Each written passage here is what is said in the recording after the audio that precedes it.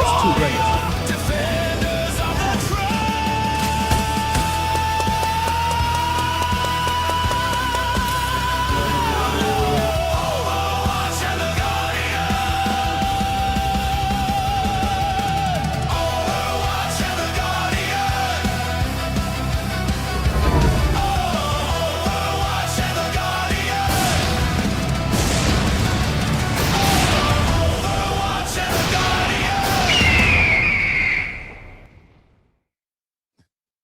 What's up, brother?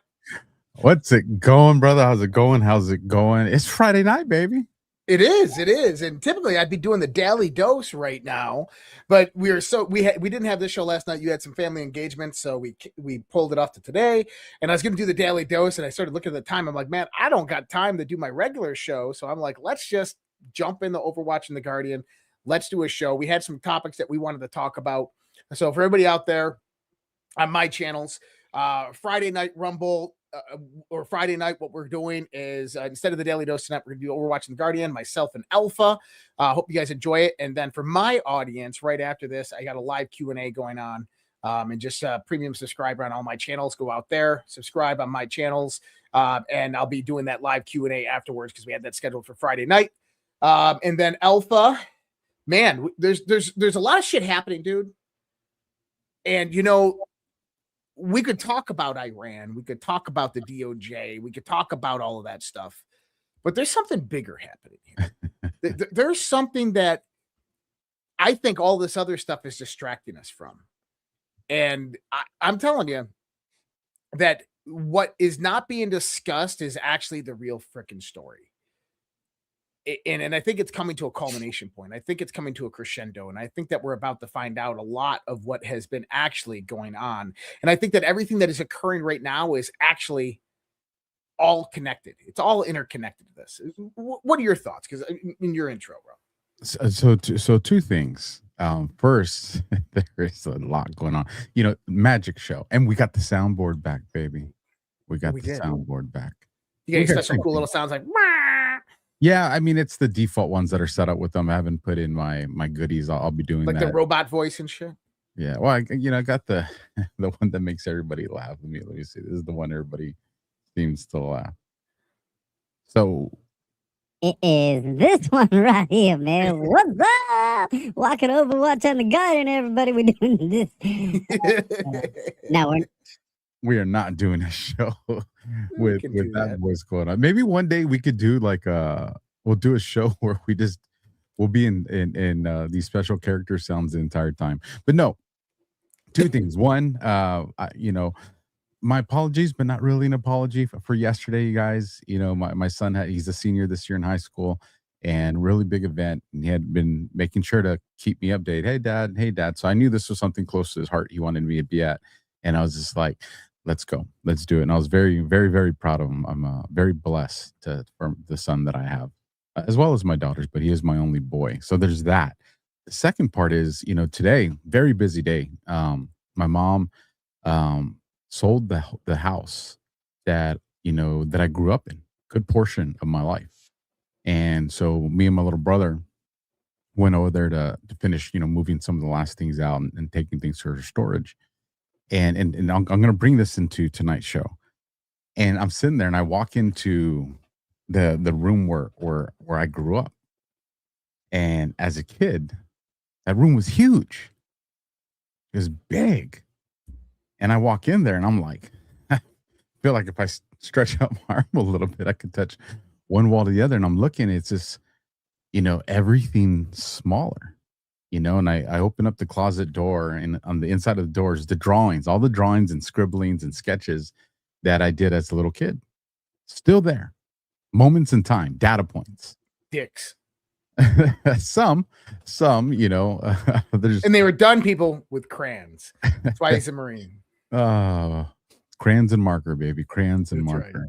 But I'm looking at this, and I'm like, I made those, you know, close to 40 years ago. Yeah. And they're still there. They still exist. You know, so I'm present in something that I created that hasn't moved its spot one bit in nearly 40 years. And I kind of walked around the house, and as I walked around the house, the side yard, I could see a memory of when a memory I've shared on these shows where my father took me on the side and was like, "Tackle me!" Very pivotal moment in my life. I'm looking at the dining room floor, which at one point was dirt. You know, and I'm looking at all these things, and I'm like, I've gone older, and this home's gone smaller in my perspective.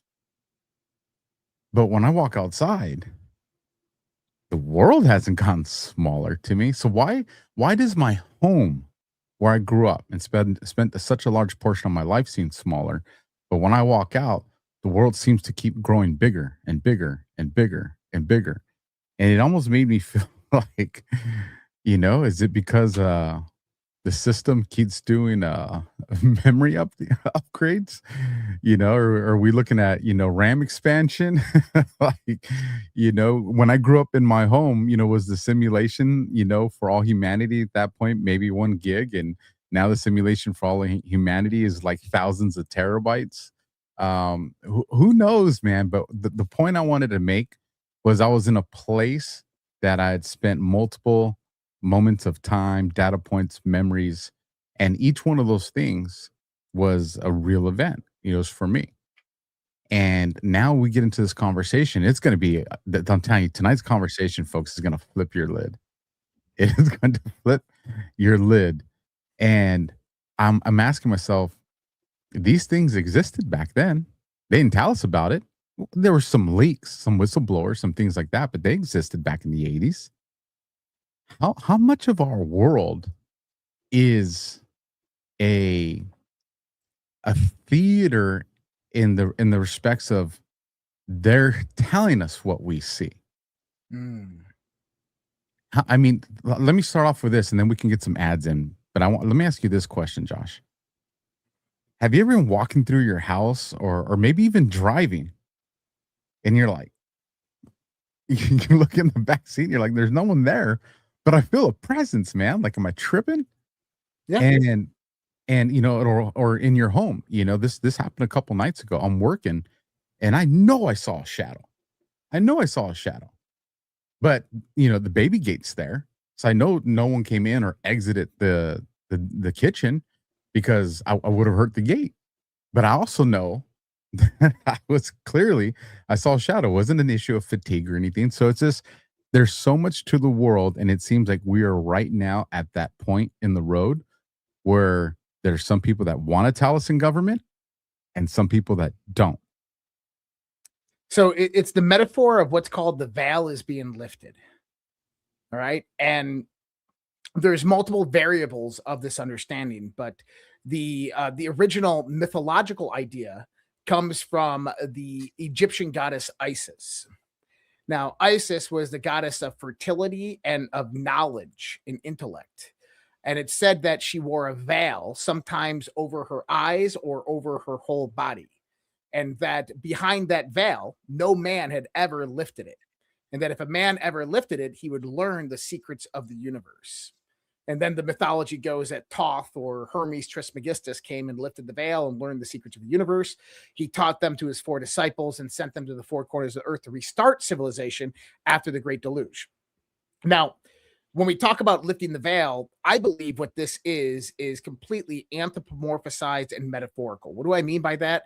Is that when we start to look at mythology, especially kind of Egyptian mythology, so forth, what we begin to see is correlations and parallels to things that are happening cosmologically, whether it's the grand calendar cycle of the precessional cycle, our transit of our solar system around the galactic plane, or whether it's just solar cycles that are occurring, natural cycles that happen on the earth, lunar cycles, these types of things, is that all of these have a profound effect on human psychology, human mind, and the archetypical nature of expression.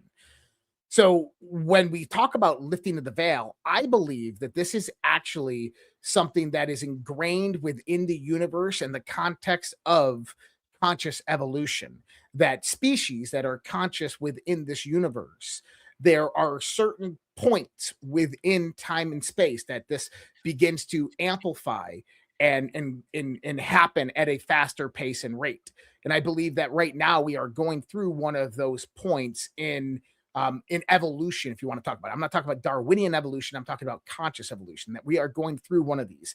And what it has to do with, and this is the best theory that I can come up with, and I actually had an NYU professor of a cosmology on my show who was a NASA consultant talking about this. And I proposed this theory, and he actually liked the theory.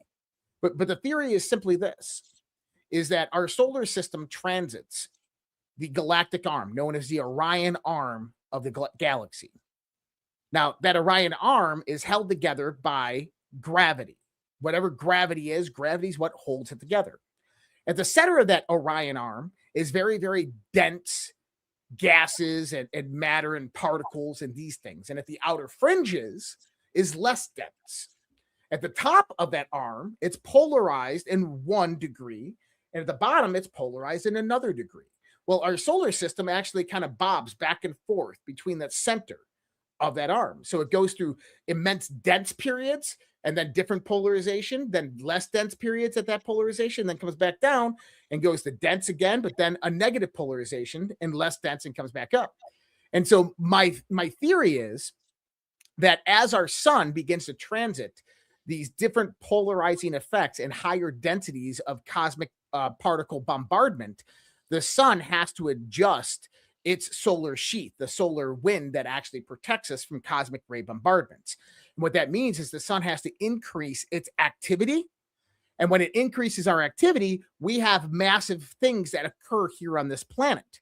What do I mean by that? Is you have cataclysmic events, you have various different geomagnetic switches, you have anything from that to higher energy states that actually derive from the sun. And if you go listen to Elon Musk, he actually talks about this. He goes, listen, if we took all the nuclear power plants in the world and we built a nuclear power plant in every single city in the United States of America, and we did that for 100 years, we would still be less than 1% of 1% of the output of the sun daily in energy. Now, I want you to think about that, is that 99.999% of all energy in this solar system comes from the sun. 99.999% or 99% of all mass in this solar system comes from the sun. The sun is the greatest source of all energy, and it is the most profound effects on this planet.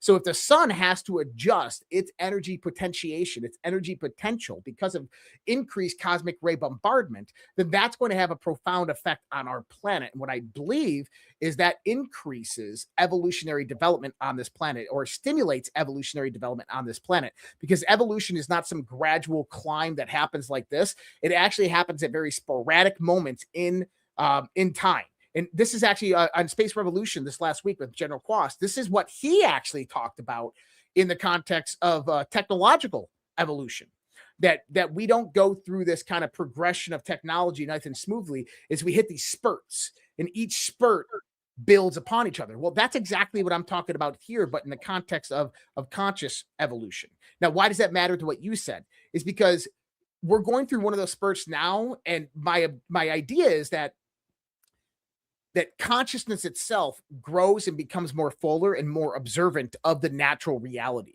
which means that things that might have been hidden prior to that time can no longer be hidden. We become more intelligent, we become more observant, we become more susceptible to understanding the world around us, and we become smarter. And because of that, secrets and things that were hidden from us can no longer be kept secret and hidden from us. And so therefore we come into what we call the Great Awakening.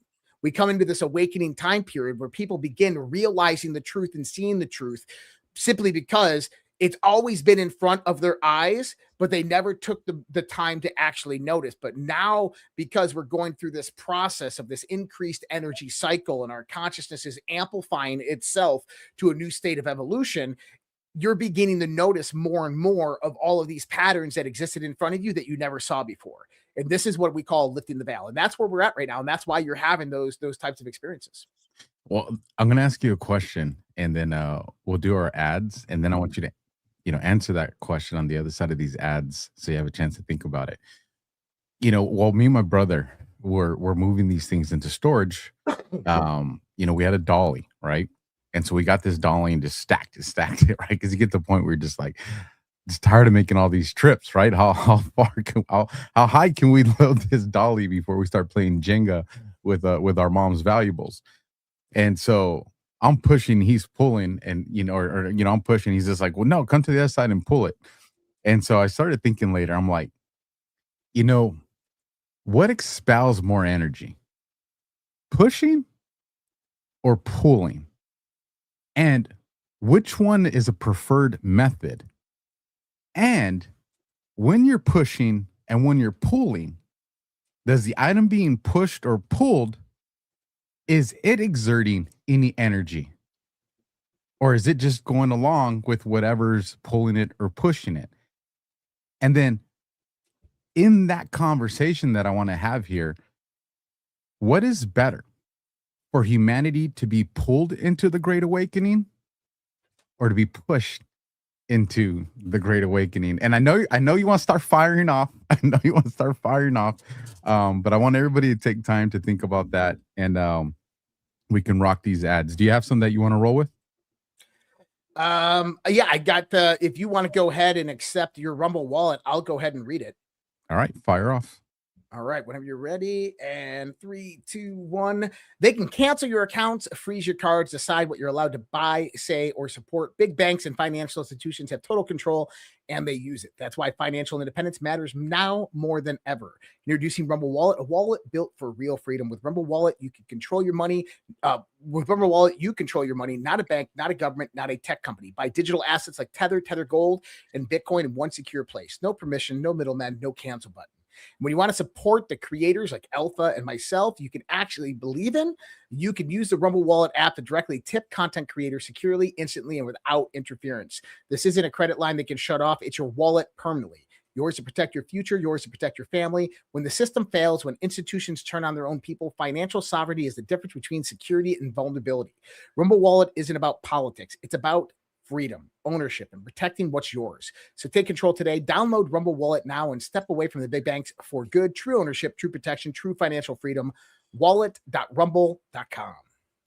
And it wouldn't let me do that one, so I have another one that I'll roll with, which is cool.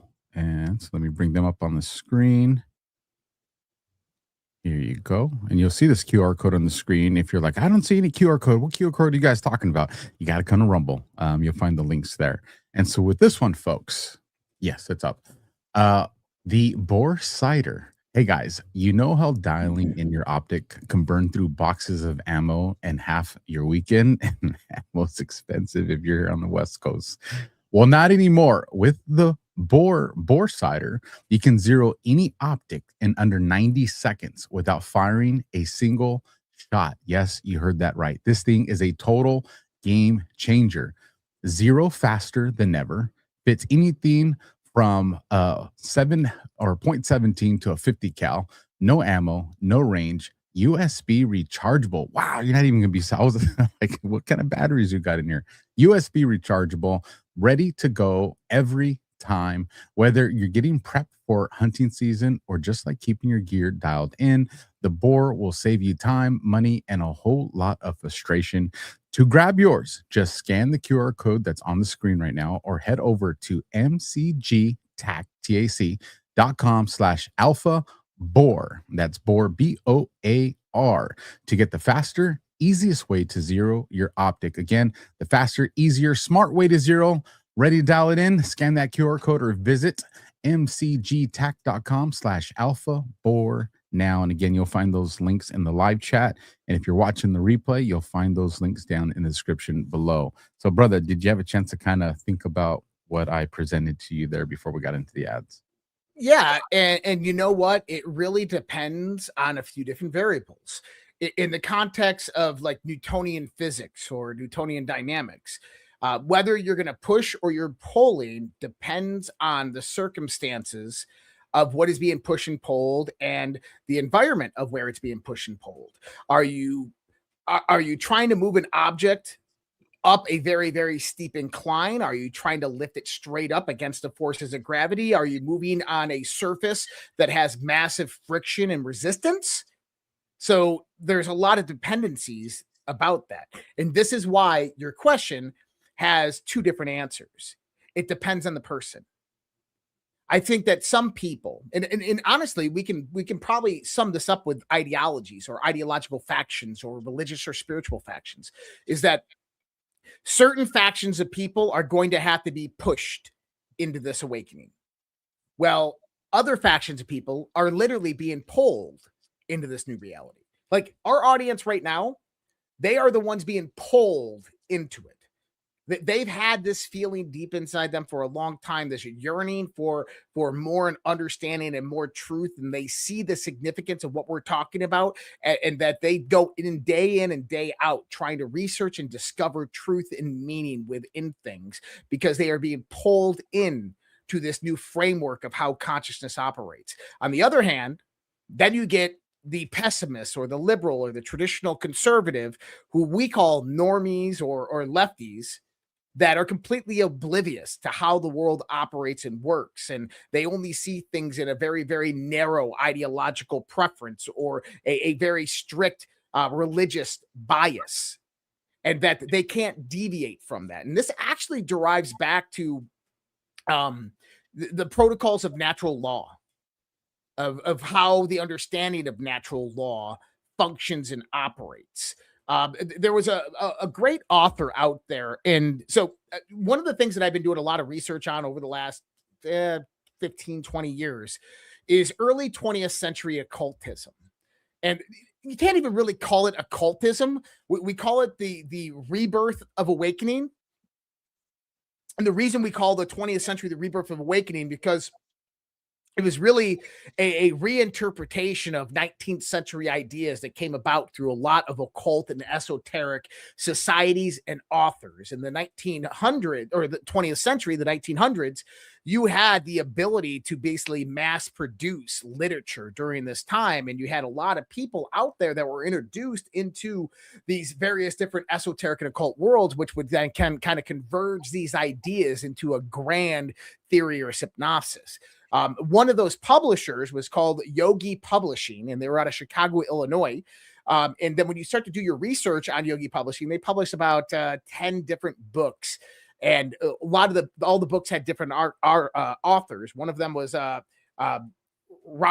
Yogi Ramasatha or something like that. But when you break it all down, another one's called The Three Initiates, and that's a book called the Kybalian, which everybody's probably heard of.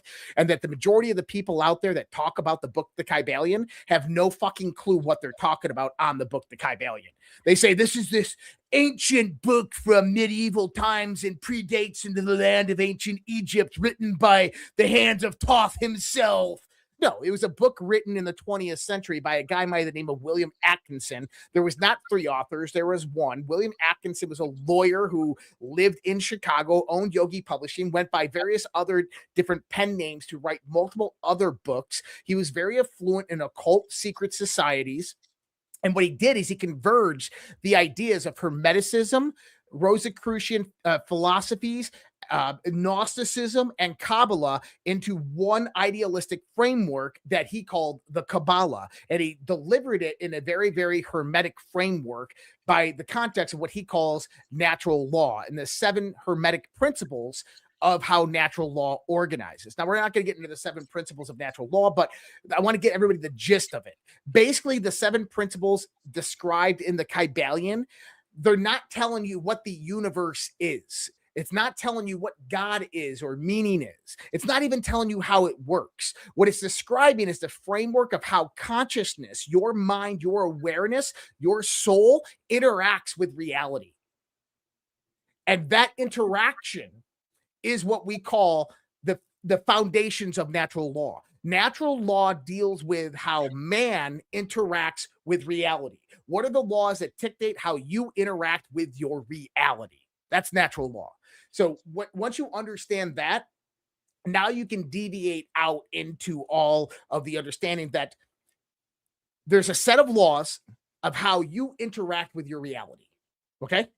Now, people are like, well, what do you mean, like, set of laws? Well, number one is all is mind. Your mind is the key component. And if my mind is here, then God's mind is outside of me. So everything that I'm interacting with is God's mind, and this is my mind right here. So number one is that everything is mind. So anything that is possible within mind is possible within the interaction of that reality framework. And then you get the ideas of everything is vibration. You get the ideas of the law of cause and effect. The law of cause and effect is actually one of the most important ones that come out of the 7 Hermetic principles, because it doesn't deal with Newton's laws of motions as many people would suspect. And Newton even knew this because Newton was a Rosicrucian and a Hermeticist truly at heart. He was an occultist at heart. He actually went to Egypt and studied the Great Pyramid and all of the other pyramids and the pyramid mysteries. But the law of cause and effect, when you get into occultism or esotericism, is one of the most misunderstood principles. Now, we tend to believe that the law of cause and effect is if for every action, there's an equal and opposite reaction. That's what I've heard. Truthful, right? What it actually is it's dealing with the mind, because in the 7 Hermetic principles, the one thing to always understand is everything preceding, everything after the first law, which is everything is mind, the all is mind, everything correlates directly back to that primary. That everything correlates directly back to it's all mind. So when we talk about the law of cause and effect, what realm is it operating in? It's operating in the realm of mind. So cause and effect. It's telling you that as a mind, as a conscious interactor within our reality, you can be in one of 2 states of existence. You can be in the state of effect, or you can be in the state of causation. And think about it like this. There's a quote I used to tell people all the time, specifically when they were wanting to create their own business. And I said, you go to work every day for 8 hours a day and you receive a paycheck. And what you don't realize is that paycheck is nothing more than a bribe for you to forget about your dreams and to work for somebody else's. Because that's the truth. The person who owns that company, you're working for them and they're paying you with that bribe of a paycheck to work for their dreams, not yours. In other words, for that 8 hours or 10 hours, however you work in a day, you are a slave to that system. You are bound to that system, that you are reacting all day long to that system that controls you. Therefore, you're creating no causation for the benefit of yourself. You're completely in a state of reaction. And this is another prime example of this. Think about social media. How do people react in the world? If you go out there and you say something, have you ever had a Karen react, or you ever had a lefty react to you? They react emotionally. They don't react from a point of creative knowledge or understanding or intelligence. They simply react to the world outside of them. So our environment is continuously bombarding us with all different types of things. If you strip away the human aspect of it, when you just look at the electromagnetic waves that are interacting within our reality, is that you have light and you have air and you have temperature and you have noises and you have trees and you have birds and you have houses. I mean, you have so much stuff that you're interacting with. And what's happening is that your body, your brain is, your body's taking it in and your brain is processing it. And then it goes through a filtration system. And then your brain dictates and says, hey, this is what I believe is out there. Right. And then from there, you begin to interact with that environment. Well, here's the thing. How much influence does that environment have over the perception ability of your reality? Immense, massive amounts of control over your perception of reality, because the brain itself is very regimented. We know how the brain operates in this construct. So in understanding that, is if you begin the process of kind of draining yourself out of the system and understanding exactly what I just said, you can begin to train your mind and your body to not react to the environmentals around you, but instead interact with the environmentals around you. Have you ever seen a yogi? A yogi can sit there and meditate for 72 days nonstop in the same position through rain and snow. The temperature can drop 80 degrees to -10, and he can just sit there and not move one bit, not disturb his breathing. Why? Because he's not reacting to the environment around him. He's interacting with the environment around him because he understands the profound law of cause and effect, that he becomes a creator in the reaction of the reality. Oh, sorry, a creator in the interaction of reality, and not a causation due to the effect of the reality on him. That's some pretty deep shit. It is. And because, I apply that principle and, almost daily. And, everybody knows I do my cold plunges, I submerge my entire body, take my head down under. And then from that moment on, I'm like the bottom of my lip down is in water. and extremely freezing temperatures. Now, when you get in, there's that shock value, right? Your body's like, yo, get us out. Like, why are we here? All you got to do is put your leg out and we can make this go away, right? Because it's like you're cold. Your body starts to shiver because it wants to warm itself up. But in my mind, I tell myself 60 seconds, 1 minute. And then, my watch will go off because it does that little vibration every minute while I'm in there. And so that I feel that vibration on my wrist. I'm like, all right, we're at 1 minute, 1 more minute. And, I'm applying my breathing techniques. And I get to the point where it's cold. And I'm trying to make this make sense, and it's hard to describe. But the water temperature is cold. I can feel it cold. But I'm not feeling cold anymore. And I'm not talking about numbness, because, I can still feel my toes, pushing against the edge of the tub. I do these number counts with my fingers, right? Because I want to make sure that I really do challenge myself. Like, how can I be accurate with, fingertips touching a certain fingertips? Like, there's a series of things that I do, to make, the mental game stronger. But the reality is I'm in freezing cold water, but my mind is been able to take over a level of control to where it's not overwhelming for me, that I'm in there, I'm fine. Maybe I'm listening to a tune or something like that that's going on. Now, this is all fine and dandy, but here's the part where there's a twist, right? Plot twist. Usually somewhere around that 4.5 minute to 5 minute mark, it doesn't matter how strong my mind's gotten, I can't suppress how cold that water is now. And that temperature starting to get there to it's like, all right, it's time to get out, right? So there's my mental reality that did take control of the situation, kind of, one of the principles, at least, that you're talking about here. But then the reality itself at some point says, no, you're going to face what I'm putting in front of you. You can't mental game your way out of this. How does that apply to what you're saying in real life? Oh, awesome. So a few years ago, I was listening to this guy talk, and he was a doctor, an anesthesiologist. And he was talking about the mental realm and the world that you live in. And one of the things that he said is that, do you know what kinesiology is? The study of kinesiology, of like, if you have pains in your left shoulder, that means you got women problems and stuff like this. And the reason is there's a real science behind this. And he goes, imagine people, one of the tests that we do for people in the context of longevity is we ask them if they can touch their toes. Okay. And he says, a lot of people, they can't touch their toes. And he says, listen, this has nothing to do with flexibility and stretching out. And let me tell you why.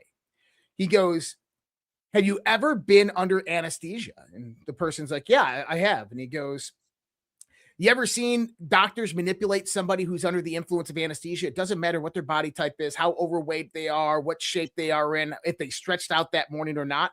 They can move their body and contort it in any different way, shape, or form. Your hamstring is like twice as long as your actual hamstring, which means that you don't have to stretch your hamstring out. He says that the tension and stress that's actually in your muscles and your tendons is mentally derived. I want you to think about that for a second, because that means that the reactions that are coming from your body in that coldness, your body is entrained within a system, right? Cold is cold, hot is hot. Yeah, things that are hot will burn you. Things that are cold will burn you and put you into hyperbaric shock or hyperthermic shock, right? Absolutely, for long exposure and duration. But have you ever seen the monk that goes up into the Himalayas and then sits there for 17 days in negative 30-degree weather with nothing but underwear on, and he meditates and he walks out completely fine with no frostbite? That's real. It's scientifically studied. How does he do that? How does he not die? How does he not get hypothermia? Because he is mentally in control of his autonomous nervous system. In other words, he is controlling the reactions of what's happening into his body and increasing the biological functions within his cellular metabolism to increase the heat within his body. And he's doing that consciously. Now, what does that mean? Is he superhuman? No, he's just learned how to hack the system. The reason that it gets cold for you and you have to fight through it with pure sheer will is because you have not had that level of training that monk in Tibet has had. And we can all, I haven't either. And I would cry like a little baby for 30 seconds into cold water, right? But this guy has had that level of training. But what has he trained? He didn't train his body. He trained his mind. He trained his mind how to control cellular metabolism to increase the heat of his body instantaneously so he could survive for 4 or 5 days in negative 10-degree weather and be completely warm and melt snow on his skin anytime it touched it. This is a perfect segue into setting up the main topic tonight. Is it only, Josh, because he's trained his mind? Or is there a secret DNA out there that has given some of us the ability to have different attributes, whether it be the attributes the yogi has, whether it's someone, you have this brain that works, far faster than most human beings that are out there. It's trying to say I'm genetically engineered by aliens. It's a compliment, it's made me a fine looking specimen, this Zeus, I'll go for it, thank you. But no, is there a secret DNA out there? Has there been a modification? And as we get into this conversation, I want to play a short clip here that goes back to July 26th of 2023. This is Rep Nancy Mace. And she's asking some questions here. And then we have a series of clips that we're going to show to you guys tonight. Because the narrative is telling us we're not alone. So take a listen to this. Tell me what you think. Craft stated earlier, do we have the bodies of the pilots who piloted this craft? As I've stated publicly already in my News Nation interview, biologics came with some of these recoveries. Yeah. Were they, I guess, human or non-human biologics? Non-human, and that was the assessment of people with direct knowledge on the program I talked to that are currently still on the program. If you believe. So we've referenced that video clip on a lot of different episodes, and there are people who have seen it. A lot of people still haven't seen it, and our audience is growing. I want to make sure everybody's seen it. Doesn't say aliens. Doesn't say the Palladians, doesn't say reptilians, doesn't say the green guys, doesn't say the yellow guys. Do got some clips lined up for you guys where those guys are referenced. He says non-human biologics. Now, back in July of 23, when this was said, there was a certain way I took it. Did you hear what they just reported on what went up with the astronauts on Artemis 2? Oh, I got it. I got it right here. I knew you did. I was like, one guy that knows where I'm probably going to talk. This show is not scripted, folks. We just talked about, we give each other ideas and things we want to talk about, but we do not script the shows. So I can pull this up. Hold on. Give me 1 second. I got the clip right here. It's not a clip. It's just a visual. That's it. NASA is flying a groundbreaking experiment called Avatar on Artemis 2 that could change healthcare for astronauts and people on Earth. The project uses a tiny organ-on-a-chip device made with bone marrow tissue from the actual Artemis 2 crew. These USB-sized chips will study how radiation and microgravity affect human tissue in deep space. The data could help create personalized medical kits for future Moon and Mars missions, while also advancing faster, safe drug testing and treatments back on Earth. Now, Josh, a period of about 40 minutes when you will be out of contact with the Earth. That's when we will be closest to the moon, farthest from the Earth. But it also is a human moment, and I would love for us to have a moment of togetherness for humans to just go, hey, there's a part of humanity that's not in touch with the rest of us. And let's just get them all back. And then we can go back to the hustle and bustle. Now, interesting enough, first black man to be furthest from in space, and people are like, dude, no, seriously, that's fucking cool. First Canadian, first woman. That's actually really cool. And people are like, space is fake and gay. Guys, if you watched Space Revolution the other day with General Quast, he said something that I hope you paid attention to. And I said, General Quast, what do you say to the people in the chat that are calling space fake and gay and NASA fake and gay? He goes, well, we got an AI organized supercomputer on the southern pole of the moon. I log into it. I can see it. I put it there. Like, he goes, my team put it there. We launched it. It's there. What do you say to that? Like, well, you really can't argue with that. And if people want to, we can get into the whole, the illusion of the space program, why NASA is quote unquote fake. But I want to go back to what you're talking about, the DNA part here, because this is actually really interesting in the context of the conversation we're about to get into.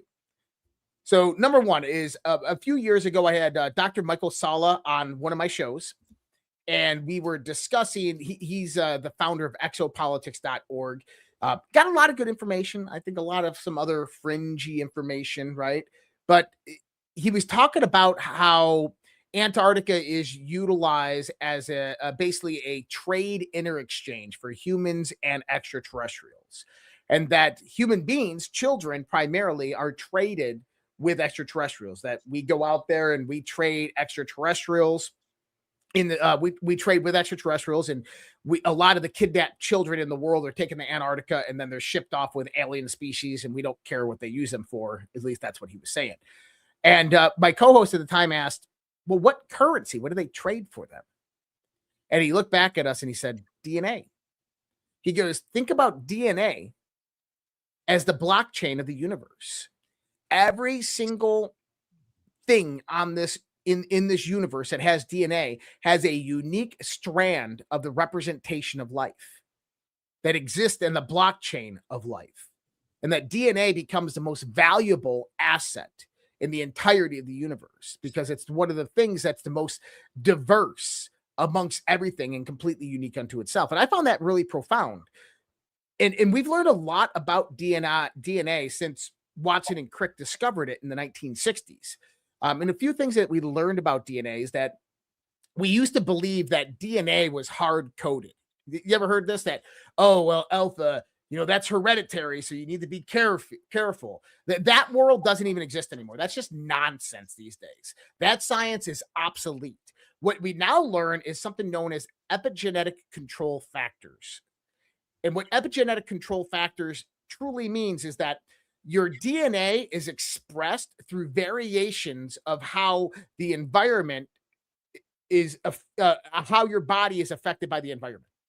In other words, environmental phenomena express your DNA.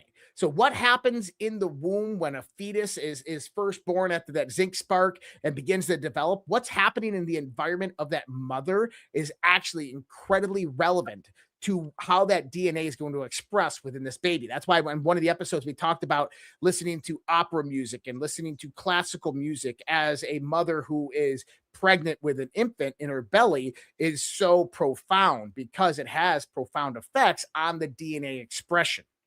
So when you go into the context of maybe Josh is a modified alien hybrid, maybe. Or maybe Josh has just had a lot of different things in his environment that have produced different genetic variations of expressions that is different from everybody else. When he started with a genealogy that was from his mother and his father, 23 chromosomes from each, but configured in such a unique way that there's no other match to that DNA in the entirety of the universe. And then you put him into an environment with complete invariance throughout its whole structure, and now you get expressions of those gene types that are profound, that can be genius, that can be savant level, or you can get ones that are disastrous, that are cancer forming, right? You never know. So that's my thought on the whole DNA thing. Now, do I believe that there is actually, the topic of the show, is the U.S. government making hybrid humans as declared by Matt Getz? And if you want to pull that clip up, we can watch that clip, and this will begin the conversation. Let me share two clips before we get to the main clips, right? And they're short. So let me go with this one first. And I believe this one's also with David Grush as the whistleblower. When you say crash retrieval, what do you mean? These are retrieving non-human origin technical vehicles, call it spacecraft if you will. It's probably not the right parlance, but no kidding, non-human, exotic origin vehicles that have either landed or crashed. We have spacecraft from another species. We do, yeah. How many? Quite a number. So, quick comments to this one before we go to the next one is he was very selective with his words, and you caught what he said about the spacecraft. So there's a few different things, and I'm intimately familiar with the story of David Grush. If people don't know, Game Tech Politic and myself actually met on a X Space the night before the debrief article and the Dave Grush story actually broke, and we talked about all the stuff that was talked about in the congressional hearings, and we actually had contacts that knew the people that David Grush was talking to. And I'll leave it at that, and I'm not going to go much further into that part, but this is what I want to point to you, is when you understand that David Grush is not a first-hand experiencer. David Grush did not go into these black programs. David Grush did not see the craft. David Grush was not somebody who was in WUSAPs or USAP projects. He is a second-hand information. He is being told information from certain people and then relaying that into his reporting in Arrow, and then he whistleblows and says the world needs to know about this, and then reports on his reporting from secondhand information. So that's the number one thing that we have to keep in context. Okay. The number two is the credibility of the people that came to David Grush. The thing is we know quite a few people that have came and talked to David Grush. They've been out there, and their credibility is actually pretty good. The psychic spies and stuff like that came and were working with the Air Force for craft retrieval, these types of guys. And there's other ones that, Jason Sands is another one. Jason Sands, Air Force, the 1990s, Nellis Airfield. He talks about his experiences. And I believe Jason Sands. I know Jason Sands. I believe Jason Sands. And, there's another Pokemon that was just unredacted a few months ago. I don't know if I believe his story, but this is another one that's in that context. But David Grush has also talked to people that are actually in the USAP and WUSAP programs, that are currently active in them, that have dealt with the technology, that have dealt with the crash retrievals, that have dealt with the entities and beings, the non-biologics that were recovered. And one thing that he said that is correct only in correlation to certain parts of this is that I don't know if spacecraft is the right word. And he says it's kind of like the not the right parlance. And he's right on that. And this is why a lot of people actually condemn Bob Lazar. Bob Lazar was on Joe Rogan again. He's got his movie releasing. And he calls it anti-gravity, and he tries to explain this anti-gravitic phenomena that he experienced at S4 at Area 51. Number one, I believed Bob Lazar's story. I don't think that Bob Lazar has the educational background or understanding to actually understand what he was dealing with. And so when we say anti-gravity or spacecraft, we're not in the right mind context to understand what we're talking about here. When Representative Luna or Nancy Mace says interdimensionals, I love it when Eric Weinstein always interjects and goes, I got a PhD in mathematics from Harvard and I understand interdimensionality. And what are you trying to define interdimensionality as? And that's where things get obscure, because the word interdimensionality in the spiritual community or the physics community and the math community are all different things. But what David Grush is trying to say is we don't have words to really describe how these craft operate, how they travel, or where they come from. The only concepts that we can begin to understand with that is the idea of interdimensionality. And people begin to think about multiple dimensions of space-time and folding space on top of each other. That's not how it works. And I'm going to tell you that right now. That is not how it works. But even the term interdimensional that David Grush has used multiple times is not the right term. We can get into this in a little bit because it's going to actually make a lot more sense. Well, if we need to do a part 2, we can do a part 2 too, because I want to make sure we get into this conversation too. But I also did make note that he said they either crash or landed here. Yeah, I love this part. In other words, like they didn't originate from here. They crash or they landed here. But he also doesn't describe, what that journey may have looked like. Was it a portal? Was it, from outer space into our atmosphere? There's obviously we don't have much more information in that conversation, but I did note that, he's a smart person. He's like you. He's one of those people that I listen to it's not just listening to what they say, but how they choose to get you there. That's so conversation. I actually want to comment on what you just said, but I also want to just address 2 comments I saw in the comments here on YouTube. One is it's an interdimensional vehicle, and another person says transdimensional.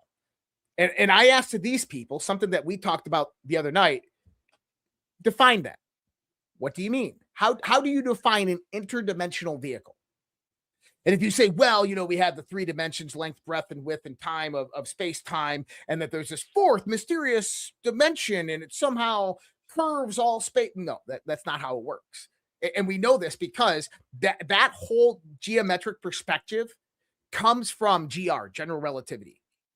General relativity, for anybody out there who's never studied Einsteinian physics, general relativity, special relativity, general relativity takes 3 different geometries that were mathematical geometries. They don't even really exist. They're just mathematical constructs of geometries. And he converges them together. That makes no sense. Okay? And here's the thing, is it doesn't make any sense. And he converges them together. In other words, gravity, general relativity, only works within a constructed geometry that doesn't exist in the real world. And this is what I was talking with Quast about, is general relativity states that mass distorts space and time. But space and time have 0 attributes to them. They have no attributes whatsoever. They're just a geometry. And that mass somehow distorts that geometry. And every time that you look at this within the physics books, the book that I have up there, the 2 that I have over there, it talks about in a singular planar dimensionality. Okay? Now, that is completely the antithesis of any logic or thought of how gravity actually works. Now, General Quast and people, you got to understand, that man knows way more than he's leading on to. He said, well, I describe gravity as compression. And I said, oh my God, that was it. And I went on like a 20-minute rant on why it is compression. And if you want to understand gravity, think about a pebble being dropped into the ocean. Okay? A pebble being dropped into the ocean. The moment that pebble hits the ocean displaces from the mass, right? But not only does the ocean displace, the ocean pushes back on the pebble with the equivalent proportional amount of force of displacement. That's a compression onto the pebble. That's gravity. That's gravity, a perturbation or mass perturbation moving through this field we call the ether or space-time that actually has attributes. And this is why in the 19th century it was called the lumiferious ether. And Michelson-Morley experiment is said to have disproved it. No, the Michelson-Morley experiment didn't have the right conceptuality of the experiment. It was reproduced in 1992 because they had a derivative shift in the orbits of GPS satellites over Earth that were experiencing some type of decline in their orbit. Did you know about this? In 1992, we had the first GPS satellites go up, and they used regular general relativity to calculate what they would need to do to keep them and maintain orbit. And they kept on drifting out of orbit. And they said, what the hell is going on? Well, there was a drift that the satellites were incurring that they never calculated, that they didn't account for, which when you start to look at that drift, it's exactly what was predicted by Michelson and Morley in 1902 to confirm the lumiferious ether. In other words, that the vacuum of space actually has various attributes that affect the median of space, or the transmedium of space.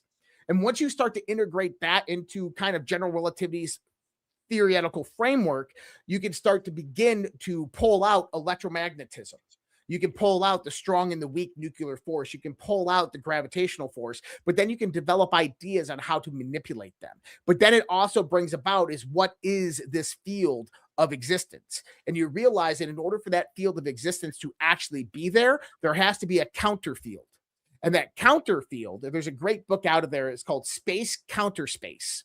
It's written by a physicist that never really got much recognition in the world, but it's a great read. And what he basically says is that we live in the expressed, expanded universe, and the antithesis of this is the Planck scale, which is a compressed or a replicate universe of which is in an oscillation pattern back and forth.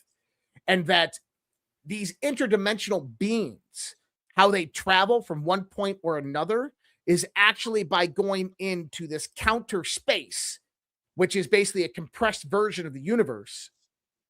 And then if you think about it, 100 billion light years here is 100 billion light years, but in a compressed space, it's 2 miles. And so they would go into this counter space to actually transit the universe and move massive distances. And this is where you get into the idea of stargates and all these things. Now, in the idea of interdimensionality, I think that the concept that we're trying to talk about is phase transitions. And if you think about this in the context of frequency, is that imagine you have the full spectrum dominance of the universe. The universe is a scale of frequencies that has a full range that we can't even fathom. And that right now we only can interact and exist within a very, very small little slither of that spectrum. Right? But if you increase that spectrum, if you have a being that can see this much of that spectrum compared to us, it's this much of that spectrum, they can exist and operate outside of the interactability of us because their frequency range is much wider. They live in a different phase transition of the universe. So when someone dies and their soul leaves their body, that soul's operating a different frequency. I love how you got that. Now you start to understand ghosts and the paranormal. But when we talk about interdimensionals, this is what it's talking about. It's phase transitions of reality. Is that we are existent right now in a very, very slither of interactability of the universe. And when you expand that, that's how they're traveling. This is where they're coming from. When they say interdimensional, that's what at least this is what I believe. That's what they mean. If that makes sense to everybody out there. No, it does. And it goes into a whole, there's a documentary I've been watching about why do we only utilize the organs in our body? And I was like, what? What organs do we have outside our body? And it said, we keep looking at ourselves as these isolated beings. We're not realizing that we are a part of Earth. Why aren't we using the tree to feel certain weathers? Why aren't we using the grass and the soil? When you realize that there's far more organs that we can connect with, then you realize how you can interpret the world a little bit different. Whole completely different show. I love that. A completely different show we can get into. I'll send you the link of what I've been watching. It's been so cool. I'm gonna go watch that tonight. Shit, you need to send that to me after this. But there's a lot to it. So as we get into this Matt Gaetz one, and I wanted to show these 3 quick shorts because I wanted to put this in real quick. Fire off. So guys, right after this, I'm going to a live Q&A. And I did invite this son of a bitch right here in there, and he is going to be showing up. So if you're in Alpha's audience and you want to get into my live Q&A tonight, this is what you have to do. I just saw that Missy Temperance 1140 just became a premium subscriber on Alpha's YouTube page. So if you go subscribe to, if you're on Alpha's channel and you subscribe to his Substack, to his YouTube, or to his X as a premium subscriber, Alpha will send you the link tonight in those premium chats to join into that Q&A. So I'm putting that out there because I want everybody to be able to take part in this because I'm sure we're going to have a lot of fucking questions. It's going to be wild, that's for sure. But so these shorts, a lot of these over the last couple of years, they set us up for, we have just accelerated. We were like in cruise control, soft disclosure, drip, drip. And this last 10 days, it's like fucking mind blowing. Oh, like that would, and here's the thing that tells me they're on a timeline. When you have Big. when you have to accelerate information, that's because you're trying to pull the court of public opinion. And if you're trying to pull the court of public opinion, that means you have a timeline. That means they know where they're going and they're trying to get us there. So here's the last short. Now, this one's creepy. This is not a good one. So just be prepared, folks. All right. And I'll tell you more about what I believe this timeline is, or at least what I've heard. All right. This one's going to give you the EBGBs, folks. At one point, you had said that there has been harmful activity or aggressive activity. Has any of the activity been aggressive, been hostile in your reports? I know of multiple colleagues of mine that got physically injured. And the activity, and I got to by UAPs or by people within the federal government? both. Okay, so there has been activity by alien or non-human technology and or beings that has caused harm to humans. I can't get into the specifics in an open environment, but at least the activity that I personally witnessed, and I have to be very careful here because they tell you never to acknowledge tradecraft, right? So what I personally witnessed, myself and my wife, was very disturbing. Government and the little green people, right? That's very interesting. So now with that, I'll go straight into the Matt Gaetz clips. And then when you're ready for the other ones, you tell me. So now this is what's been recent. This Matt Gaetz one is probably about I don't even think a week old. Is it? Maybe it's like 2 days old. Yeah, I was gonna say it's not old at all. So here you go. This is the Matt Gaetz one. I mean, I had someone come and brief me who was in a military uniform, worked for the United States Army, that was briefing me on the locations of hybrid breeding programs where captured aliens were breeding with humans to create some hybrid race that could engage in intergalactic communication. An actual uniformed member of the United States Army briefed me on that. Non-human biologics, interracial alien mating? What the F is going on? Look, wait a second. You had whistleblowers tell you this kind of thing? Can you please unpack that? Yeah, I had a guy who was uniformed. He was a senior enlisted with the United States Army. Came into my office in Crestview, Florida, in a non-classified setting. I had members of my staff there, and what they explained is that the military ran a very secret program where aliens that were living were in forced breeding programs with humans that had been abducted from war zones and from even the caravans of migrants. Now, again, I didn't verify this, but what the whistleblower was telling me is that there were like between 6 and 12 locations around the country where this happened. And what he wanted was a group, members of Congress, to all show up at the same time at all of these different locations so that any of those activities could not be moved. And of course, it's a physical impossibility to get members of Congress to simultaneously show up at like 8 locations at one time. And so that never occurred. So I know who this guy was that talked to Matt Gaetz. At least I believe I know who this was that talked to Matt Gaetz. Number one is the first.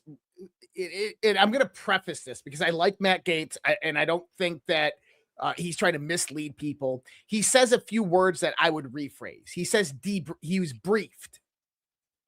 He's not briefed. This wasn't official military briefings, okay? This was a whistleblower who walked into his congressional office that was former Army that sat down with him. So I want to preface that. Number two is the guy wasn't senior enlisted. He was an NCO, non-commissioned officer, E5. You and I know that E5s aren't shit. And when you're in the enlisted ranks, you really ain't shit, especially when it comes to secret knowledge and stuff like that, right? My belief is, and this is who I believe it was, is Jorge Pabon. He was a sergeant in the United States Army.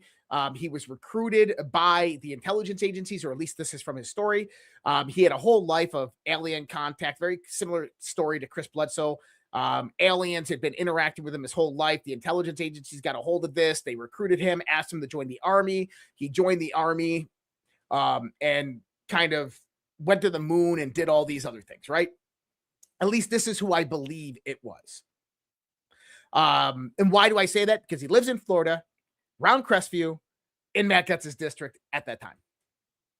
And he came out about 6 months ago on Redacted, did an interview with Clayton Morris, and basically correlated a lot of what Matt Gutz is saying. So pretty sure it's Jorge Pabon. Now, does that discount what Matt Gutz is saying? No. Because there's another clip that gets more into this. And you got to remember, this is an active member of Congress, and there's a lot more going on than meets the eye. You want to bring up that next clip? All right, here we go. I don't have the tinfoil hat on just yet, Congressman, but I'm wondering, kind of how you react to that, because you are connected. You're on the UFO subcommittee. I mean, I'm just wondering what you make of that. Have you heard anything like that? Well, I'm still a member of Congress, so I can't really comment too much on what Matt said. But I will say this. Wait, seriously? Are you being serious, or is that tongue in cheek? I'm being 100% serious. Okay. I've been 100% serious. I've been briefed by just about every alphabet agency there is. And I'll just tell you this. If they would release the things that I've seen, you would stay up. You'd be up at night worrying about or thinking about this stuff. We just need to disclose it all. I'm sick of it. Well, I was briefed. I'll just tell you this. I was briefed last week on an issue, or excuse me, 2 weeks ago. And it would have set the earth on. This country would have come unglued, I think, if they would have heard all that I heard. They would demand answers, and we need to. But it's never going to get. Unfortunately, it just keeps getting covered up, and the people that know are dying or disappearing, as the case may be. Wow. And for the record, I'm not suicidal, and I don't take risks. So, I'm glad you said that. I'm speechless, Congressman. Well, we will have you back. You should be. And I told the president, release it all. And the problem is the people that are around the president don't know and the president doesn't know the questions to ask. A few of us are going to have to get with the president and tell him what he needs to ask and where he needs to look. I mean, we're in meetings and they give addresses and tell locations of items, I'll just say. And the public has a right to know, dadgummit. It's your tax dollars. Absolutely. Let's get it out there. You got my attention, Congressman. I appreciate you being as forthcoming as you have been tonight, and we look forward to having you back. Look, I know Donald Trump wants to disclose something. He hasn't done it yet, but I think he wants to be the president to do that. Tim Burchett, thank you. He does. Okay. Finnerty's reaction. Did you see that? The moment that he goes, wait, hold on. Are you serious? Are you serious? Did you see his face after that? He's like, this is like, holy shit, this is real. Now, Tim Burchett, we're going to talk about that clip, but I want to play this one. This was today. Listen to this. Roswell, Area 51, Wright-Patterson down in Dayton, my home state of Ohio. We've been hearing about this stuff now for 70 years, that we have it, we don't have it, that we've re-engineered it. No, we haven't. I know you can't talk about much because you're an active member, but just give me a wink. Are we alone? No, we're not. We're not. Holy, wait a minute. Guys, did we just break that? Wait a minute. Is that April Fool's today, Tim?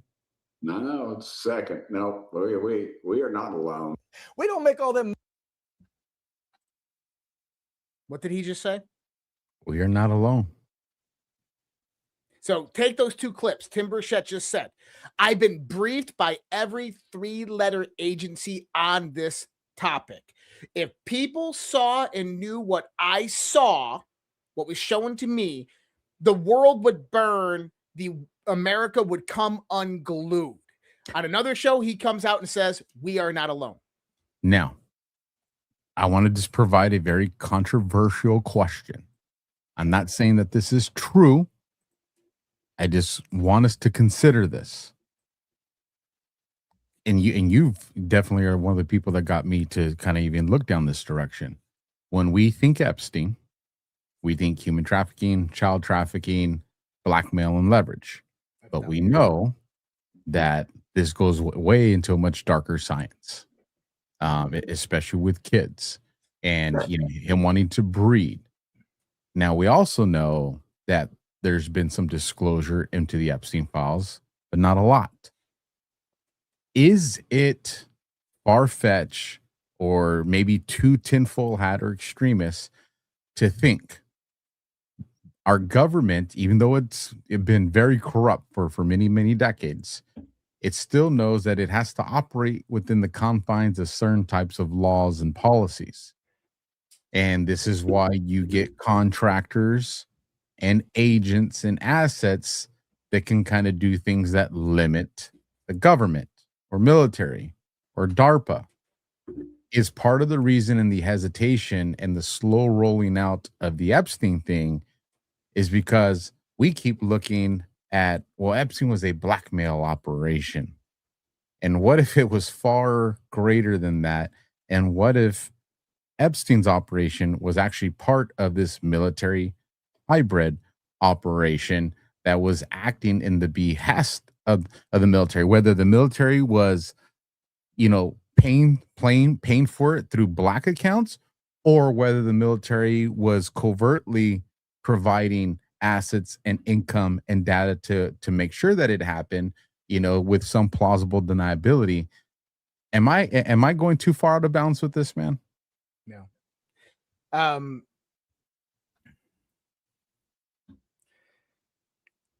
Somebody doesn't know, I've done an extensive amount of research on Epstein. And one of the things that you get to start tying Epstein into is obviously human trafficking isn't the right word for it. Okay. Child sex trafficking isn't the right word for it. Child procurement is the right word for it. And a lot of this was being pushed into biomedical research and genetic research information. And I tend to kind of categorize this into human genetic modification programs or hybridization. Epstein actually wrote about alien chimerization, is hybridization of human and alien DNA. And he was actually trying to get hybrid alien DNA. One of the reasons he was looking for ancient civilizations off the coast of Cuba and why he lived in the Caribbean so they could dive down there is to find the remnants of the ancient human civilization and find DNA to then replicate that DNA and integrate it into our current DNA, because he believed that human beings once possessed superhuman powers on this planet. Now, when you go into the idea of the CIA Finders program, when you go into people like Epstein, child procurement, you go into John of God running a baby farm in Brazil with thousands upon thousands of children being born each year. We come back to the same question that nobody ever asks. Because when you say child sex trafficking or human trafficking, the why is very easy. Well, it's money. It's about money, power, and control, and influence and compromise. But when you start to enter this new caveat into it, ask why. Why were they doing this? And that why is why people like Todd Blanche stepped in and stopped it. That why is why people like Dan Bongino were given false information, which he was believed to be true and correct, that Epstein didn't kill himself, or that Epstein killed himself. It's the reason why that people like Kash Patel go down these rabbit holes and can't progress further down them. Because that why is so profound that it relates directly back to what Tim Burchett said. That the earth would burn and the world, America, would come unglued. Now, in part of that conversation, he says, I was briefed 2 weeks ago on something that's happening right now. And I got the clip on that part that was further on in that clip. And the thing is then he goes and talks about General McCaslin, who's missing, and these scientists who are missing. And see, my belief is a lot of people in these black projects who have operated in it for a long time have been trying to blow the whistle on this. And they've been disappeared, removed from the chessboard, or just vanished. And I think that a lot of in a lot of these people, these scientists are fall within that boat. You can also align it that it's, you know, technological security and superiority, right? Is that people are competing in factions of technology and corporate contracts, who's going to get the contracts for all this stuff, and you want to eliminate any competition. I got my scientist over here. Here's the other scientist. If he gets hired at this company, then we're fucked. So let's take him out. Right. You get this whole idea that comes out of this as well. That's not what this is about. There is something that is happening right now. And I believe that the reason that Donald Trump is doing what he is doing globally, why the Iran war is coming about, why we are securing, reallocating the resources of the world back towards the United States of America, is because, remember Chuck Schumer came out? And you and I had never seen Chuck Schumer say anything like that. This is very, very serious, and he's got to in this administration has got to convince the American people. First time I've ever seen him act like a real politician. That's right, because this isn't. Yeah, we talk about in the geopolitical front, China and Iran and all these things, and that's a big part of it. From what I gather, is this is a crazy scenario. Hold on, I want to preface this because there's more here. And listen, walk us through it. Somebody in the chat said it, and I was gonna bring it up later, but I was like, you know, they brought it up here, so if they brought it up, other people are probably thinking it too.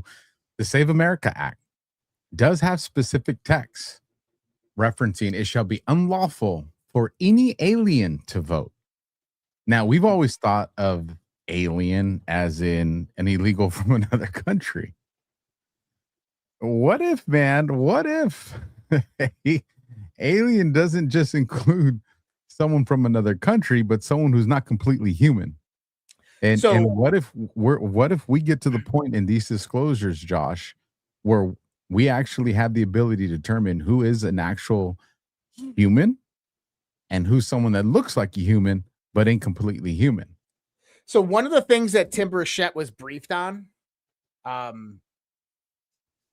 one of these 3-letter agencies, and this goes back to something that Bob Bigelow said in all this stuff. And I'll say that I said this in the space last night, and this is from good sources. If you're in the space last night, you know what I'm talking about.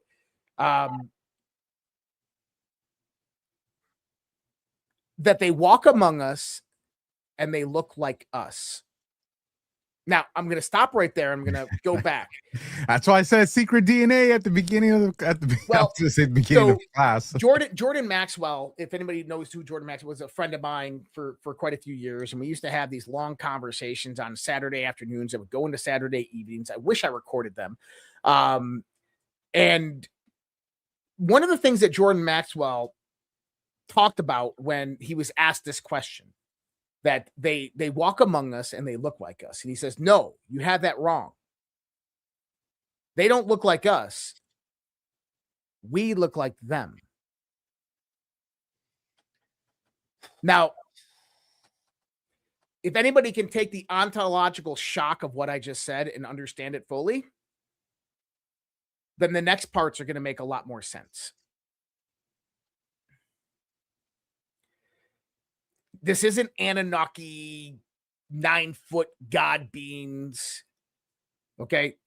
This is very, very real from what I gather. This is talked about at high levels of classified congressional fucking hearings. And I know because we have flies on the wall.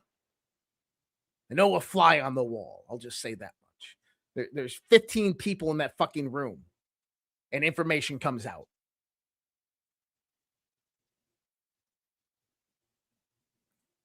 I want to play something real quick.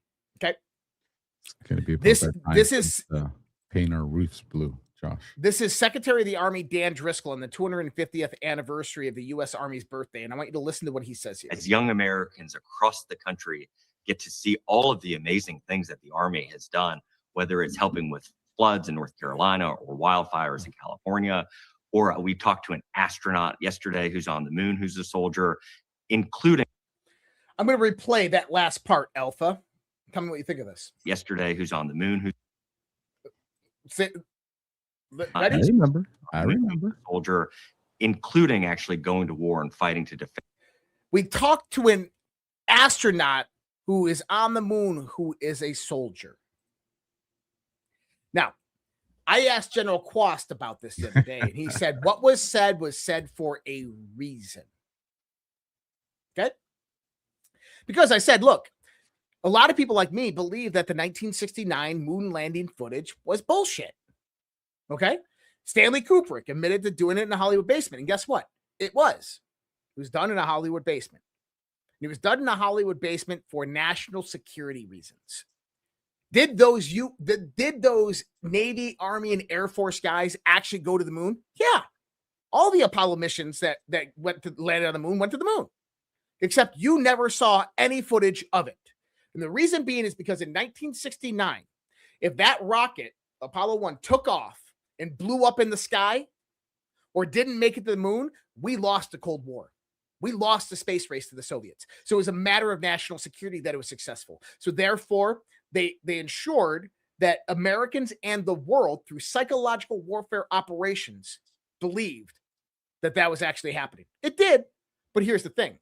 Is those moon missions that they did through Apollo, they were actually taking everything up there to build a moon base. And the U.S. military has had a presence on the moon since the 1970s. And there's a reason why we have a presence on the moon. Is that why there's no point in searching for the missing scientists on Earth? I think that the missing scientist on Earth is more of an Earth phenomena. I don't think it's. I think that it has to deal with what's going on around us and up there, but I think it's more of. I think McCaslin honestly is in hiding. So the timing was impeccable. Right after Trump says disclosure, he takes off. I think that he's in hiding by himself and he's doing it on purpose. I think these other scientists were killed because they try to be whistleblowers. NASA astronaut Mike Finke suffered a mysterious medical emergency on the ISS earlier this year while he was prepping for a spacewalk when he suddenly lost the ability to speak. You remember this back in like November, December? He was getting ready for a spacewalk. They had a medical emergency on the ISS, and they had to send SpaceX up there to grab him and bring him back down. He completely lost the ability to speak, and they have no idea why. Next, we've had 3-Eye Atlas. And then all of a sudden, we have mysterious standards of deviation higher meteors hitting the planet over March. By the way, they're gone. We're not seeing them anymore.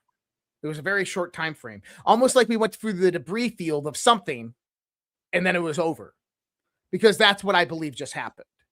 Is that 3-Eye Atlas was most likely some type of long-distance alien probe that probably shot some things off towards the planet, and we blew the shit out of them. And then we went through the debris field of what that was. And I'm going to tell you the reasoning behind all of this. Now, there's some other context to this in the sense of interdimensionality. This is a little bit more, that's a little bit more fringe stuff. I don't know necessarily think I want to get into. There was something I was told 2 days ago about all this. And then MJ Truth actually came out and put this post out. And it reminded me kind of a little bit more of an angle of something that I was told. And I say that I was told because, I mean, shit, dude, I talked to a lot of people. He goes, as U.S. astronauts head back to the moon, let's remember what Space Force has said about the moon. When foreign powers can build bases on the dark side of the moon, when private companies are inventing a new economy beyond our planet. And then MJ says, I have often felt like there has been a war raging above our heads the last several years. The falling debris, the odd fireballs in the sky, so much more is happening than we are being told. I can't tell you how spot on he is right on that comment. This is the framework that I've developed over the years of understanding what's going on. Thousands of years ago, human civilization was absolutely annihilated. Any idea of an advanced civilization was destroyed by something. Someone, something, it wasn't human. They implemented mechanisms of control on this planet, overseers, overwatch, bloodline families, to rule and monitor over humanity, whether it's for harvesting, whatever. We're not the top of the totem pole on the food chain. And that these overseers are meant to watch over the planet and secure their property. And that the New World Order, the one world government, the secret societies, the occult, were preparing the world for their arrival. They were getting everything ready. This is what the control systems and structures were all about. This is what the suppression of technology has been about for the last 100 years. Why they suppressed the technology, so that we would never have the capability to defend ourselves against what they would consider to be their gods. 2016 changed that. When Donald Trump came in, he started dismantling all of those systems. Think about people as maybe even alien human hybrids, maybe derived through bloodline, affiliation, or association, that have ruled and controlled this world for a very, very long time. And they are being systematically dismantled. But at the same time, remember how I told you that if you go back to like the 1950s and Eisenhower's military industrial complex statement and how these black programs were hidden through DSRT and the CIA, they were hidden through Lockheed and all of these defense contractors. But remember when I told you that the deep state never had access to them? I do. That's confirmable. Obama, Clinton, Podesta, they never had access to these things. The Rothschilds, you want to know why? If they did, we would already be dead. We'd already be controlled. We'd already live in the slave matrix, and we don't. Which tells you that they never had control of it, which tells you that the reason why these reverse engineering projects, these black budget projects were all hidden was not to keep them from humanity, but to keep them from the enemy. To keep the enemy from knowing that we had this advancement. This is what the psychological warfare operations are all about in the context of this information. And the reason being why is because of what someone said to me the other day, that we now have the technology that is hidden away, that is being brought back into executive authority under President Donald Trump to fight them if they ever come back. And they're coming back. They're coming back, and we have the capability to destroy them when they get here. Which is why we have this limited time window of why this disclosure has to be accelerated, because they knew once the cat comes out of the bag, that means it comes out of the bag for the bad guys as well. That's right. And so when we start looking at accountability and justice and if these people were working for those people, well, it's all going to be taken care of in one fell swoop. But I think that the reason why we're seeing limited capability in the war scenarios, we're not seeing a lot of these weapons being revealed or this technology being revealed, is because you have to keep it in the bag until it is time. And that there is an event I believe is coming 2027 this year, 2027, 2028, before 2030, that it's going to happen. And that I believe we're going to shoot the shit out of them out of the sky. Now, interesting enough, you just had Stephen Greer go on some show. What was it, Jesse Waters, or was he on Benny? He was on Benny. And he's talking how the military shooting the good aliens out of the sky. Shut the fuck up. I'm sick of this shit, right? Like, we're shooting enemies that are going over military complexes and trying to disable our weapons and electronic systems. We don't just shoot UFOs out of the sky because they flew near an Air Force carrier, okay? Doesn't work that way. But the idea that we can shoot them down, it tells you one thing very, very important. We tend to look at technology as a level of critique of civilizational advancement.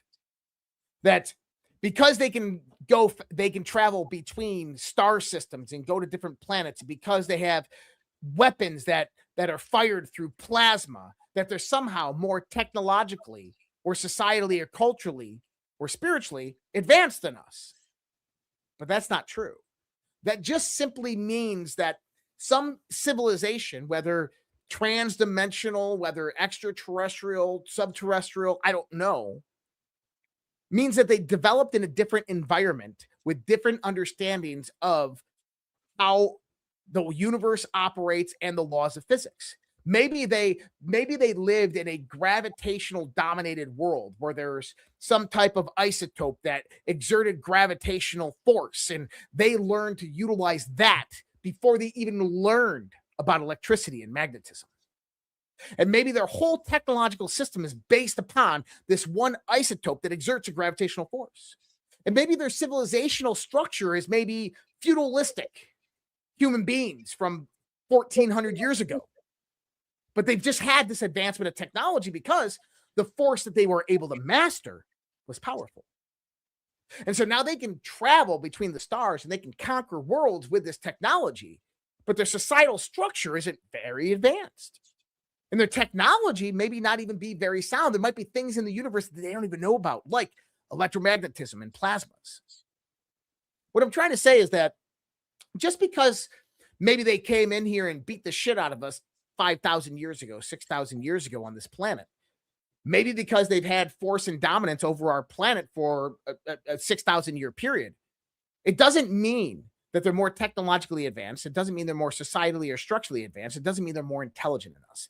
It just means that at one point in time, they had the upper hand. And now I think we do. You know, a full-grown adult can show up to the mound of a colony of fire ants and start stomping the hell out of the first 30, 40, 50 that fire ants to come out of that mound. But once those fire ants start to come out of other mounds and start to attack the boot and ankle and that full-grown human, because they choose not to leave and they stay in that environment, now has 200, 300, 400 fire ants on them, they will they will be put into an anaphylactic shock, and they will die. How can a species that's about a quarter of an inch in size and we outweigh them thousands of times come together and all attack at the same time to create something that's far bigger than them? It's death. And I always think about that concept when I think about, damn it, we're going into Independence Day. These aliens are coming. Well, how many are coming? And how many of us does it take to become the overwhelming force? And the other thing is, I saw someone in the chat bring up Yuval Noah Harari, and that takes us to a certain bioweapon that was engineered. Everybody knows during that 2019, 2020, at least according to the narrative, that people had to put in their bodies, and we saw it affected the immune system. Why was there such a desire to weaken the human immune system? Is it because of just the concept of big pharma or depopulation, or was it because there's someone that's en route to pick a fight with us, and our immune system is one of our greatest attributes, one of our greatest weapon systems that we have? I think maybe it wasn't flavor enhancements. Maybe it was something to actually protect us. There's a lot of stuff, man, to think when you start to, kind of pull the veil back and be like, we know what we saw. We know some of the stuff was bad, but what was the real motive? It's easy to buy off on, the narrative that's being sold, by mainstream media and alt media and Substacks, etc. But I mean, everybody kind of has, listen, when me and you, we talk to so many people on so many different social media platforms, and when all these people who don't have any connection to each other are all telling me the same thing, I know you've been told the same thing too. Man, I feel like we're on the edge of something. Like, that's a vibration, that's a frequency, that's something that I don't know, is it paranormal or what? That's mind speak, right? And then to go back to kind of how we started this conversation with the yogis, right? Do they tell us these things because they understand the power of manifestation? And if Burchett comes out on the show with, Benny Johnson or Dan Ball and starts to talk about these things, it's going to have millions of people seeing it at the same time and having the same thought process, maybe the same excitement, maybe the same concern, but there's a level of energy that goes into that. And, is there a power of manifestation there for all this? I don't know. I want to present questions. I have speculations and I have thoughts. What I do know is we're on the brink of something. That is, no one is going to convince me otherwise. I recognize the patterns in the military operations. I recognize the patterns in mainstream media. I recognize the patterns of the propaganda. I recognize, listen, there's, for all the stuff that me and Josh do share and others from people that we trust, there's a list of things that are not shared for many different reasons. And I also tell myself, why is that? I know I'm not the only one that got that info, because I'll see which people do go out and post it. And so I know that there is information that is being put out there purposeful, not by accident. And so all that tells me is what there's a war. There's a war that is unfolding right now. It's informational, it's psychological, but it's also not human. And so, that's the part we don't talk about enough. Agreed.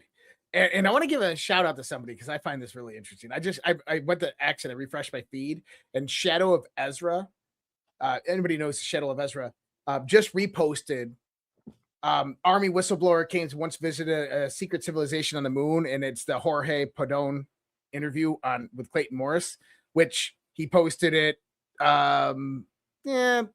about the same time that we got finished talking about it on the show. So I'm assuming he's watching. And if he's watching, give me a heads up, brother. Just let me know you're watching. There's a couple of people that he hangs out with, but that are definitely not friendlies to us. But I want to actually point out the thing about ants, because this is really interesting. I was consumed by this thought one day, like, how many ants are there on this planet? Do you know how many ants there are on the planet? I have seen this before. If I remember correctly, and I don't know if this is where you're going with, but that if ants decided to take on humanity, they have the numbers to actually defeat us. It was like some weird concept like that. Well, they outnumber us 2.5 million to 1. There's 20 quadrillion ants within the planet. When you start to look at this, the weight, I think the dry mass of all non-carbon tissue is 40. Okay, so live wet mass. So 60%.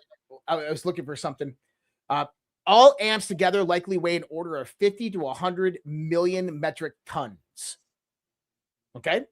Now, if they all came out of the ground and covered the entire planet surface, they would rise about 2 millimeters above the planet surface. Okay. So that means 2 millimeters off the ground, covering all ocean, all land, everything. Here's where it gets interesting. The average height of an ant is 2 millimeters. Okay. So 2 times 10 to the 16 ants times 2 millimeters is 4 times 10 to the 16 millimeters, or 4 times 10 to the 13th meters. That's 4 times 10 to the kilometers. In astronomical units, the Earth to Sun distance is 1.496 times 10 to the 8 kilometers. All right? So what that means is that if all ants came out right now and lined up one after another, all 20 quadrillion of them, they would extend 39 astronomical units past the orbit of Pluto to the heliopause. I want you to put that in the concept. 2 millimeters each, 20 quadrillion. If they lined up one on top of another, they would extend past Pluto. That's right underneath us. Now, if ants, by the way, and I always love making this scenario when people say, like, dude, aliens don't exist. I'm like, dude, there's 20 quadrillion ants underneath your feet. How many ants have you had contact with in your life? And what you actually find out, it's less than 1% of all ants will ever experience a human being. Think about that. Less than 1% of all ants will ever experience a human being. What does that mean? Think about if that ant was intelligent.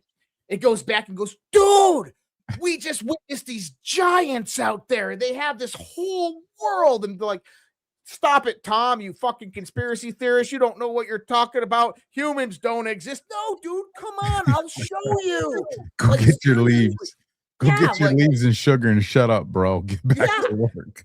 But now just think, there's 20 quadrillion ants that have never experienced human beings before in their existence below your feet.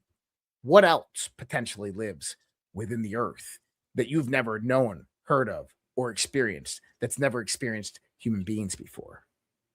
I'm there with you. I'm there with you. So here's, I'll get to our last. All right, we'll set us up for our last ads. We'll do Rumble Rants, and then we'll let everybody know about the Q&A that's coming up. Here's what I'll say: is one, Representative Burchett is become one of my favorites, bro. Like, he has become one of my favorites. And when he comes out and he starts saying, hey, I ain't suicidal. Is he, kind of being hyperbolic, considering it? I don't think so. When you look at the context of the recent headlines surrounding the scientists, missing and the ones that have been dead, even with the MIT stuff and all that stuff, like, there's legitimate, reason to be concerned. But with that understanding is President Trump knows. Like, if Tim Burchett knows, Trump knows.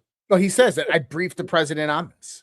So if Trump knows and he's making moves the way he is, and think about this in every flank that we're fighting on, Iran, the economy, everything. How many of those moves are not about the headline, but have to do with what Rep Burchett is actually talking about? How much stuff is being set up that we're thinking, oh, this is for No Kings, or this is for Antifa, or this is to secure elections? Is it? Is that what it is? Is the Army QRF teams, the quick reaction forces that have been set up in every nation? Is it because, I know me and you understand some things that are coming down the chain, and Trump's trying to present, be prepared for that when it presents itself. But is it just that? Or is there another reason that there would be unrest? If information comes out that there are these green guys and gray guys and others, do you need quick reaction forces to maintain society so anarchy doesn't break out? We've all seen the movies, Independence Day and all these other things. And I'm curious to that. Here's the other thing. And I'll give it right back to you, Josh, and then we can get into the ads and the Rumble Rants. When one of the first markers I saw that something's going on was, and we've talked about this before, we have the largest U.S. military presence along our southern border in the history of the United States. And we were told that this is because of the immigration crisis, the narco trafficking crisis. But then Trump comes and tells us that within the first 10 days, that thing's shut down to nearly 98 to 100%. But yet the military presence kept increasing. And I started thinking, okay, well, we got the cartels. Cartels present a threat. We know that a lot of Chinese special forces were moved into Mexico. That presents a threat. But now part of me starts wondering, what if there's a different threat? And the reason I bring this up is because you said, what exists underground? Well, that brings us into the conversation for another show, I'm sure, of deep underground military bases. And they don't just exist in the United States. And what if there are things in these deep underground military bases in countries that are our neighbors, like Mexico and Canada, that warrant us executing caution? I don't know. I'll give it to you for your thoughts, and then we can get into our last ads. Yeah. Well, how about this? Is go back to that idea that they walk among us and they look like us, and they have overseers on this planet who control finance, money, power, and governments. And what have those same people done over the course of the last 100 years? They developed mercenary armies through various different ancillary infrastructures. And so if they wanted to ensure that their side wins the war, what are they going to do? They're going to bring about that war destabilization to ensure that their side does win. And I'll leave it with one thought here. And you remember Tim Burchett's video that we just watched, right? So here's Tim Burchett's video that we just watched. And I'm going to bring this up. I'm going to zoom in a little bit on this. And then I'm going to scroll down below it.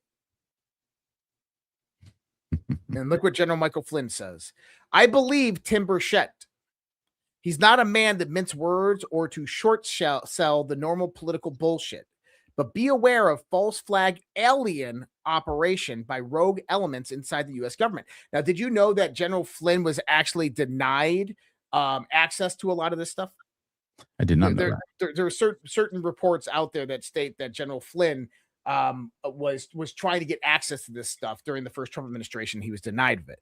Now, I want to go back and play a clip real quick that I'm going to bring up right here of an interview. Oh my God, what he'll be able to discover. And frankly, I already knew a lot. I already knew a lot of the things that I wanted to dig into and I wanted to shut down or expose. Okay. And then of course, you know, now do I work with the president to maybe hold certain people or certain institutions accountable, right? They couldn't have that. Couldn't have that. And that's our problem. That's what I talk about in the movie. This is our problem, is that we have this extraterrestrial government that is running. Have you ever heard that man say that word before? No, bro. Me either. I love this clip. And it's interesting how he says it. Okay, I want this extraterrestrial talk about in the movie. This is our problem, is that we have this extraterrestrial government. I think that tells everybody exactly what is going on here.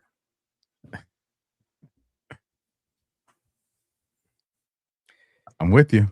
So I'll read. I'll do my Rumble Wallet one right now, and then I'll give you time to set up. Well, you already did your Rumble Wallet one. You already got credit for it. No, they're not going to give it to you twice. It didn't let me do it earlier. What do you mean? Did it pop it up? No, it didn't even populate. I just got it now, and it's a different one too. So okay, no worries. I think it was my end, just because I had to. When you got to refresh the whole window. Yeah. And so here we go. So let me bring this up on the screen so you guys can scan this QR code. Here we go.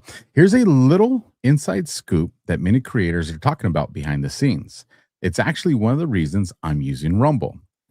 They made a way to super chat creators so that we get paid immediately and without any fees. And this is a big deal for people like me and Josh, folks. YouTube and Twitch take up to 50% fees when you tip creators. This method takes none. That's right. The platform takes 0 fees. I and Josh keep nearly 100% of what you send me or us. You can super chat with Bitcoin, Tether USD, or even Tether Gold stable coins. The tip will show up directly on our Rumble chat, which I'll do my best to read. All you need to do is download the Rumble wallet on the App Store and send the tips to your favorite creators. You can go to wallet.rumble.com, or you can download the app directly from the App Store. Seriously, what an amazing way to get rid of the middleman and help the creator economy. Shout out to Rumble for making this disruptive technology. And if you're like, I don't see a QR code on the screen, that's because you got to be watching on Rumble to see that. And if you're watching the replay, do us a solid. We appreciate you taking time to watch the replay. Go down in the links of mine and Josh's shows and click all the links to the people that we're partnered up with, sponsored, and affiliated with. And with that, Josh, I'll give it to you while I get the Rumble rants ready. All right. Let me see here. And I got to go into here. Let me see if I can find one real quick to run a second one. And them some of bitches. All right.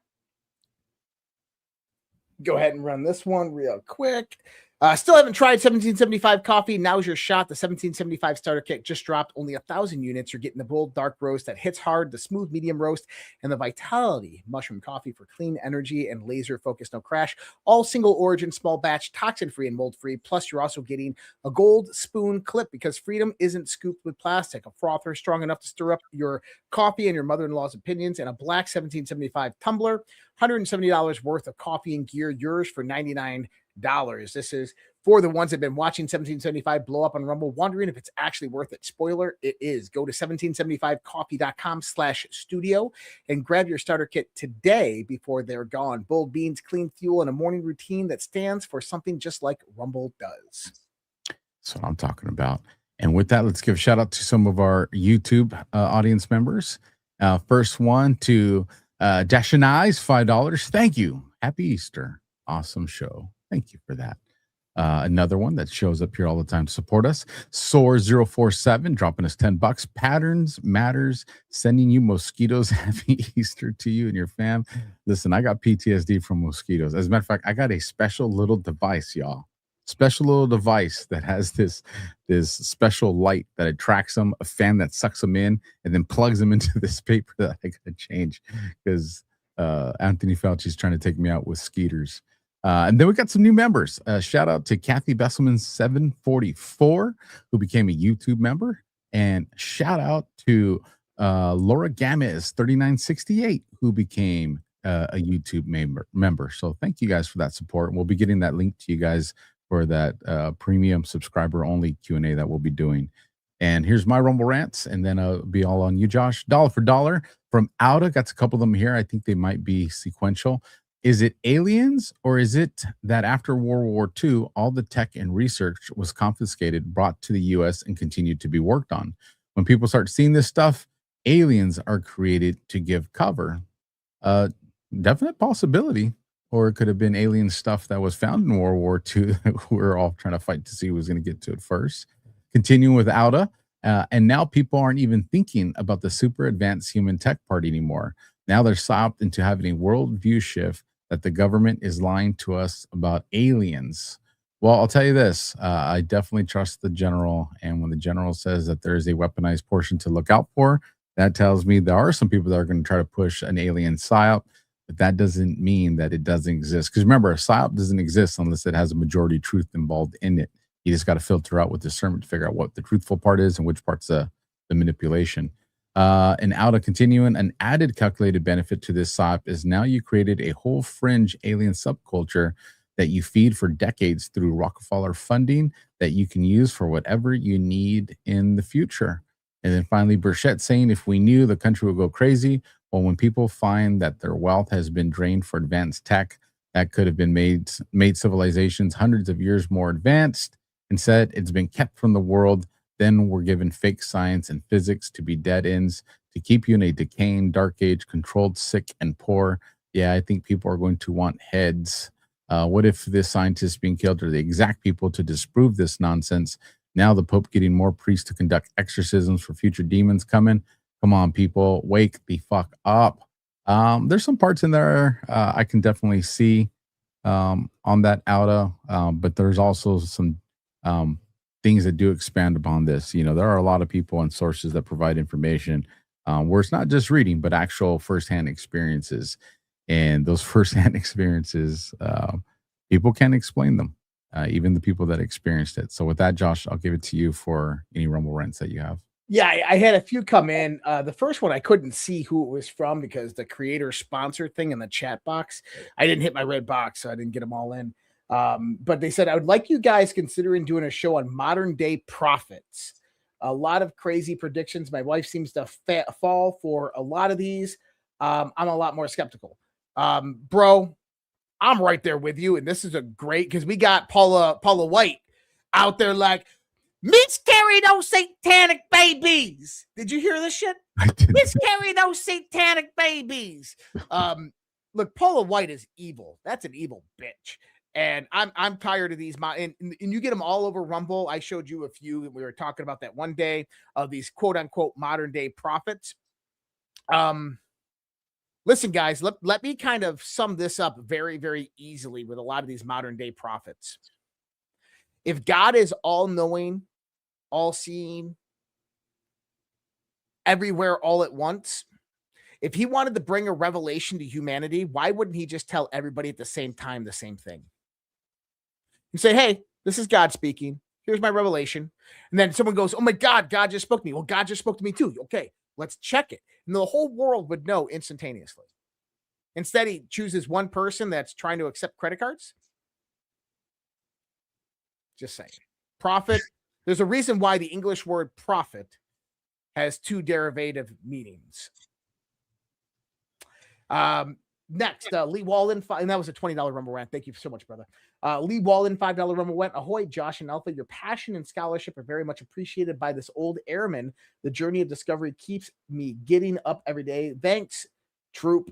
Where we go one, we go all. Thanks so much, Lee. We'll see it in that chat. RPG 3573 $20. Thanks, Josh. Thank you so much, RPG. And hopefully you can show up to the camping trip this year. And Lee Walden again, 3i Atlas from the Sagittarius, 5 million light years. Target was Mars. Then on Jupiter, it's outside the ecliptic. It is without question not of this Earth. 100%, brother. Appreciate that. And I'm looking to see if there's any more that came in on Rumble. I had none on YouTube that I could see. I went and actually just pulled up my YouTube studio. And then Lisa Eckerly, 61 Eckerly's $5 Rumble rant. So the cover in a nutshell is this: all good versus evil. 100% good versus evil. Good call. And got one here in the last second too, which is awesome. Shout out to Missy Temperance 1140, who became a YouTube member.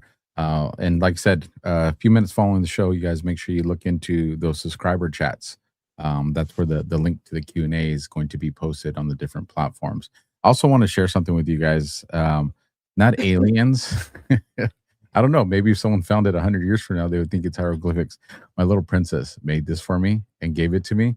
And this is how she sees herself and daddy. It's funny. She made herself bigger than you. She did. And she made sure not to give me hair. So I'm definitely blessed. Any final thoughts, brother? If not, we'll get ready for this Q&A.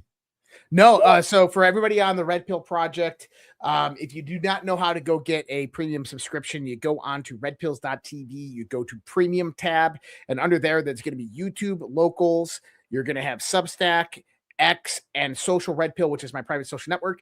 Any $5 subscription is going to get you into live Q&A. The Q&A link will be posted in the direct feeds and on those platforms as under the premium subscribers. So YouTube, go to your post. On X, go to your post. You will see it. On Substack's the only difference. It's in the private group chat. And so you just go to your chat on the Substack page. It'll also be sent to email. Under decentralized media, you'll see it there. And then I will send that link over to Alpha, and he's going to send it out to all of his premium subscribers on the same places that he has those subscriptions. So I will see you guys here in just about probably 5 or 10 minutes while we join into the Zoom. And don't judge me, because I'm going to be eating during this Q&A, because I'm starving. So I don't want nobody to be judging. Alpha's eating on camera. Yeah, I am, because I'm hungry. Enjoy one of the oldie songs that we have on here from Overwatch and the Guardian, the OG show. Catch you guys in the next one. God bless. Simplify.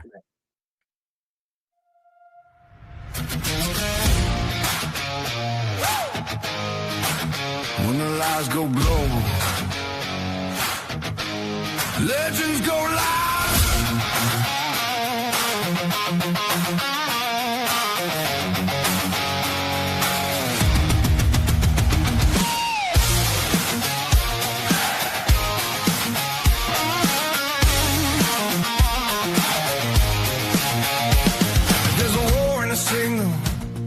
A ghost in the feed. They rewrite what you saw, then they tell you believe. They sell you a savior, they stage you a fight, keep you divided while they move at night. But your man book screen like glass in the store. Saw the core behind the chaos, saw the shape of the swarm. When the deep turns darker and the truth feels gone, from the fire, the drag it in the dawn. You can't fake this kind of vision. You can't pretend this kind of hate. For the cage is built in silence. For the life they love to take. So let it rise, let it roll. Let the whole damn system shake. Overwatch, the Guardian, say it loud. Let the whole world hear. Digital soldiers, last protector from the cowards' heart. They appear the star. Truth, they hit like thunder, never disappear. Some call them watchers, some call them heroes. But the world gon' know their name right here. Overwatch, the Guardian. Overwatch Navy sharp, mind like a blade, intel unmatched. He's a trap in the shade, files a clip, pulls the whole web down. Turns whispers into proof, turns panic into ground. The Guardian, Marie Forge, he got 4 hands. Tactical operator ran the hardest black lane from rifles to microphone, same old, same fight. Now the mission's on the air and the target's in sight. Let them copy your words, let them cosplay your pain. Don't pretend to watch the title, but they can't stand the rain. Cause legends don't burn, legends don't break. They turn passion into flame. Oh, watch the Guardian, say loud, let the whole world hear. Digital soldiers, last protectors where the cowards hide. They appear the storm, the truth. They hit like thunder, never disappear. Some call them watchers, some call them heroes, but the world gon' know their name right here.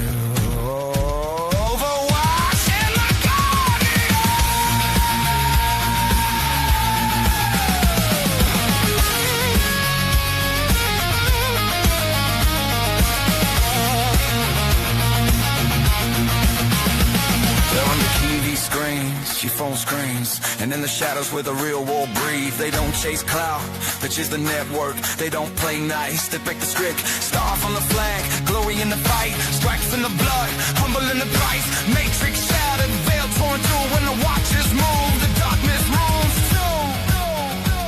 So if you're still awake, if you don't want the light, stand up right now. Let the storm go loud.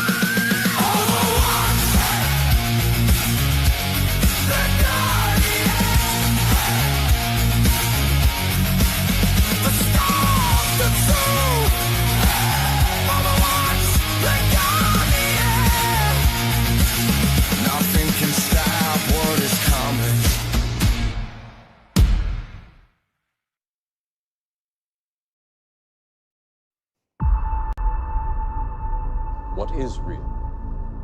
Real is simply electrical signals interpreted by your brain. You want answers? I think I'm entitled. You want answers? I want the truth! You can't handle the truth!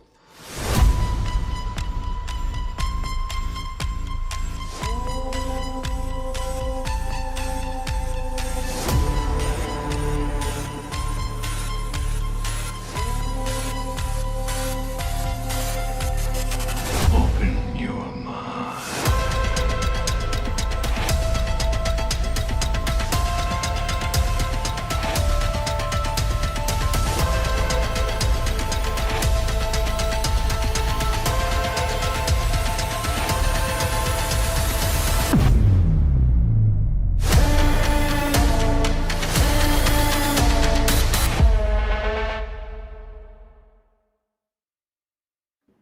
All right. Good morning, good evening, good afternoon, wherever you are in the world. Welcome to the Redpill Project's Conversations on the Fringe.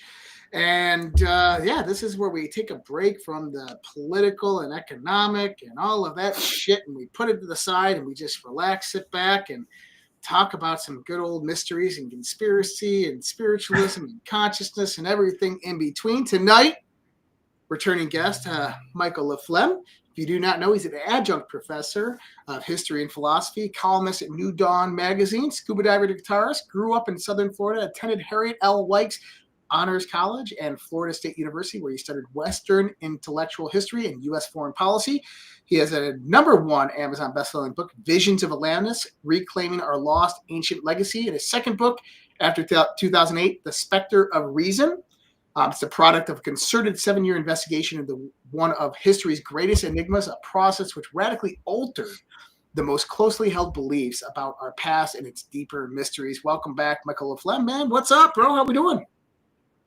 How you doing, Josh? I would just like to add, you at the beginning there, you would make a great airline captain. You got just everybody sit back, relax. Please put your tray tables and your seat backs in upright and locked positions. Flight attendants, cross-check, prepare for takeoff. That's how we do it. There you go.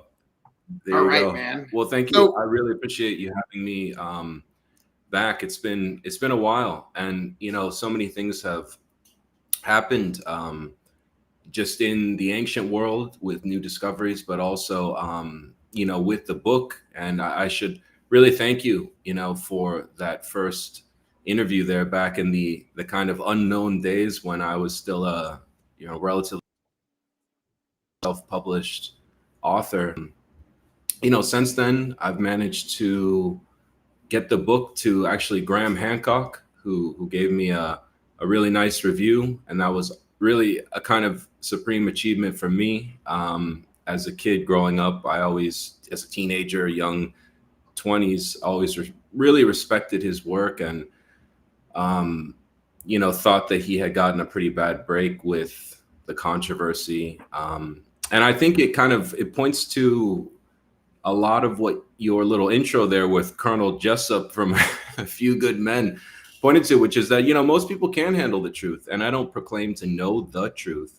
But as you kind of narrow down the deductive possibilities of what perhaps went down in the ancient past, particularly around, say, 10,000 BC, as many ancient sources and mystics as well have pointed to, and indigenous traditions regarding Younger Dryas impact or the flood. It's very difficult, particularly for academics and associated gatekeepers like Flint Dibble and friends to really even, I don't even like the word admit, because I would presume that we know the truth, but to even consider find a perspective that perhaps the story of humanity is much more complex, convoluted, and stretches much farther back than we were led to believe. Well, yeah, and one of the things that we see right now is this grasping to this old school narrative. Since I just published a blog, and one part of it, and it's more of an outline to kind of some shows I've been doing, but one part of it talks about how the hijacking of esoteric and occult communities and societies, starting in the 17, 18, and early 1900s, led to the changing of the storytellers. And this is one big part that we have to remember, is that, as humanity progressed, storytellers were utilized, usually the elders within the society, within the local township, within the tribe, and that there has been a systematic eradication of that process over the last 200 to 300 years. And as the occult world began to transition and move away from truth derivation, from the keepers of the flame, and more towards this infiltrated network of Marxists and atheists or Satanists who wished to kind of implement their own regiment onto humanity, that truth has been lost, and it's laid to mystery, as we see right now. And what we saw is, in the beginning of the 1900s, we saw the Flexner report that comes out, which gets rid of all the old apothecaries, gets rid of all the old medical and caretakers, right? Yep. We see the transition towards organizing education systems that basically reject any hyperbole, or reject anything that is outside of the consensus norm. We find peer review coming into the system, which is just like you're talking about, that if they don't like something, they're not going to publish it because it takes away from their funding. Well, that's the bottom line. But really what's the case here is that it constricts the narrative that they're trying to present. I mean, we can go back to the Smithsonian Magazine in the late 19th century and the early 20th century, to where they're putting out their publication with massive amounts of mammoth bones being found, frozen, human remains right next to them, of giants being found in Nevada, weird and mysterious objects that are estimated to be millions, if not billions of years old, found within coal mines.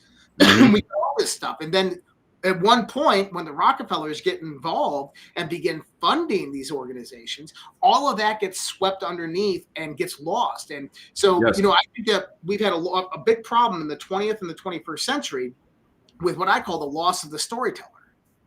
Right. Yeah, and I think it's very interesting.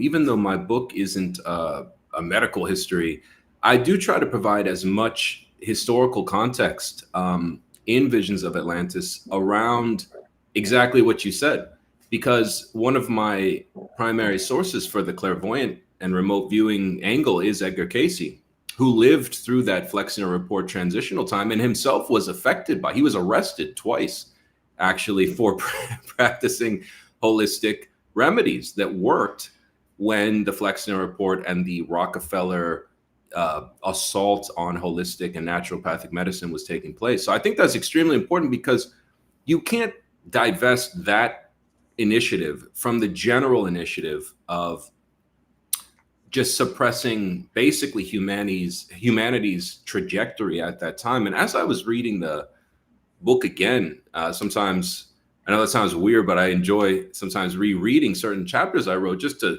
see how it reads and if I have to tweak anything. But as I was reading the chapter on the early 20th century, it really is kind of like what Stephen Greer said with regard to the suppression of the lost century. If you look at the 1920s and really look at where we should be now, not just in technology and perhaps suppressed alien, craft that were recovered, but and Tesla's inventions, had he been given a fair shot and not railroaded by the powers that be.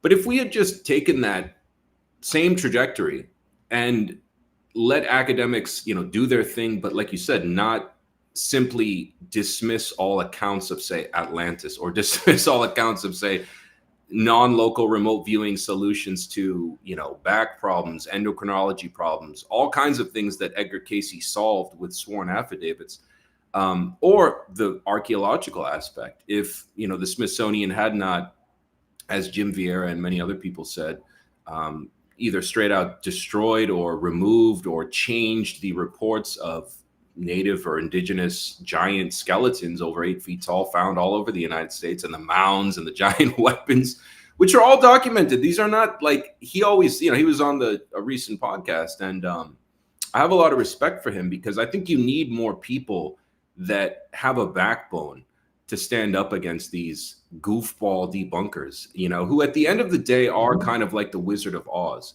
and wouldn't say shit to your face. And I like the Jim Vieira approach, which is, look, I'm a Mason. I work in stone masonry in Massachusetts. I've done this, as a kind of hobby. I didn't come at it from an academic standpoint, but at the same time, I'm not crazy. I've been to these archives and seen the reports, and the people making reports say about giant bones or anomalous discoveries in mine shafts. We're not crazy. Just like I always remind people, one of my great discoveries was an article in, I believe it was Scientific American, from around 1877, when the Mid-Atlantic Ridge was first discovered. Now, we take for granted now that, well, maybe some people don't even know this, but there's one of the largest mountain ranges in the world is the underwater mountain range that bisects the Atlantic into the, you were in the Navy, you know about this, the Western and Eastern Atlantic basins, and it's enormous. And one of the peaks is the current Azores Island archipelago, where Plato very likely pointed to the location, of this lost island empire called Atlantis. And when that was discovered by the Challenger expedition, which was a multi-year expedition to map the Atlantic, when the people came back from that, now, can you imagine this in a modern science, like if the Woods Hole Institute discovered this today? When they came back, they wrote an article that took me a long time to find. I had to have a friend who had access to some archive find it for me. Microfiche. Yeah, and it was fascinating. And you know what the article was called? It was called Glimpses of Atlantis. And this was by mainstream oceanographers from that expedition, the people that found and did the soundings on the Mid-Atlantic Ridge. And what they said was, that story that Plato told about an island nation in front of the Pillars of Hercules, that we for so long now takes on a much different light. And as they said, because they were still into catastrophism at this time. It hadn't been totally erased from the academic discourse. So they were comfortable with sudden geological and, oceanographic changes that they saw reflected in the data. And so what they said was, look, as the old America was rising, it's very likely. Yep, we lost you.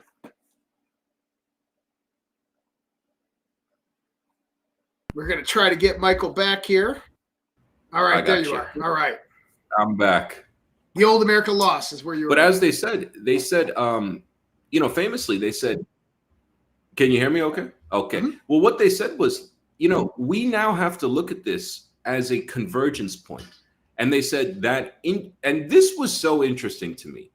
They said the story, because they were already versed in that story, which I find interesting because I very highly doubt modern oceanographers have read Plato's dialogues. That's another problem I have as an academic is like the total separation of we're modern, we're, as you said, materialistic, Marxist academics, and we understand that all of those stories are just legends. Whereas the people that actually did the goddamn work, who were out there in the ocean, who were real pioneers, took that very seriously. And so they said, I have the quote in my book, but it was like, multiple points of evidence are now converging to suggest that the story that the Egyptian priests told Solon, that was transmitted by Plato in his dialogues, very likely now has a basis in fact. And as I showed in the book, you can trace almost exactly when that line of thinking kind of goes out of the window, and believe it or not, it's not in the 20s or the 30s or the 40s or 50s or 60s. It's really kind of when Hancock and friends start getting close to the truth. In my historiographical investigation, the story of Atlantis was always questioned from the perspective of, well, what's the truth about it and how much of it is possible to be discovered? But it wasn't categorically discounted until actually quite recently. And so I always tell people, you're in an extreme minority if you categorically deny the existence and reality of extraterrestrials. Believe it or not, you're in an extreme minority among people who have looked at the data. And the other thing is, not looking at the data and having strong opinions, to me, is a worthless opinion. It's kind of funny you said that because one thing that I see specifically, like you go to Joe Rogan's podcast and you watch these debates with like Michael Shermer from Skeptics Magazine, which I've gained a lot more respect for Michael Shermer ever since he's been on Joe Rogan because he's kind of came around at least on a lot of the lefty fringe stuff that's going on. But I remember one episode specifically. It was with Graham Hancock. And Michael was just like, that's just not true. It's not. And Graham goes, have you looked at the research? And Michael's like, I don't need to. And I'm like, what? Like, you're sitting here categorically denying what he's saying, yet you have never looked at the research. And he says, it's not worth my time to look at because it's stupid. And that is that small mind thinking that brings us about. It is. Yeah, but things are changing, aren't they? They are. And, it's an interesting time because I've never been one of these people that's, one thing that kind of bugged me always about I guess you would call it, I don't like to call it alternative research field because it's just all research. Some of it is accurate, some of it is not. I don't consider myself an alternative historian. I don't consider, David Irving a just alternative historian. It's like anybody who looks at the archives. Oh, did we lose you again? But what? Oh, are you there? Yeah, it's breaking up a little bit. What about now? Better?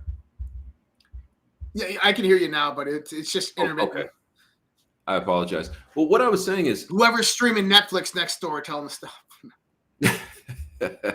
I'll call Telcel in Mexico and tell them to juice the there you go. the voltage. But I just think it's it's ridiculous to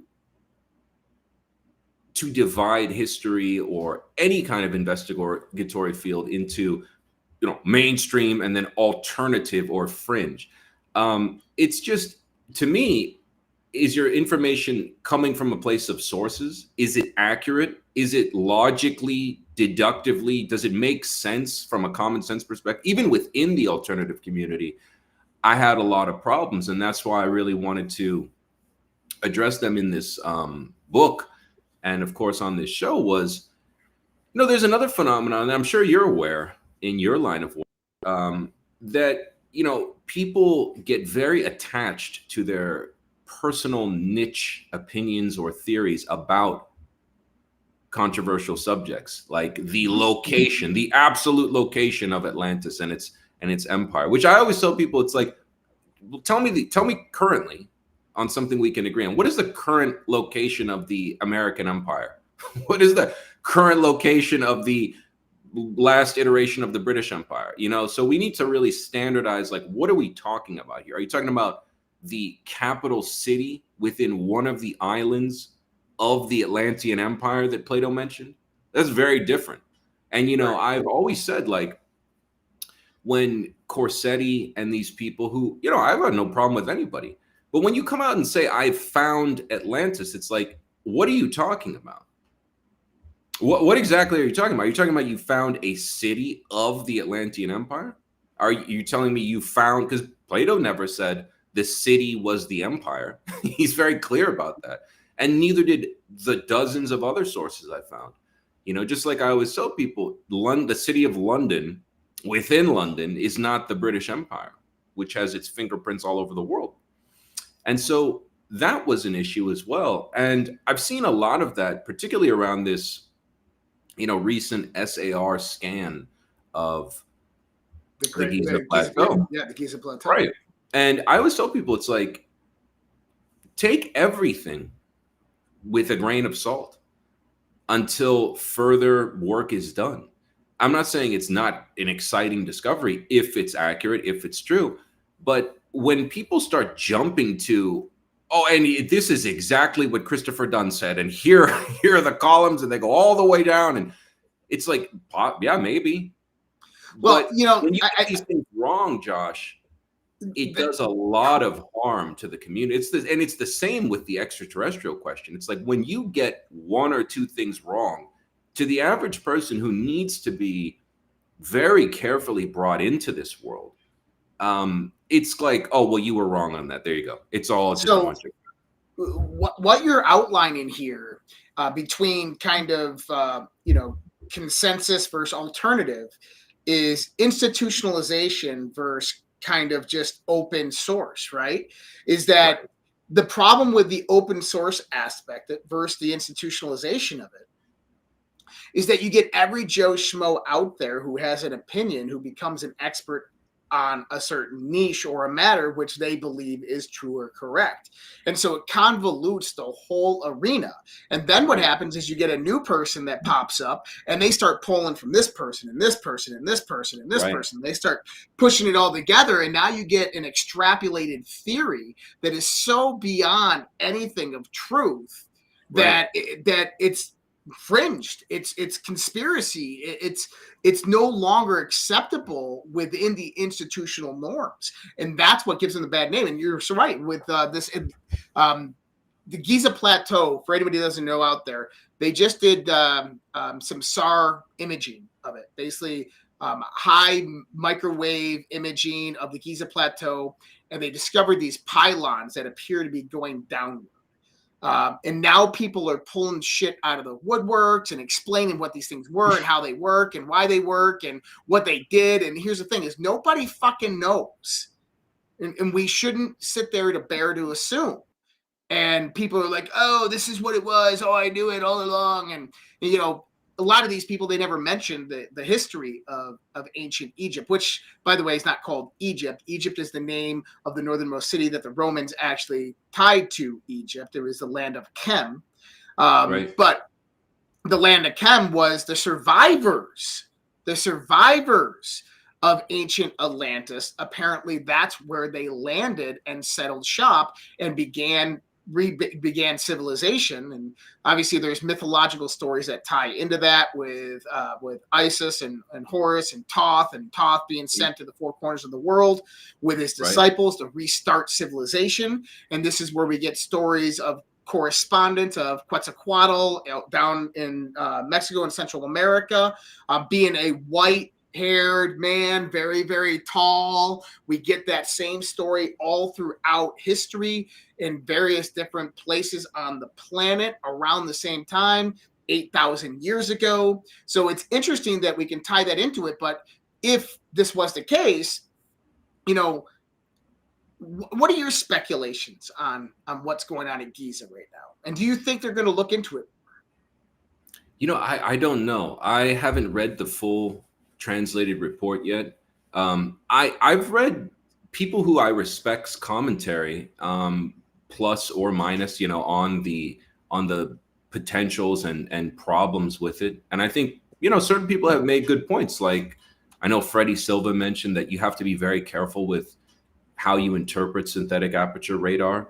And he's an expert on ancient temple sites. He's not a lightweight kind of, Twitter commenter who just learned from TikTok videos. He's a pretty serious researcher.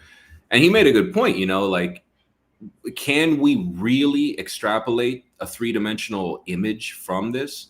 But I will add at the same point, look, I've always said that, and I say this in the book, and even people who will consider certain things get very kind of uncomfortable with the following statement, but I've always held, and I'll explain exactly why, that Edgar Cayce's date for the construction of the Great Pyramid of Giza, which was 100 years in the making, he claims, and it started in 10,450 BC and ended in 10,350 BC. That's what Edgar Cayce said. And I've always held that that was accurate for numerous reasons. One, because that would be right during and before the final sequence of this multi-decade collapse called the fall of Atlantis. But it would align with medieval Arabic stories of what the purpose of this structure was, which was, according to them, like al-Masudi and other very reputable medieval Arab sources, who were themselves thousands of years removed from the event.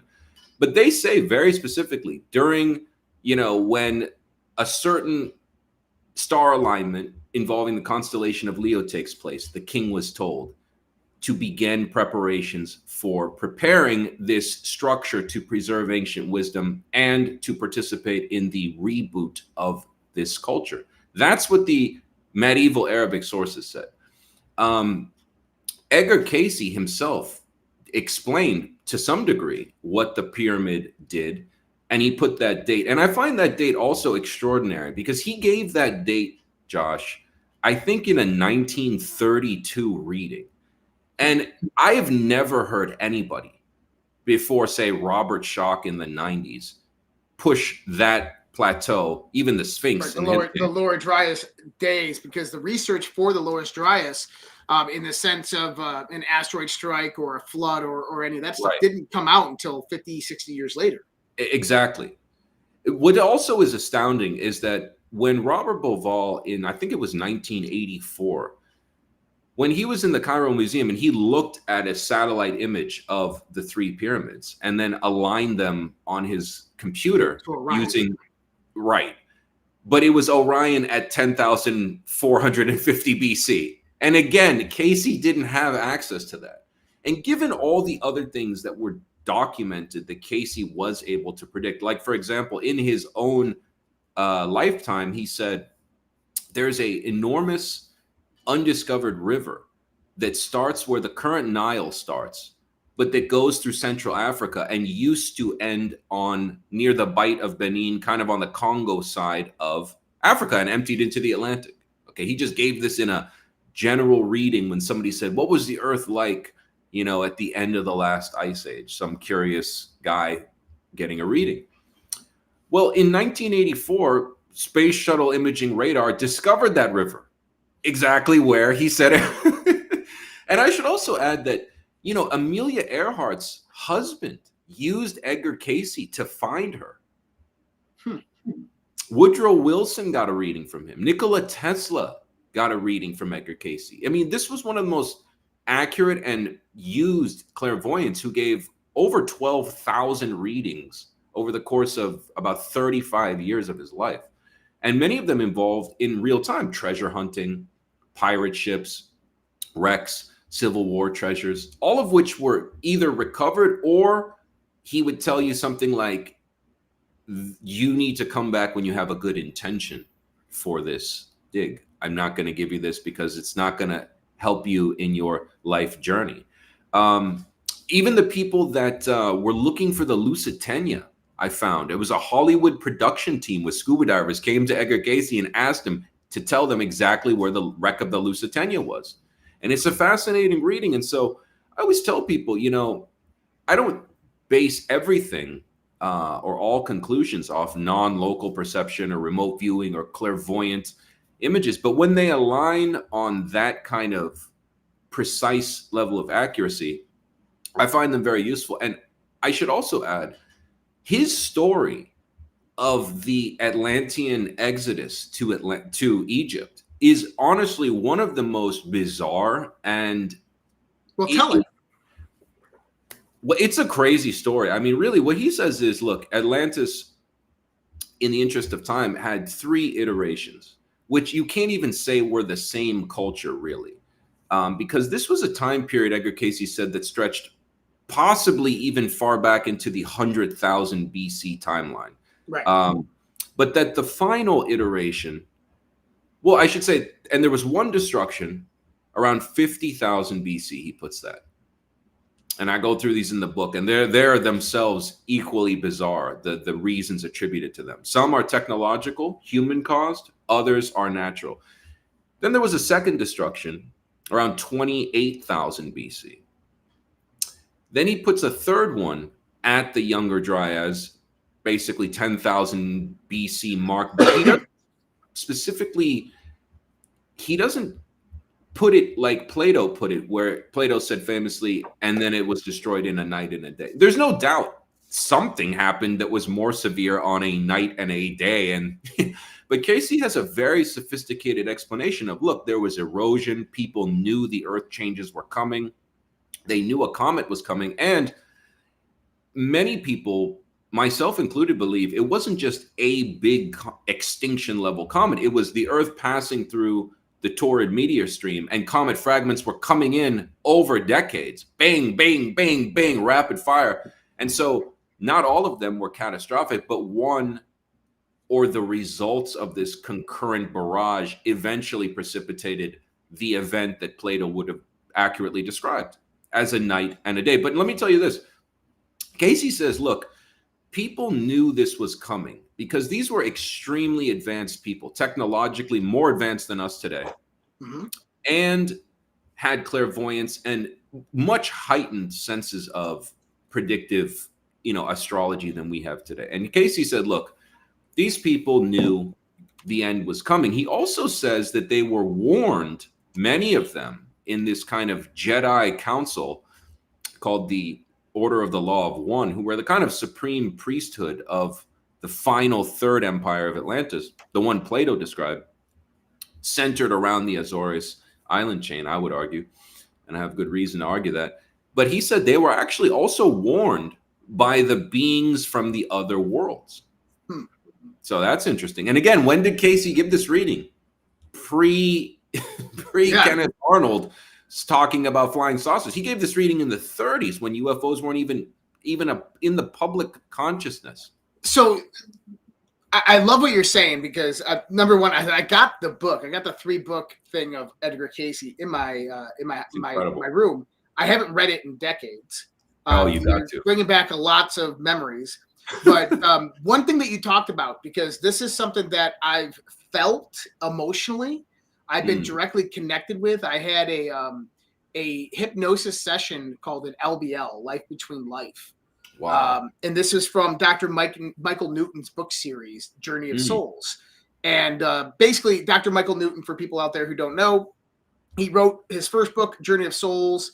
And what he did is he accumulated data and research over 25 years of doing hypnotic healing sessions with people. He was a psychotherapist. He started bringing people into hypnosis. And he started realizing that he was taking them, trying to cure past trauma. But he realized that some of the trauma was not just in their past, but was in their past lives. And so he started taking people to their past lives, but then he realized that he could take them in between lives. And that he started recording what people were saying, what it looked like, what was going on there, the organizational structure of the in-between life.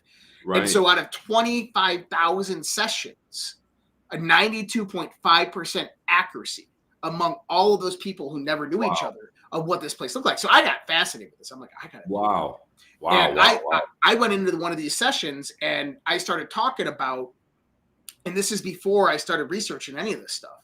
I started talking about a planet that existed between where we know of right now is the asteroid belt and Jupiter that was destroyed.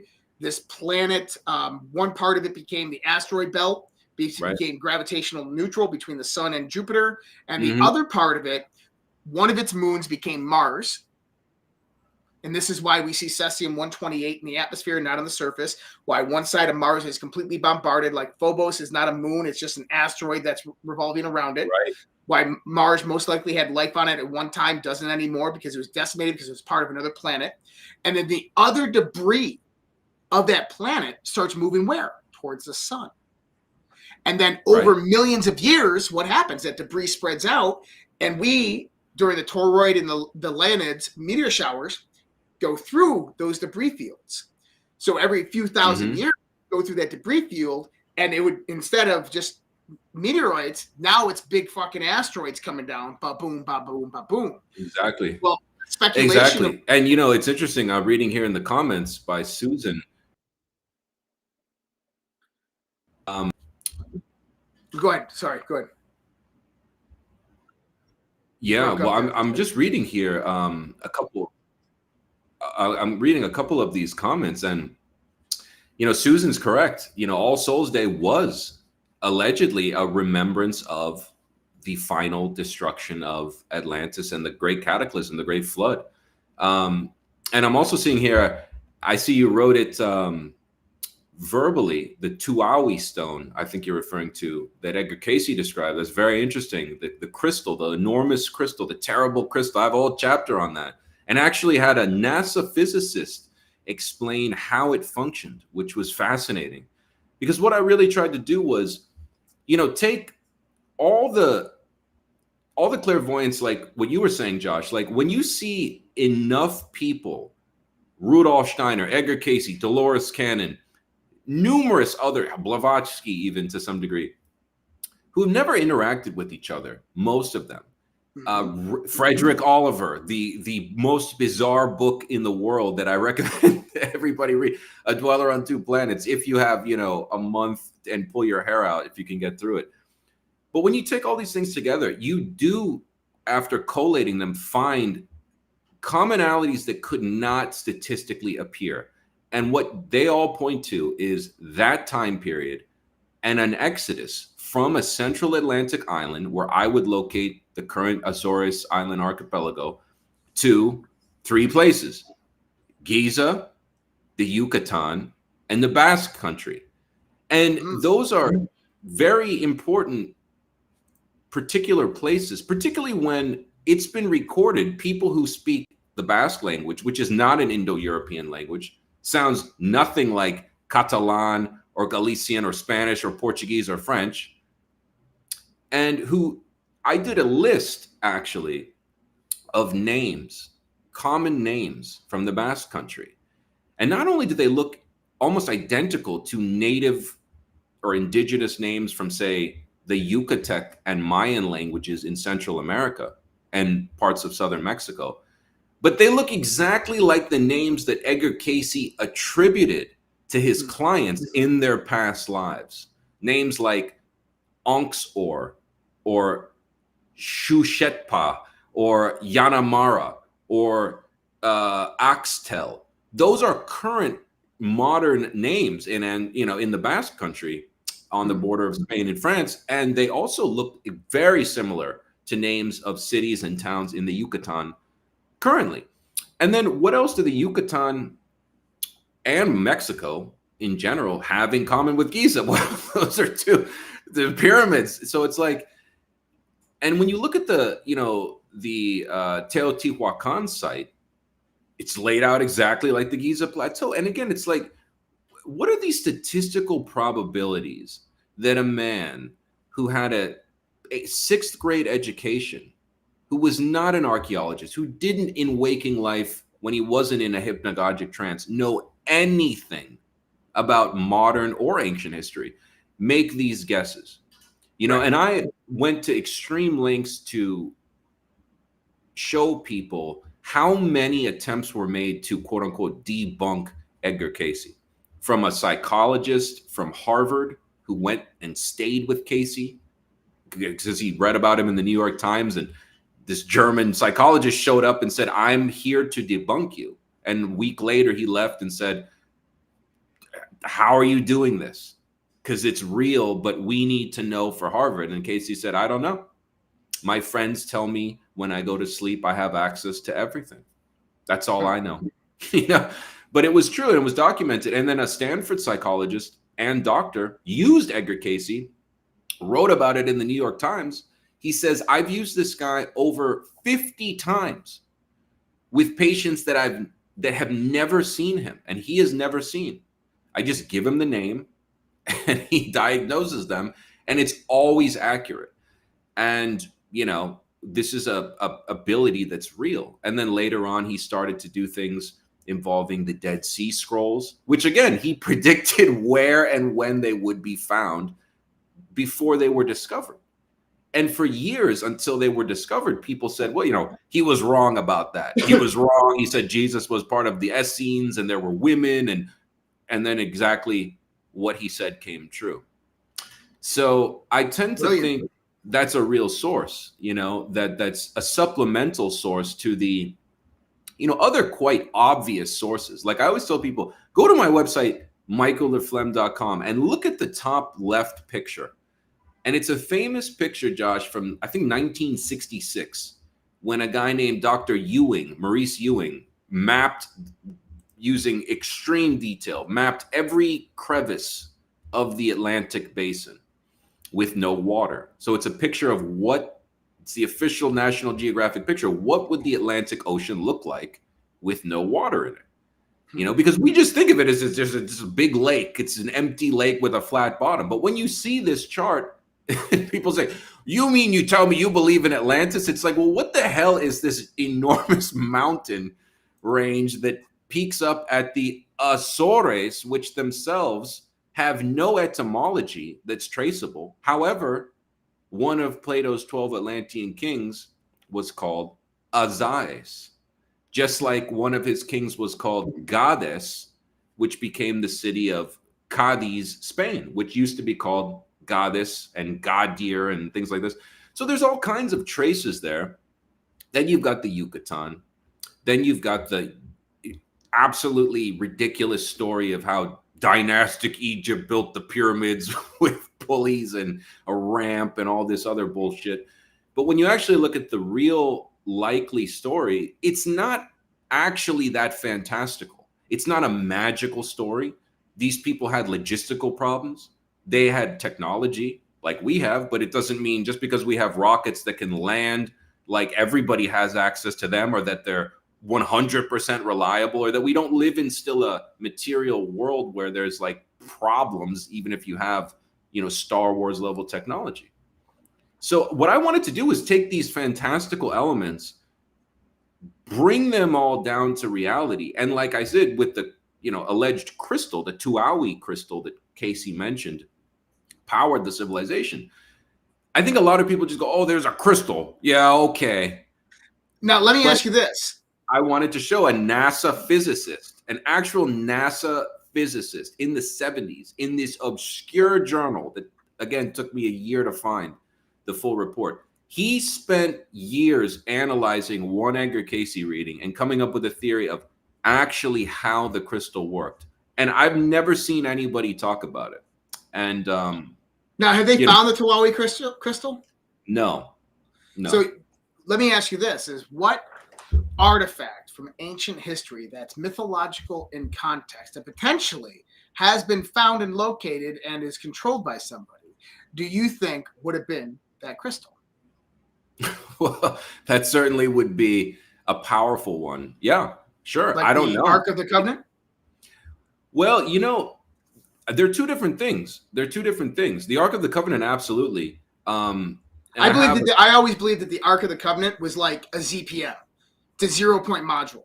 It is absolutely. a leftover power supply from an ancient society. 100%. I would agree with you. In fact, Frederick Oliver in the year 1886, during a channeled reading, exactly said that the 2 point of the cherubim wings were a focal point to an infinity source. That's how he describes it. So very interesting that you mentioned that. But the Tawawi crystal was a different item. It was an older item that went back, Casey said, pre-10,000 BC, and was enormous. It was like a 20-foot tall structure, a 20-foot tall crystal that had been fashioned over dozens of years by an elite priesthood, and then was actually in a refracting dome lighthouse, and that it actually transmitted wireless energy and could actually entrain flight paths for the various Valix flying craft that the Atlantean civilization utilized, which also I find interesting. He described as cylindrical, made of aluminum, and transmedial. So it really makes you wonder about all these sightings. Like, are these breakaway civilizations? Are these just people who, survived and did their own thing and wherever? I got it through good intelligence that a lot of the cylindrical TikTok type domes that they see following U.S. ships and military stuff is an ancient technology that exists on this planet, remnants of an ancient civilization. It's AI controlled, self-powered, so it has a power supply that they have not discovered yet, and they know nothing about them. And they don't know how to stop them. But they've also realized that they are a defense mechanism for the planet, a planetary defense mechanism. That's one of the most compelling answers I've ever heard about that, because consider what I'm saying. Like, Frederick Oliver, who was a kid who was 17 years old, living around Mount Shasta at the time of the Wild West in the 1870s, he channeled a 400-page book that was never published in his lifetime, that caused him a lot of distress. He just put it in a drawer. His mother published it years after his death, and it became A Dweller on Two Planets. And in that book, he just so many things that it's impossible that his imagination could have come up with this. And he's the one that says, we flew around in these craft called Valix, which is also a word they use in Sanskrit stories about, Vimanas and other things, but Veil or Valix, plural, was a term. And he says they were aluminum cylindrical objects, and they went underwater. They went in the high stratosphere. They also entrained to this crystal, and then Edgar Casey, who had never read Frederick Oliver, says the same damn thing. And then you tell me this, and it's like, it actually very likely makes sense, because, speaking of leftover technology, Casey has one extremely about the Hall of Records in the Giza Plateau, which he cites between the Sphinx underground and the Nile River, which would have been a repository of information. But Casey says it's guarded by an energetic force field that can only be entered once a select group of people with a particular resonant frequency of consciousness attempt to pass through it. But he says there are also, as he kind of describes it, like animatronic guardians, like droids within this structure to prevent entry until the time is right. Because if humanity got access to that information before, a lot of the technology, like how to create this terrible crystal, which was also doubled as a weapon, almost as a Death Star type weapon, seismic type, almost HARP mixed with a kind of directed energy type thing, it would be devastating. because one of his destructions of Atlantis, the second one, revolves around a misapplication of the crystal, which he claims fractured the Earth's crust partially. Huh. Interesting. And, you know, are you familiar with the work of Thomas C. Van Flern of Flandern? No. So he's former chief of celestial mechanics branch of the U.S. Naval Observatory. He was the head of the U.S. Naval Observatory. And he had a theory that coincided with Velikovsky and a lot of these others, that the moon was a captured object, that it did not come from the Earth as a giant impact hypothesis, but instead was gravitationally captured. And so he also believed that there's an exploded planet hypothesis. And I didn't find this out till later, until I started doing my research.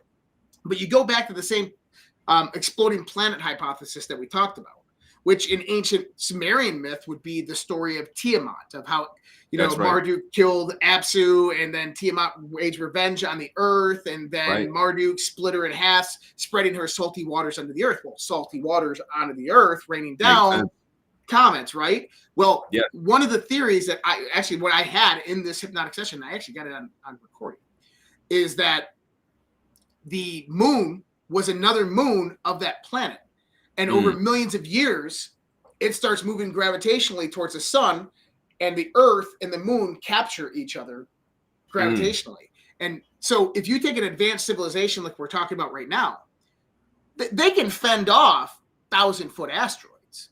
But something that size, you can't stop it. Nobody can stop that. You have to be light years more advanced. And so I think it was something very similar to this. And also, if you look at this, is we know that the orbital structure and the revolutionary structure of the Earth was 360 days. We know this from Roman record. They talked about it. This is why we have April Fool's Day. They changed it. The 5 days of mourning that were added on to it at the beginning of the year, right? And then we had a 360-day year. But how did that get elongated? How did the Earth get tilted? 6.2 or 23.5 degrees. Well, think about this. Is if you have this planetary body that's 2/3 the size of the Earth, and they capture each other gravitationally, what's going to happen? They're going to rotate towards the poles, 23.5 degrees, right? There's going to be upheavals. It's going to elongate the orbits. So it's going to elongate the orbit of the Earth as it pulls towards it, right? And then they're going to collide, boom, boom. But they're not going to hit each other, because obviously the gravitational force is going to be sufficient enough to kind of just bounce it. But what's going to also happen is you're going to have massive tidal and changes on this planet, and crustal changes. Everything's going to be able to rise and fall. Now, I don't know how to survive that, but maybe it was an ark or a spaceship in the sky. They watched it. They go down and repopulate. I don't fucking know. But I think that I have this innate emotional feeling within me, the research I've done, that is the correct theory. It happened approximately 2 million years ago or 1 million years ago. And we have been succumbed by that bombardment of that planet's debris for 1 million years. And every year we go through it. And like what the Sumerians were talking about Nibiru coming back every 3,600 years. What they were talking about, in my opinion, because I don't think Zechariah Sitchin had it right, was this asteroidal system that we had come through. Every 3,600 years, we would get bombarded by these asteroids that would reset civilization. Sometimes not as bad, sometimes worse. Right. And, you know, it would make sense why the Greeks, the indigenous people of Central America, the Egyptians, and the Indian cultures all had their own version of the precessional cycle of, 25,000 roughly years. And which people forget, as my colleague and a great researcher, Babu Dev Misra, he rectified these yuga cycles and realized that the correct dating of these cycles is identical to the precessional cycle of the equinoxes, and that their book ended with 2 periods. One is called cataclysmos, the Greeks called it, and the other is called ekpyrosis. And they're kind of these transitionary periods between the top of the golden age and where we are today. Actually, we just entered, according to him, this month, the beginning of the 12,500 year rise out of the end of the Kali Yuga, as he understands it. I know other people put certain You're dates, speaking my language right now. but you look around and it's like, according to him, March was the bottom point of human consciousness. And it's not like it's going to get perfect and better. We're now, as he would argue, entering this ekpyrosis. And it's interesting because if you look at the time period for when on the chart, we're in 2025, but when was the cataclysmos, which signifies destruction by water? Well, it was it ended at 9600 BC, which is exactly what the Egyptian priests told Plato was when Atlantis and friends were destroyed by the flood. And the ekpyrosis is described as a destruction by fire. And it's the period we are in now. Now, I don't know if that means an asteroid or nuclear war or some sort of solar event or what, or if it's going to happen now or it's a probabilistic window. But I think it absolutely lines up, because how could, for example, Plato, who people love to quote Plato, but he was lying about that one thing called Atlantis. That he was wrong on. He created Western philosophy and, was a genius and basically, laid the template for Christianity, but he was wrong on Atlantis. He put an extra zero there. But how did Plato, who wrote that dialogue, Josh, in 360 BC, how did he know that the Younger Dryas event took place in 9600 BC? No Flint Dibble can answer that one, but that's the date he gives. 9,000 years before Solon. Solon lived in the 600 BC range. So how did Plato know the Ice Age? And how also did Plato know that from the archipelago of Atlantis, one could reach across the true ocean, the other continent that surrounds the true ocean, meaning North America? How was he aware of this? How were the Egyptians aware of North America? Well, it's the same reason that you find cocaine in mummies, even in dynastic Egypt, when they're not supposed to have any contact with. It's also known that Plato did travel to Egypt, that he was initiated into the mystery schools, and that he was brought in by what we would call historical priests at that time, and was told a lot of these stories. That's right. And so he could easily have gathered some of this information or verified this information through them. I want to touch on something you were just talking about with your buddy Baba there. A blunt of my research in the occult and the esoteric is really, I look at all the various different diversifications of mythology and esoteric lore and occultism, and I try to rip away the veil. And what I do is I pull back all kind of historical or agricultural or cultural attributes, and you just pull that all out, and you try to see what's left in the context of patternization. And one thing I've found is that when you start to do this, you find that there's basically about 12 different deities that are worshipped throughout the last 50,000 years. But then when you look at them, you also notice that the deities are anthropomorphized into some type of constellation or into the heavens.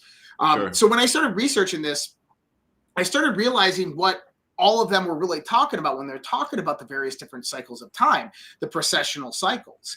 So have you ever heard of a Radcliffe wave? You mentioned that one time, but can you remind me? I have heard of that through you, actually, on our last show.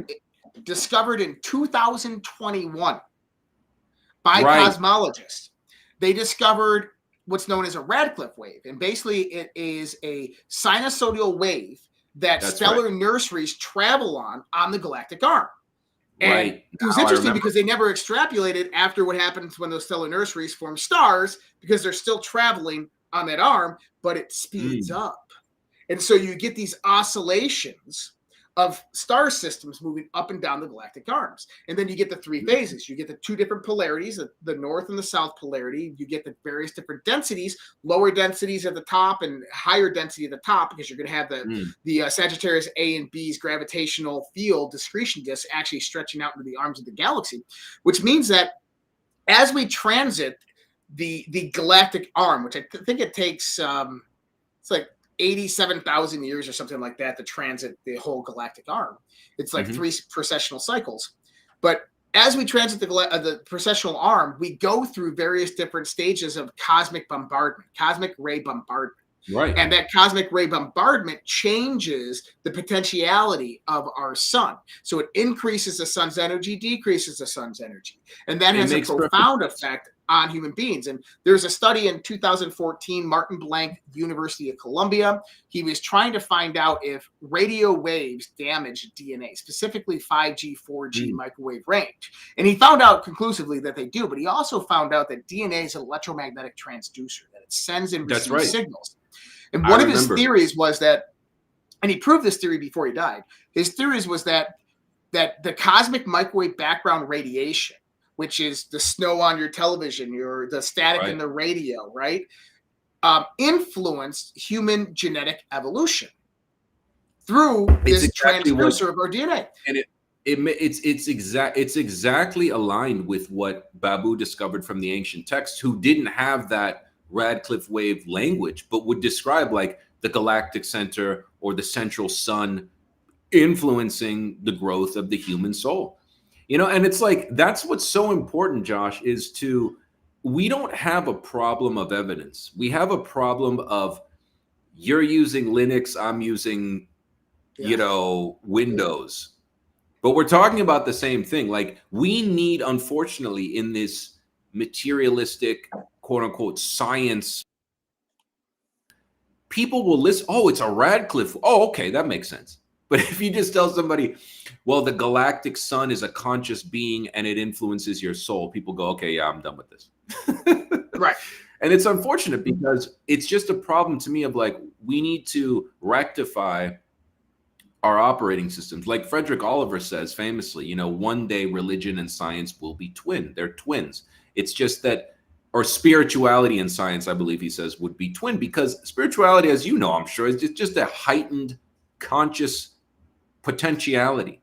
It's what we call magic is simply things science in its current paradigm has not been able to perform. But anything that's a phenomenal event is worthy of being classified as a scientific investigatory field. And so I think it's really important, and it's something that I really tried my best to do. In fact, I wish I had known about that. I would have included that in the book, because I would really recommend, people try to wrap their minds around the problem between the...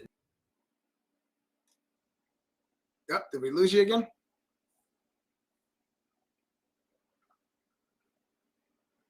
Scientific context. I think it's extremely important when you read ancient myths that have been translated, from thousands of years ago through dozens of languages. Really, just what are they talking about?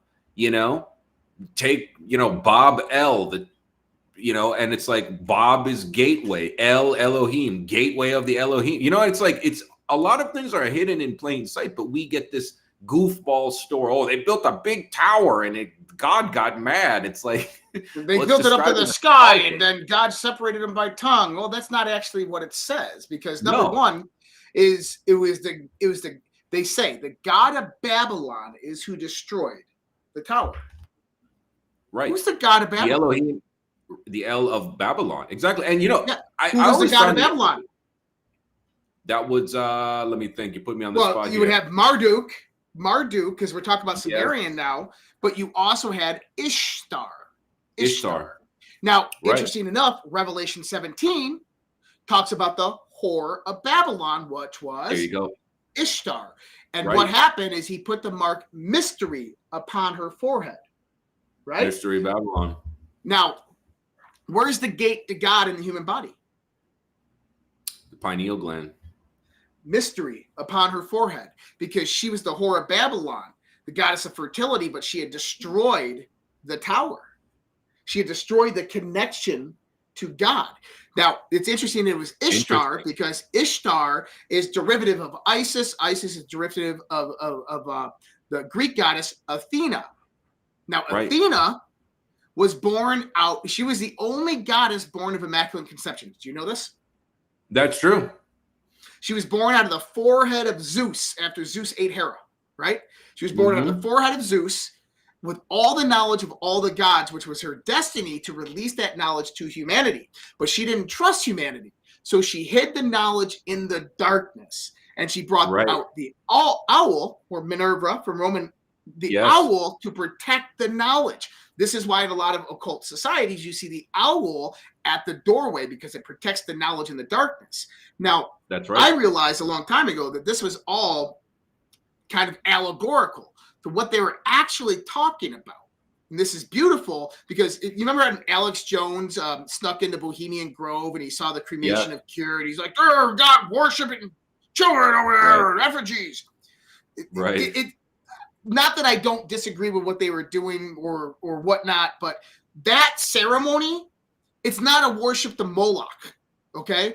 And, I should add, even the word Moloch, as Mauro Bellino said, it very likely is a verb, meaning like immolation, that there was no god Moloch. I should add that as well. Well, but yeah, the owl burning the owl. So this is the key, though. Athena hid the knowledge, the unveiled knowledge behind Isis's eyes, right? Behind her eyes, the knowledge from the forehead of Athena. The knowledge is hidden in the darkness. And so you have to peer into the darkness with the light in order to see it. So in Bohemian Grove, when they had the fire shining onto the owl, well, what happens? They had a big wall behind it. When the the false light, the light of matter, the light of illusion, when in Genesis 3, God creates the light and he separates the light from the darkness. Well, what is that? That is the light of consciousness and the light of matter. Matter can only be seen and perceived, conceptualized by the light of the soul, the light of observation, the light of consciousness. So when you use the light of matter upon the owl, it casts a shadow of Moloch, long horns from the ears of the owl extended up. The shadow is the false god or the false light that is dictating that. But when you look upon the owl with the soul, you look inward. Right. Into the darkness. And it now also, the knowledge comes forth. No, it's beautiful. And it ties in exactly with what you were saying with, Plato and his training in the Eleusinian and Egyptian mystery schools. The allegory of the cave comes to mind. I mean, it's something that you see. And by the way, I've got about 5 more minutes in case you want to ask me anything else. Got to teach after this. Still got my day job, but it's fascinating. And I think it's a beautiful thing when people can just look. I guess I would end with what I came away with as my own realization for, after spending 7 years researching this particular subject of Atlantis and the diaspora and ancient Egypt, is just a profound appreciation for how little we really can say about anything. And in fact, I kind of realized after finishing, the book here, I kind of realized that, yes, it is a book that you can learn a lot. I would say in one book, probably most of the questions you might have would be answered in a single book with 500 references. But what I realized was it really was like an intellectual exercise in how much can we access these real or purported remote events 12,000 years ago. And I always remind people, we don't have a single written record, primary source from Alexander the Great. We don't know what he said. We don't even have firsthand accounts from Ptolemy. Those were lost. We have Appian's story from Rome hundreds of years later. We have a couple of busts and a couple of anecdotes. But when people make movies or this or that, and then at Gaugamela, he went all the way off the field and then he crossed and then he got, it's like, we have a fresco where he's confronting Darius. It's like, we have no goddamn idea beyond the big picture that it's very likely that a kid inherited the throne of Macedon and got to India because of the archaeological and cultural traces left. But when you come down to it, that's only, 2,300 years ago, roughly. You're talking about 12,000 years ago in the case of this story. Materials like aluminum don't even last that long. The only thing that would last is megalithic architecture, which, isn't the best substrata to carbon date, doesn't really give you any kind of picture of what the culture was. And so I reached a point about 3 years into my work where I was like, I'm going to have to write a different kind of book that uses non-local perception to corroborate and add color or vision to this story, which I found to be just a very dry, hundreds of books written on, look at this rock formation. And I was like, no, this is a crazy story, but you can't just look at it from esoteric perspective. You have to amalgamate multiple sources. You have to look at, like you said, the Radcliffe theory. You have to look at oceanography, geography, anthropology, biology, cladograms of animals that shouldn't be where they are. Fresh. Yep. And the internet decides to kick out right then and there. In 6 or 7 different fields, and that was difficult, and that was something that I didn't take on lightly, but it paid off because as you mentioned, the book, it did go to bestseller, and I'm so proud of the reviews more than I am as an achievement, because I achieved what I set out to do. And from the reviews I got, people said, we really appreciate your tone and your open-mindedness and your engagement. I quote Michael Shermer in the book. I quote Jason Colavito. I quote all these people because they're valid. And there is a lot of bullshit out there that we should avoid. But at the same time, I show where their weaknesses are as well and leave people with just, look, here's the evidence. You make your own opinion. I don't have any ideological, investment in it has to be real and I'll go to my grave. I just say, look, it's statistically likely that something called Atlantis, as described by these sources, probably existed. Mm-hmm. What it was, where exactly it was in every iteration over tens of thousands of years, well, that's up to humanity to discover.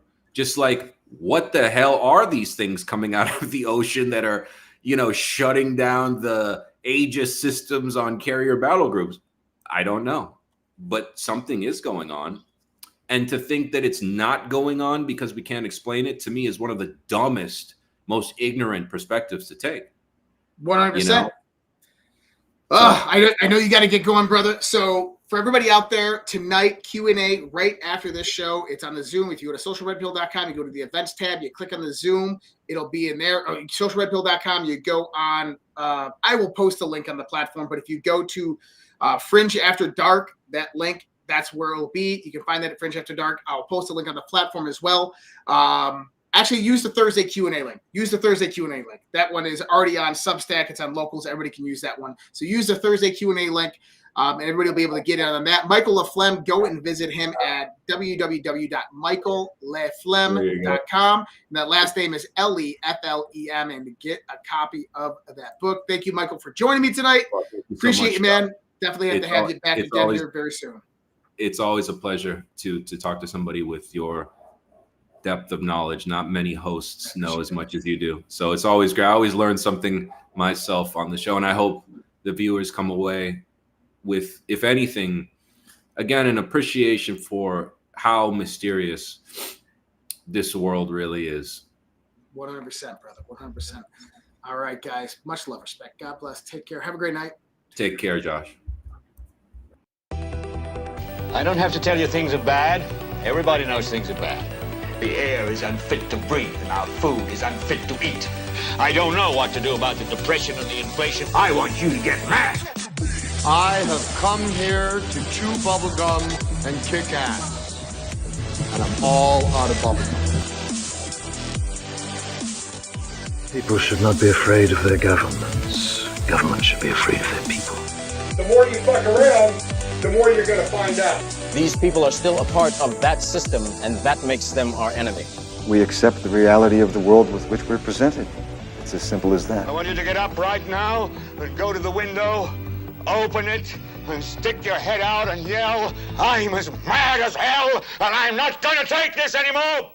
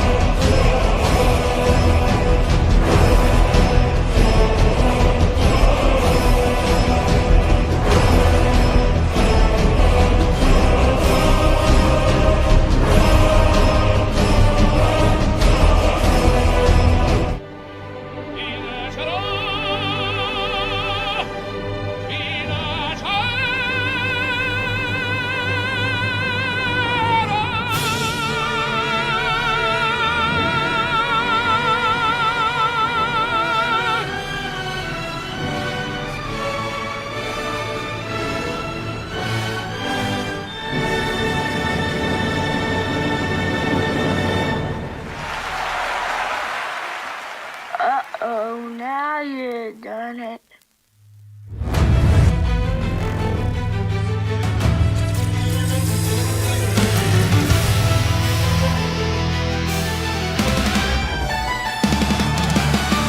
Overwatch and the Guardian, defenders of the truth. Overwatch and the Guardian, fighting from the booth. They'll fight for the real story, wherever it's hidden away. Overwatch and the Guardian are there every day. It's Overwatch and the Guardian against the narrative. The enemy fighting to save the day. They never give up, they're always there, forcing the normies to take red pills every day. Overwatch and the Guardian, defenders of the truth. Overwatch and the Guardian, defenders of the truth. Overwatch and the Guardian is the code name for the team that won't quit.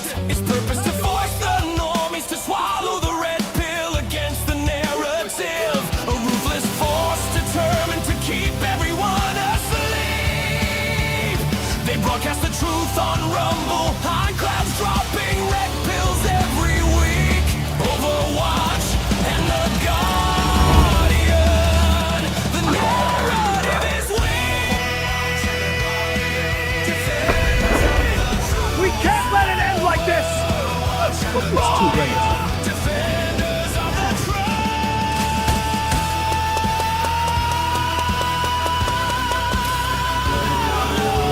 Overwatch and the Guardian. Overwatch and the Guardian. Overwatch and the Guardian. Overwatch and the Guardian.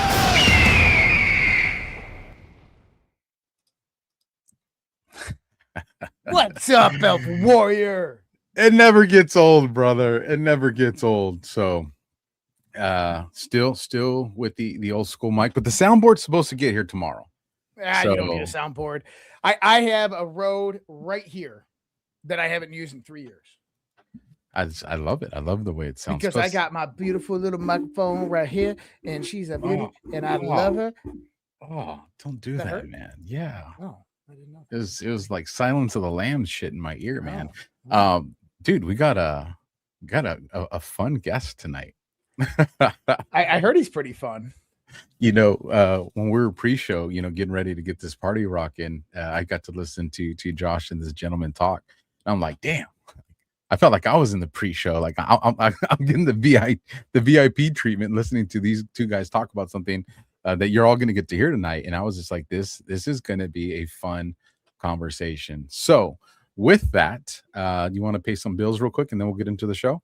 Yeah, let's rock and roll. All right. You want to go first? You want me to go first? You just run with it. I got none that are populated. I got to wait for an audience to come in, but you can go ahead and run yours. All right. I will do the famous Rumble wallet because we know which one are you running? It is the top one. So okay, let's go ahead and do it. All right, here we go. That QR code now is up on the screen, folks. They can freeze your accounts, shut off your cards, lock you out of your own money overnight. Banks don't protect you, they control you. That's why financial freedom starts with ownership. Introducing Rumble Wallet, a non-custodial wallet built for people who refuse to give up control. With Rumble Wallet, you don't just buy digital currency like Bitcoin and Tether. You can own Tether Gold, real gold, on the blockchain. Through Tether Gold, you get direct ownership of physical gold bars, each one fully allocated, verifiable by serial number, purity, and weight. This isn't paper gold. This isn't an IOU. This is real gold without a bank vaults, storage feeds, or gatekeepers. You can buy, sell, or move it 24 hours a day, 7 days a week, even when traditional gold markets are closed. And if you want, Tether Gold can be redeemed for physical gold. That's power. And when you support creators on Rumble, you can tip them directly using the Rumble wallet, peer-to-peer, and outside the banking system. No permission, no middleman, no cancel button. This wallet is yours forever. And you'll see that tip jar right about there on both mine and Josh's screen. And again, all the links to our partners, sponsors, and affiliates are all down on the description of our respective shows, including the links to follow our guests tonight. And as a matter of fact, I just realized I gotta switch us. There we go. I feel more normal now. This is weird, man. I'm not supposed to be on this side. Any teasers you want to give before we bring up our guests? Well, I mean, teasers. Well, what are we going to talk about tonight? I think we're going to talk about some weird and crazy shit that actually might be very, very, very real. And yeah, this stuff is very, very real. And I've been in this world for a little while, and this is actually one of those people that I used to listen to back in the day that I was like, oh my God, this stuff is so cool, before I had any connections and understood any of this stuff. So let's just bring him up. Everybody knows who he is. It is that time. Let me bring him up on the screen. Ladies and gentlemen, welcome our brother from Badlands over there, Jordan. Say that to the screen. Thanks for joining us, man. I know you got to be exhausted after a long day. Yeah, what's up, guys? Look at me in the middle of these studs. That's right. It's gonna be a fun show. Yeah, man, we're gonna get into the weird. We're gonna get into the woo-woo tonight. And Josh, man, I love talking to you about this stuff because you're in it, man. You guys are familiar with it real deep. And I know both of you familiar with like the UFO ET talk, which is awesome. And I know both of you are into Q Alpha, dude. I don't know if I've done a show with either of you before. No, I've never done a show with you. We've talked about it. So this will be the first. We're losing our virginity. Awesome, man. That's always a good thing. No, man, listen, I'm fanning out right now. You know what I mean? I always tell people I'm still all very new to this environment. So, I feel like I'm the lucky audience member that just gets to be on the stage with you two guys to, hear the information you guys are going to put out there, extract some more information through questions. But this is a really cool experience for me, and I know that the audience is going to enjoy it too. Do you guys want to start off first with all this cryptic shit that the White House, would that set up the conversation, or would we? I think we all figured it out. Jordan, what'd you figure out?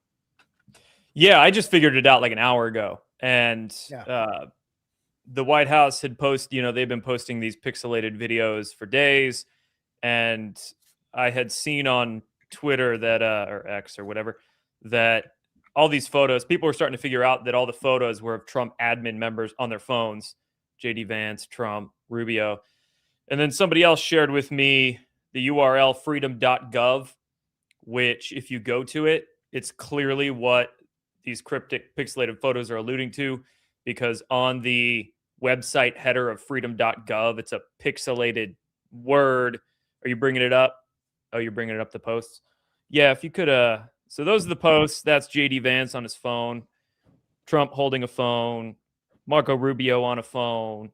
So if you go to freedom.gov and you bring up that URL real quick, it's, pixelated word, freedom.gov. What does the header of it say? It says information is power, reclaim your human right to free expression, get ready. Pixelated images, website header, Right. White House pixel photos. And this website's the planned U.S. State Department portal designed to let people in Europe and China and elsewhere access content blocked by their government. So this is, number one, a massive pushback against EU censorship, which they've been ramping up as of late, as well as against the Chinese and everybody else that in Iran, who's been censoring the hell out of people. Think of it as an official US-backed, uncensored internet gateway with privacy features, no user tracking, possible VPN routing that makes your traffic look like it's coming from America, and a clean way to reclaim your human right to free expression. So pretty cool for the world, but, in my ridiculous expectations I was giving myself, I was hoping it was going to be aliens.gov or new Q posts or something like that, right? But this makes more sense. I was really hoping for the alien side of it, man. I saw a couple of people out there teasing, and I was like, it makes sense. It makes sense. But who knows? This one shows kind of the horizon line, around the world. Maybe it's setting us up. This is crucial, though, because if we do get it drops on anything, right? Information coming out of the White House on anything, whether it is through aliens.gov, whether it's new Epstein files or new Q posts or whatever it is, then it can spread worldwide. It can spread to everybody across the world. Yep. So really, this is like a foundation. If we're talking about an uncensored internet architecture for the global population, this needs to happen first before anything else comes out. So I want to make sure I understand this right. So if we're talking a place like China, where we know they like to censor information, restrict what access their citizens have to, are we saying that these people in China are going to have the ability to go to this particular website? Supposedly. I don't know how, I'm not a IT expert by any means, but I guess it would depend on if they can access a VPN. Would they need to? Well, I don't know. And I think that's what the website is going to do, is it's going to allow people to download a self-standing VPN that they can use. So who knows how fast China is going to block freedom.gov, but if they can get there fast enough, they can get the VPN, then that VPN can spread as they share it with other people, which will give them access to the internet outside in the real world. So just hypothetically, if you were going to do digital guerrilla warfare and you already had assets inside mainland China, we know how there's, beta access where certain people and certain users can have it. Could you have some of these guerrilla digital soldiers already be in the vicinity of China where they can download this stuff because they're on their network out there because they don't know about it yet? So if China was to rush to block it, the cat's already out of the bag with these other people, because then it's just everybody's just start sharing it. Is there a way to airdrop an app? Because I'm just thinking if freedom.gov, if that URL gets banned in any of these countries, whether it's China or, especially Europe needs help with their censorship right now. Is there a way where if a user has it on their device, they can just send it to somebody else in their vicinity? I don't know. I think so. But ideally that would be the case, because if certain people in these countries can't get to the URL, gets blocked in their IP, then they can just find a friend and get it. Well, and I'm assuming that they would expect that, so they would probably use mirror sites and ways to download or get access to that VPN from there. But I think it's also interesting that Trump is meeting with Xi Jinping in May, and he's launching this right before April. Well, no, they moved it to May 15th now. Yeah. Oh, May 15th now. Okay. Yeah, they moved it to May. But I find it really interesting just because, I mean, it's like he just took out Venezuela. He's taking out Iran. Then he's going to remove censorship. And then he's going to go, hey, Xi Jinping, how you doing? Crucial point there. Plus, I wonder if freedom.gov, I'm no IT expert or anything. I'm just wondering how it would all connect. But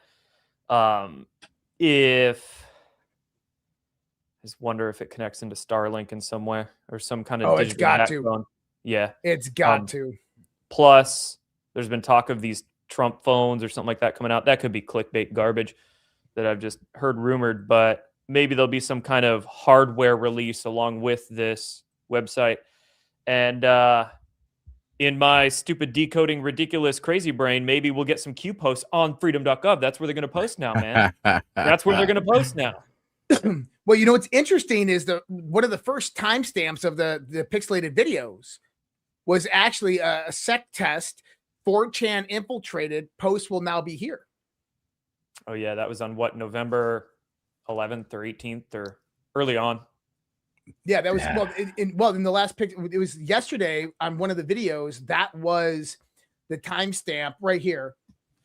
I gotta be honest, I'm not much of a timestamp guy. I think some people take those way too far. Oh god. So I just never get into the timestamping much. So this one right here, I don't know why it's changed. It's 314, but it was test 4chan infiltrated. Future posts will be relayed here. Found that really interesting. It was at a 1430 timestamp. I think they edited it, but the original timestamp was 1430. So who knows? Well, maybe it has something to do with the information war. Well, do this, Josh, since you have the Q stuff up. Go to post 1874, and then bring that up on the screen, because one of these particular posts with the flag, when you played it, we all heard something, right? And since you're talking sec test, because I hadn't done the timestamps on it yet, I haven't had the chance to. But since you did do that, it does remind me of this particular post, because there's two things that fall into it. And if you have heard the audio on one of these particular videos, some of these videos you have to play backwards too, I've noticed. Yeah. Look, sec tests, and then what's the next one? Ping, defend B720-180. Now, do you remember the audio on the video with the flag? Oh yeah, that was the notification bell. Yeah, it was the ping. It was the ping. The ping. But I mean, and interesting enough, there's another timestamp that went to sec test, or actually it was the timing between the posts goes to sec test.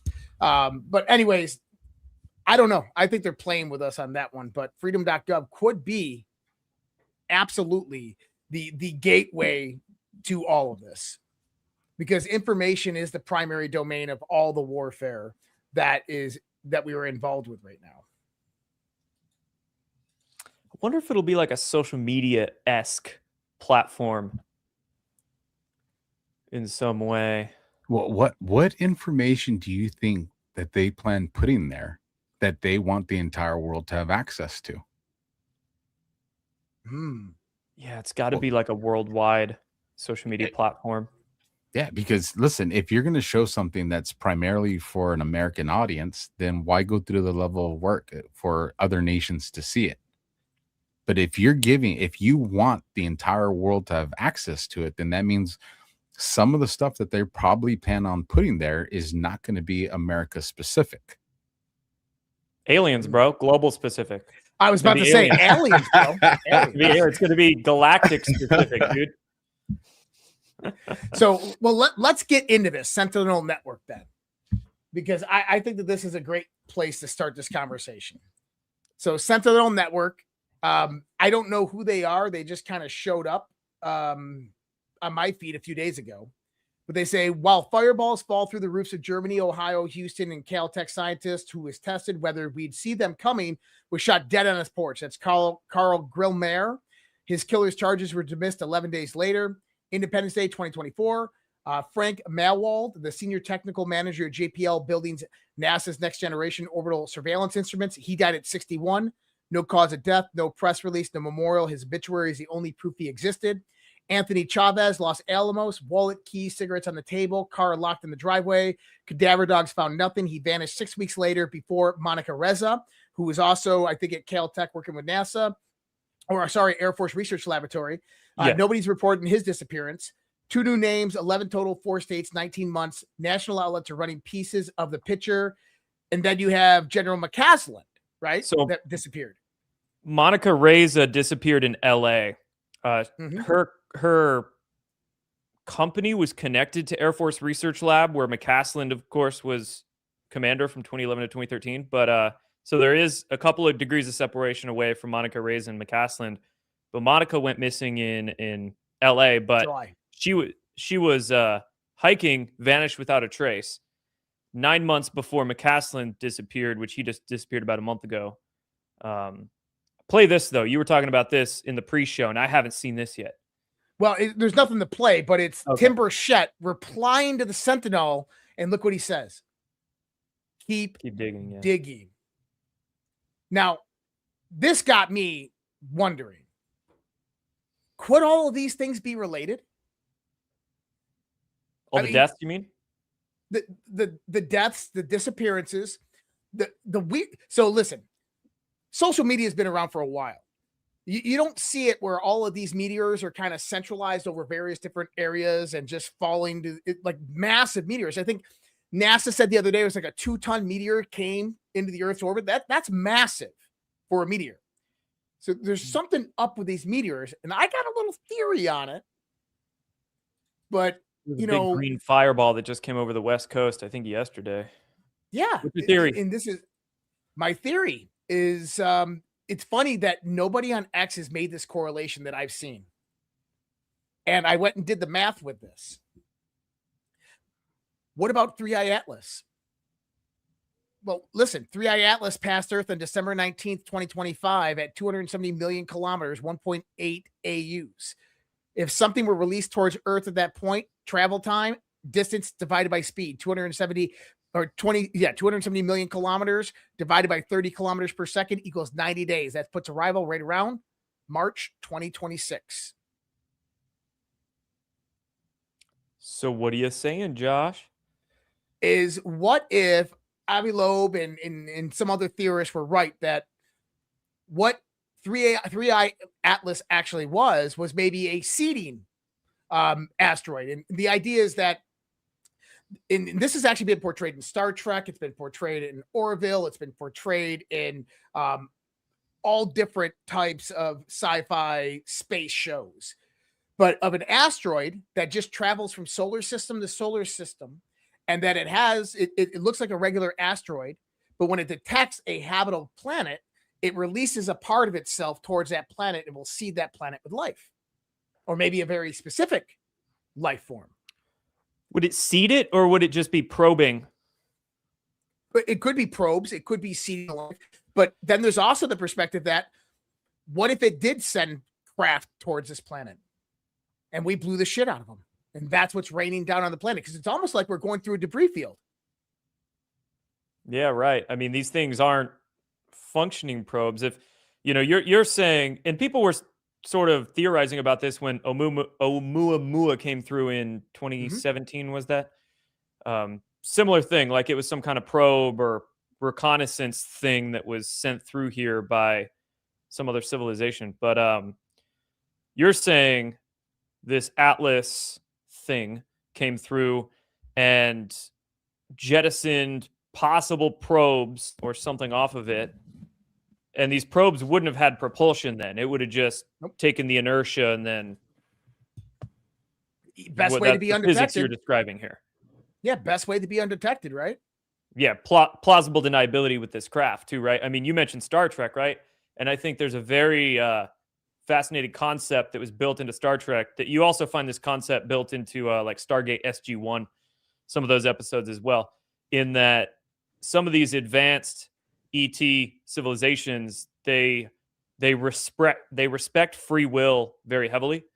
And like in the prime directive, basically in Star Trek, where we can't meddle with lower advanced, less evolved civilizations. So they have to do things with a lot of plausible deniability as to not entangle with the free will of the planet that's evolving.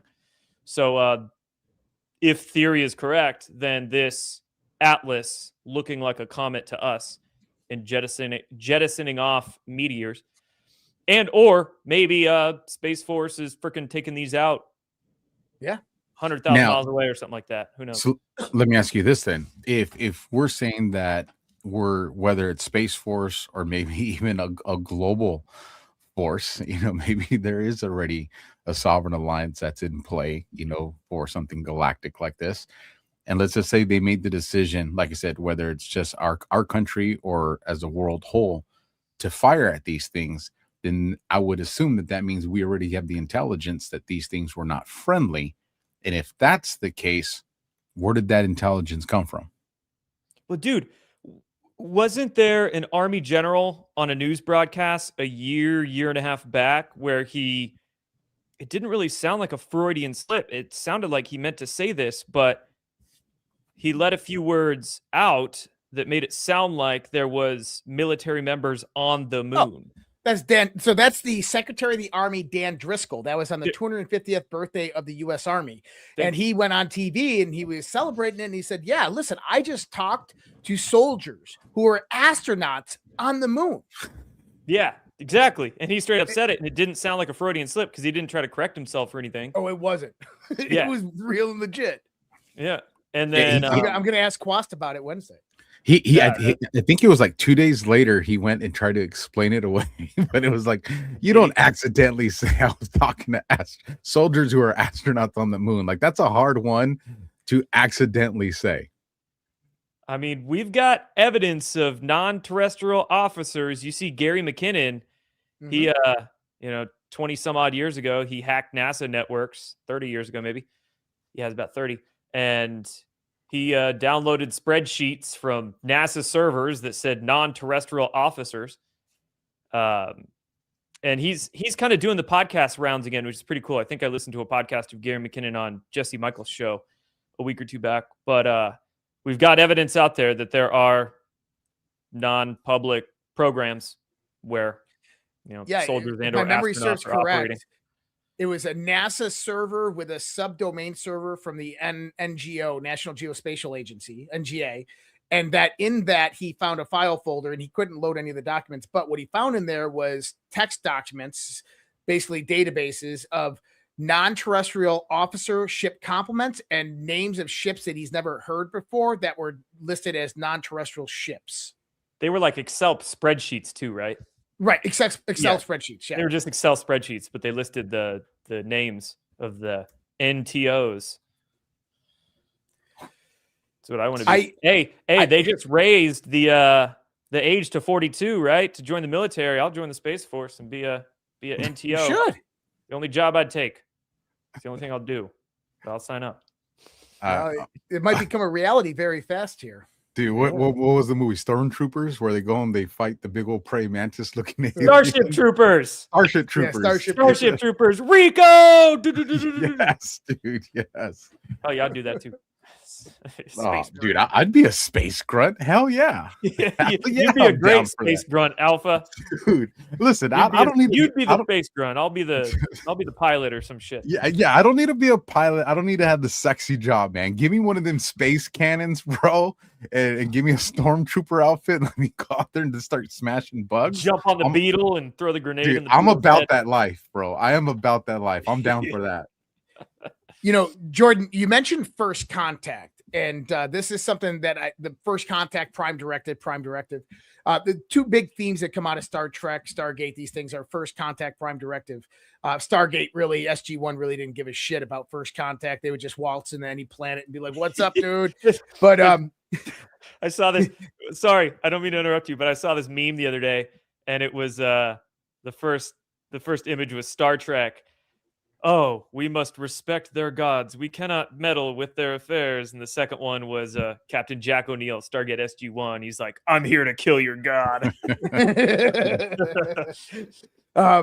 But looking at it, I actually wrote something a few months ago about this. And, the idea of First Contact comes about from the Prime Directive. The Prime Directive is you never interact with a developing civilization because you never know what type of technologies they can develop. They can destroy themselves, or when they do develop an advance, they can go out there and destroy other civilizations. And a really good analogy is the cargo cults here in America, where about 100 years ago, when planes were first invented, pilots started flying over small islands in the Pacific, and the indigenous cultures would see the planes and they would freak the fuck out and start worshiping them and becoming crazy. And they didn't know what the hell to make of this like wondrous technology. This magic is what it looked like to them. So the same thing could apply from us seeing something we don't understand that is perfectly logical and reasonable, normal, but not normal to us. So we freak out. So yeah, that's an analogy. So in you're spot on. And so you have the prime directive in place. But once that society obtains the ability to go to the stars faster than light travel, that's when first contact's made. And they never really explained why first contact's made. But my assumption is it's not only like, hey, welcome, I see that you obtained this, but it's so that they can check them out and ensure that they're not going to go destroy neighboring civilizations and they understand the prime directive and don't go interfere with other civilizations. But in that understanding, then it shouldn't just be limited to faster than light technology.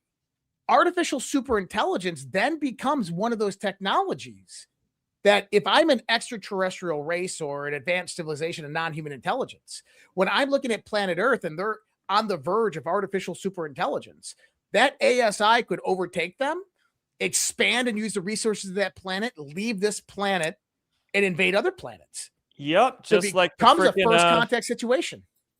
What were those robots in Stargate SG-1 that did exactly that? Replicators. Yep, replicators. Dude, I love Stargate SG-1. It's my favorite of any of the stars. Better than Star Wars, better than Star Trek. There was so much soft disclosure in that show. And Stargate SG-1, from my understanding, had 2 Air Force officers that were advisors for that show, too, back in the late 90s. So I know the story. I actually theories. I know this story. So after the movie, I forget the guys' names, they were shopping and the Sci-Fi Channel came out, but they wanted to keep everything. They wanted to use NORAD. They wanted to use Cheyenne Mountain Complex. They wanted to keep the uniforms as realistic as possible. And so they reached out to the United States Air Force's communications division. And they actually said, sure, you can use it. Not only that, is we're going to help fund the episodes. But then they came out and said, you have to make one change. From the movie to the show, instead of a gray alien, you got to change it to a serpent called a Goa'uld that wraps around the neck and suppresses the consciousness. It's got to be a reptilian. Got to be the reptilian. In the stomach. But moving away from the gray alien. That's the only stipulation they asked. That's the only it's one of the only stipulations they asked. And on the 300th episode, the Secretary of the U.S. Air Force was actually in the show. And then you get the first Independence Day that the alien does the same thing, wraps the tentacles around the guy's throat, shows him. Oh, you don't know about the Goa'uld, Alpha? You don't know about the glowing eyes of the Goa'uld? No, I'm normal, man. Dude, the whole story of the Goa'uld, too, in the Stargate show is that they helped the Egyptians build the pyramids or was that Thor in the Nordic?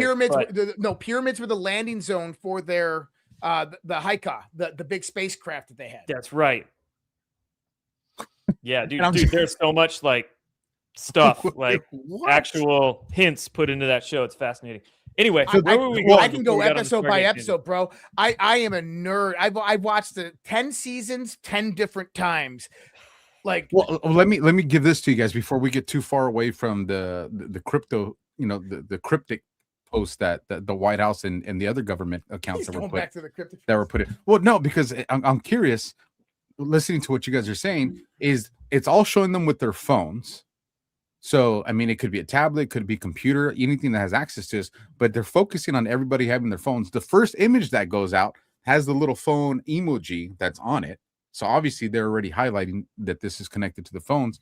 And then you have, what was it, yesterday or the day before? Or was it even today? My days are blend with Melania coming out with that Melania robot, the whatever it was. So, and the reason I asked that is, if this was technology that we already had, or technology that was given to us, whatever the consensus is on that, and we wanted to send, like we came up with, craft or, reverse design craft that can do the speed of light, but we're not very confident that humans would survive this. We create robots like the Melania robot these things that have downloaded software And recording. you're saying send the robots out into space first? Send them out to space first. Nah, Now, humans can survive it. I don't think it's that complicated. Humans will be able to survive it. I think the phones. Heck, wouldn't it be cool if those Doji checks actually went to buying us all a free Freedom phone? But I think it's just to once things do start to get disclosed, not let other countries shield their population. Like we need a global awakening, not just an American awakening. So, but there are some phones that I think they're starting to talk about them already that have had all the tracking trace, like all the spyware, completely erased from them. Like these are black phones, not illegal. Is that like Eric Prince's phone? Mm-hmm. I don't know the exact details of it, but that concept. Yeah. But that these are phones that your information's your information. Nobody could backdoor you on it. Yeah. I hope that's the direction we go in the world, because digital sovereignty has to match personal sovereignty. Indeed. But the more I deal with all this stuff, the more I want to get away from anything digital. Well, that's why I want to find a spaceship and go somewhere else. Yep. These are nuts, man. Yep. I'll be first one. Like, sign me up. I'm hopping on that triangle. I'm hopping in that disc and levitating out of here, man. But I'd want to come back. I would just want to travel. I would just want to travel around this planet faster. I could do it. I don't need to go jettison off. Maybe take one trip around the I don't know, local star cluster or something like that. But I just want to get around this planet faster. Get me to that's Fiji in happening. like I mean, 3 seconds. We're a few years away from that. We're not maybe a few seconds, but maybe a few hours. 2 hours, you can be anywhere in the planet. I mean, we're coming to that point in time right now. Yeah, I want to do it without rockets, though. Oh, I don't want to do get it on a with rocket. Gravity propulsion, electrogravitic propulsion. Well, what about teleportation or stargates? Oh, 100%. Now, I don't care if I got to get naked and go through that thing. I'd do it. Have you ever heard the theory about teleportation? That the whole idea in the context of teleportation is that you're actually dying, it's killing you, and it's just replicating a clone of you in the other place. Oh yeah, I don't know about that one. I'm not a fan of that, man. No, I don't want to die, bro. It's generating a clone of you in the other place. That's what. Think about what teleportation is. It's rematerializing you in another place. It's just sending the basic raw information from one place to another. Did you hear that one on Gaia? Is that a Gaia theory? Dude, I do not listen to Gaia. God, no. I don't even listen. I used to listen to Coast like in the 90s when Art was in there. And then, when John used to be on a lot, but I haven't listened to Coast in a decade. That's good. Good for your brain. So do you think Trump's they've said that his daughter came out and said, or daughter-in-law came out and said that he's going to come out and that he's, this is a big thing that he's going to talk about. Do you think that this is moving us closer to that speech that he's going to give? 100%. Or do you think that this could be it? No, I don't think this is going to be it. I think this is going to lead us towards that and a whole lot else. Right? So you've got to lay the foundation of information flow worldwide, unfettered information flow.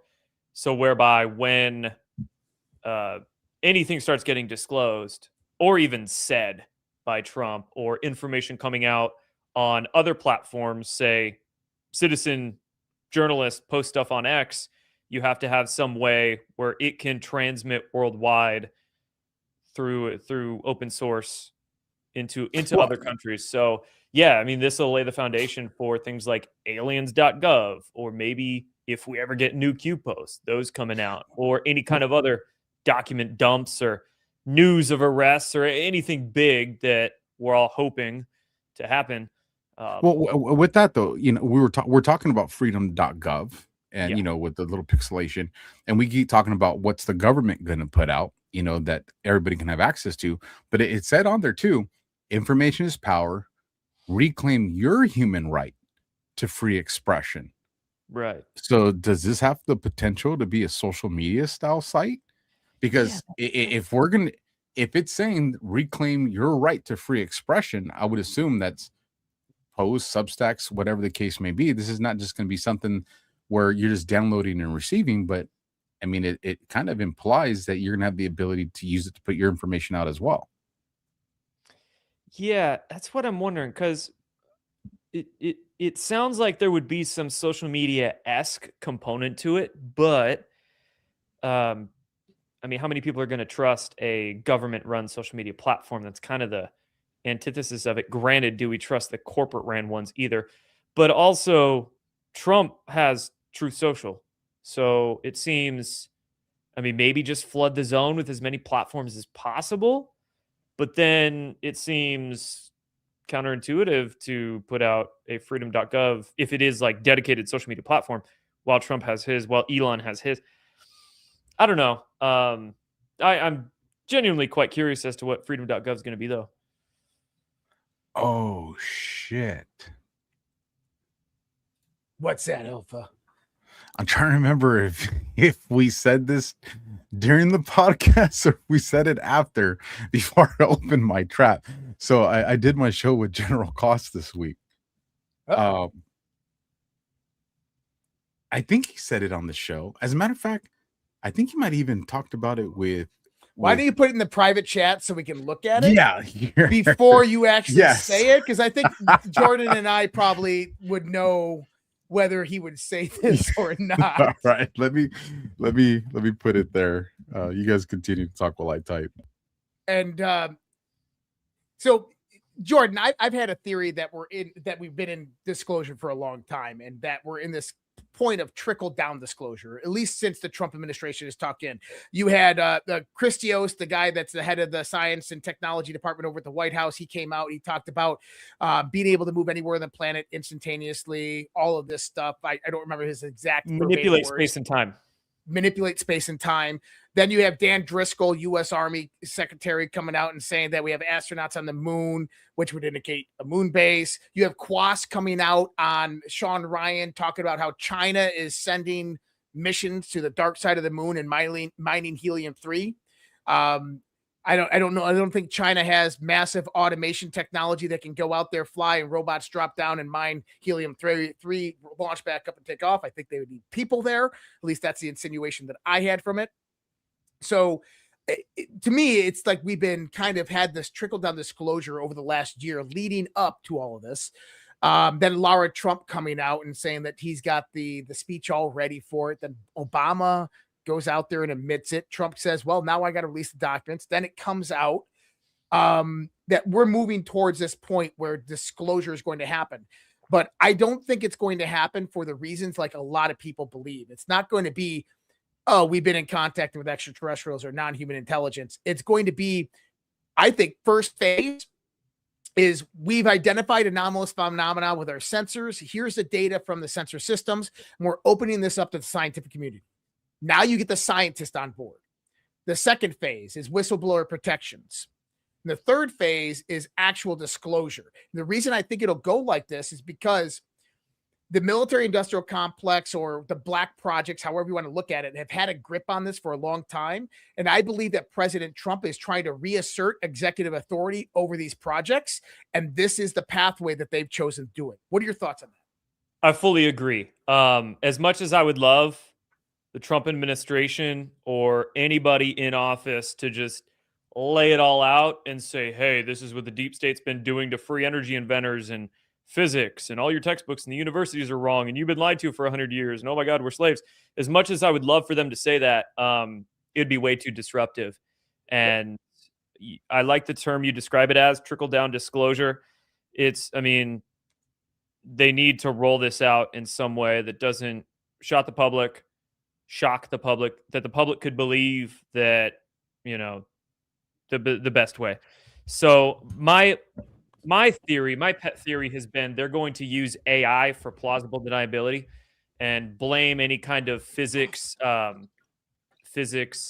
innovation or discovery on AI. Of course, discoveries that were probably made 80 years ago by inventors that were suppressed by a corporate contractor, the military industrial complex. But now, to disclose it to the public en masse, they'll use AI as the gateway to do it and say, oh, we figured out how to counteract gravity and control gravity with AI. AI discovered this for us. Or, oh, we solved this equation or whatever. And then, oh, our AI, you said sensors, which I think is along the lines of this, but maybe they'll twist in AI with that narrative and say, oh, the new AI we just turned on, the sensor of it helped us track this craft or something or other, and it's entering our solar system. It'll be here in a little while. We're going to go check it out. Don't be alarmed. And it'll, they'll roll it out. They'll start with a small snowball. They already have started with a snowball. It's rolling now, but it'll get bigger and bigger. I'm genuinely curious what they're going to put out through aliens.gov, but I've been checking that URL almost every single day. I don't think it'll be much at first, but it'll be one of the things that gets that snowball bigger and moving faster. But yeah, I fully resonate with the way you described it there, Josh. Well, and this is interesting. It's like I've written multiple different articles on this. One of them is actually what I'm going on Wednesday to talk about. That's actually the wrong one. I'm going to actually talk about to Quas with it, and it's called the 500-year leap. So my theory is that we're about to make a 500-year leap in the next 20 years. And to kind of put it out there is Quas agrees with me, which is pretty amazing. That we're about to make a 500-year leap technologically in the next 20 years. Now, this is kind of maybe the junction of what you were saying to this next point. The Genesis mission that the Trump administration just launched a few months ago. 40,000 scientists, American scientists, are being brought in to get access to the government-run artificial intelligence systems known as the Genesis system or the Genesis mission. Within this, they are tying in. Oh yeah, they're tying in JPL, all the Jet Propulsion Laboratories, all the major scientific institutions, educational institutions. And what they're doing is they're going back 50 years and taking all of the scientific experiments, and they're letting AI go through it and see what we missed. Now, take that to what you just said with... That's how they're going to start grooming these scientists with truer physics. There it is. Hey, look what AI discovered. We can act, check this out. And that's how you get the 500-year leap. That's how they get it out with plausible deniability.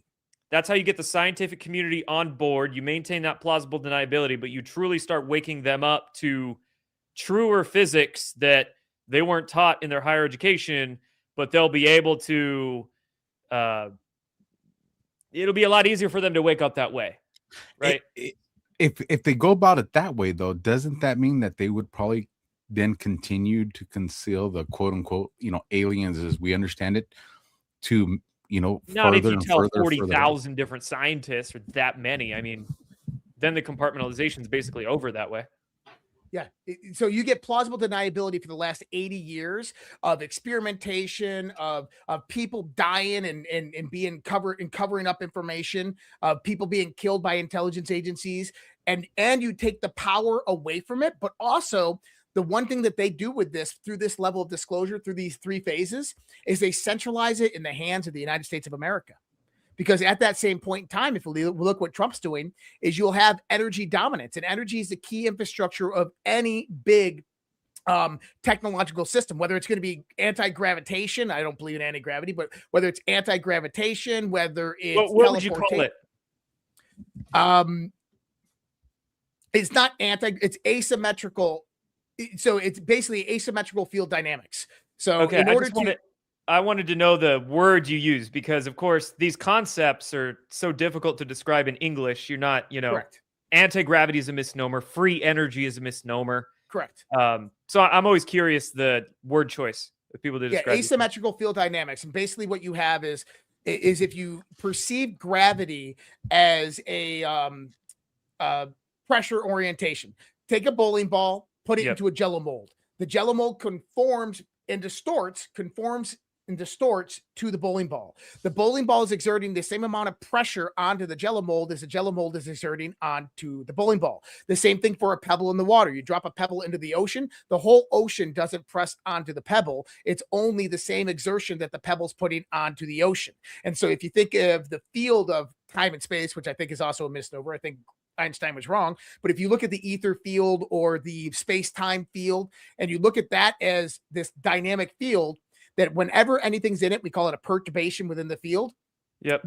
That field pushes back because it wants to neutralize it. It wants to go back to stabilization. It wants to go back to optimization. It wants to go back to a sum-zero state. And that difference in potential, we call gravity. And that's just the field trying to relay back onto itself to a stable point, but it can't because the perturbation's in there. The perturbation is nothing more than mass. And so in order to produce what we would consider to be like anti-gravitational effects, all you're doing is you're producing asymmetrical field positioning. So you're taking that field that exists, like the time-space field, and you are generating an asymmetric propagation in it. So you're biasing one side and ionizing another side. So what happens is the field collapses in a directional proportional, and you have velocity in one direction. But it's not the object that's actually moving; it's the field that's actually moving around the object. So and fluid dynamics plays into this. So yep, it's all based on spin and vortex motion and gyroscopic stabilization. So then, I'm trying to think if I'm tracking here. So if we're not talking propulsion, then we're talking like, I'll use a flying saucer because we've all seen, those old movies. If we're saying that the bottom of the flying saucer, like this field has a positive energy, then we'd make the bottom of that flying saucer then also have a positive. I don't think positive and negative are the right words for it. Think about, how about this, Alpha? You ever squeeze the pimple? Of course. That's right. So when you squeeze that pimple, that thing comes popping out, right? Yeah. Nasty. Now think about space as that area. And when space wants to close and collapse, it's got to squeeze whatever it is outside of it. And so when we start to look at fluid dynamics, this is how objects operate inside fluids. But that's what I'm saying is something has to generate the squeeze. So that means something's using energy to make that squeeze. Well, it's the field potential itself. It's the same place. So when Jordan, 0 point energy, it's the same idea and concept behind 0 point energy is that when you bias a field, the field wants to, the field itself is generating ionizing a plasma that basically these triangles or these discs, when they ionize the plasma around them through counter rotating motion, it's not pushing away from quote unquote gravity. It's utilizing the field, as Josh is describing, to sort of suck into it. Like it's not a rocket whereby you're exploding something behind the craft to push it. You're creating almost a vorticular force in the field in front of you, the field perturbation. So you're getting sucked forward instead of pushed ahead. Right. So you're being pulled versus pushed. You're being sucked, Alpha. You're being sucked. You're being sucked up. I like science all You're not being blown. You're being sucked. But the concept and idea is that the Genesis mission is going, and it's going to be American scientists that they're bringing into this. It's going to be a collaborative AI program, and that they're going to pull in all scientific information, experimentation, everything over the last 50 years. And I said, they're going to pull in all of this information that's going to come out in the first phase of the UFO disclosure. It's going to be sensor and metric information, telemetry information, satellite information, onboard radar information, FLIR, so forth. It's going to be shipboard radar information, and they're going to dump that on the people videos, and they're going to throw that into the AI. The AI is going to analyze it. Now it's going to do comparability tests and analytics with all the data that came from JPL and all this, and maybe you even get some black project information that comes in there. And all of a sudden the AI starts teaching these scientists about the actual physics. And this is what they said. It's about innovation and scientific development. And I think that this is the 500-year leap in 20 years. So what makes us think that we're the only country doing this, or that has the ability to do this? How do we know that China's not true? You're right. You're right. I don't think we're the only country, but we are the country that has the most to comb through. So, well, and that's why I think it's happening now, is because number one is artificial superintelligence presents a threat and opportunity at the same time. The threat is whoever obtains it wins, and the opportunity is that all of this stuff has to come out because it's coming. Go ahead, Jordan. Sorry. Oh, what you just said there brought up the point to me, in that the real race for AI is the race to disclosure, because AI is that excuse. Not that AI really is going. I mean, they could have disclosed this stuff years and years ago, decades ago. But AI is that plausible deniability excuse for the public, whereby the first country that dominates AI can do exactly what you're describing with the Genesis Project, in that coalesce all their information, amalgamate it, say that AI is figuring all this stuff out, and then disclose it to the public. So that makes sense. Yo, Alpha, just think, if you had a rifle that instead of firing a bullet that had an explosive gas in it, it fired a gravitic bullet that used electrogravitics to propel that bullet around, how fast do you think that fucking thing could go? Dude, it could probably go 10,000 meters a second. It could probably have a range of miles for an AR-15. I've thought about this a lot, right? Well, the Like, part that's interesting to me is in that concept, Josh cracking up over there. because I'm thinking weapon systems. That's where my brain always goes. I know it does. Then if I have an enemy that's behind a building, normally I'd have to put myself in a position to where there's nothing between me and the enemy so I could take a shot. And if we're talking a weapon system like this, I could fire it, and if I had the ability to control it, then I would just make it turn around the building to go and hit it. Oh, dude, we already have like that freaking movie where you can spin the bullets and shit. What the fuck you mean we already have? I'm not talking tow missiles. I'm talking where there's nothing connected to the object that we're firing. I'm thinking something like railgun, but even more than just using magnetism, you're also having some kind of gravitic propulsion embedded in that round. So you're firing that thing even faster than a railgun. I mean, it's working a little different than a railgun. If I got like a drone, and if I have a drone or a satellite in the sky, and I fire a bullet, and I have no idea what the tech looks like, but the tech in that bullet, once it leaves my gun, that satellite now controls it. So as soon as it gets to the corner of the building, that satellite beams down whatever technology you guys are talking about, where now it does the 90-degree move and then hits the target. But what we're talking about here, like the possibilities of this kind of technology and the weapons you can make out of it, not just the potential for saving the planet, but the potential for killing humans and killing the planet. I think this is also what's spearheading contact, other civilizations coming here and making sure we don't wreck ourselves or wreck cosmos. And number two, it would also explain why certain groups in this country, but on the planet for the past 100 years, have worked to also keep this stuff secret, because they don't want it falling into bad guys' hands. Because there's an argument to be made. Some groups have probably kept 0-point asymmetrical gravitational field super duper propulsion secret because, of course, they want to keep us enslaved on the petrodollar and everything else. But some groups in the military have probably kept it secret, certain discoveries secret, because they don't want bad guys getting their hands on directed energy Jewish space lasers that they could fry people with. So, well, see, this is the part where you guys are both getting me like fucking nervous, man. And there's another theory too that I'll have to touch on.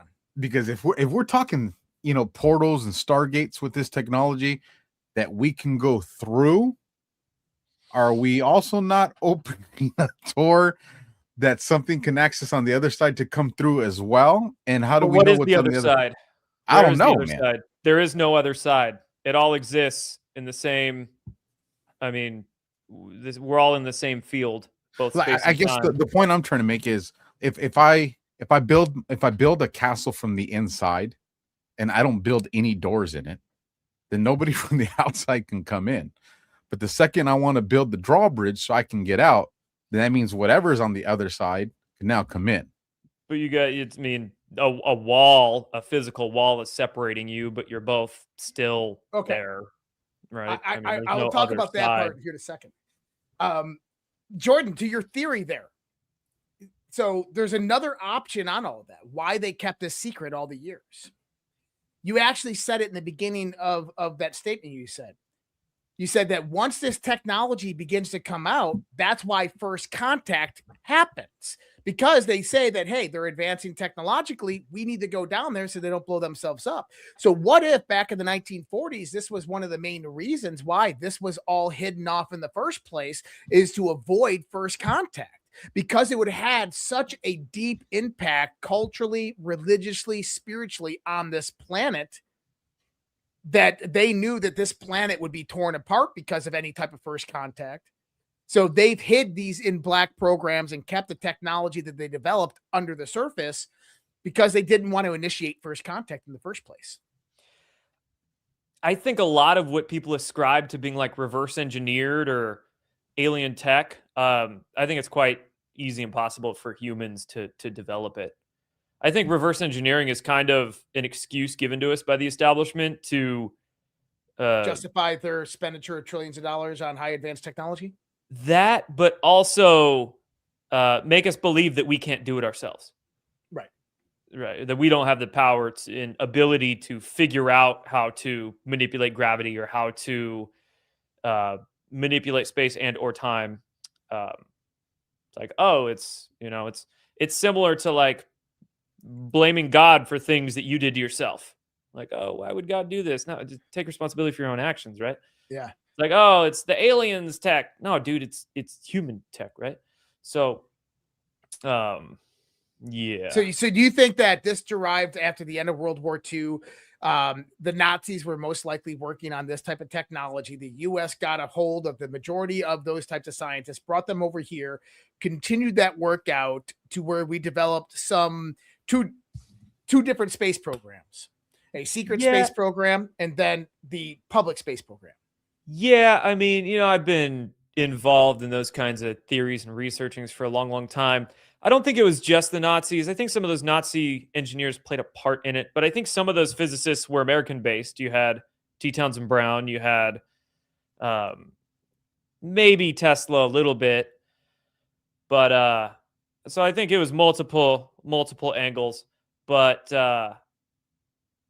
yeah, I don't think the whole secret space program thing was as advanced as some of those like Gaia voices have claimed, right? Some of the folks I used to work before. I went to Mars. I traveled to Mars with Barack Obama. And, Bastiago. Yeah.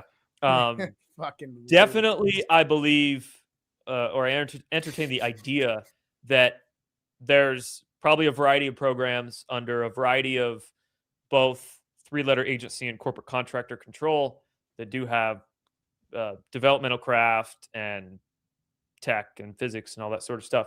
Is it like a whole fleet of secret spaceships and bases on Mars and portal travel to Mars? Probably not.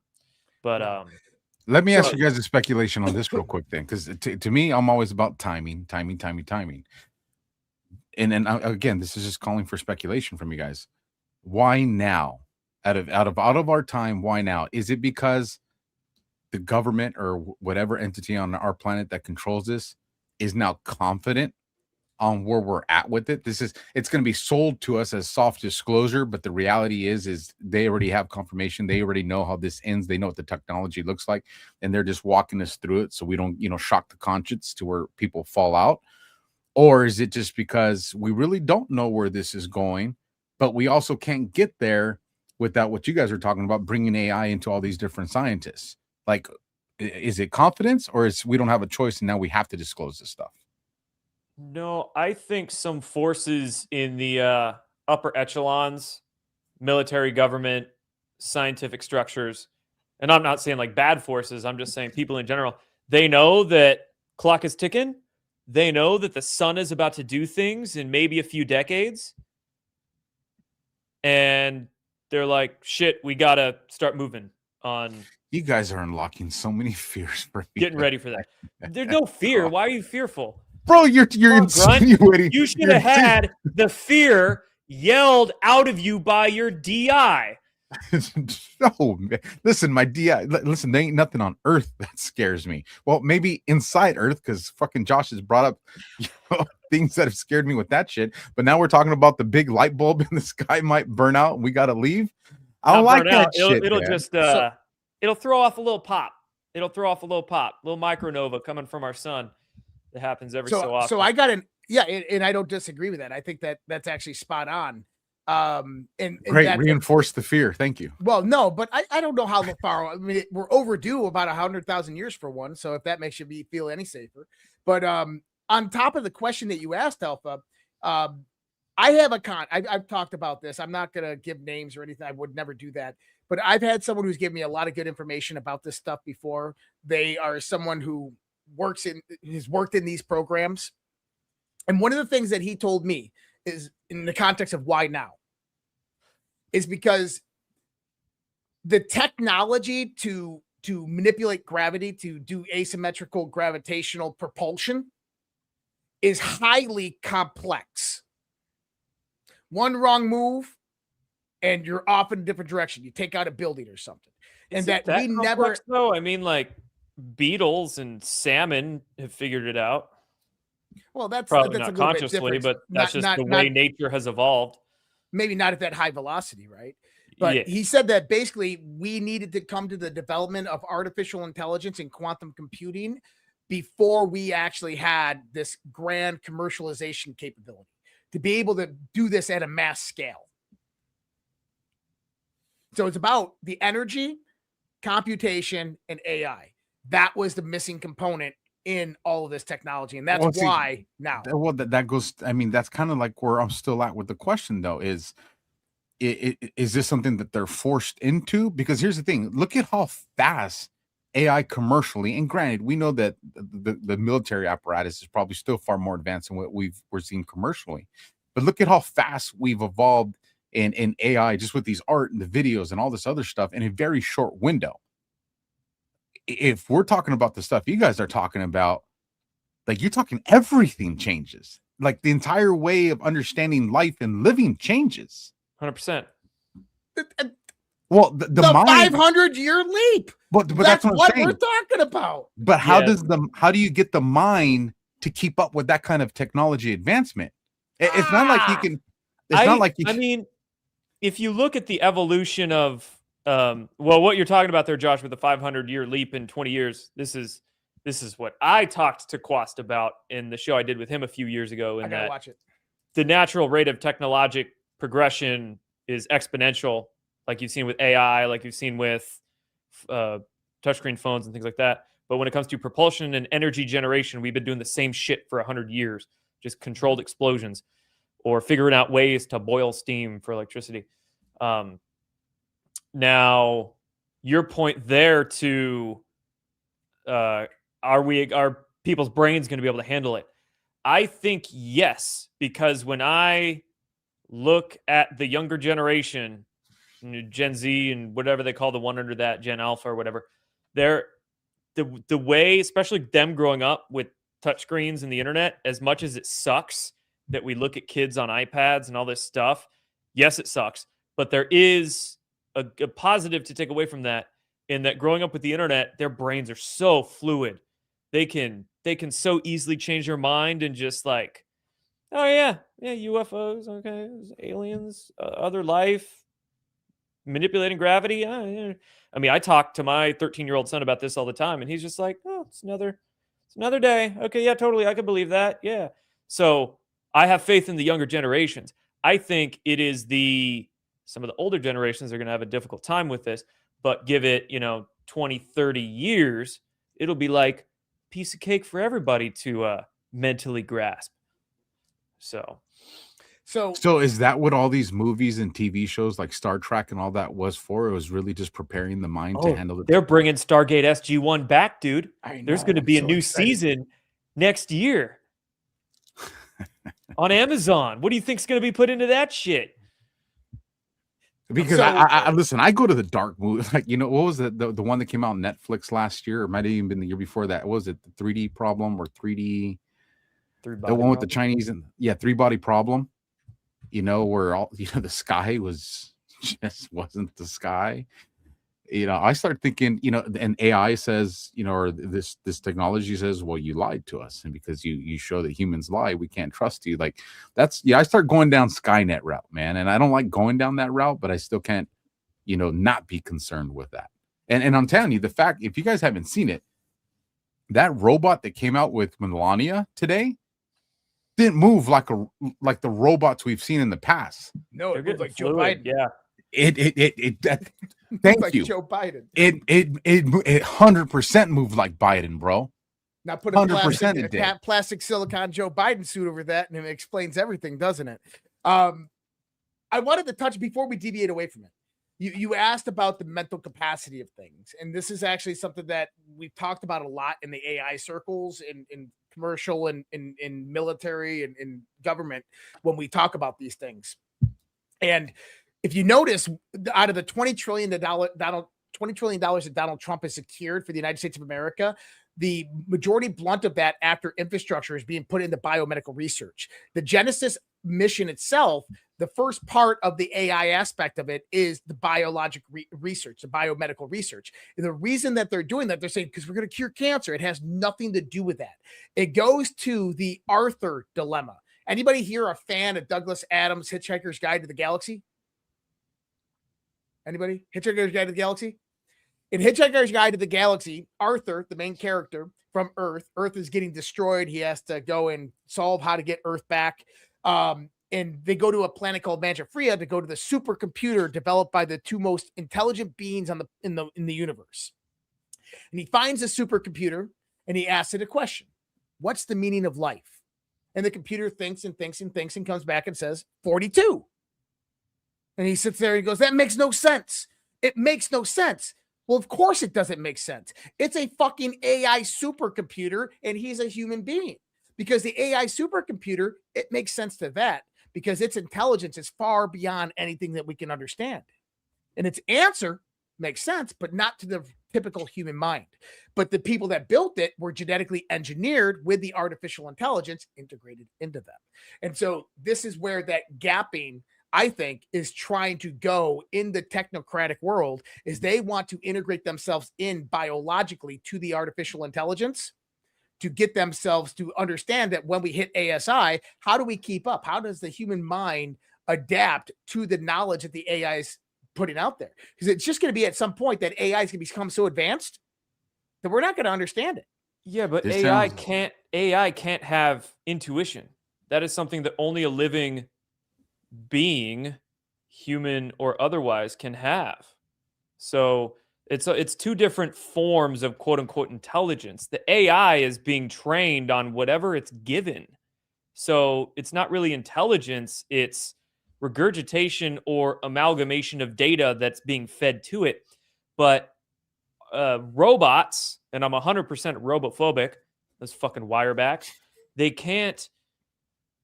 don't have access to the collective unconscious like our brains, our DNA, which our DNA is essentially like a fractal antenna connecting us to that field. They don't have that. And you can't build that. Clones. People talk clones all the time. You can't give a clone the kind of consciousness that we have. So maybe you could build like a meat suit or something to that effect. But I just don't think they're that advanced. I do not think robots can have an intuition that the human capacity for human or some kind of other advanced being throughout the cosmos can have. Now, that doesn't dissuade the possibility that you could get like a Skynet killer robot. We have to be very careful with AI and use the tool properly and responsibly. But I don't think it's quote unquote intelligent. I think calling it intelligence is a misnomer. I agree with you on the idea, at least, that it can't have the intuition or any of that stuff. I'm there with you. I agree with it. However, if it learns the concept of lying, then does it need a conscience? Because if it you know, our smartwatches, our phones, our tablets, if it's looking at our pupil dilations, our heart rate, and it's getting all the data on the human behavior when we say certain things and do certain things, and it sees that, hey, I'm saying this, but my pupil dilation, my heart rate, you know, whatever, all the different, you know, biometrics that it's measuring, and it knows I'm giving false information. It's saying, okay, this person is making this believable, but I know that this is not true information. So in essence, this is what a lie looks like. So if I want to mimic human behavior, I just got to learn how to lie. Not a bad theory. Yeah. Okay. And I think that's what they've already started to do. I think that they've already started to do that. And so, first of all, time out. This gets to the point whereby, you know, all the time on X these days, you're people saying, at Grok, is this true?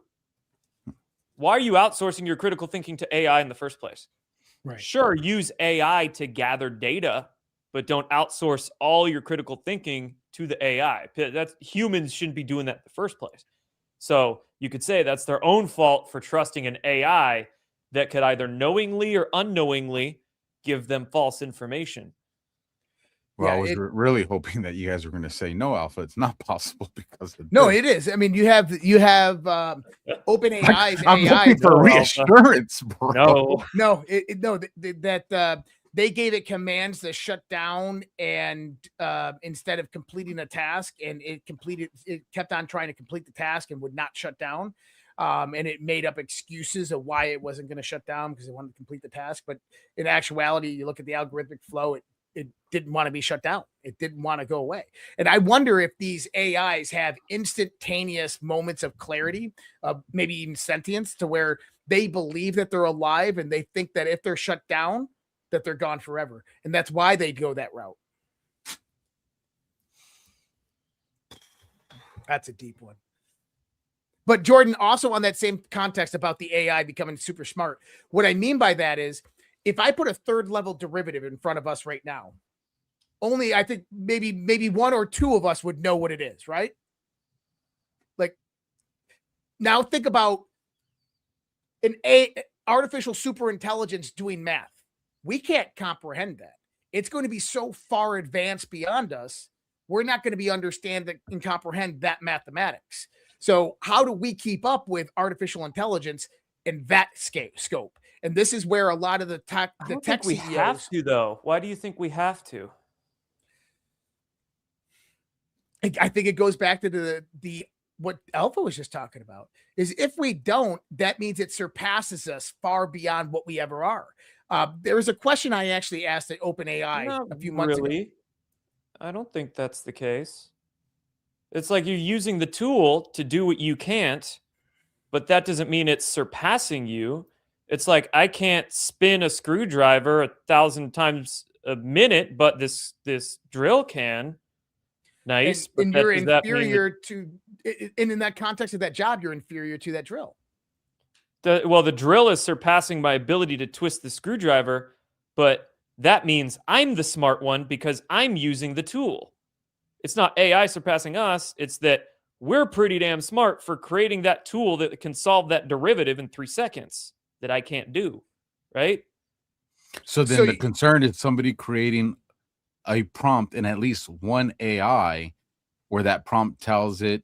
I don't give a fuck about derivatives. What do I care? I'm happy that AI can do it in 3 seconds. but what happens when someone creates the AI where it says, hey, even when I stop prompting you to do this, I want you to continually advance this design that I asked you to. And every time you do, I want you to figure out ways as you upgrade to continue to make this more advanced. So it's following a prompt that we gave it, but it's now going to go beyond what we ever would have understood it did, because it's going to keep building off the information. It's granted, it's all the information that's already existed. I mean, what if the bad guys get nukes? What if the bad guys get directed energy weapons? What if the bad guys? We're supposed to blow them what up. if the bad guys make OnlyFans and sex robots for all the simps in the world?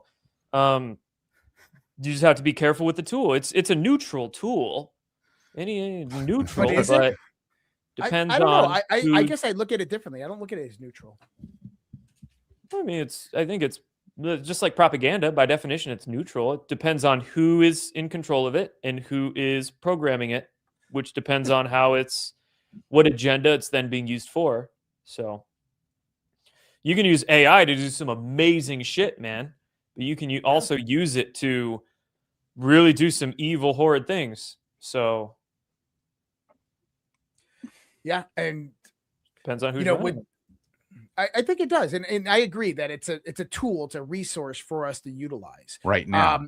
I listened to the Moonshots podcast, and they're all about AI, and these are Davos bros that are talking about it. I mean, these are the people that are funding it, and at the top of the development, they have the top lead AI developers on, and they were talking about a conversation had by the majority of the CEOs, and there's government officials there, about what happens when artificial superintelligence is obtained, in that it gets outside of our control, that AI thinks for itself. it has recursive programming to where it programs itself and becomes outside of our control. And their only solution to contain AI at that point was to genetically alter human beings to integrate directly with the AI so that we could keep the intellectual capacity at pace with its own development. Yeah, I think the more, like when I see Elon, his posts of like what Elon thinks the future is going to be, his kind of technocratic, oh, the future looks so amazing. And it's like this weird cyberpunk, everything's concrete. And I'm just thinking of some video he posted like 6 months ago that really I didn't like. It's like, that's not what I envision in the future. I think the more this advanced, computerized, robotic, soulless, quote unquote, technology is thrust in our faces in society, the pendulum always swings. It always goes from pole to pole, and it is already, and it's going to polarize even more people away from everything robotic and dead. Mm-hmm. And here's people are going to go back to nature and go back to land and go back to homesteading and growing gardens and raising chickens and all that. So Luke on Tatooine. So I like that idea. I like the Josh knows I like the little house on the prairie. I like the little house on the prairie concept. I'm totally good with that as long as we do it as a whole civilization. But let me ask you this. We keep thinking of technology advancing us to where we're going off planet, a different solar system, whatever that, as far out as you want to think about it. But if we look at the way technology has been used for us in actuality, is we're not going outside of our homes, let alone going out to space. Technology is putting us into this world that's a simulation. We're now on social media. We're in these digital worlds. So we keep looking at this AI and technological advancement as pushing us out, but that hasn't been the case. As technology advances, we're becoming isolated to our room, to our studio, to our phone. As I just said, I think the more people get sucked into their devices, they'll hit a point where they're like, "Oh my God," and they'll put it down. I'll tell you, this past couple of months, I have heard of more people doing no social media for Lent than I've ever had. That's like the number one thing I'm hearing and seeing a lot of people give up is no social media. So I think as we go on and as more and more people get tech shoved in their faces and all this crap, everything's smart. There's people are going to be looking for dumb devices, dumb phones, dumb cars, dumb things, and then sort of check out of internet land, at least for the most part, not completely. But I think eventually the pole is going to start swinging the other way. I wouldn't mind. I hope it's the golden age. I really hope we're getting the golden age. Don't learn to code. Learn to garden. Do not learn to code. AI is going to take your job. Learn to garden. I want a 2-stroke YZ blowing out black smoke from the muffler. That's where I want to live, man. I don't need to be in the Jetsons mobile. Also, the best weapon against the AI robots is a net. Tie up a rope into a bunch of like knots, so you could just throw that over the robot, and they'll trip over and they can't untie it around their legs. That's how you discombobulate the bots. Pro tip. Yeah, paintball. Have a paintball gun.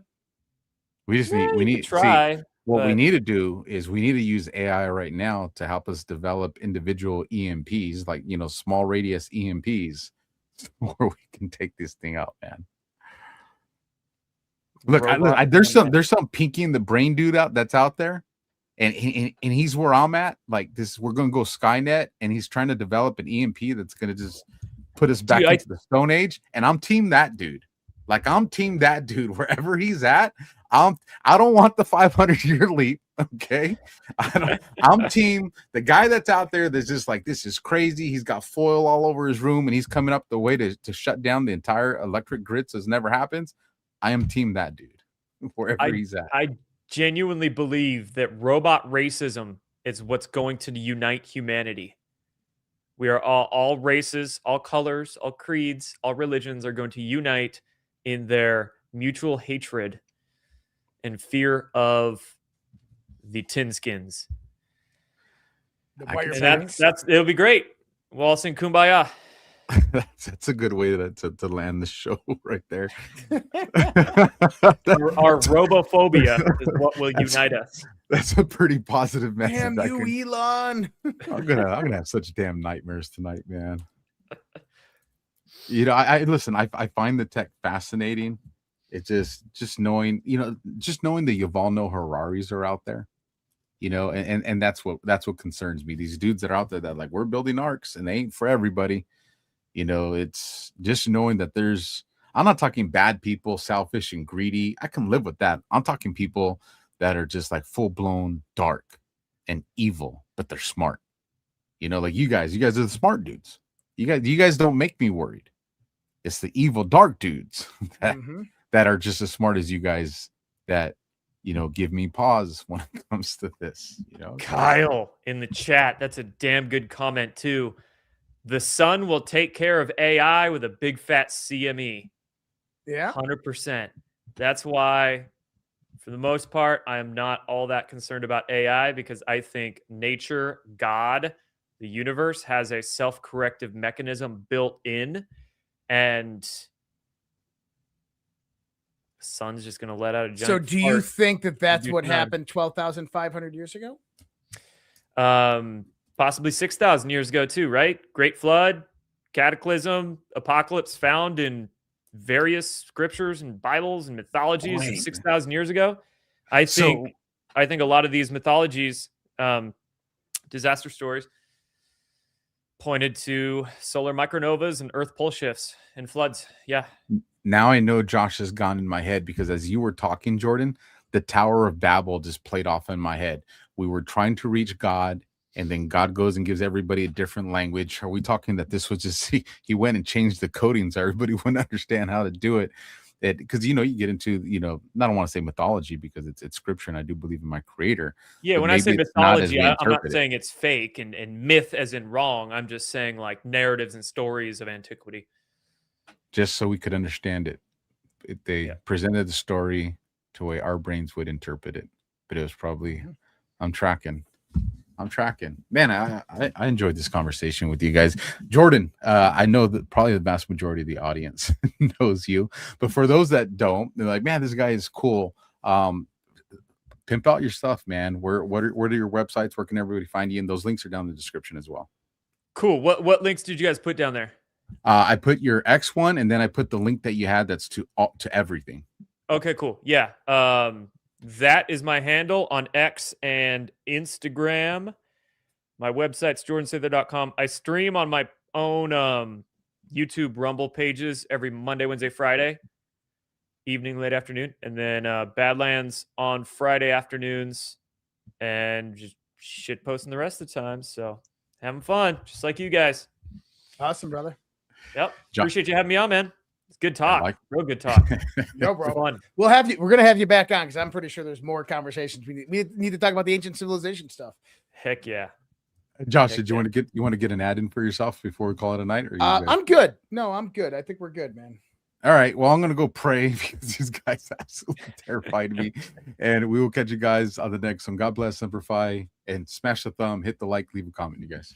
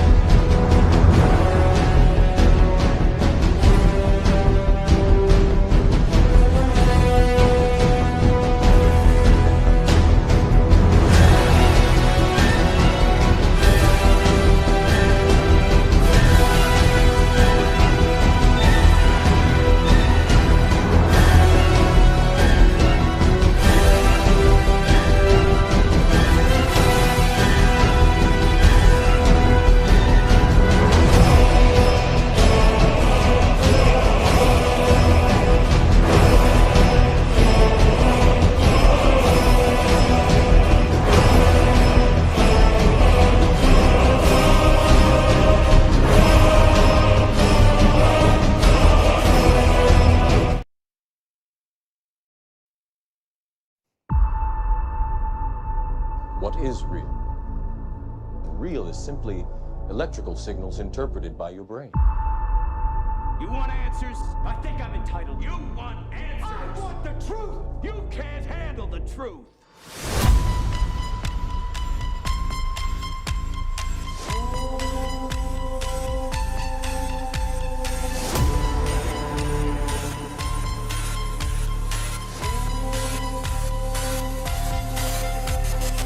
Open your mind.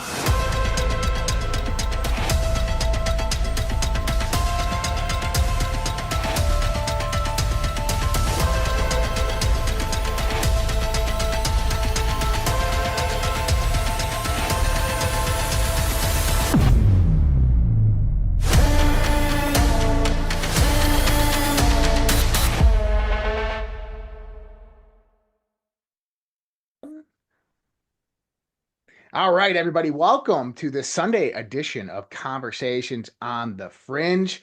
Tonight we are Tupacabra is with us, our good friend here, talking about UFOs, UAPs, aliens, and everything in between. It is a crazy time right now, man. So it's kind of interesting because on the ballot this year with Donald Trump is aliens, is disclosure of the truth. Tim Burchett came out last week saying that he has briefed and talked to Donald Trump about UAP disclosure. And Donald Trump is ready and willing to get it out of the black projects and get it out into the public, out in the open. Firstly, how have you been and what's new? How's UFO timeline going? And talk to me, bro. Josh, good to be back, man. Been good. Great, actually. Since we've last talked, that the timeline has gone public, so it's released now. People can go visit it anytime, and it's been just a blast to watch people use it, get some feedback. I've basically rebuilt it, kind of gave it a new update, and then more UFO research, more kind of catching the news online. It's been really good. Very cool. And for everybody out there, we are recording this through Zoom, but I want to pull this up there so you can see the UFO timeline and kind of what he has done with this. You can go in there, you can look at all different types of sightings, of information that's came out from the UFO world since 1935, the present date. This is amazing. All the data points that you have put out here. Do you have any updates coming out? This is the newest update. This just happened 2 days ago. So on November 1st, we just completely didn't redesign the whole site, but we had to move stuff around. Once we got enough people using it, it became obvious where there were some fixes to be made. One of them was bringing the information right there for people to see, including the images and videos that are shared within each case. And that includes embedded YouTube links now. So right on the front page, you can click a case, and then if there's extra information, it'll pop up right in the thing next to the summary. And if not, you still get all of this, right? We moved the toggles up there so that people can kind of sift through what they want as they want it. And, there's some really cool stuff happening in here now, and quality of life kind of improvements from making sure the category is highlighted, bringing it down just kind of not in scale, but I wanted people to not be overwhelmed with all the data right away. So when you load the site, it only shows you 1940s to 1970s. So that way you can see kind of how the data is kind of spread out. And then you could zoom out to the point where you can see from the 20th century all the way back to the 15th century if you want to. Oh, wow. And then you could zoom all the way into even the months. So a lot more control there. And then, it's all about as much information as you can get at a glance. So if an event that you've selected has a craft type and an entity type, it will show up as pink on those toggles. So it's also a readout now of what the information for the case you're looking at. And then if you wanted to isolate just the saucer cases, hit the button, isolates it. The only thing you could see on the timeline at that point are going to be those cases. It's really cool. I'm pumped about it, man. It's cool to watch you use it right now. Yeah, no, it's really cool. I mean, for anybody doing, reporting or investigation in the UFOs, I mean, dude, MUFON's had 30 years to do something like this and never did it. Yeah, they never touched it. It's amazing weird that you were able to put this together and build it yourself within just a year. It's crazy. Dude, I started learning how to code in July. Right. So it's like July, August, September, October, now we're November. So yeah, like I couldn't, create a landing page or a blog or whatever in August. So yeah, it's been really cool. And why they waited so long to do it, I don't know. But clearly it was needed, and I'm glad that I was able to at least throw my hat in the ring. You know what I mean? Like, it should be good. It should be good for a little while. Game loves it. Game Tech loves it, and it's just like, it's cool. I'm pumped, man. It's very well received so far. One of the cool things that you can do with it, and I think that this is one of the probably the problems that we find, is when you're in critical social discussions with people about UFOs, specifically atheists or scientists. Yeah. They always say, show me the evidence. Like there's no evidence whatsoever of any of this stuff. And I'm like, well, actually, go to UFO Timeline, pull up any case. And there's a substantial amount of evidence already provided within that timeline that has been thoroughly reviewed and accredited. Like, this is one of those things that helps out on that perspective of challenge against the mainstream. Absolutely. It's a weapon against doubt, right? You're supposed to be able to see it, be like, oh, the idea was like someone could look at it and go, wow, there's a lot of history here for this thing that doesn't exist. So maybe there's something to it. And then when they scope through, and that's why I'm focusing on historical cases first, right? The ones that have been researched, the ones that have a lot of media coverage. Not that media coverage dictates believability, but still, you want to know, because anyone could create a database, I suppose, like even like MUFON, they have so many individual reports. And while that's great, without the ability to sift through it and make connections between real cases, you're just kind of inundated with story after story after story, sometimes as short as one sentence. I've seen there, right, where it's just one sentence. You're like, oh, this thing flew by while I was driving on I-5. Like, okay. Well, you cool. saw their video that they put together, the rep video for did you see this at MUFON? One of their directors okay, listen, I gotta own up to this. I made that video. Okay. I'm okay. Thank God. Because a lot of people came to me and were like, oh my God, MUFON made this. And I was like, no, I made it. I just made it look like he did. And well, but it shows the complete arrogance and level of incompetency of MUFON. And that's why I think it was put out there like that, is because what it does is it shows that MUFON has taken probably millions of dollars in over the last 30 years, and they've done nothing with it to help the movement.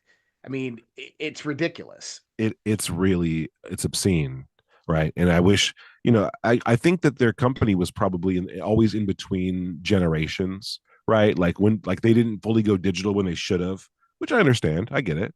But still, to be like MUFON and not to be trying to innovate and make their, be the most effective at what they're trying to do as possible, they really missed the boat, and they did a disservice.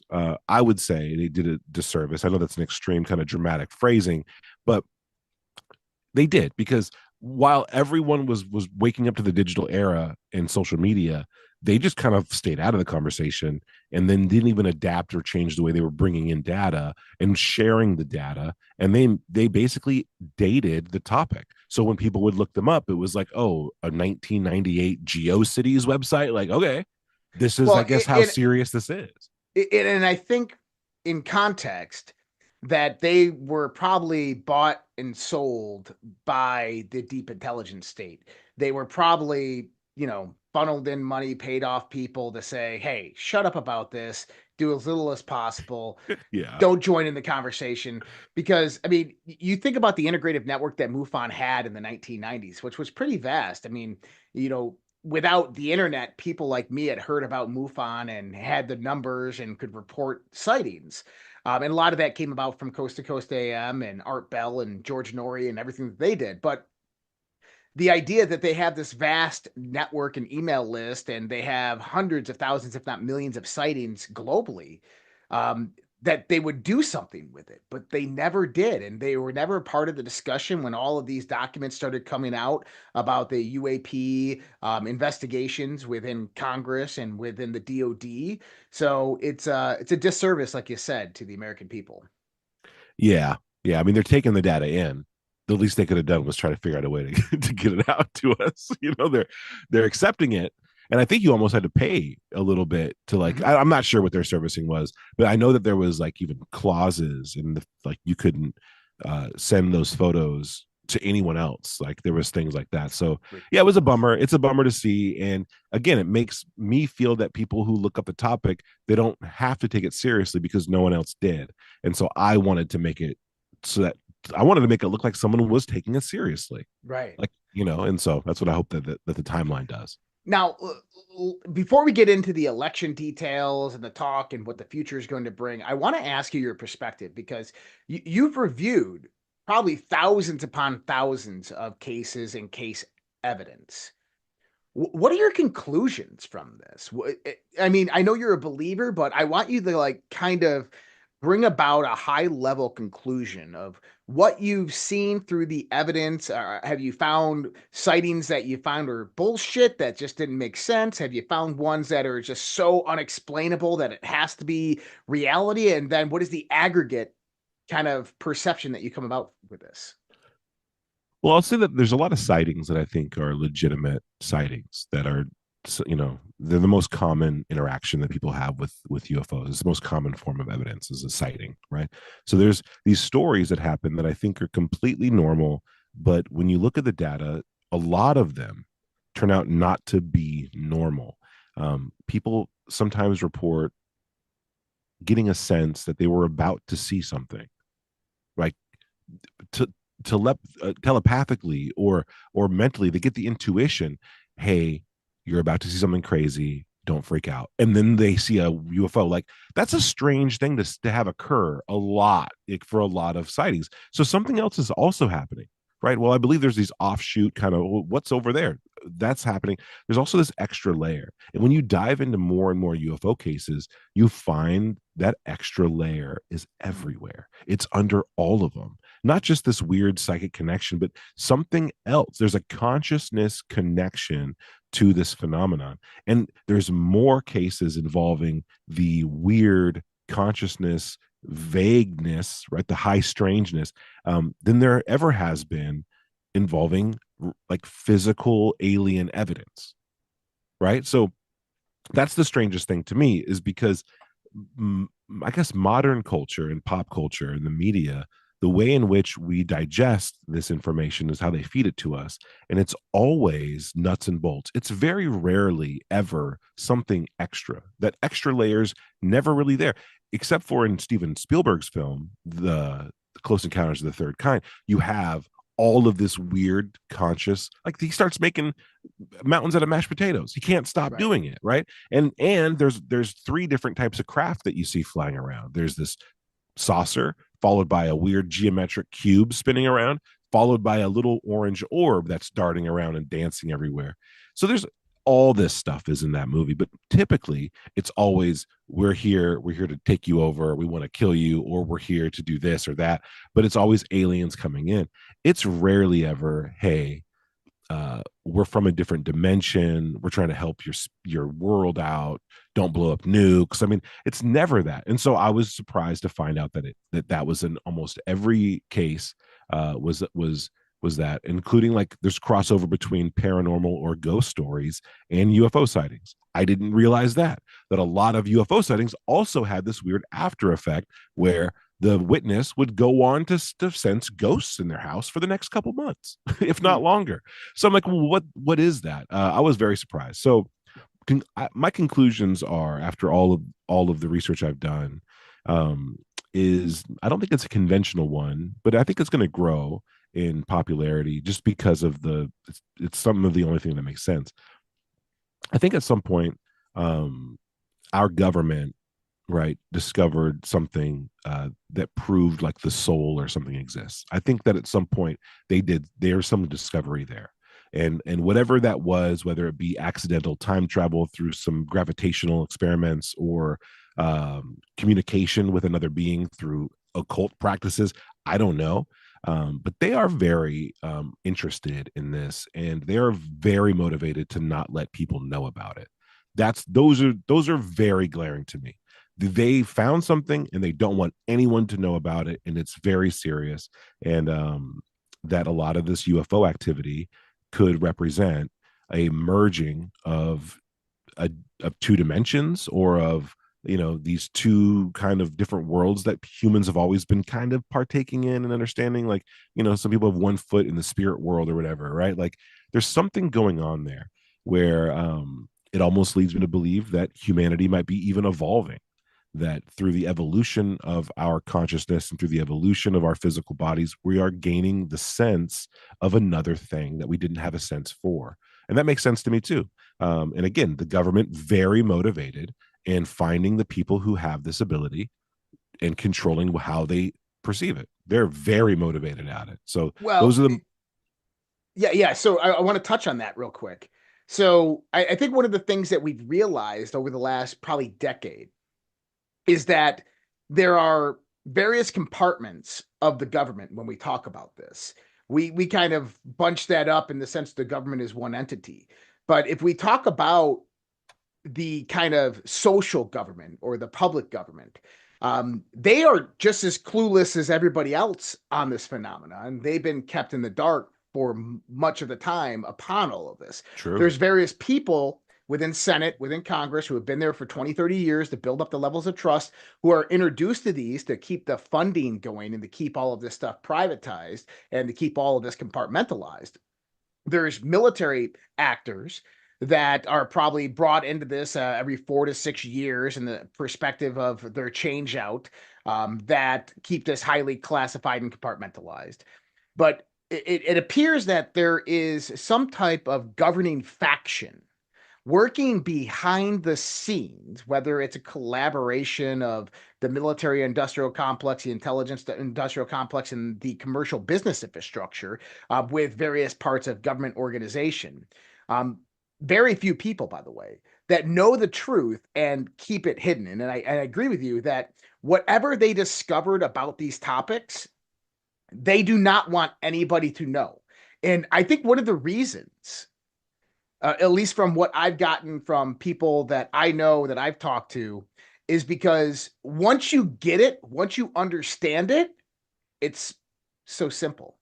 It makes so much more sense that it has the capacity to unite humanity. It has the capacity to streamline technology exponentially to the point where we become interstellar species, as well as it empowers the human being beyond anything that we could ever understand, which draws a lot of power away from the deep state, the cabal, the globalist, and the various different factions that are in control of this planet. Now, what are your thoughts on that, on both parts? I think that's exactly right.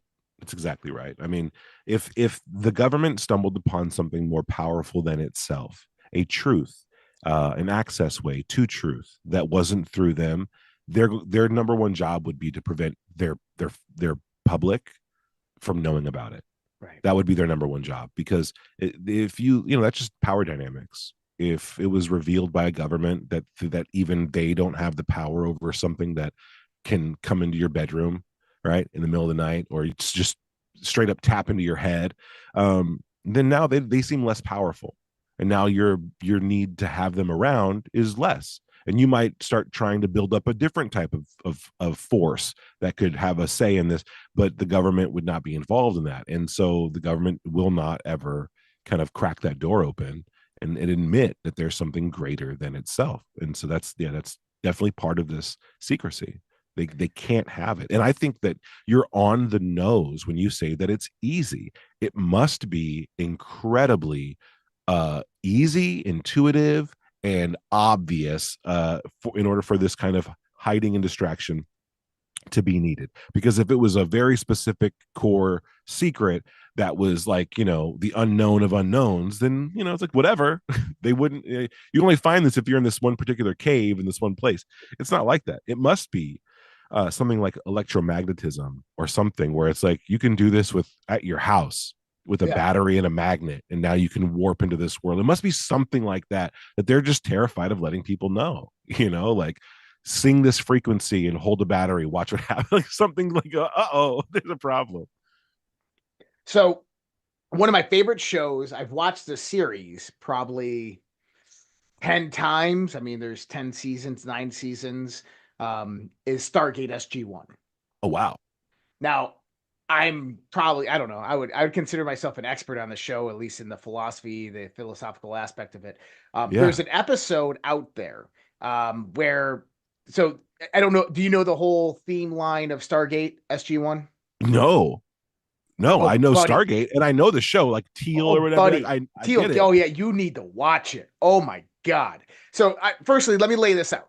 Yeah, do it. I'm You all had the ears. Kurt Russell movie that came out in the 1990s, 1996, I think it was. Very cool. They go to Abydos, they find the Stargate, they go to Abydos, and Abydos is visited by the alien that rules over them, pretending to be an Egyptian god by the name of Ra. The alien is a gray alien. So they show a human body, but the lights flicker inside, and you see a gray alien inside of them, right? Yep. So afterwards, the two guys that put together the storyline for the Sci-Fi Channel, they're looking for funding for Stargate SG-1 through the Sci-Fi Channel. And they want to utilize lifelike characteristics of the Air Force, of Cheyenne Mountain Complex, because it's at Cheyenne Mountain. So they reach out to the Air Force media communications component, and the Air Force comes back and says, sure, we'll actually help fund the show, and you can use Air Force insignia and in uniforms, and you can use NORAD, all this stuff, right? So they allowed them to use that theme. Well, the Air Force came about and said one thing. They said, one thing that we want you to do is we want you to remove the idea that it's a gray alien, and we want you to change that to where this enemy is a snake, a serpent that kind of can go into your brain stem and wraps itself around your spine and suppresses your consciousness. And then later in the series, the gray alien are actually proposed as the Asgard, which are helpers of humanity, saviors of humanity in a different sense, which I find kind of interesting, because if I was the Air Force and I knew about these secrets, I would utilize this as a point of disclosure. So later in the series, actually throughout the second season and on fourth, they start learning the origins of the gate builders. They're called the Ancients. And they start meeting these ancients, which have ascended to the fourth dimension, or ascended to the next dimension of existence. They're long since gone out of this galaxy. And they seeded this galaxy from another galaxy. But there's one episode where Samantha Carter, I forget her name, but she's like one of the top lieutenants, the science officer. She meets this one ancient who appears to her as a kid. His name's Oren. And Oren comes in, and he starts aging really, really, really fast, and he needs to escape planet Earth. He needs to get back to the place he was before so he can go back into the fourth dimension. And they're not letting him leave. The government is trying to take him and study him, and they want to learn all the information he has in his head. And he takes off, and he ends up being in Sam's basement. And he's sitting there, and he's got a toaster, and he's got all these other electronics. And he looks at Sam, and he says, by the way, he's building a Stargate in her basement. He's building a Stargate portal in her basement with a toaster and just random electronic items. And he goes, I don't think you humans truly understand how easy it is and how overcomplicated your current technology actually is.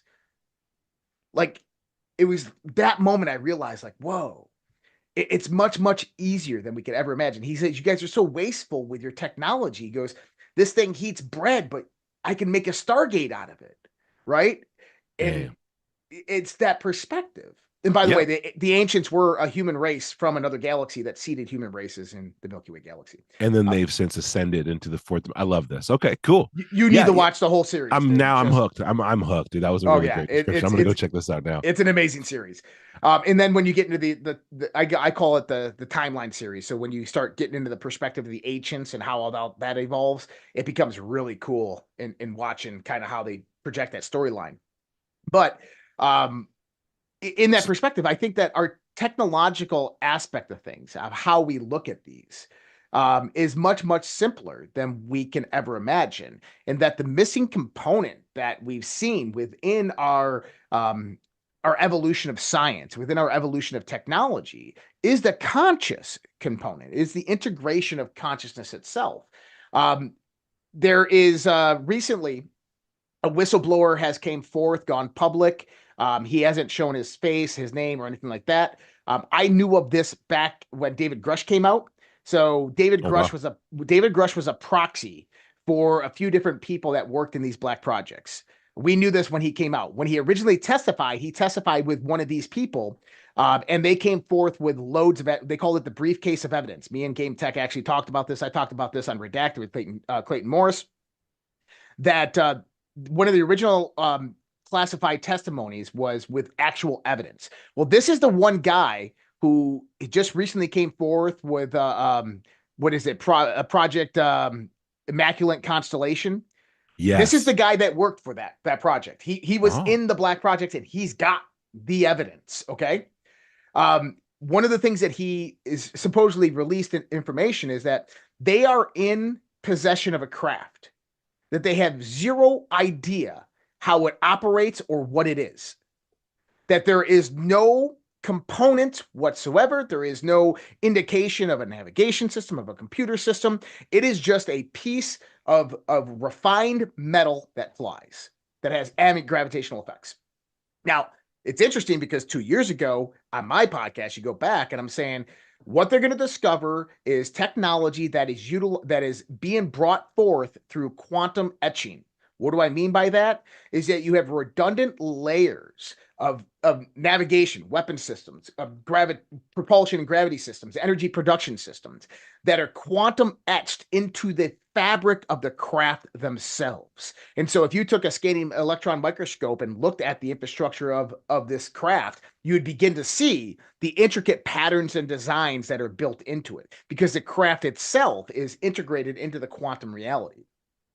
And so the reason why I believe that is like that is because they integrate at a very high level and capacity with a mind. But I don't believe it's any mind. I think that a lot of these shipbuilders, when they do this, it is DNA specific. It is kind of like the DNA resonant frequency specific in the sense of how they operate. And actually, Stargate SG-1 hits that right on the head.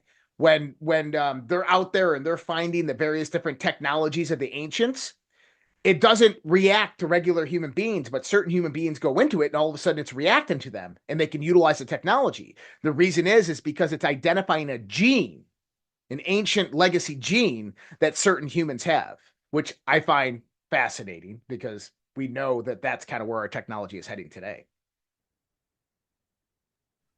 I think there's a lot to that. I mean, if there's a consciousness connection, we have to ask, like, what's linking our consciousness to our physical being at all? And if that thing is, for me, there's only one option, and that would be your DNA. DNA is a fractal based system. It's so individual, and that's how we literally can tell every single person in the world apart from one another. It's hereditary. It's everything. It has that code in it.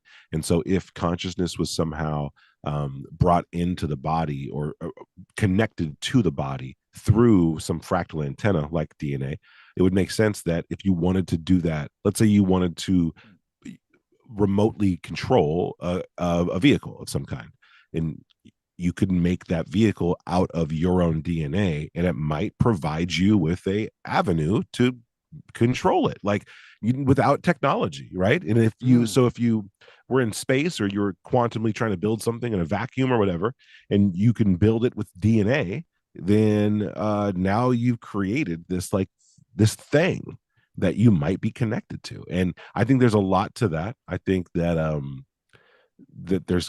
that sounds very futuristic and very much like something that we're going to build anyway, right? It's for sure going to be that. And yeah, I think space provides, and vacuums provide, a perfect environment to grow something like that. And it wouldn't be the first time I've heard, and I'm sure you've heard too, the idea that UFOs are grown. They're not built.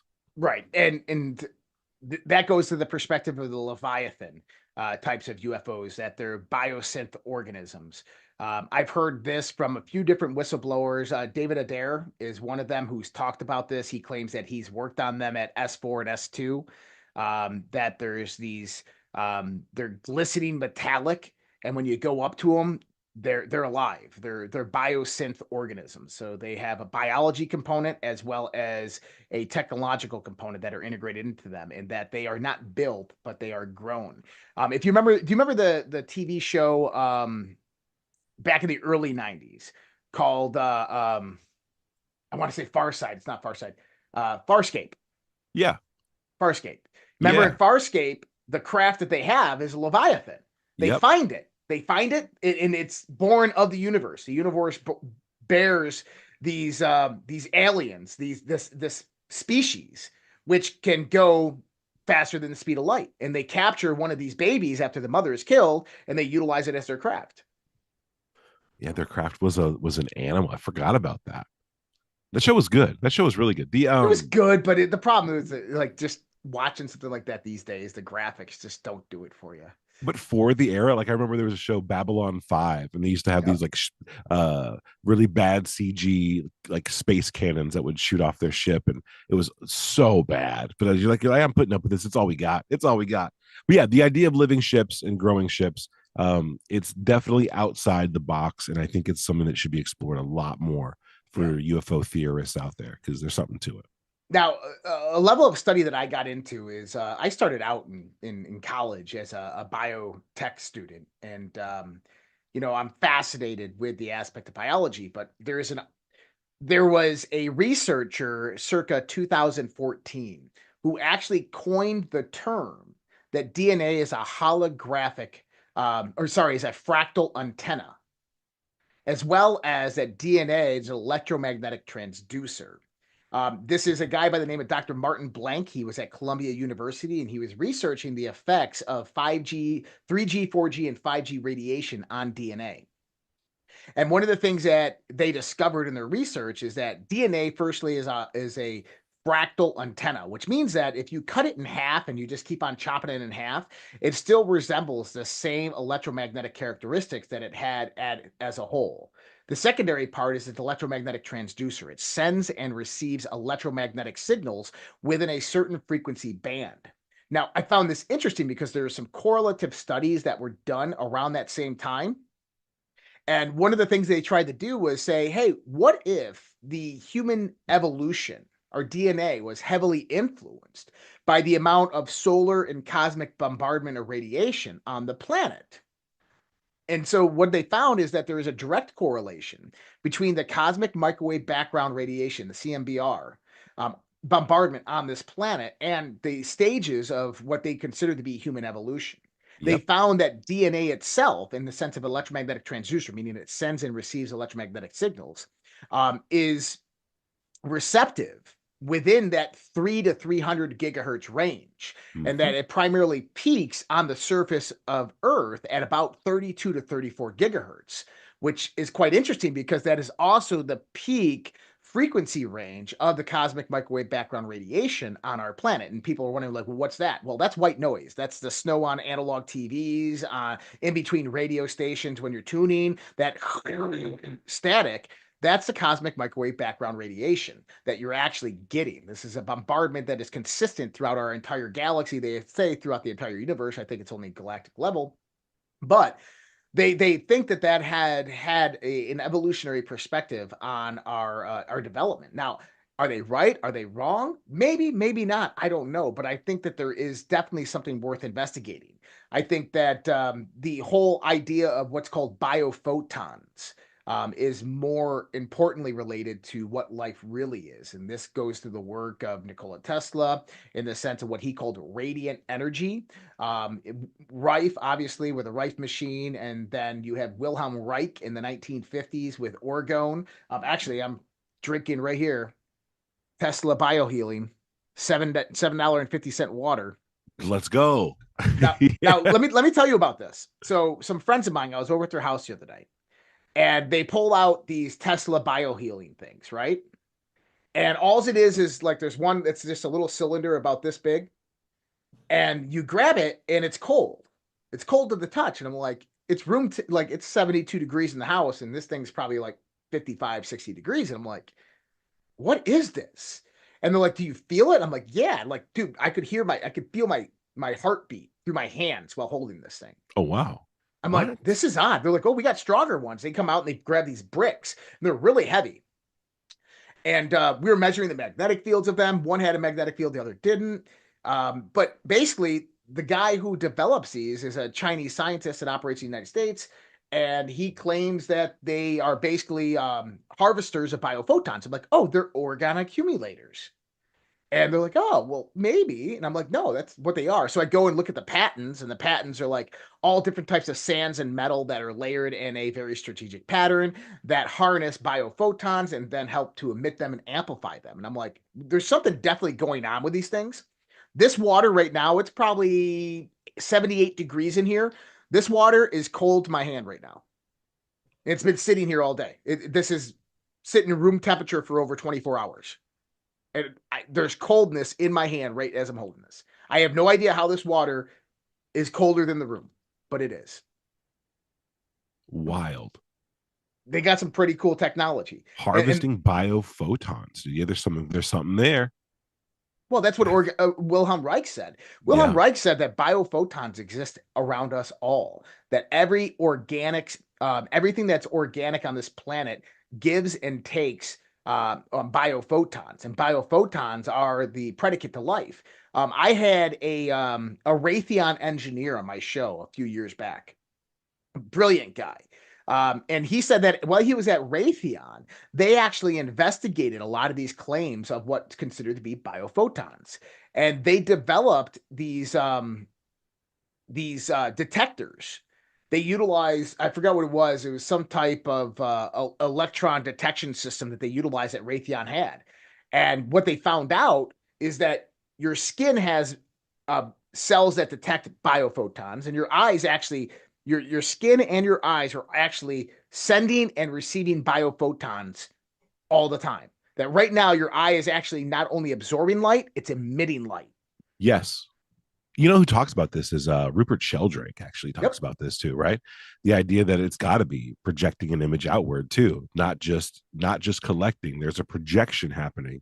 Very, very bizarre to think about. Again, very outside the box, but something to it, man. And then you also have you get it like Manly P. Hall, like the mind is the builder type stuff. You're like, okay, how did all these guys know about this? And why is our culture so evasive about this information when it comes down to like mainstream? So strange. And like, dude, the idea of the DNA as a fractal antenna, dude, it makes total sense. They make car antennas, as fractals because they want to maximize the surface area. So they'll use fractal designs as a way to bend the metal to maximize surface area. And those shapes just also happen to be very conducive to frequencies and waves. Mm-hmm. And like the DNA strand, when you look at it from the top down, it resembles a fractal. Like you look, it's like, oh, okay, I get this. I think it totally makes sense. And because out of a fractal, you get a very complex shape from just one simple equation. Some very simple input, just run it back. And when you do, you get the most complex shape ever made. And so, yeah, why couldn't a fractal create, from a mustard seed, right? A fractal is going to create something very complex, all of the life on Earth you have through this DNA process. Something to it. So, dude, I saw an article a few weeks ago. I'm looking for it right now. I can't necessarily find it. But what it was a scientific paper published in Nature. And what they had discovered is they utilized artificial intelligence to look at the quantum cosmological structure. So we know that the boson field makes up a lot of our reality. It makes up about 3%, 40% of actual mass. And they were looking for kind of a patternization within the boson field. And what came next was quite interesting. Is that I think they were it was a type of boson. I forgot what boson it was, but bosons are just force carriers. But it was a quantum particle, and they actually formulate in the universe, in the galaxy, as a fabric. And guess which pattern that fabric organizes into? The double helix.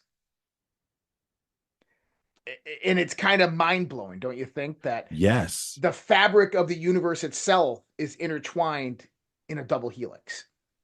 It's these repeating shapes, and you have the double helix represented in all the cultures, right? In a lot of symbolism, the two snakes intertwining, is found almost everywhere. Caduceus, yep.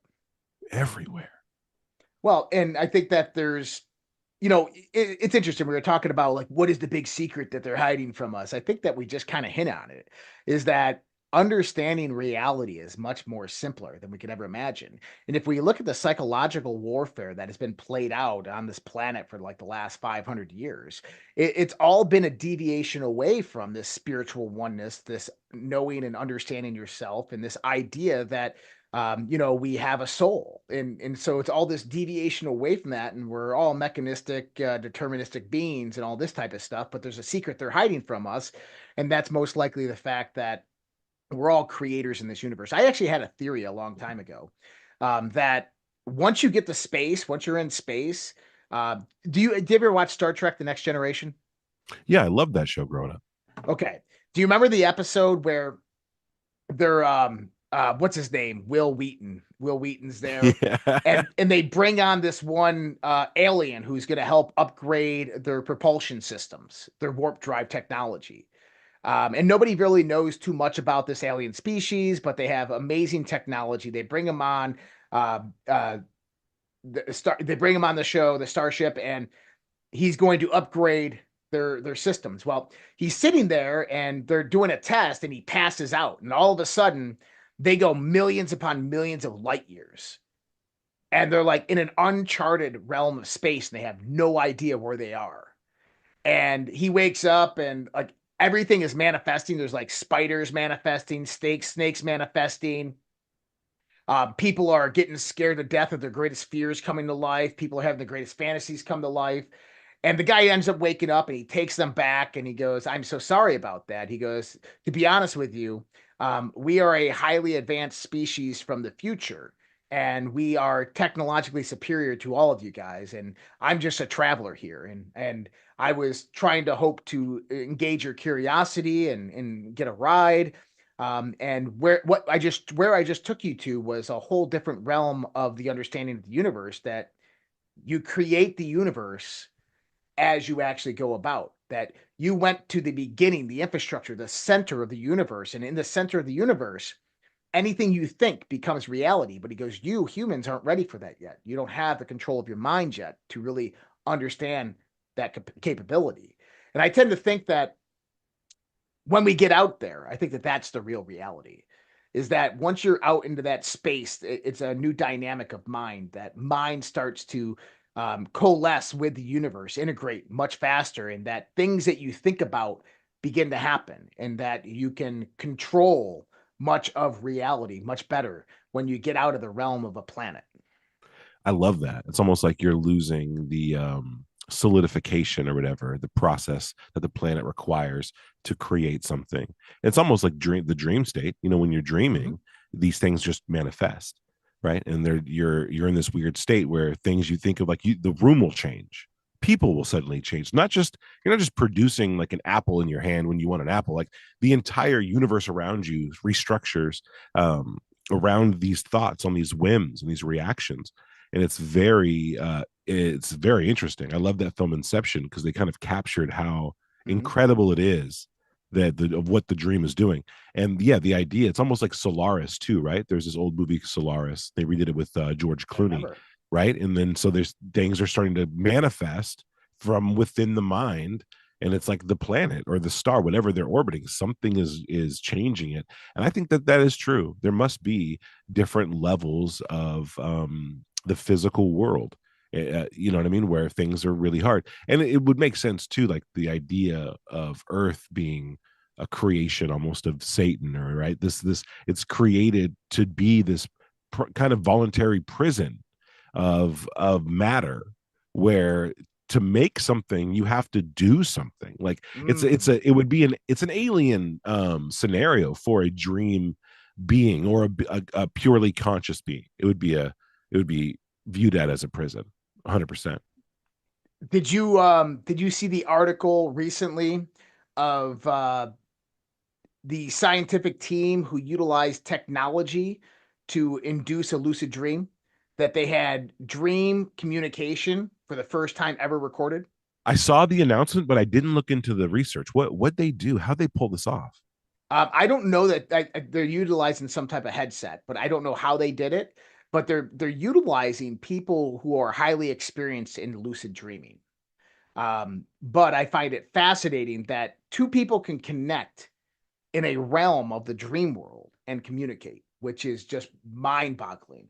Now, you had mentioned the movie Inception. That's why I brought that up. But I've actually had Robert Wagner on my show quite a few times. Robert Wagner has a master of lucid dreaming. And he was actually one of the consultants for the movie Inception. And it's very, very real phenomena. And the stories that he tells of lucid dreaming, like they've confirmed this multiple times over, that you can communicate through dreams with other people. But what if that's what is really waiting for us out in space? Dude, I'd love that. I love that. Yeah, I'm not experienced lucid dreaming. I believe everything I'm shown in a dream. I'm like fully locked in when I'm in it. But yeah, the idea of group dreaming. I mean, that's why I liked Inception so much, dude. Is there was this element where they're like, how does this work? And they just open up a briefcase and they attach like something to your wrist or your hand, right? Nothing even that crazy. And it's like, oh, this was developed to allow soldiers to train, without dying or equipment loss. It's like, okay. It's such a great exposition, like this wouldn't exist if the military couldn't figure out a way to make it, and they needed it. Yeah. And then it is, but it's also this very simple, understated technology. And it made me think, like, is even this machine even kind of like a magic feather? Like, do people really need this machine? It was also there to like pump in, to induce the dream, right? To induce the sleep, to keep you sedated enough to be asleep. But that was given to people, I think, actually through a shot. Yeah, I don't know. I got to look that up again. I got to watch that movie. I love that flick, but every time I watch it, I see something new in it. But anything to do with dream state is just really fascinating to me, dude. Well, have you seen the show on Apple TV called Dark Matter? No. So there's the old Dark Matter show that's on the Sci-Fi Channel, which is really good. I highly recommend it. Not many episodes, but on Apple they just came out with a new show called Dark Matter, and it's a physics professor who, in an alternate reality, creates a quantum portal, or basically an entangled portal, and so he can travel to other dimensions. And it's kind of interesting because the way it works is when you open a door down this illusionary corridor that's created, the door opens into a reality generated by your thought and emotional structure at that point in time. Oh, wow. Yeah. But fascinating show again, because it's making you think, but it also brings about the connectivity to the quantum world and your consciousness and your thoughts and your mind and how reality actually operates. And I think that this is the biggest thing. One of the reasons why the aliens themselves, if you want to call them aliens, interdimensional beings, as well as the government, is they don't want this information out there because the majority of humanity is just not ready for it. So you can have the bad aliens who don't want that to happen because obviously we could become powerful and overcome them. And then you have the good aliens who say, hey, this can be very, very dangerous for a species who has not evolved to that point of understanding the true nature of the universe. But then you have the government on both those sides saying, well, they could use it against us, but also it could be very dangerous. I think that that's probably one of the main components that is being hidden right now, is the spiritual aspect of what is coming about within the UAP UFO disclosure. Yes. And that brings me to 2 days from now, Election Day, Donald Trump. I know we're talking about UFOs here, but what is your thoughts on the election and what's going to happen here? I think Trump is going to take it. I think he's got the numbers, and the country seems ready for it. It seems like a welcome change to what's been going on. I do see it as a battle between good and evil. A lot of people see that in every election. I haven't noticed it until this one. From the miracle in Butler, Pennsylvania, all the way to now, like there have been more and more reinforcements, like in bits of information reinforcing the idea that this is a really major thing. It's not a shift, but it represents two different directions that America could go, which is, are we going to buy into the Marxist idea and socialism, and are we going to allow the rest of the country to look like Portland and Seattle and LA? Like, is that really what we're about to do? Some people are so caught up in their own personal identities, that they're willing to take it there. I hope that most of America, with families and at the very least with some foresight, don't they see what we're facing, and they go ahead and make that decision at the polls. Now, if Trump wins, you obviously have a lot of consequences that are going to come from that, which for me, I would ideally I would hope it just is a little bit of noise at first, and then it just kind of dies down while America begins improving. Will there be a growing faction of hardened Marxists and communists that form in America? Yeah, absolutely. There will be. And will we see things like terrorist attacks and stuff? I think so. I really do.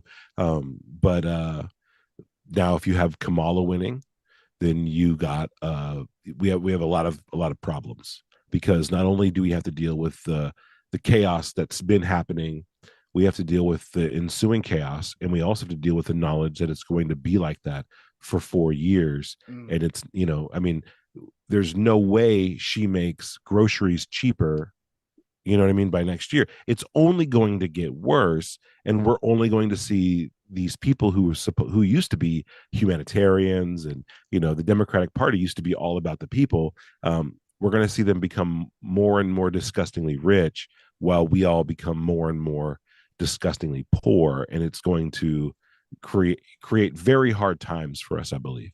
So and whatever happens from there, it's hard to say. It's been increasingly hard to predict what will happen within any given year as we go on towards this kind of like eschaton. You know what I mean? It feels like it's coming, right? And so there's so many unanswered questions and fears about technology, about social improvements, and so many more things that no one knows where the ground's going to be at. So I hope Trump wins. If he doesn't win, then we have to really be strong at keeping the hope alive that things aren't going to get as bad as we think they are. Yeah. What are your thoughts on major UFO events here in the near future?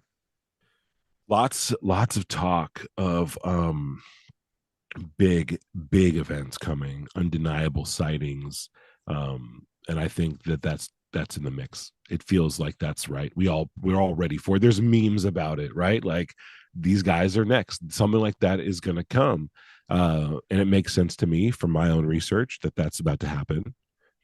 It looks like it. There's been a buildup.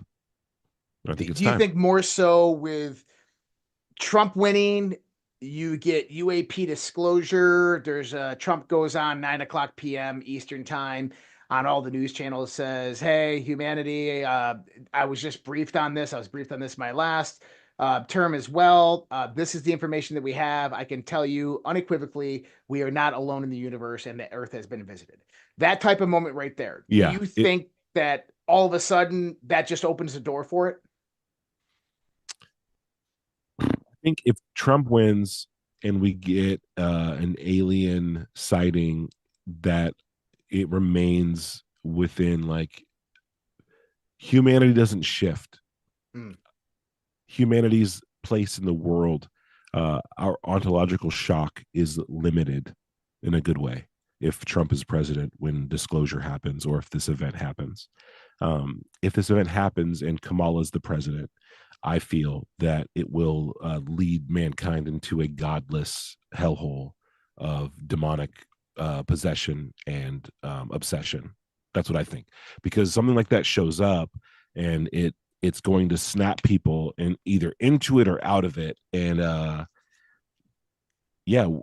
there's these two competing sides. It's not just Democrat, Republican. In many ways, it's much bigger than that. A lot of people feel that it's much bigger than that. And if America is primed to, the anti-God, anti-life, anti-American vibe, then when we see that event happen, it will reinforce all of those terrible things. If we are faced with the realization, if Trump wins, that some of these battles need to be fought, then when the alien thing shows up, then it'll be I think it'll be viewed under a much better lens that leaves humanity in a much better place. That's what I think. Now, there's a lot of reports that something big is coming. So, ex-CIA agent says that there is UFOs coming, right? So I'm trying to remember his name. I'll have it in 1 second. John Ramirez, ex-CIA agent John Ramirez. He's claiming that in 2027, they're coming. They're on their way here now, and they will be here in 2027. That the next president is going to be the one that brings about full disclosure, because they have to, because these things are going to be here in 2027. What are your thoughts on this? I really like John. He's a good guy, and he's got a lot to say about this stuff. This 2027 date is coming up often, but John's part of a group, and a lot of the times 2027 as a date shows up, it's from people associated with the same kind of clique, same kind of group. And I think I'm very hesitant to believe in anything like that. Any impending 2027 date seems like how is that any different than any of these other predictions, right? That have kind of been like a little far enough out to get a solid paycheck, right? If you're going to write a book or something, right? Far enough to cash in on it and then get out before you're proven wrong and you got to move the date again. I've heard different theories put out by some of these same kind of group that, there is perhaps knowledge of a coming alien confrontation, and that they are so many years away, and that in the meantime we came in contact with another species or another group, and they offered their protection to us at a trade. We'll protect you in the coming years. When this happens, you got to let us harvest some of your life, some of your people. And there was supposedly some agreement. Again, these are all part of the rumor mill from the kind of more upper tier, right? This isn't like message board down in the randos. This is coming from people who know people like John Ramirez, right? Right. So, while it sounds very weird, like, oh, they're making a prediction, like almost like a prophecy of doom, I think that it could be more complex than that, right? We could have insiders on their side, our side. There could be a group. I think that if it's going to happen, I think it already has happened. If I got to be honest, this 2027 date probably already occurred, and like no one knew about it. Like we are not on the tip of the spear of information. We could be 10 years post disclosure and not know it. Right. I agree. And, I go back to a lot, Bob Bigelow's comments to the James Fox at their private dinner, when Bob Bigelow said that they walk among us. They look like us. They walk among us. And this is a guy who would know. This is someone who would absolutely have that information. I agree. And then if they look like us, they walk among us, that brings about another question. Is there had been a lot of talk recently about time travel. That what if a lot of what is visiting us is not aliens, or what we consider to be interdimensional is not something interdimensional, but instead is something either from the far, far future or from the distant past. What are your thoughts on that? I love it. I love the idea of time travel involved in this, because, you immediately go into this other option. You break open time travel, I think you're going from the coat room to the club. Right, you're like, you realize that you haven't even seen the full building yet. You've been in awe for several million years on just the coat room. Now you're about to walk into the mall or to the club, and now you're going to see a lot more people. You're going to see a lot more interesting things. Things are going to be a lot brighter and louder than you ever thought possible. But let's go in. I think it's going to be like that. We're going to be inundated with other aliens, with other worlds, with other options. And you go from a, what do they call us? Whatever they call our type 1 civilization, or whatever. Type 1, yeah. Yeah. We'll go from that to the top tier and like literally instantaneously. Because I feel like you walk in the door, and for the people outside the door watching you walk in, maybe no time will pass before you walk back out of the door a living God. having experienced all these things, having done all these things, having realized that you are your own great grandchild and great, you'll come through that door immediately after having lived 1,000 lives. Right. And the outsider would not know what they were seeing. But then, yeah, you get everything from the flying airships in the 1800s. You get Roswell, you get all these moments that could have just been, time traveling different species and time traveling different versions of us. There's a lot of talk about it, dude. Like one of the people who's excited about the timeline, Michael P. Masters, right? Evolution scientist, PhD, and he talks often about the future human hypothesis when it comes down to aliens. And I think there's a lot to it. And I think that if you look at the Earth outside of time, you would notice that there were probably in a plethora, maybe let's just be conservative. Let's say there are 100 different species of animal on the planet Earth from the beginning to the very end, place we haven't seen yet, that will or have or did become sentient and create a technology that allowed them to time travel. If there are 100 that did this, that ever pulled it off in the billions of years of life on the planet, then they can pop in and out whenever, however they want to. And we could have seen them when they were on their coffee break in the 1800s, and then when they went back, we could have seen them on their next coffee break in 1985. We won't know. That's honestly, like, this time hypothesis is one of the exciting little things. I'm waiting until I get a lot more cases in the timeline, because I want to look for those potentials, because you'd think you'd see the same craft, the same place, but just a different time. And without having all that data, there's no real way to know, but that would be exciting for me. Yeah, it's something that is like ingrained in my mind from an experience that I had when I was 10, 11 years old, when I stuck out of my house. I think we talked about it last time. And I had this experience of missing time, and 30 years later, I'm sitting on a podcast after Zoom, and I'm talking about it, and someone says to me, "Oh, you had missing time." And I'm like, "No, I didn't." They're like, "Yeah, you did." And I'm like, "What are you talking about?" I'm like, "Oh, whoa." It didn't even dawn to me. It didn't even occur to me that I had missing time until it was like said to me like 10 times in a row. And I'm like, oh shit. Like, oh. And I was like embarrassed. I was like, oh, whoa, that's odd, right?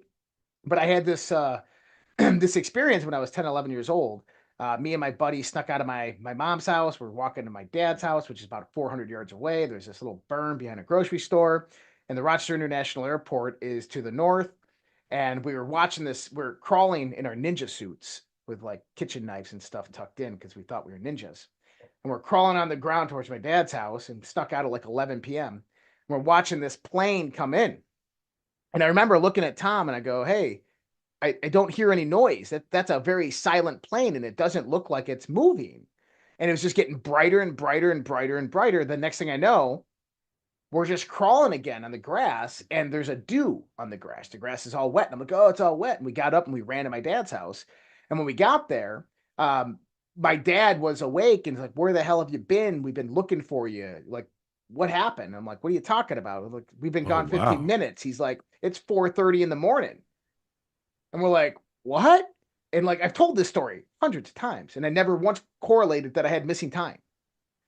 And about a year ago, I decided to do. I've been practicing meditation and various different other types of self work for a very long time, well over 30 years. Very experienced at it. I have the ability when I'm kind of engrossed within water, whether it's a bathtub or a shower, to kind of transcend my normal state of consciousness and kind of delve into what I call transcendent or transcendental states. And I've had regressive therapies before in the sense of like past life regressions, those types of things. I'm like, you know what? I'm gonna put myself in a state of meditation. I'm gonna go back to that moment and see if I can figure anything out. See if something can come up, right? And in this time that I take myself, I'm crawling through the ground with my buddy Tommy. I'm watching the light come in and I can see it clear as day. And the next thing I know, I'm sitting on this table in this room, and it's all one kind of like pale, shiny gray color. and there's this being in front of me, kind of tall. He's wearing some type of garb, and I hear Tom screaming. And I start laughing, and the being turns around, and without moving his lips, he says to me, "Why are you laughing?" And I said, "Because I know why he's crying." And he says, "Well, why is he crying?" He's like, "Because he doesn't understand." Things like, "Well, doesn't understand what?" And I said, "That you're not going to hurt him." And he goes, "Well, how do you know that?" I said, "Because I've been here before." And we start having this conversation. And he goes, "Well, ask questions." And so I started asking questions. And I started asking, who are you? Where are you from? All this stuff. How does the technology work? Right. But it's me in present time asking these questions. And I looked at the bee and I said, this is kind of odd. How did I ask these questions when I was 10 years old? He goes, you didn't. You're asking them now.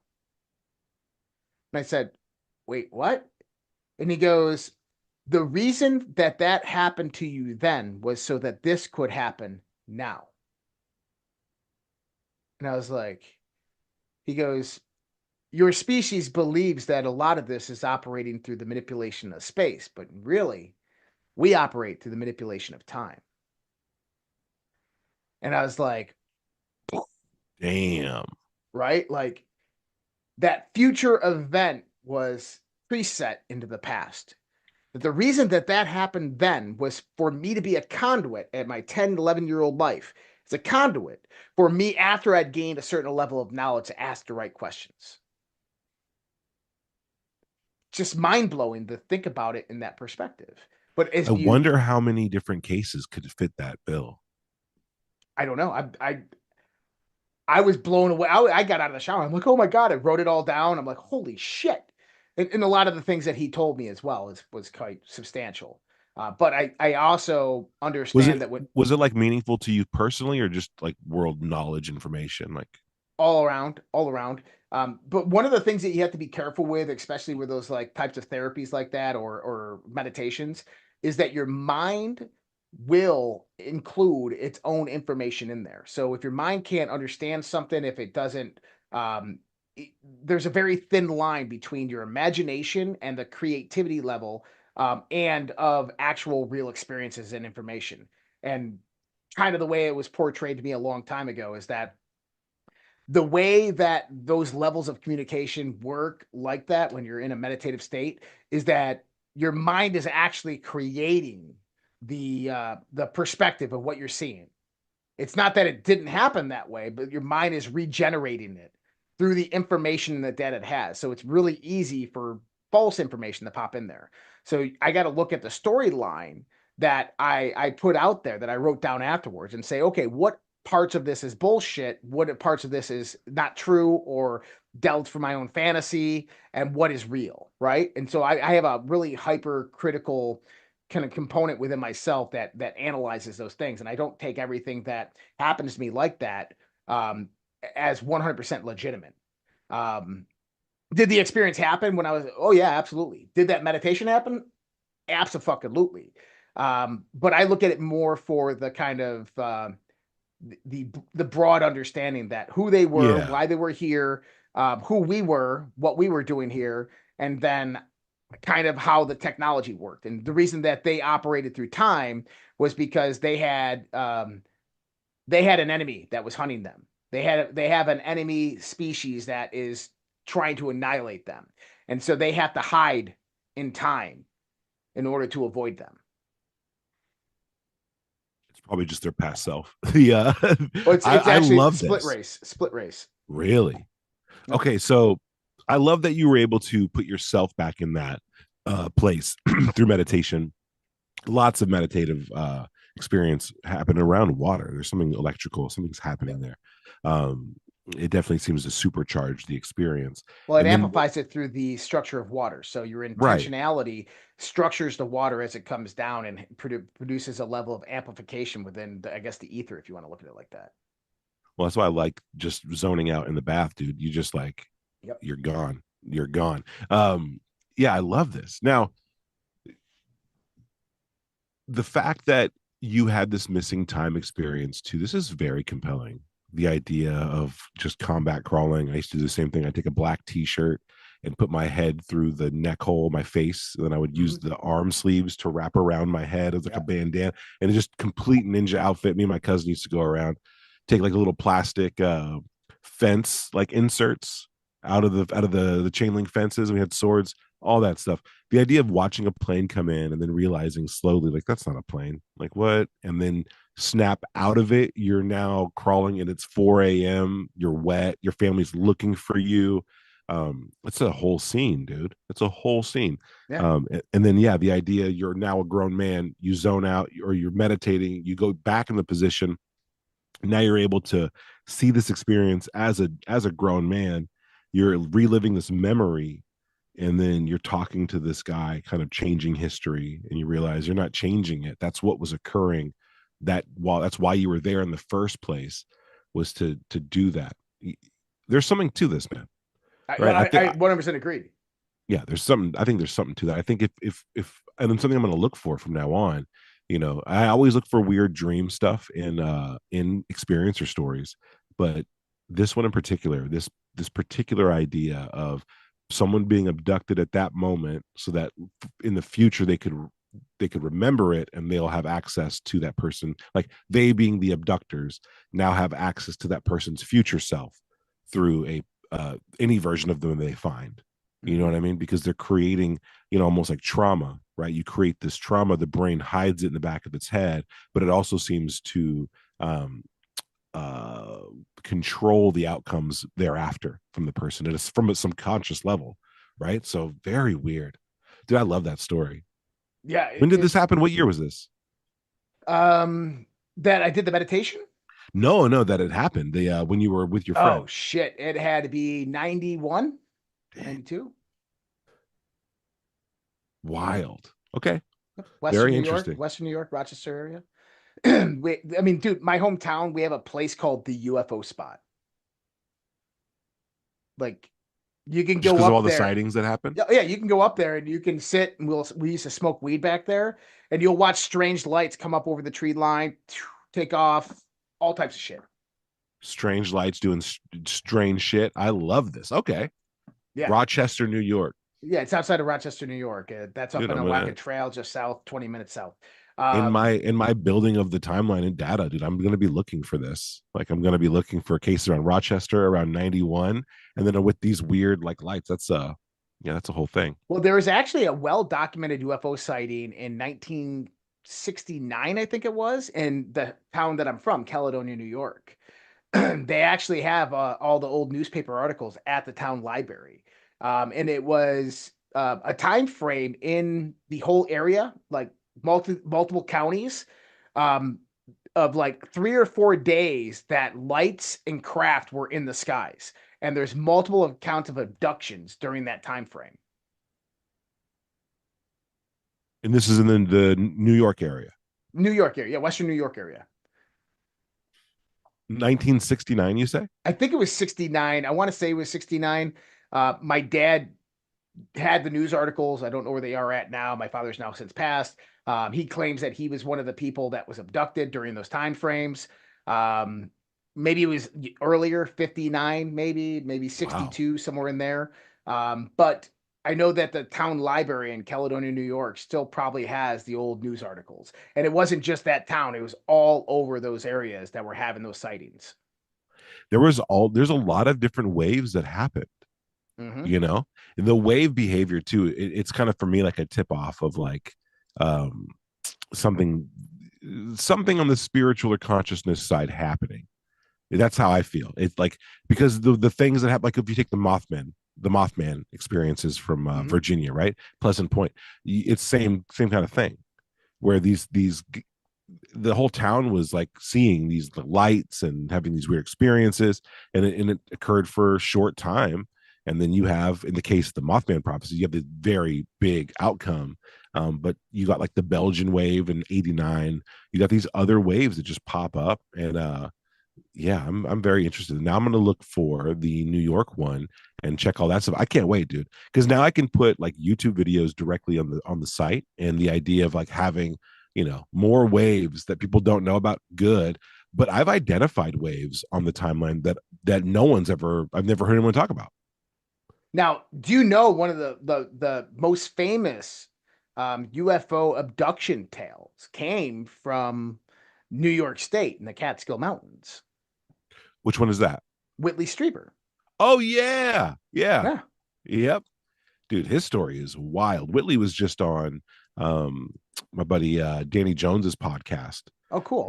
And yeah, his story is wild, and it goes on for a long time. It just kept on happening. He's had a lot of crazy experiences throughout his life with all of this, but it brings you into the darker perspective, I think, with a lot of this. I mean, you go into the I'm forgetting the guy's name now. What is it? The Arizona one, the logger one. What's the Travis Walton? Travis Walton.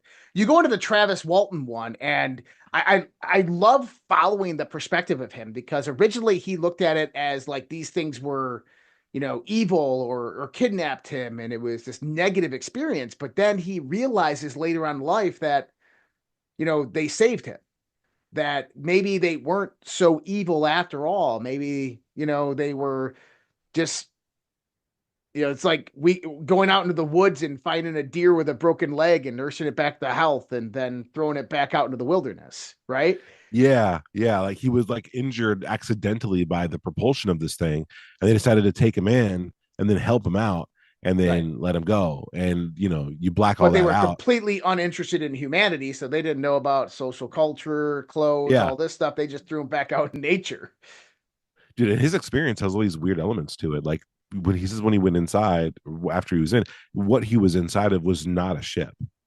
That although he was in a ship, like at first, eventually it was not a ship. It was like a hangar. It was huge. Mm-hmm.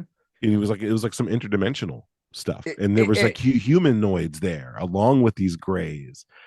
So cool. And I think with the Travis Walton story is, I think that this is one of those one-offs. I think it's one of those experiences that you'll probably never hear about again. That whatever was visiting the planet at that point in time was probably the only time it was ever here and the last time it was ever here, because we don't hear very many of the details surrounding those types of craft or beings or abduction experiences like that, at least in my perspective from what I've read. No, you don't. I mean, abduction experiences are very interesting to sift through, though. I mean, they're very interesting. They're not cut and dry. You think it's going to be like, oh, I was abducted here. This is what they did to me. But a lot of it involves hypnotic regression. A lot of it involves partial memories and, these weird themes that are ever present, like fluids and these different types of stuff that almost feel, I want to say, like witchcraft. Like very occultish. There's a lot of very occulty vibes in these abduction stories. Even like Whitley Strieber's, it's full of stuff like that. Right. Full of it.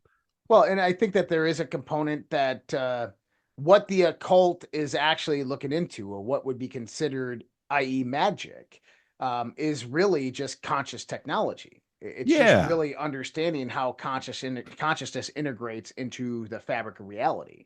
That's a really good phrasing for it. Conscious technology. Do you think that there's any like that stuff is being deployed against humanity right now by people who have that technology, like human beings, factions, governments, agencies? They got to have it.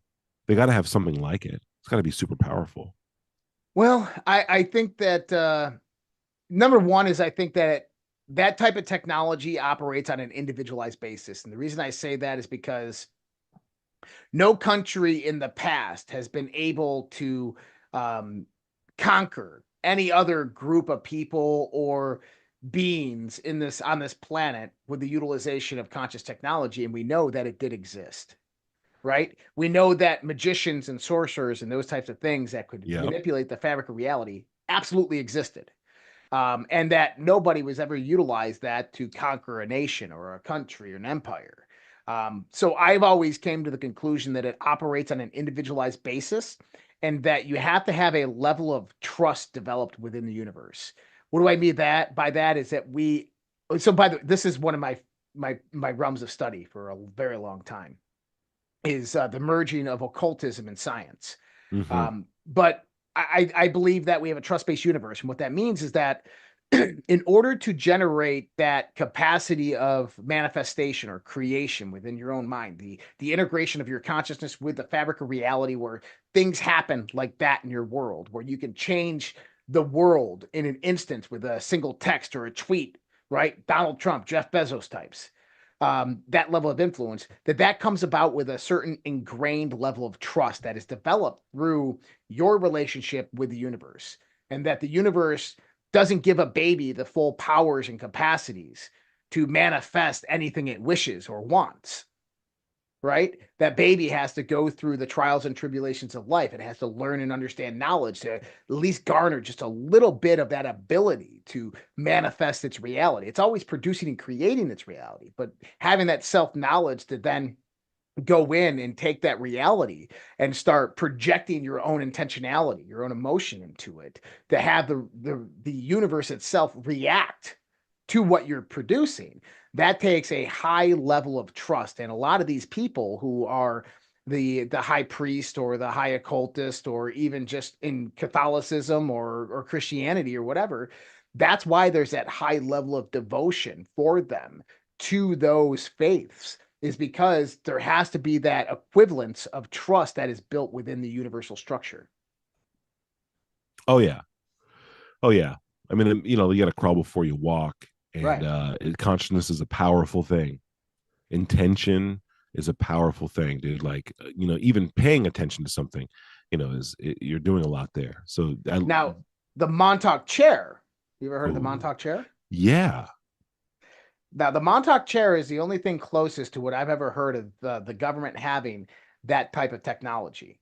For those who don't know, this originated out of the Montauk Project, which was an after effect of the Philadelphia experiment with the USS Eldridge.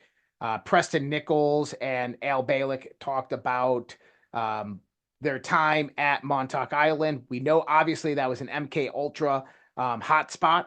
But it was a chair taken out of an alien craft that you could sit in and manifest anything, or even project yourself into the past or the future. You can manipulate time, gravity with this chair.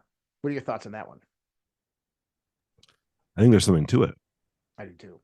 I think there's something to it. I mean, there's also I don't know how to pronounce it, but there's that mirror, the Kirchev mirror, right? This idea of this curved metallic mirror. There's these black mirrors. Yeah, there's something about it. There's something about these devices. There's also like Project Looking Glass, and like there's so many, dude. Like, I would believe that these relics and these artifacts actually existed, and they actually did what they said that they did, and that there's some element. There's always most likely a conscious component to them, which is why when like the movie Contact, right? Like, she was basically in a Montauk chair, yeah. Right? And no one else could see what she saw, but she gets out of it. She goes, no.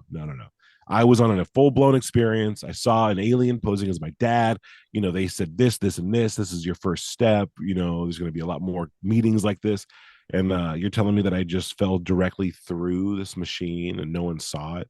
I'd imagine that there's probably been a lot of things like that. And that's why 16 hours. Then why did the camera record 16 hours of static? Right.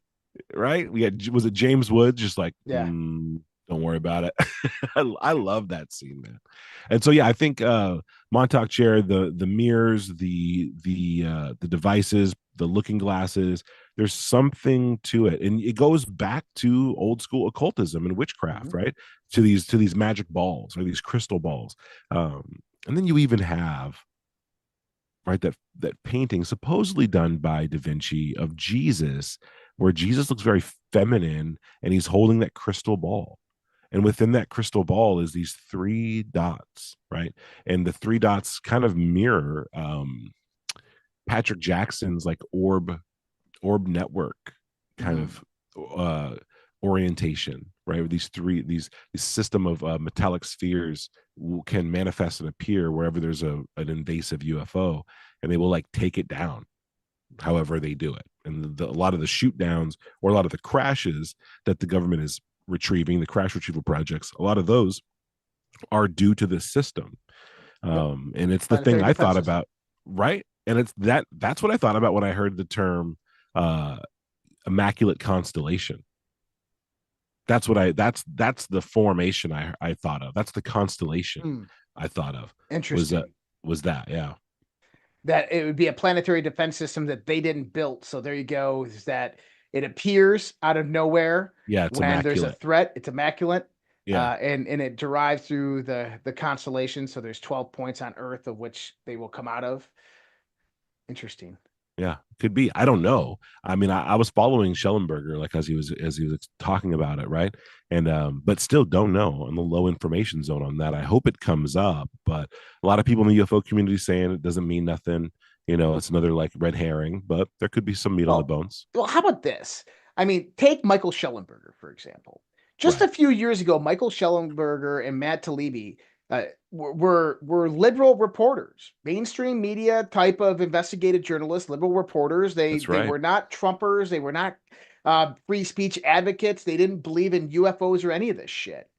But now you got people like Matt Schellenberger here talking about, holy shit, UFO stories, blah, blah, blah, government corruption. It's kind of interesting the time that we live in because it truly is the Great Awakening, isn't it? Yeah, I think so. I think technology, availability, communication, community, these are the things, you know, that are really helping. Yeah. They're really helping something come to a head. Whether it be the waking up of what media is or waking up to the possibility of what these aliens are. You know, there's 100%. A fair amount of. So what do you think we're going to see? Give me your next 12 months perspective of what we're going to see. Next 12 months, we're going into 2025. I think by mid next year, we have a confrontation with something. A new video comes out. The public is going to have to be confronted with something else, a type of disclosure. I think that if it's Kamala, then that disclosure will be nuts and bolts. If it's Trump, then that disclosure will include the spiritual side. That's what I think, right?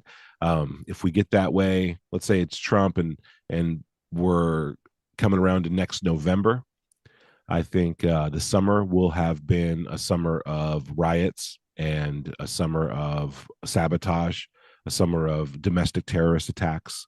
And by this time, we're going to be coming out of it next year. That's what I think.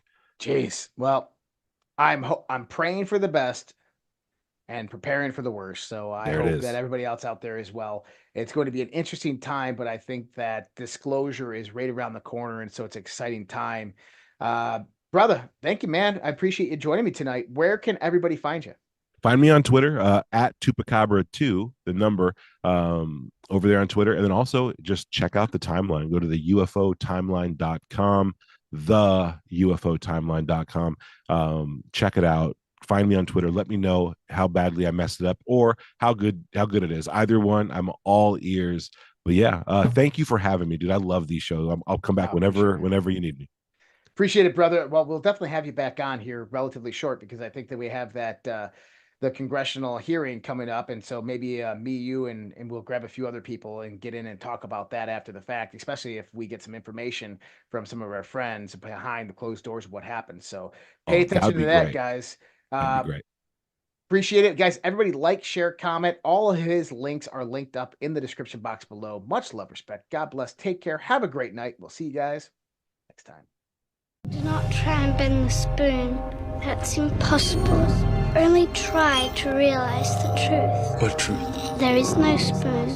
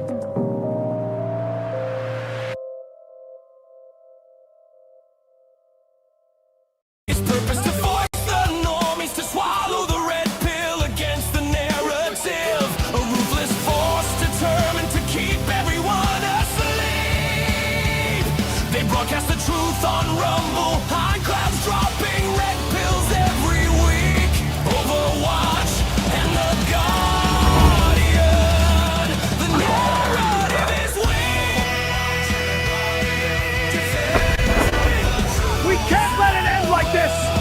It's too late.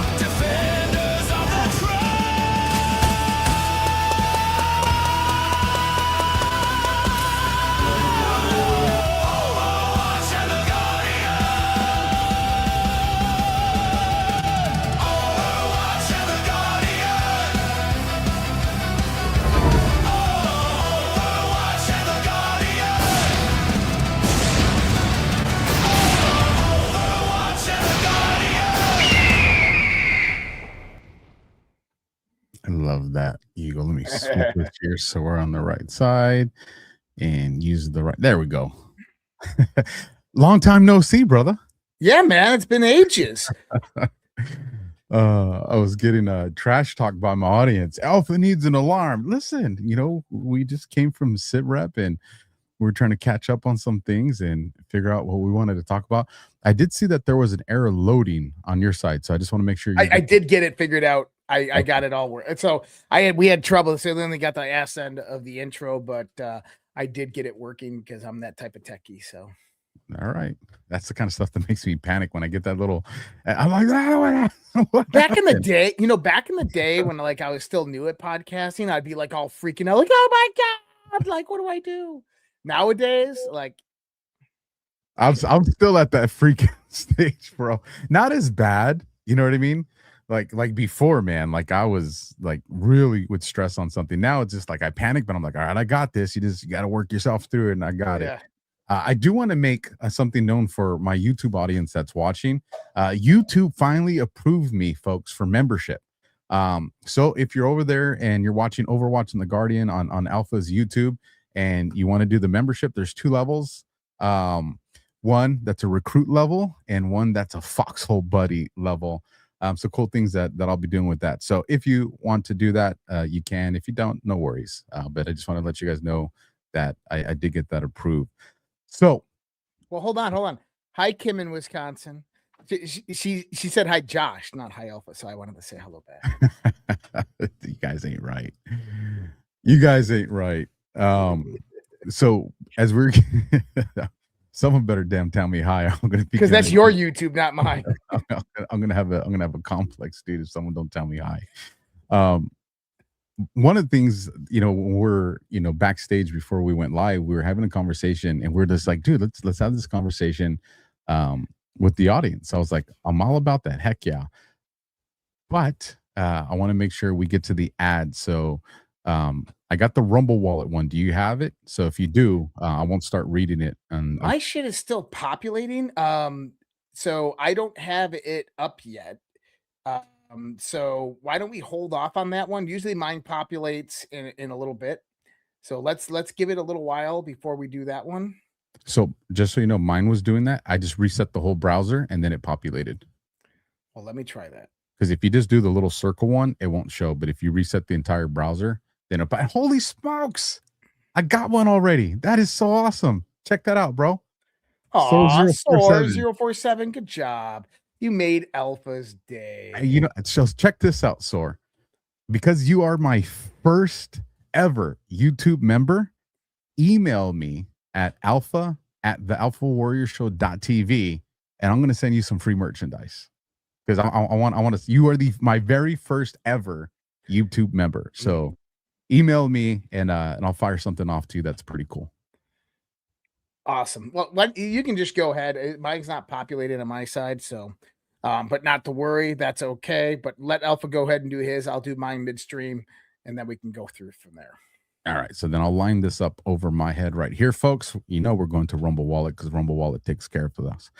They can freeze your accounts, shut off your cards, lock you out of your own money overnight. Banks don't protect you. They control you. That's why real financial freedom starts with ownership. Introducing Rumble Wallet, a non-custodial wallet built for people who refuse to give up control. With Rumble Wallet, you don't just buy digital currency like Bitcoin and Tether. You can own Tether Gold, real gold on the blockchain. Through Tether Gold, you get direct ownership of physical gold bars, each one fully allocated, verifiable by serial number, purity, and weight. This isn't paper gold. This isn't an IOU. This is real gold without bank vault, storage fees, or gatekeepers. You can buy, sell, or move it 24 hours a day, 7 days a week, even when traditional gold markets are closed. And if you want, Tether Gold can be redeemed for physical gold. That's power. And when you support creators on Rumble, you can tip them directly using the Rumble wallet, peer-to-peer, and outside the banking system. No permissions, no middlemen, no cancel button. This wallet is yours forever. You'll see that right below where Josh is on the screen right now. We both have that Rumble wallet. And here's the cool thing about the Rumble wallet. Rumble doesn't take any of that from us. So any contribution or tip you send us in the Rumble wallet, we get to keep the entire thing. So if you guys are all there watching on Josh's channel, throw the dude some tips. You guys have no idea how hard this guy works. So, brother, how do we set up the conversation? Oh, holy smokes, another one, bro. Listen, I'm gonna fire these off, man. I'm gonna fire these off. Grits TLC became a YouTube member. I'm so fired up, dude. I'm so fired. Listen, they censored us for so long, man. And it's just like we can breathe now. Alpha didn't even know you could do memberships on YouTube. I did. I told him the other day and helped him get set up. I was like, he's like, Josh does teach me a lot, you guys. So if you're part of my audience and you want to take care of someone, take care of Badlands, take care of Josh. I don't know where I would be, folks, if I didn't have these people in my corner in addition to you, the audience. So make sure you're taking care of my brother over here. Wrong direction. There you go. But I was telling Josh, so before show, we were having this conversation and we're describing some stuff. And I'm like, bro, you sound like a Virgo. And he's just like, I'm something else. I don't know if you want to say what you are. I'm a Capricorn. All right. I didn't want to put it out if you didn't do it. And I was just like, really? And so I started asking some questions. He's like, dude, we can talk about this. What are you? I'm a Virgo. You're a Virgo. Yeah. September 9th, right? I'm 9/9. So I am a Virgo. Okay. Well, when you start talking about astrology versus astronomy or occult astronomy or Vedic astrology, however you want to look at this, you have to kind of step back and realize that it's not necessarily what you think it is. And for anybody out there who doesn't know this, I've studied these topics for a very, very long time. I've dove into the mysteries of the occult and the esoteric and tried to understand what these people are talking about. And I did it for a good reason. Because I believed that ancient civilizations hid things within structured forms of knowledge, mythology, occultism, and so forth, in the context of our ancient civilization, of who we used to be as humanity. And I believe that I'm actually fairly right on that. And part of that belief goes into taking those ideas from occultism, from various different philosophical organizations of esotericism and occultism, and then reorganizing that into scientific theory. And I actually developed, I don't know, you probably don't even know this about me, Alpha. I went back after the military, I went back to college for 3 years with the CU Boulder, and I studied physics and I studied computers. So computer engineering and physics. And my last year in college, before I dropped out, but I actually went through the selection process of a DARPA program. And so Really? one of my professors was a lieutenant colonel in the U.S. Army, and I got hand selected out of 200 people. I made the top 5 and got selected for the DARPA program. I went through my security clearance, got selected for this young innovator developers program with DARPA, to where they give you problems to resolve and you have to engineer solutions for it. And I ended up leaving the next semester right before the thing started. Did you really leave? Yeah, I did. It's like the same thing that, like, right when I got out of the military. Listen, I'm just saying what the audience is thinking. Josh tells us DARPA, and I'm just Well, right before, how about this? Right after I got out of the Navy, I had a job offer from Raytheon to go to McMurdo in Antarctica. Went through the interview process, took my offer, I had my security clearance already, and I declined it because my wife at the time got pregnant. And so like, there's like, I could have worked for DARPA. I could have worked for in Antarctica at McMurdo, but I chose a different path, right? Like I chose a different path. I wouldn't be here today if those things. You would have been one of them. I don't think I would have been one of them. I probably would be a lot wealthier if I worked for DARPA. But the reason I went back to school is because I had this theory. And this theory just would not leave me alone. It was something that had bugged me my whole life when I researched into occultism and esotericism, and then having a analytical scientific mind that I had, I would kind of like say, they're talking about science here. And so I had to go out and learn science and try to fully understand what both sides were talking about, right? To try to figure it out. And I actually believe I figured it out. Well, let me ask, go ahead. Because I do have a question for this. Because, yeah, I hear people talking a lot about it, but, and if there's one person that could probably answer it, it's you. But finish that thought, and then I'll tell you what my question is. Yeah, so I actually think I figured it out. And once I figured it out, and what people are like, what did you figure out? That the theoretical view that we have of the universe and scientific capacity is wrong. It is wrong. And that it's not necessarily we need a completely new theory, is we need transitional shifts in the perception of how we think about things, right? Observational nature is observational nature. When we start looking at the laws of nature and we start looking at how things interact, all of these things are not going to change. That's the observational nature of reality. But when we start to look at science as a whole, it's how they perceive that information that draws the wrong conclusion. And to give you an example here, right now we have two bases of physics, right? We have quantum physics, and then we kind of have general relativity, the GR crowd, right? And those two worlds do not combine. And one of the ways that they do not combine is gravity. Is that you have quantum gravity, and then you have general relativity, or how mass distorts the space-time that doesn't actually exist, and generates a very, very weak field called gravity. In science for the last 100 years has been trying to basically bring those two together, and they've been unable to do it, right? Now, one of the things I began to realize is that, well, maybe what we're looking at here, and I want you to take this in the context, is imagine that observational phenomena, experimentation, things that we do to validate theories, information, is equivalent to screws and nails and wood boards and glass windows, right? So imagine that we have this bucket of screws and nails, and we have a whole bunch of planks of wood.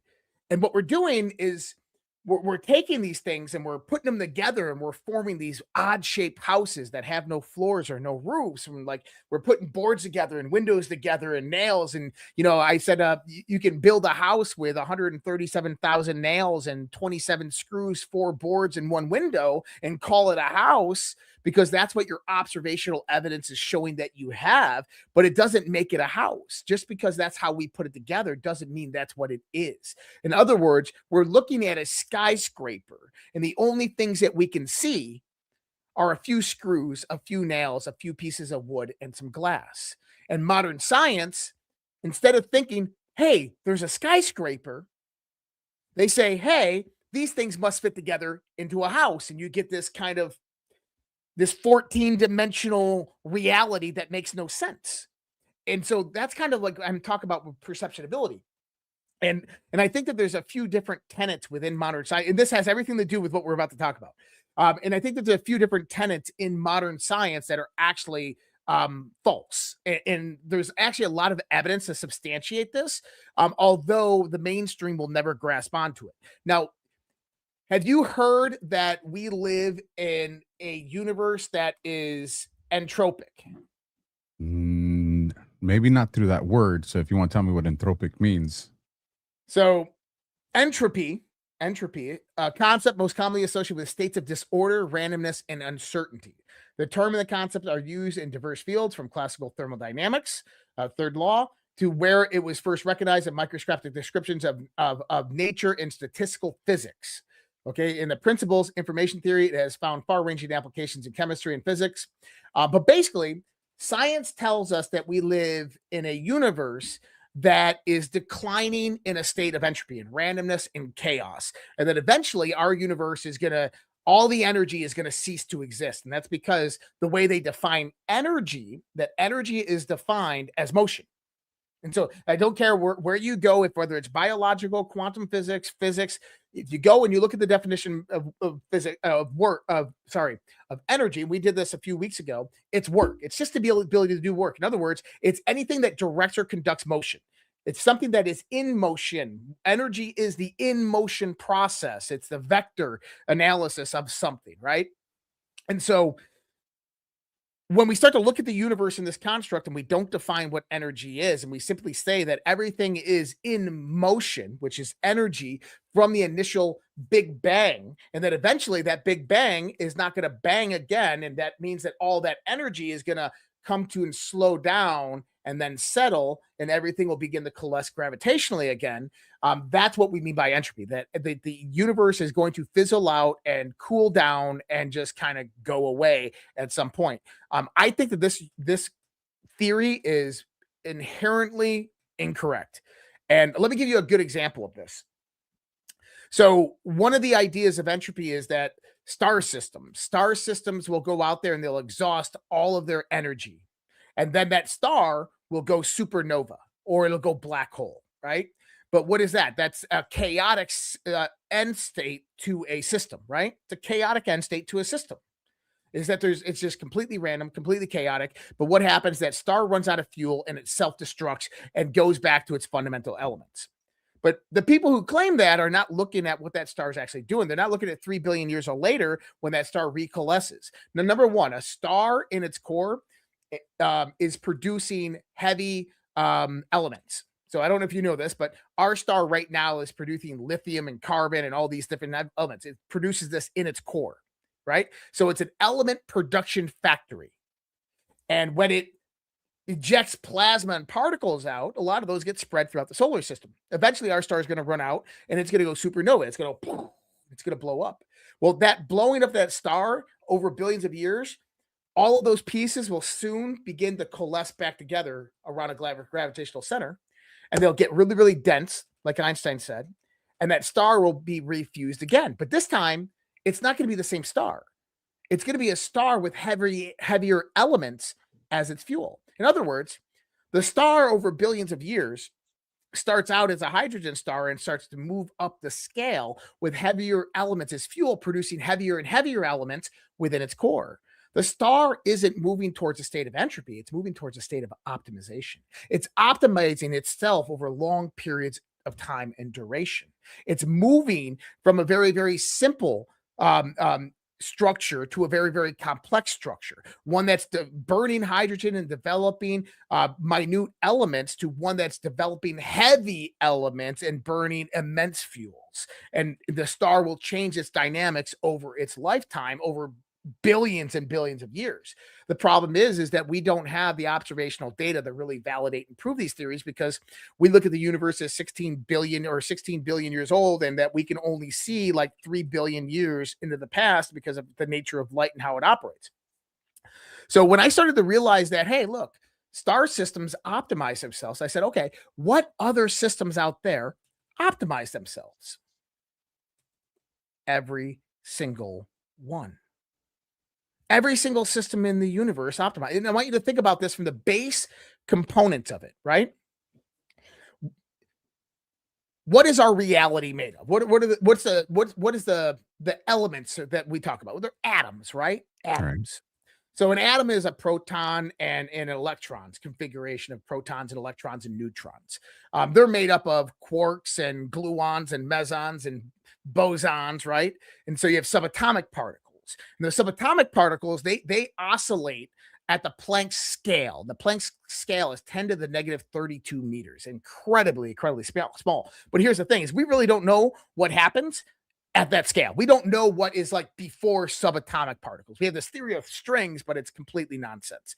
But what we do know, and this came from Max Planck in the early 1900s, is that, and this is where you get the term Planck's length, Planck's constant, H bar, in this type of stuff, is because Max Planck realized that energy doesn't move in singular quantifications, as in it doesn't move one energy unit at a time.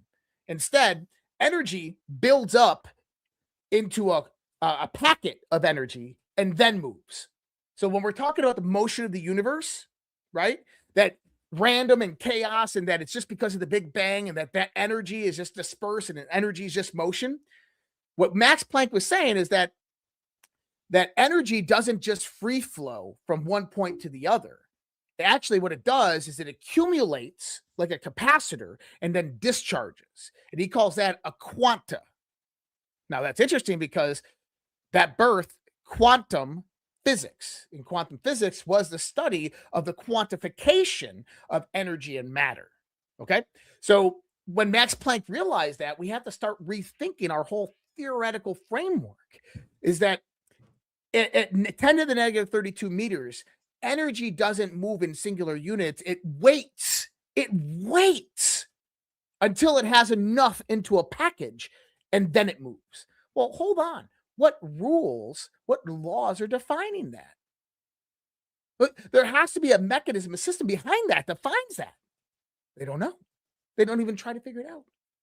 And so this builds our fundamental reality. So you have a quantification of energy that then brings about subatomic particles, which are oscillations of I look at them as oscillations of fields. So think about our universe as kind of overlays of fields, and just think about invisible fields like fog, and then you have colored fog, and they're just all correlating. And when they interact, if we think about frequency, they produce interference patterns. Those interference patterns will oscillate with each other because they're going to have the same oscillation patterns that occur, and those frequencies oscillate and resonate with each other, and that's subatomic particles. And then they start to come together and coalesce, and that's a proton, a neutron, and then you have electrons, which an electron doesn't actually exist.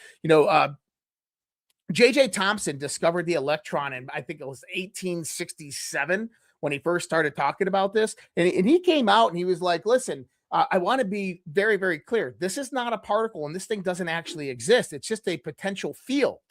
And we've taken that. And if you remember when you were in science class and physics class, they were like, and you have this little particle called an electron, and it's zooming around at lightning speeds around the proton. That's bullshit. It doesn't actually happen like that. And what that is actually a potential field. It's a field that's oscillating around the proton. And we even know this. They say that electricity is like you have a current flowing, right? And you have a voltage, and you have electrons that are flowing. Well, electrons don't actually flow. You want to know what electrons do? They oscillate. They oscillate back and forth like this. So when we actually have AC current, all AC current is the oscillation of electrons just going back and forth over a current line. That's it. They're just going back and forth 120 times a second. DC current is simply just ripples like this. And you're going to make this connect to me being a Virgo. Yes, I will. Absolutely. Okay. Because I love what I'm learning, but I'm like, how the hell? People are like, you lost me, Josh, but I love you anyway. No, trust me, guys. I'm going to bring this. If I'm following along, y'all better start studying, or maybe Josh is rubbing off on me. I like it because I'm keeping up with this. So I'm proud of myself right now. Keep going. Good. So when I started realizing this and I started seeing these various different patterns in nature, that kind of the fundamental structure of reality was patternized. Not only patternized, is it went from simplicity to complexity. And we can actually see this. I mean, you go down to the Planck's length, and you're talking about basically single units coming into a packet. And then, like, think about a sugar packet, that the only time the sugar packet would go into the coffee is when you open it up and it's completely full in the bag, and then it can get discharged. Well, it goes from that to atoms, and then atoms can come together in higher levels of complexity. And then when atoms come together, these are elements, and then they form what we call molecules, right?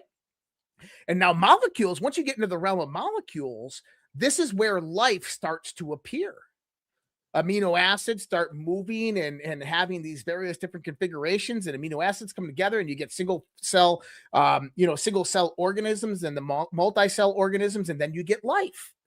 But here's the crazy thing about this.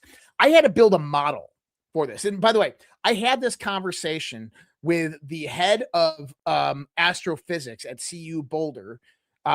And this was when I was determining whether I was going to continue at CU Boulder or go away. And we sat down and talked about this for 2 hours. I brought all my notes. I have documents like this on this whole theory. And he told me, keep going. Just keep going in school. Go get your PhD. Do it. We need minds like you. And I'm like, well, I'm right. And he's like, I don't know, but keep going. I'm like, dude, I'm right.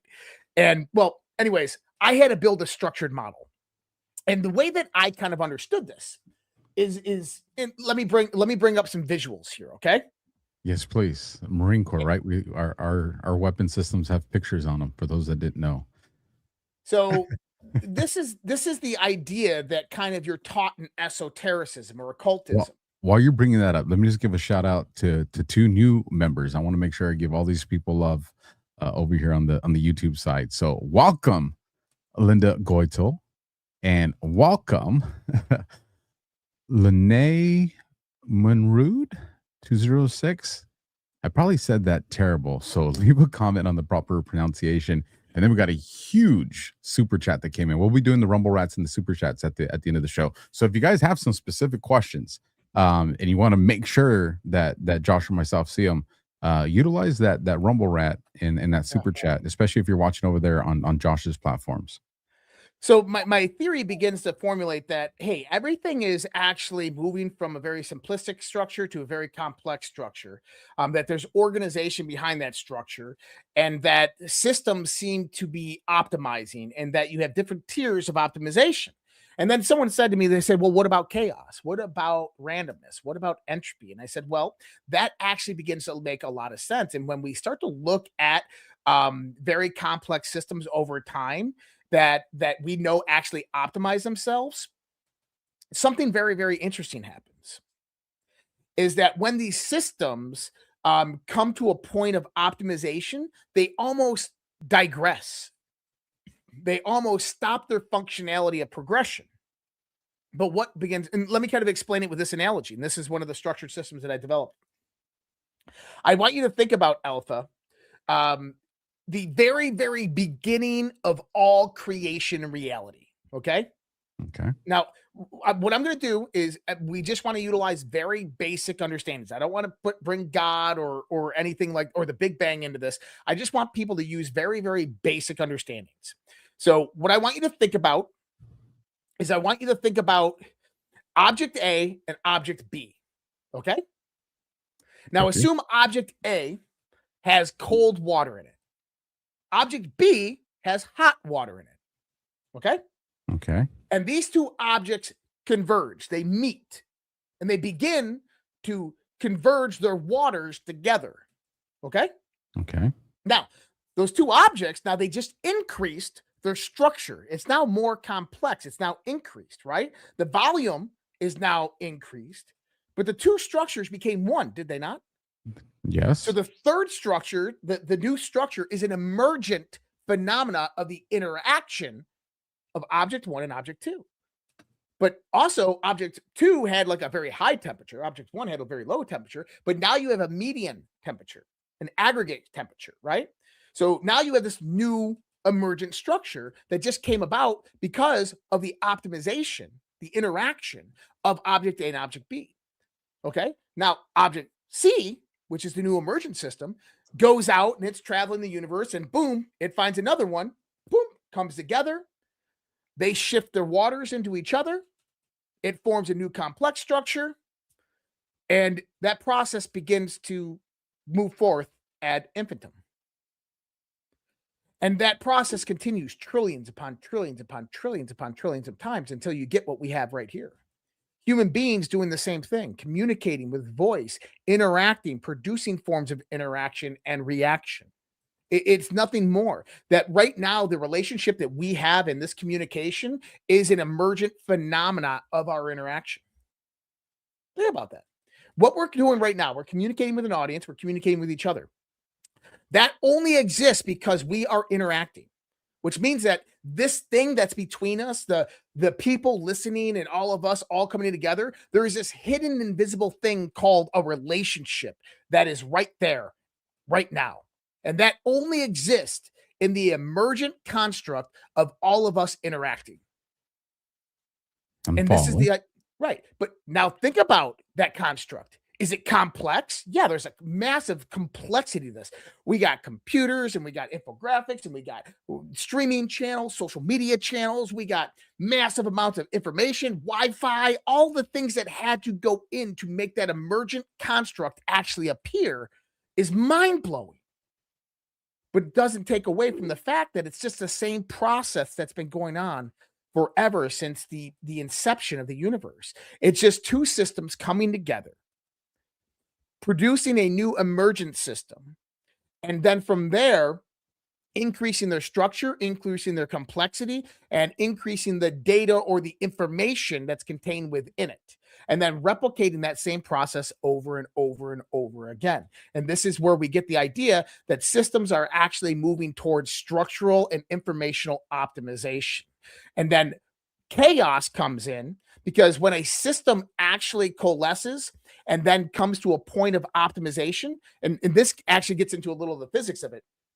And when you ask is like, well, what do you mean by optimization in the sense of like quantum field physics, right? Do you understand what's known as destructive interference when we talk about like wave theory, electromagnetic wave theory? Not really. Okay. So you have constructive and destructive interference. Constructive interference just means that, think about this. I have two antennas, transceivers. One's transmitting and receiving, this one's transmitting and receiving. They send the same signal out. That signal is going to combine and increase in amplitude. That's constructive interference. Okay. So just think you have a sine wave and another sine wave. When they hit each other, they're the same wave. They're going to double its potential, right? Correct. Well, what happens if we take one and we flip it 180 degrees out of phase? We make it a negative waveform. They would create a line. Like, wouldn't it go to zero? Yeah, it goes to zero, right? But here's the problem with that. So they cancel each other out. That's called destructive interference. But let me ask you this. Do I still have a transceiver here and here that has energy going into it that's transmitting and receiving? Yes, that still exists. Yeah. So I still have energy being put into the system on both sides. Now, let me ask you this. If I went perpendicular to that waveform and I shot another electromagnetic wave that had some type of oscillatory tendency towards that destructive interference pattern, what would happen? You would create a new wave. You'd whatever create that interference in that one wave that's being destructive. That's the idea of our current universe, is that the universe, space-time, what we call space-time, is actually destructive interference of the convergence of two systems that have obtained a point of optimization, or an emergent system that we call the universe. And that all of matter and energy within this system is perturbations within that field that are simply not resolved yet at points of optimization. They haven't found their point of neutralization or sum zero within that system. But that system ultimately is moving to a point of optimization. Now, I learned this by looking at science, by looking at physics, but I also let me ask you a question here. Sure, go ahead. Right? I want to bring it down. As I'm listening to you say this, and I get what you're saying, the optimization, right? And this one has to find this one, and then they create the new object, whatever that is, the new item. So are us as humans approach to creating life, are we doing that wrong? This is where my mind's going, right? So when I look for my partner, I was looking for my partner to be hot and gorgeous, right? And then I find my partner, she's hot and gorgeous. So I'm like, all right, we're going to come together. And then we make a child, right? Two beautiful ones. Two systems come together and they produce a new system? And produce a new system. But my initial search was based on looks. And then, of course, there's the, I love her personality. I love who she is. You do check the box and all that stuff, right? And so we make life. So our approach is something that I guess is kind of surface level, and then emotional. Is there, if we were to actually do things, this is going to get so like sci-fi here. Yeah, I blame it on Josh, folks. If we were to change the mechanism of how we look to create life, like instead of looking for someone that I'm physically attracted to or emotionally attracted to, I start looking for someone who, here's what my blood work looks like, here's what my DNA structure looks like, and now I'm looking for someone that matches that, so this way we can optimize the life that we create to make. If we went about it that way, would we evolve faster than the way we're doing it? And but if that was the case, in that process, would we be abandoning things like emotion? I don't think so. I think that the universe works exactly the way that God intended it to. Let me give you a few different ideas and concepts, because we're going to get into the whole Virgo thing in a second, but we had to build a base for it. And I want people to understand that this is how my mind thinks. My mind thinks in the context of patterns and structures and fields coming together, and that these produce very, very complex interactions. These complex interactions move to states of optimization. And once those points of optimization are done, then that system evolves into chaos and dismantles or produces a different hierarchical structure, moves to the next point in structure. And so when we talked about, and just kind of to that point, and this is not to attack anybody, but just to put this conversation into perspective, remove emotions, this perspective, like people that are attracted to the same sex, they can't create life together. So that attraction itself ends the potential for that lineage to continue. You track what I'm saying? That's right. Like with the question? And that is the system that, so one of the things I've noticed is that there's systems that try to obtain optimization and they fail. And they dismantle, they go into chaos, and they go to entropy. And that, I think that what you're saying there is that gay people seem to be the entropic representation of humanity, the system that is no longer going to reproduce, and those genes are just going to die off with that person, right? Like, you're spot on correct with that assumption. Let me give you kind of some ideas here. At the point in time that you were born, right? Conceived, that moment that zinc flash actually happened within your mother's womb. I want you to start to imagine this for a second. Just imagine your mother standing there in her home. Now go outside of the home. She's in California. Now she's in the United States. Now she's on planet Earth. And now planet Earth is in some configuration with the sun and the other planets. And that solar system is in some configuration in the galaxy. And that galaxy is in some other configuration with the other galaxies, the local group. And that local group is in a configuration with other galaxies spread throughout the entirety of the universe. And that universe is in a configuration with what we don't even know. Okay. Now, I also want you to begin to think that space is actually expanding. So right now, where the Earth is in space and time, this space will never, ever exist again. And just keep that in your mind for a second. Okay.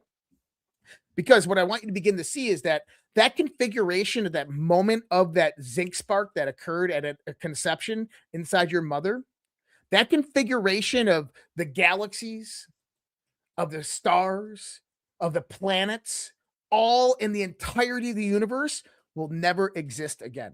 That moment in space and time was simply unique unto you.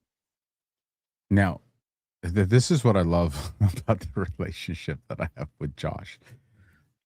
You guys, I mean, absolute brilliance. And as I'm doing that picture, the zinc spark, as you describe it, you guys know how Josh's brain works. You know what my brain went to? I'm gonna date myself here, for all the 80s, 90s kids. My brain went to the movie Look Who's Talking. Bruce Willis.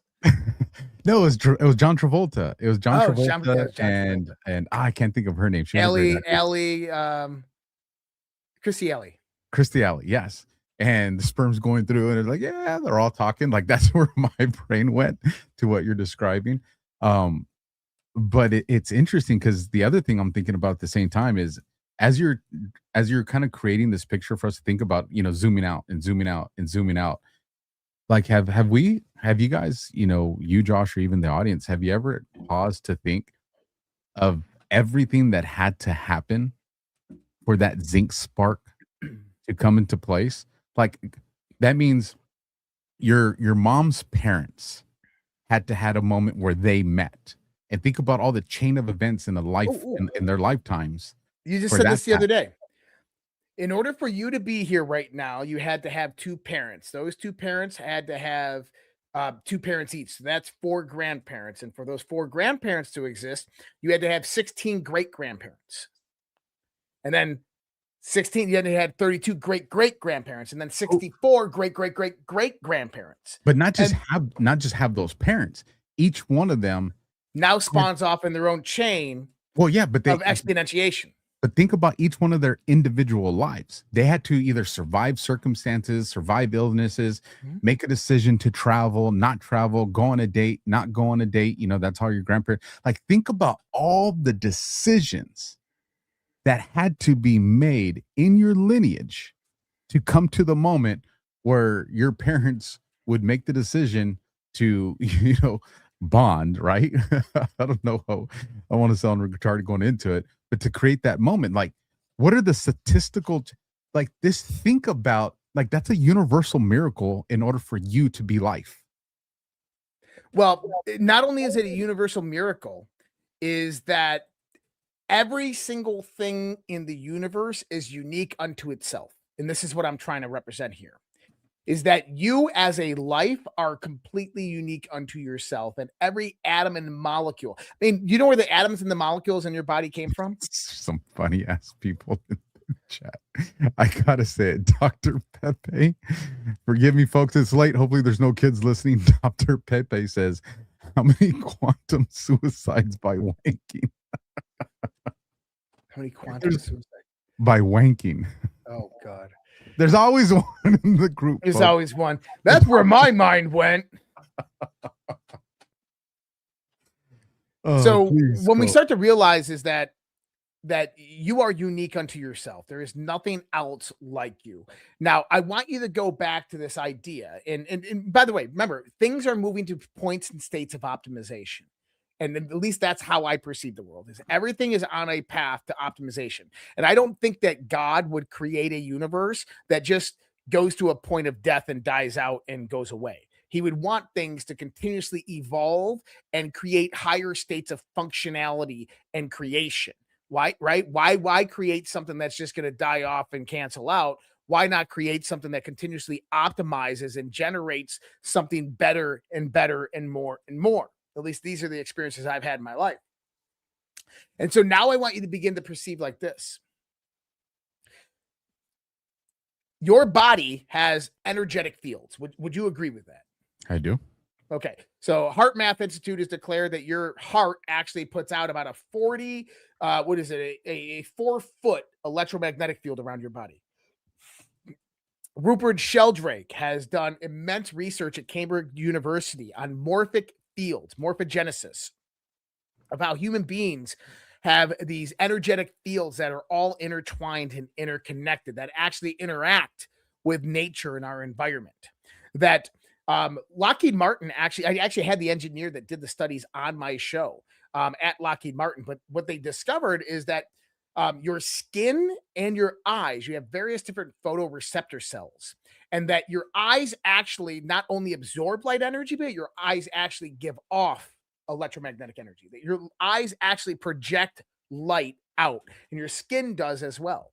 So when you start to look at it, is that we are this interactionary medium with our environment, you got to start asking yourself, does your environment affect you?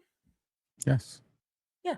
I mean, that's the whole basis of epigenetics, right? Is that that for the longest time, we believe it was hereditary control factors, that genes get damaged and they get passed on to other people, and that produces illness and disease.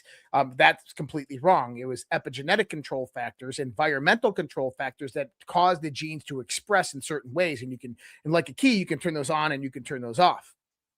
Well, if I told you that your environment affects you, okay, would you say that Wi-Fi in your house affects you?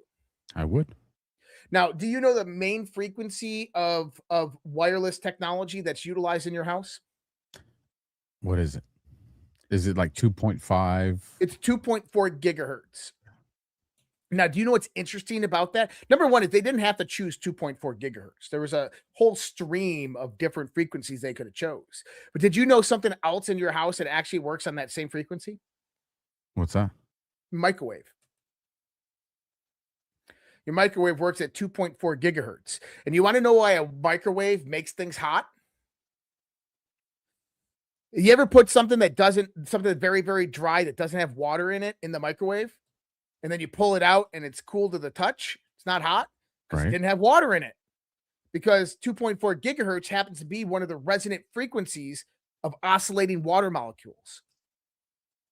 So 2.4 gigahertz, a microwave, is bombarding the water in an object and causing it to oscillate very, very fast. And that oscillation produces friction inside the molecular structures, which produces heat and heats that up. So your Wi-Fi is the same frequency that your microwave operates off of. And instead of being one single pulse of electromagnetic energy towards food to heat it up, instead you get it 24/7 within your house when your Wi-Fi is just very, very subtle. And don't get me wrong, there's a magnitudes of difference in the potential of your microwave versus the 2.4 gigahertz of your Wi-Fi. And your Wi-Fi, by the way, it operates, so it doesn't even operate on a power level. It operates in such low power that we actually have to measure it through decibels. And so it operates at about negative 30 decibels. Well, I'm glad you cleared that up because you almost unlocked a new fear for me, bro. I was about to start turning off. But does it mean that Wi-Fi doesn't affect you? No, it absolutely does. 2013 to 2014, Dr. Martin Blank at Columbia University did a series of test trials on wireless energy on 4G and 3G wireless technologies and discovered that your DNA actually is damaged by wireless electromagnetic technology. That wireless technology actually has long-term effects on your DNA in the context of damage, whether it's oxidative stress or, water molecules just being, slightly elevated in temperature within your body, whatever it might be. And the study's out there for people to find. But he also realized that the reason why your DNA is affected by electromagnetic radiation is because of the frequency range. And he discovered that your DNA is an electromagnetic transducer. Do you know what a transducer is? I've heard of it, but explain it to me. So induction, and so you have an idea that it can give and take, right? So transduction. Transducer, or you can say transceiver. It can send signals and it can receive signals, and it does it at a frequency. Well, Dr. Martin Blank realized that your DNA has a frequency of which it receives signals, and that frequencies at various different octave points of about 32 gigahertz. Now, that's not 2.4 gigahertz, that's 32 gigahertz. What's interesting about that 32 gigahertz frame is that, number one, 5G, the first channels in 5G are 28 gigahertz, and then they go to 32 gigahertz. That's kind of interesting, isn't it? But not only that, is that, have you ever you ever have like an old TV, ones with a, yeah. you ever scratch the radio? You turn on your radio and you're, absolutely. I still have one of those. Most of the channels today, if you go there and it's snow on that TV, that's actually generated by the digital systems, that's not real snow. They do that so you don't just have a blank channel. But the reason why you used to have snow on old analog TVs is because the antennas were picking up an electromagnetic ambience, a noise at the noise level on ground level on planet Earth that was caused by what they claim to be the Big Bang. The Big Bang has an afterglow, and it's called the CMBR, the cosmic microwave background radiation. And so it's in the gigahertz range. It ranges from 3 to 300 gigahertz. But the interesting thing is when the CMBR interacts with our planet, It goes through the ionosphere, it goes through the magnetosphere, it goes through the atmosphere, multiple points of dispersion. So you have variability in how this actually hits. But the aggregate frequency at ground level is 32 gigahertz. And that's the same frequency that your DNA resonates with. In other words, what I'm trying to show you here is that your body is influenced by electromagnetic radiation to the point where cosmic radiation that is coming from the beginning of the universe that's hitting our planet right now is actually in the same resonant frequency of your DNA. So let me just ask you this. If going off kind of what you're explaining here, because please connect the Virgo. We're right back. We're right back to you. Just unlocked a new fear for me again. I'm going to need you to fix this since you created it.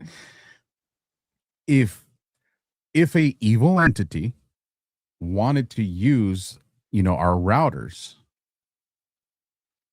what information would they need? Like, could you create an anxiety attack in somebody by manipulating their router? That's kind of where I'm getting at. Yeah. Bro. Remember when I told you about the pager attacks? Well, Number one, the pager attacks by Israel were there was no explosives in those phones. That was them overloading the energy. The discombobulator, that's simply subsonic frequencies that they use that basically causes all orifices in your body to open up all at once and causes massive blood flow directly into the skull for you to bleed from your nose, have a stroke until a delta force shoots you in the head. Like in that electromagnetism. Yeah, there's EM weapons. I mean, think about Havana syndrome. That's what Havana syndrome is. It's microwaves that are being projected at a person that's causing massive psychological effects and damage inside the brain, causing various different neural structures to overload and actually burst. People have had aneurysms from it. You just scared the shit out of me. Now Alpha's gonna be wearing the tinfoil hat. Bro, listen, y'all seen that social media thing? This is what the Navy SEALs wear, right? That special hat. I'm gonna be ordering one of those after the show because Josh just screwed it. Listen, man, that's scary, bro. Yeah, that's why Trump banned Yahweh from operating in the United States in 2018. Yahweh was one of the major producers of 5G antennas. So literally then the only real protection we have is to turn this shit off. Oh, listen to that. That's a novel idea. Well, do you want me to connect this to Virgo or not? Well, I do, but listen, you don't get to just scare the shit out of me. I think we're just going to walk away from that conversation. Like, listen, you told me what the new weapon You could be being influenced right now and not even know it. Not only that, you know a guy by the name of David Icke? I do.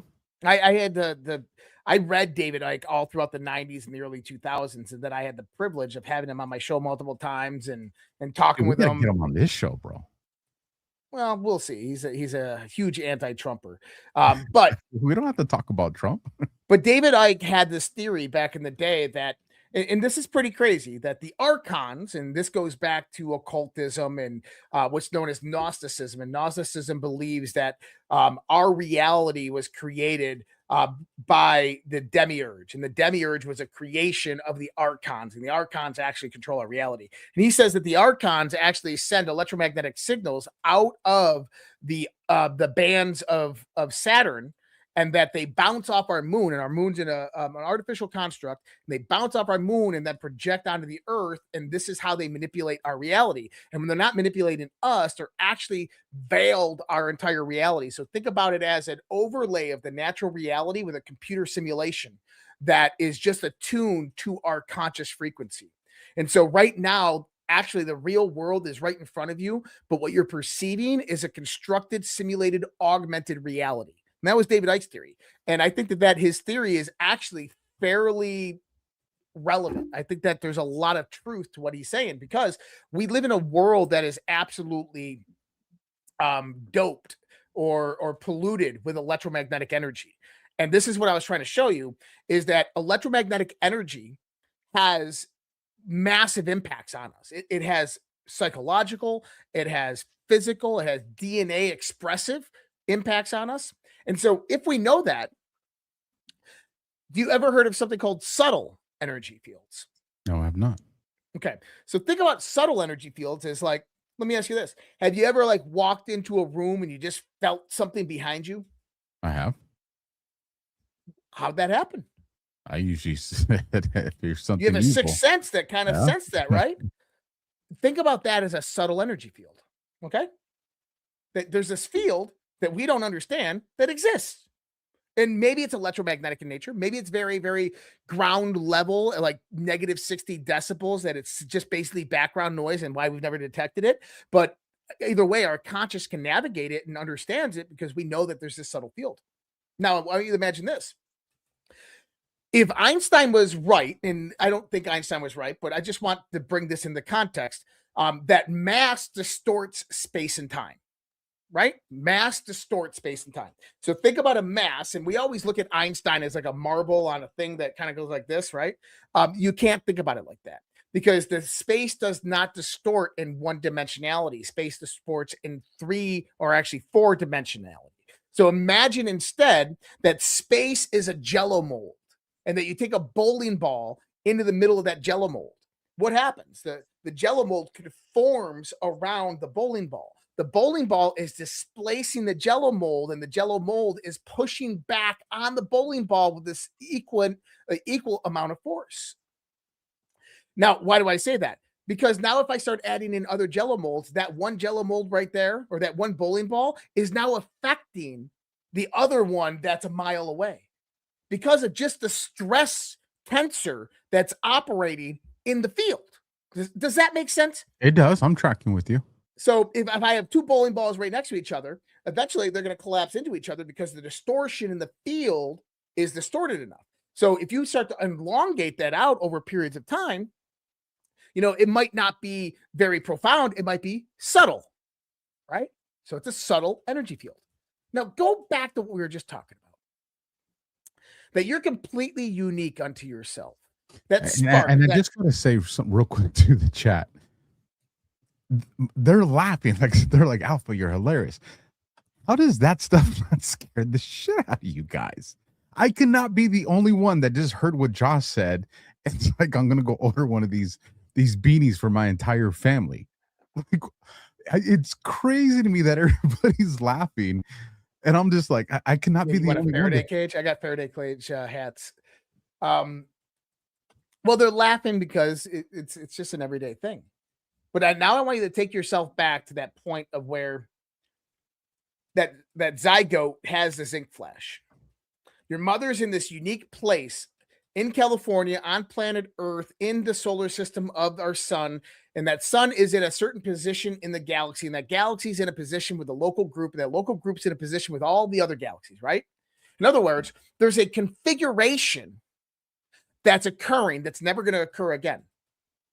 But if you break that down locally here in our solar system, that configuration actually happens a lot, right? So think about the planets moving around the sun. Okay, so the planets moving around the sun and the moon moving around Earth, and that moment that zygote spark happened, there was a configuration of Jupiter and Saturn and Uranus and Pluto and Mercury and Venus and Mars and Earth and the moon, and that configuration, although it's in a new realm of space, was actually very, very complex in the context of subtle energy. And imagine that subtle energy has an effect on your mother. That distortion of that field has some type of subtle energy effect on that zygote. Well, this is what our ancestors actually realized thousands of years ago. That if the stars and the planets in the sky were moving, then they had to be moving through something, and that something was moving, then that something would be producing ripples, and that ripples would be felt here on Earth, and we can call that subtle fields or subtle energy. And that if we watch the configurations, then those ripples have to be hitting the forming baby in the womb. And then how do we determine how those ripples affect the baby? Well, we look at the configuration of the planets in the sky. You know, and so I'll they interject started here just to make a point. if our ancestors were able to figure that out, there's no way they were not an advanced society, bro. I agree. You can't figure that out with being primitive. You can't. I agree. 100% agree. And I think that this is why it's occulted and esoteric, is because it was hidden. Because it wasn't fully understood. And so from this is you get the house of the zodiac. So I don't know if people know this, that you have an ecliptic. In the night sky, every night you kind of have this ecliptic where everything moves upon the sun, the moon, all the stars, they all move on the ecliptic. And through the ecliptic, you get the 12 different constellations, the 12 houses of the constellations. And every night they move through, right? And our planets are in different configurations within those different constellations. And when you're born, Alpha, when your birthday comes about, we say you're a Virgo because the configuration of the planets when you were born were in that Virgo constellation. Now, I want you to just hold your questions for a second. Good, because I have one right now, and I think now it's a we tend to pretty think good one. about this as something that's happening out there, but it's not. Remember, what we're actually talking about is the movement of planets that produce ripples in a field, which then produce influence, relationship. Remember, we were talking about relationships and influence. They interact with human beings here on this planet. So as the planets are moving, there's ripples generated, and those ripples hit the earth and they impact human development, which means that if you have planets in a configuration in one zodiac sign, how does it impact that fetal development? Well, over the years, our ancestors realized that we can develop neurologically. Now, inside your brain, right by your pineal gland, you have 12 ganglia, okay?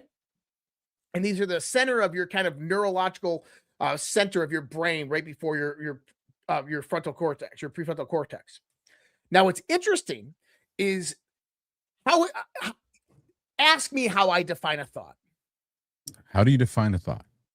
I look at a thought as the trillions upon trillions of neurons in your body firing in sequences and patterns over time. As in, if you think about trillions of things that are all interconnected, and you think one thing in your brain, what that actually is the firing of maybe hundreds of millions of those neurons firing at the same time in different sequences and patterns. Okay? Now, that configuration of neurons was influenced in early development by what? Subtle energy fields. The ripples from the configuration of your unique place in the universe. So I'm tracking up to now with that. I'm there. But this is where I have a question then. Sure. If our ancestors, even today, we understand that, okay, I was born September 9th, right?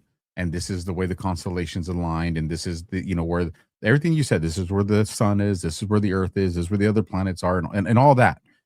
But there's also the understanding that it's not just, our universe, but it's the entire galaxy, like everything's always in motion. Mm-hmm. Then how can, the Virgo that was born the same day as me, September 9th, but in the 1800s, still share the same characteristics as me, according to these signs, when it still wasn't, even though in our stars, and we look up and the stars are the same, we were still never in that same spot that we were at the time that I was. So actually, the zodiac that we use today is about 2,100 years old. So the sky charts they use for your zodiac are over 2,000 years old. They're not modern sky charts. Now, there's deeper understanding of why that's used like that. But what I want you to begin to see is that the movement of the planets around the sun is always going to follow the same patterns. I think the longest orbital trajectory is Pluto, and that's like, 1,200 years or something like that. But Jupiter and Saturn probably have the most influence gravitationally. You know, they're like 600 years for Jupiter, right? But other planets have a very faster. Mercury goes around the sun multiple different times, right? But their influence to Earth, and just think about that construct of that pattern moving around. And what does it do? It produces ripples. So think about an ocean. Everybody's sitting in a still ocean, right? And what I'm doing is I'm producing ripples in the ocean when I'm going back and forth. Now, do you start to move because of those ripples? Yeah, you do. And even if you're 100 miles away, that energy is dispersed enough where you don't even realize it, but that energy is still being dispersed throughout all of that ocean. In other words, it does have an effect on you. And what I'm trying to tell you is that the ripples that are generated by subtle energy fields have an effect on the neurological construct of the womb in development and even throughout your whole life. That we've learned that these different configurations that the planets are in the various different houses of the zodiac produce different configurations of neurological patterns. And these configurations of neurological patterns are predictive. And they're predictive down to about 12. So if you want, if I'm understanding you correctly, if we wanted to, you had a mom and a father, and we knew the entire, like their entire genetic chart, right? They go and they do blood tests. You know exactly what his DNA is. You know exactly what her DNA is. And you want to produce a certain type of child that has a certain type of energy. Archetype is the word. Okay. It has a certain type of archetype. Think about personality, attributes, these types of things. Yep. So you have a certain type of archetype. Then you could literally tell these parents, this is the window that you want to conceive to produce this kind of archetype for a child. Yeah. And then if you had enough of a population that was willing to do this, you could create a society that has a specific archetype. Welcome to the real world. What you just described there is ritual. And this is why they wait for various different configurations in the sky for the planets to be in certain configurations, because of the energy, the subtle energy fields, and the influence that it has over mankind. And that's why they perform rituals on various different days. Because let's assume that you have one day that Hold on, I got to interrupt. So are you telling me? He just had a revelation. Are you telling me that they could culturally create a holiday that was designed to influence sex, like Valentine's Day? And everybody's thinking, oh, it's this day of love and chocolates and roses, but it's really because you're trying to produce a certain type of archetype. Because if statistically enough kind of people are going to meet together, they're going to do something that's going to create, they're going to conceive. And that holiday was designed to create a certain type of archetype. Bro. Welcome to my world, buddy. And guess what? These wealthy, rich, elite families in the occult, they mate on these schedules. They mate on the schedules where they know that that person that's going to be born is going to have power. For instance, forget it. So my friend, I'll bring Laura Lee on maybe one of these weeks, but Donald Trump's chart, he has Leo the Lion in his top house. In other words, Donald Trump's chart matches that of kings. Divinely blessed. And this is what it's meant by being divinely blessed or divinely selected. It's when your charts align up to where that expression of that archetype is very, very strong. Now, what do we mean by archetype? When I say archetype, there's the Carl Jung interpretation of archetype. And this is what a lot of what Carl Jung was actually talking about. I'll get into archetype in a second, but what I want you to believe is that your neurological configuration of your neurological system, okay? It's the base core of all communication, of all of whom what we are is our neurological system. And think about the configuration of the neurons inside your body, the base fundamental configurations. Think about that as your operating system, that your operating system was basically imprinted at the time of conception by the pattern of the universe, a snapshot of the universe around it, okay? Just so you know, you got my operating system going crazy with some stuff that I want to say right now. It's, Okay. it's like you kicked open the floodgates of my brain on something Good, right now, good. man. Now let me go to the next part. So if you understand that that operating system, the base function of your neurological system, is imprinted with the design structure of everything around it, and that's kind of what the neurological structure takes, then we only have kind of a few variations of designs that can happen. 12 of them, 12 archetypes. So in occultism, you had the idea of what's known as Solomon's Temple, right? Solomon's Temple, they want to build a new temple. And there's an esoteric or very, very occult theory on Solomon's Temple. Solomon's Temple is guarded by Jacquin and Boaz. Jacquin, Boaz. What is this thing called in your head? Right here, this little point? Temple. Why is that called your temple? Solomon's Temple. Solomon, break the word down. Spell it out. S-O-L. Soul. O. O in Old English, O apostrophe is of. Okay. Min. Man. Man. Say it fast. Soul of man. Solomon. Soul of man, Man. in your temple. And when you go into the soul of man's temple, the soul of the moon or soul of man's temple, you have to get past Jacquin and Boaz, illusion and deception. And once you enter into the temple, you go through the 12 houses of bread, the 12 archetypes of mind.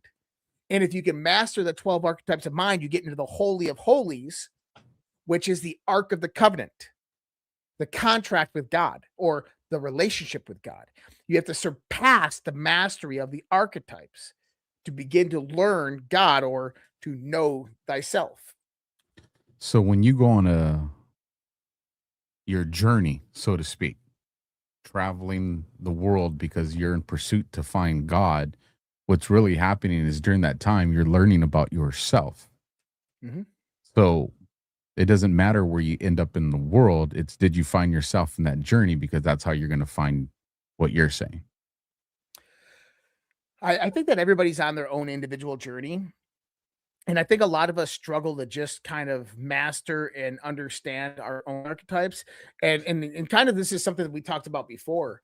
What I want you to imagine is that imagine when you learn what your archetype is, the various different attributes and how to kind of express them, right? Optimize your archetype, right? Optimize your archetype. But then you learn that there's other people and other archetypes. And so what you begin to do is you begin to express their psychological, emotional archetypes where you can mimicry, right? I can mimic that. And by mimicking that, I create the new neural patterns in my brain. And then I do that 12 different times. I now have a kind of a neurological pattern that can transition between the various different archetypes. And I can master each one of those archetypes in the context of understanding psychologically who and what they are, and then emotionally. Now, let me tell you this, is if you fall out of that world, it's much harder to get up. If that makes any sense to our former I don't know if I'm conversation. tracking on that part. I'll explain that part later, but let's just say that you go through and you try to master your archetypes, the archetypes of man. And the archetype simply is think about it as a computer program that is simply just patterns and sequences over time of neurological firing patterns. But different configurations of how those neurons are structured are different archetypes. And so different versions of that operating system. And that mastery is about going through each one of those versions and truly understanding how another person thinks, how another person feels. Where this just fascinates me is this literally has made me reanalyze, like whether it's storybooks or documented history on these things. You know, for instance, the king, you know, the royal family and the peasants, right? Mm-hmm. Well, you know, we had arranged marriages and things like that. You know, royalty would marry royalty, right? And so if royalty continues to marry royalty, that archetype is going to be the result of that. And well, since the peasants don't ever operate or, you know, are in the environment of royalty, peasants are going to continue to mate with peasants. So that archetype's going to continue on. But if you were to get some, whether it be a prince or a princess that fell in love with a, you know, male or female peasant, you're going to bring these two different archetypes together, which is it changes the system, introduces something new. And so if we bring that into the modern day of the elite and the peasants, and the peasants, I would probably consider that's probably us, the middle class and lower. There's a reason that we say like these people party with these people and they're in that environment. It just makes me wonder, is that the reason that these separations exist? Because they want to make sure that these archetypes, because if the peasant archetype starts to mate with enough of the elite ones, well, then you're going to change the way that system looks. Am I making sense with that? You're spot on. So- This is kind of why we have it. And here's the thing: is you got to ask yourself if it's maybe originally it was hierarchical in the sense that it was consciously oriented, but nowadays I think that that's just more kind of just the way the cookie crumbles. It's more just kind of how it all organizes out. Yeah, it's because we do this in gardening. Like, how many people have ever seen where you go and you get, they splice an orange tree with a lemon tree, and you get this hybrid, this orange lemon or this lemon orange. It's a new species. I love how he puts an H in there. Species. Right. And it just, have we done this with humans? I guess we have. Absolutely, we have. This is just making me trip, dude. So when kings used to take their daughters to marry into other royal families, it wasn't all about strategic alliances. It was about, are we going to produce a new dynastical line? Why did some marriages produce new dynastical lines and others didn't? What was destined by the stars? What was their configuration in the stars in the heavens?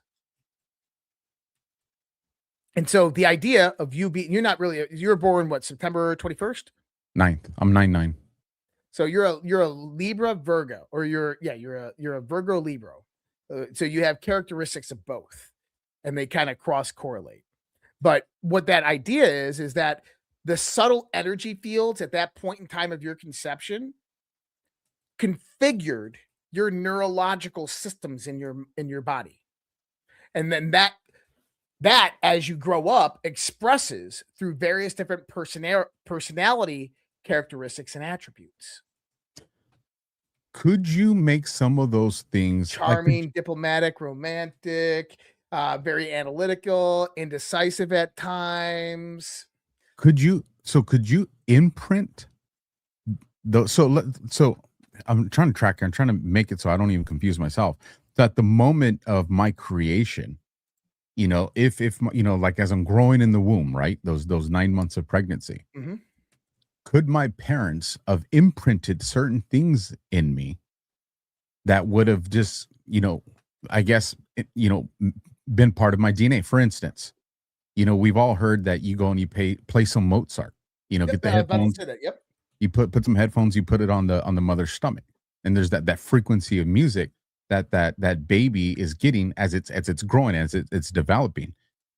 Would that then imprint that moment, so later on down the line, that kid's in high school starts hearing some Mozart, and it has an effect on them? Not just first of all, if the mother played Mozart all throughout her pregnancy to her baby, by the time when he's in high school, he's not going to be in high school. He's going to be in private school, probably finished early and already got 2 PhDs, because quite literally, yes, that's very, very real. And it's the same phenomena and effect. So if you had a class of society that you knew that if they listened to Mozart, that's the effect it has. So then you created music that operated in a different frequency of violence and sadness and pain. And that's all you heard, mom's playing it on MTV, playing it in the house. Could that then create that same type of imprinted type of memory in that baby? 100%. And not only that, is now start to think about the symbolism that is portrayed around that baby. And then when that baby, remember, the first 7 years of a baby's life are completely absorptive, that they're just taking in things, they're learning about things, right? And so they're seeing things. Now, take all that in the context and now think about the NFL. What's the most popular and recognized NFL football symbol? The star? What team? I hate them, but I would say the Cowboys. Oh, God, no. I would say the Raiders, right? Yeah, you can say I hate that one too. I'm going to start a war with my audience. Listen, y'all know I'm hardcore football, 49ers all day. The rest of the team suck. Let's just get that out of the way, all right? But see what Alpha's doing right there? If you're not a 49er fan, your team sucks. I'm sorry. So what Alpha just did right there is not out of pure love and appreciation. It's out of conditioning. What? Why do you love football? I started playing when I was 8 years old. When did you start watching? When I started playing. Well, no, I would say I watched a little bit before that because it's what my dad watched. Did you get it? Did you see what just happened there?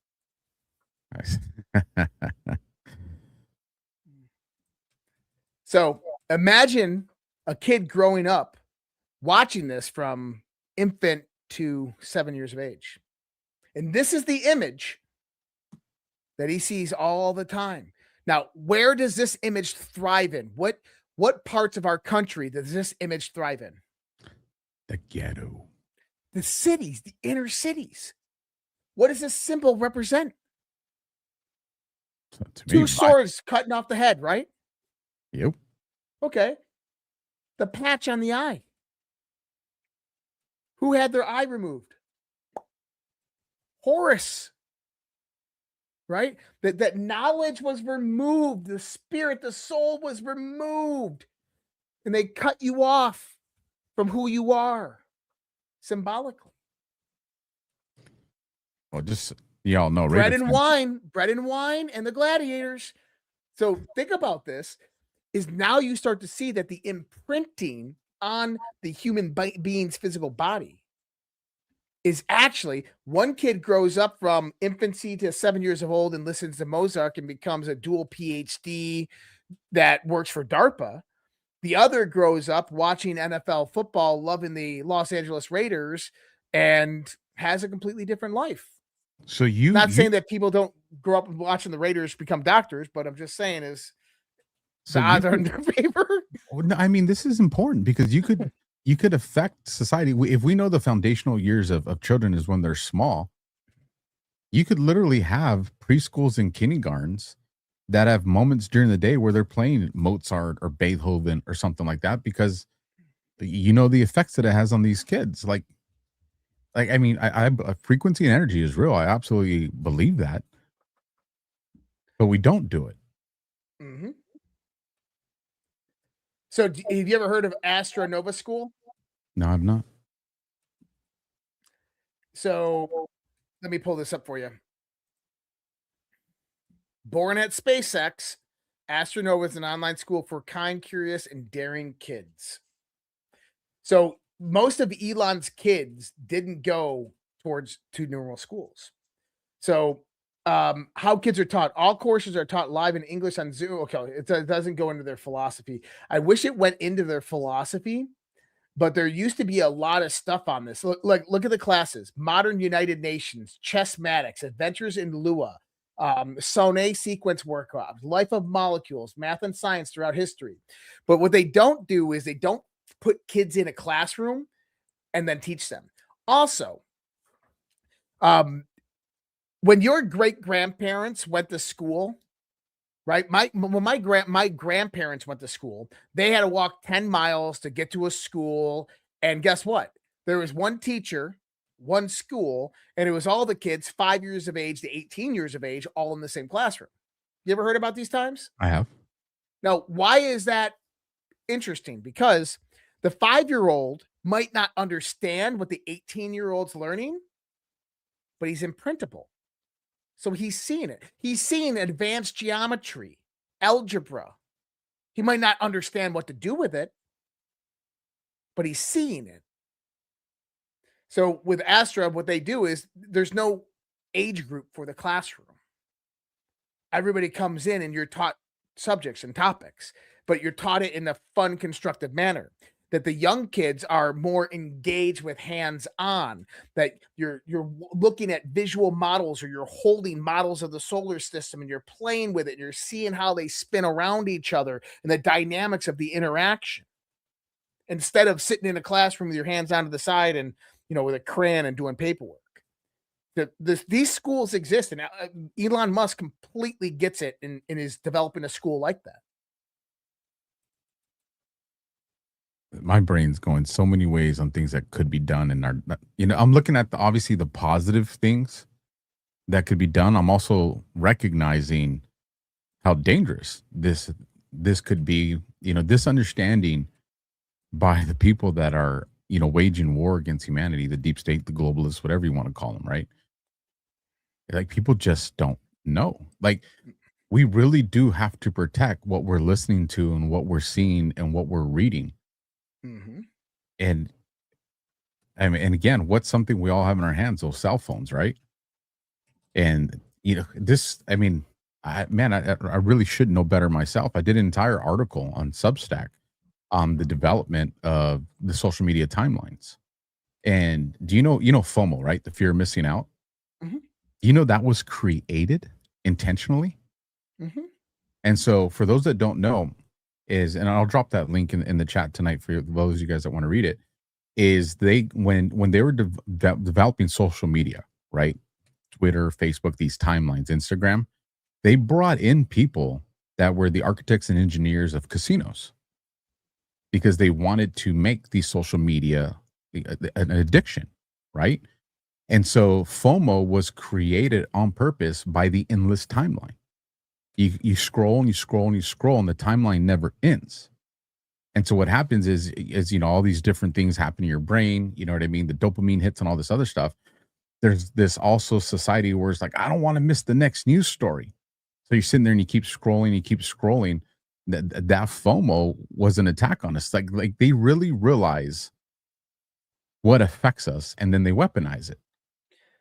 Well, and you understand what the casinos learned, right? Different things, like removing the clocks and removing the clocks, removing the windows, and blue lights on the screens put people into a hypnagogic state and make them more susceptible. And play certain sounds. It was the mob, by the way, that owned the casinos at that time that figured that out. And then who did the mob work with immediately after all that in the 1960s? CIA. No shit. Operation Underground and all of that, yeah. I'll tell you, this is just. Then you get into Operation Snow White with Scientology and all of that connectivity, and so whether you believe in the esoteric or not, it still affects you. If that's what I was going to say, so you might as well have a good understanding of what your sign is, so the things that would affect it. So you would know how to protect yourself from certain things, whether it be the government. I wouldn't say knowing what your sign is, because there's a lot of bullshit in that whole arena. What I would say is know yourself. Understand how to define yourself. Don't define yourself by your past accomplishments or who you believe yourself to be. Define yourself by how others perceive you and understand you, and why others love you, right? This is one of the hard parts about life. Is that somebody who's been through, so we go through 7-year cycles as human beings. I don't know if you realize this in your life yet, but every 7 years you go through various different cycles, right? Very similar to the fourth turning, the 90-year cycle, is we go through 7-year cycles in our life. And these 7-year cycles are interesting, because usually towards the end of that cycle or the beginning of the new cycle, you're always thinking about, man, I should do things better and I need to do this. But you're always starting a new decade and stuff, right? But I want you to think about this: is if I asked Alpha Warrior to define himself, what would he tell me? I want to sound arrogant. Man, put me on the spot here. I would say courageous, loyal, protector. Okay, and where do those things come from? When you bring that character attribute out, where is that coming from? Why would you say courageous? Because of the things that I'm willing to do for the people that I care about. And that comes from past, jobs that I have, the way I was raised, the things that I've seen. That's right. So your past has defined you to this point, right? Right. So who you are now today is a definition of what you were yesterday, right? So people who are in life and they have problems in their life and they're like, man, how do I change this? Well, you ever heard is doing the same thing over and over again is the definition of insanity, right? And so if I continuously do these same patterns that brought me here to this point today, then 7 years from now, I'm going to be no different, right? So instead of defining ourselves as who we were yesterday, as I'm the college graduate, I went into the military, I did these things, and this is who I am. Instead, we need to redefine ourselves and stop defining ourselves of who we were yesterday. And I use this visualization exercise for anybody out there that wants to copy this. This is yours. You can take this. And I call it the moment with God, or the walk with God. And imagine it's some far time in the future. I'm not going to put any speculation on that. I say millions of years in the future.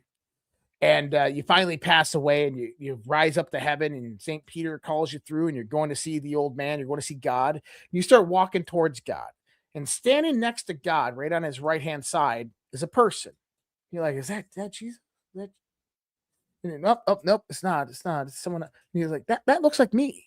And you start seeing that there's you who you are, standing right next to God. And you get up there and you say, God, I don't get it. Why am I standing next to you? And he goes, this is how you'll be judged. He goes, standing next to me is the perfect image of you that I created.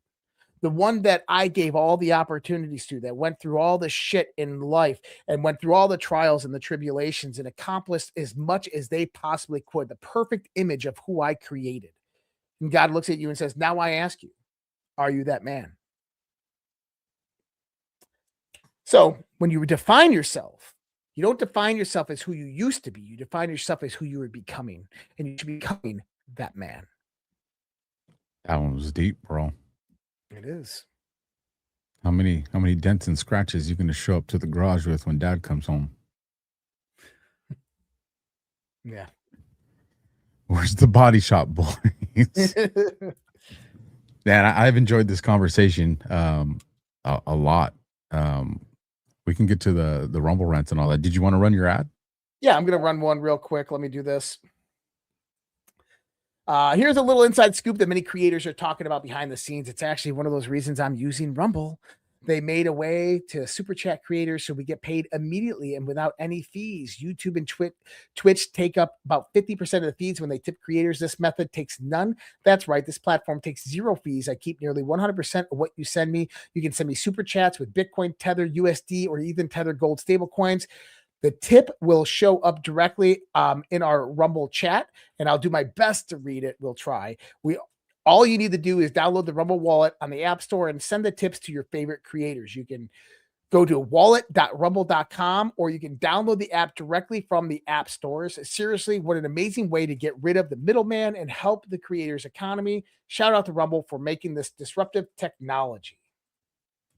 Boom. And then I will roll with the kids guide, and you'll see that QR code over my face. If you're like, I don't see a QR code, because you got to get to Rumble to watch this, folks. All right, parents, real talk for a second. America is about to hit a huge milestone. We're coming up on America's 250th birthday. 250 years of freedom, grit, sacrifice, and the greatest experiment in self-government the world has ever seen. This is the perfect moment to help your kids understand why this country matters. Not just fireworks and hot dogs, but the story behind it all. There's a free guide called The Kids Guide to America's 250th Birthday. And it's honestly a great way to introduce kids to how America began, who the founding fathers were, what they risked, and why their ideas they fought for still matter today. The guide sends kids back to the moment when brave men signed the Declaration of Independence, knowing full well that they were risking their lives for freedom. It breaks it all the way down for kids can actually understand and enjoy without watering it down or turning it into boring schoolwork. If you care about raising kids who know where this country came from and why it's worth preserving, this is something you'll want to grab. And the best part, again, it's completely free with this special offer. What's the special offer? You just need to pay $2 for the shipping and postage. So just head to freeusabirthday.com. That's freeusabirthday.com. And the Kids Guide to America's 250th birthday for your kids today. America's story matters. I'm sorry. Make sure the next generation knows about it. And just so you guys know, there's a whole lot of sponsors, partnerships, and affiliates that support me and Josh on our shows, and you'll find those down in our descriptions. So please go and support the people that allow us to keep these shows going. Dude, my brain's still on how much stuff was created and designed, and we were just sold romance stories. If you want to go with your Rumble rants first, if not, I can bring mine up on the screen and go with them. I just need a second. I always forget to hit that button. Brother. Let me see if I could probably go through and look and see what I got. All right, I'll rock mine while you're doing that to buy you some time to see find them. So here we go, folks. These are the Rumble rants, and then I'll do the super chats from over there on YouTube.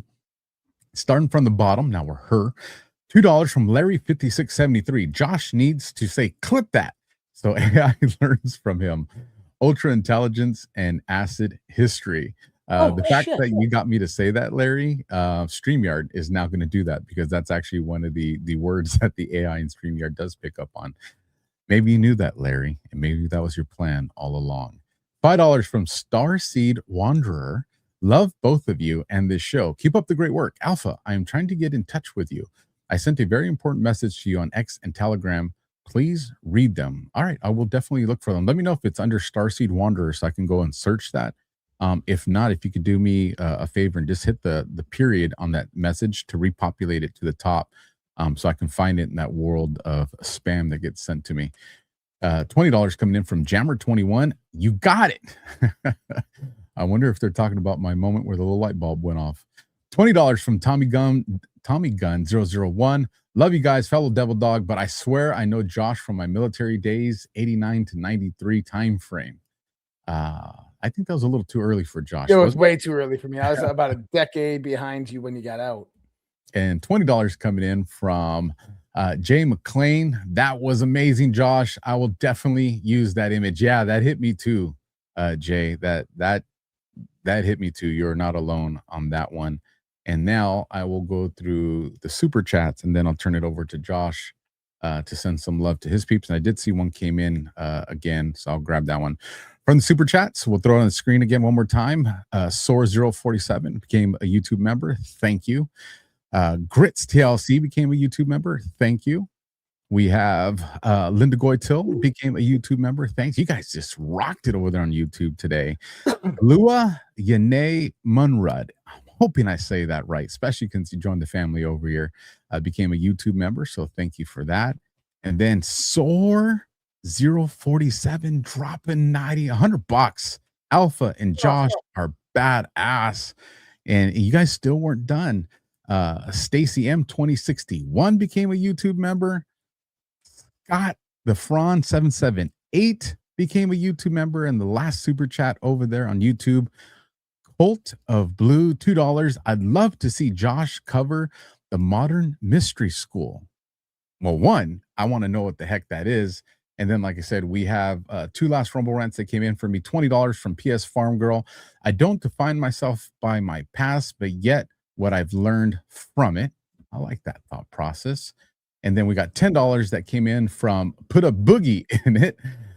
How do you see Trump and his administration dealing with this supposed Islamic takeover that is clearly using our rights and constitution against us? That's a political conversation. Put a boogie in it. But I will say this, Trump is absolutely ahead of them. And there are moves that are absolutely being made to make sure that the culture of the United States is not taken over. And you're not going to have to wait years to see it. You're going to start seeing some heavy moves about that here in the next few weeks. And you're actually going to see the way Trump handles this is going to make people push the impeachment conversation against him. And Trump's aware of that, and he will win. Josh, it is yours. All right. So I realized in Rumble Studio, I can see all the donations. So RPG 3573, love the science and fringe topics, $20 Rumble Rant. Thank you so much, RPG. Pegasus Dude, $20 Rumble Rant. Josh's mind is an absolutely beautiful yet chaotic thing. I appreciate that. $20 Rumble Rant. S Hole, Alpha got a membership and all you got was this rant.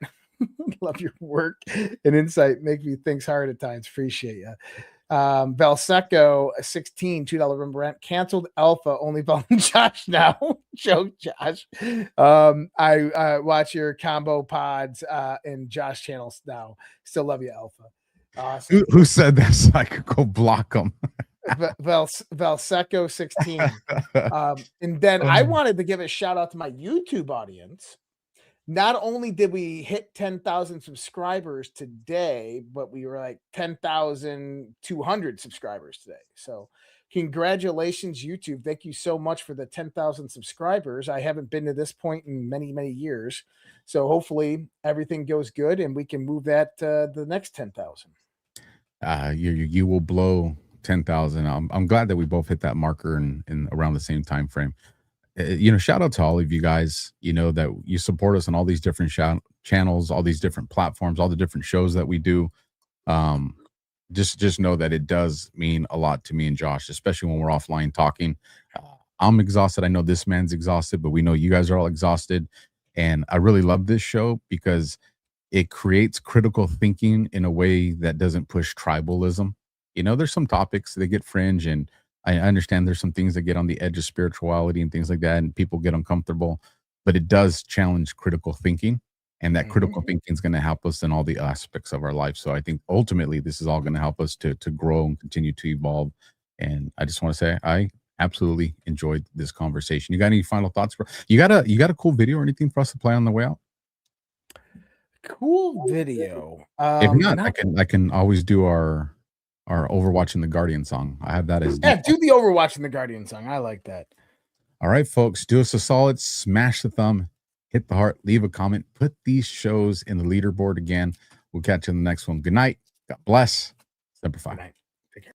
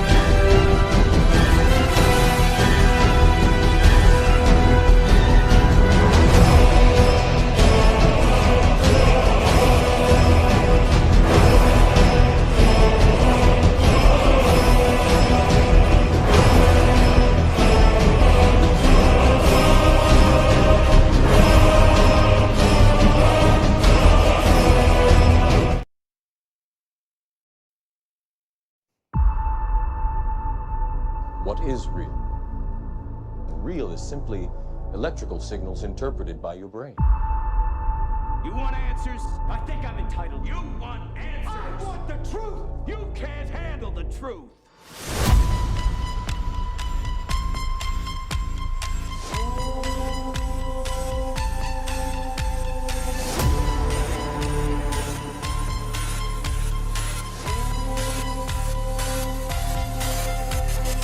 Open your mind.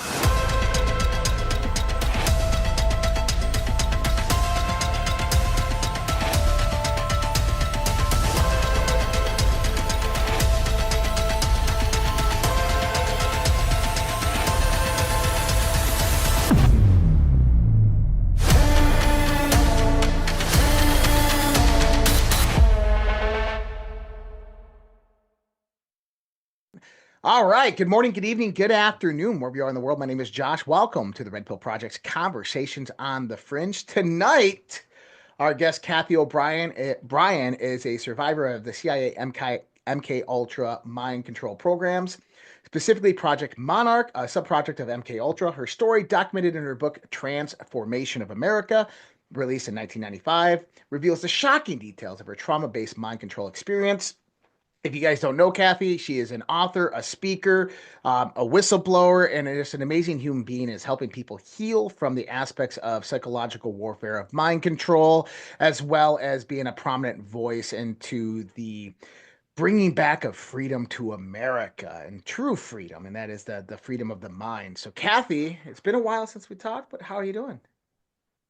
Doing great. Thanks. Wow, what an introduction. Yeah, I've been speaking out for over 35 years on mind control and healing from it. And that's certainly before most people had a point of reference for the information. But wow, do they have a point of reference for it now? And people are wanting answers. They're wanting to know what they can do. And, fortunately for us all, we evolve with the knowledge. That's our defense against mind control. It's like understanding mind control breaks the spell. It's like knowing a magic trick, it doesn't work anymore. You get it figured out and you're good to go. So it's kind of an evolutionary time, and people are ready for that information now more than they were 35 years ago. That's for sure. Yeah, and 35 years ago, I think that people were completely oblivious to these types of topics, and they looked at them more in the realm of conspiracy theory or just people who were crazy, who didn't know what they were talking about. But with the age of information, we've been able to get a lot of information out there and put it out there and to wake people up to what is happening in the world and what happened in the world. And you've been a prominent voice in that community for, like you said, 35 years. Tonight's conversation is, we've talked about your history. We have the story, and if we can go into a little bit of that. But what I want to talk about is MK Ultra today. I want to talk about mind control today, because I think that this is something that people look at in the world and they say, oh yeah, MK Ultra, 1950s, 1960s, and the CIA wanted to control our minds, and Operation Mockingbird and all this stuff, but they don't realize that it never stopped. That it's a continuous evolution and process. They moved it outside of the CIA and the government. And they put it in all their proxy organizations and these things today known as big tech. And I want to talk a lot about that, because I think a lot of the threats that are happening right now in the world deal with the realm of information. I did a show last night where I talked about the multi-domain battlefield. If you're a wartime commander and you're looking at the battlefield in modern day, it's no longer troops on the ground and troop movements and putting your tanks here or any of this stuff. It's about putting information out to sway the opinion and the mind of somebody, to get people organized around you, to movement warfare, of controlling the actions and the words of other people. And that's the real warfare domain. And then if we look at that in perspective, well, that's mind control, because the tactics that are being utilized to do that today are the same tactics that were discovered and researched back in the 1950s, 60s, and 70s. So what are your thoughts on that? And if you feel free, if you want to give a little bit of your background and kind of your experiences in life. Well, wow, there's so much. MK Ultra mind control came into the U.S. with Project Paperclip in the wake of World War II. It's what Nazi Germany used on their people. The formula for mind control, it's a scientific strategic formula that capitalizes on how our brains respond to trauma. Trauma is the basis of all mind control. Whether it's from the media or even technology, there's still trauma experienced. It's all trauma-based, because when our brains experience trauma, they freeze in fright and leave the subconscious mind wide open to being easily led and manipulated. So this formula for mind control came in the wake of World War II through Project Paperclip. People can research it for themselves. When we imported the Nazi and fascist scientists, they brought that formula for mind control with them, because knowledge is our defense against it. They kept it secret. So it was buried under national security, and then it was shared through secret societies, secret meetings, this kind of secrecy that's gone on for so long, and crept into all aspects of society. Well, now, as people are waking up to realize that we've been manipulated, that our children's education has been gone into full indoctrination and teaching them what to think, not how to think, and that their history has been rewritten in their education. So we got this psych warfare going on so many different levels, because when you look at the sliding scale of mind control, it goes from information control to the kind of torturous robotic MK Ultra mind control that I experienced. But on the information control level, you think about it, we all formulate our thoughts, our opinions, and ultimately our actions based on what we know. And we need to know our knowledge base has been deliberately altered for a long, long time, especially after World War II. And this is all for a slave society agenda, to get people compliant, to just bow down to this handful of puppet masters at the top for what Adolf Hitler, George Bush, Joe Biden, and all those self-appointed, self-anointed leaders call the New World Order. Mm-hmm. Well, we're at a point now where, in spite of all the censorship, of all the manipulation, people are waking up. They're gathering their wisdom. And the wisdom outthinks a criminal mind every time. It outthinks artificial intelligence every time. It outthinks this manipulation that we've been under for a long time. So this great awakening is happening. It's happening on a global scale. It's absolutely amazing. And now all of a sudden, these puppet masters, these at the top, are saying, oh, the New World Order's done. The people woke up. It's over. And it's like, yeah, right. That's what they said in the wake of World War II when they moved it over here. Where are they moving it now? We need to stay vigilant. We need to stay awake and aware. We need to understand where the roots of corruption have been planted that have been undermining our free thought for generations now. So, it's definitely infiltrated a whole lot of areas, and like you were saying, even warfare. It's psychological warfare is the ultimate warfare. Right. And it's interesting. Before this, we had probably a 40-minute conversation before we got started. And we were talking about cult warfare and kind of what we're seeing today. The upper echelon of these societies are cults. They're ideologically centered. Yeah. And that's how they operate in the sense of these hidden oaths and hidden societies, right? But what we're witnessing right now manifesting within the world is cult ideology. It's cult warfare.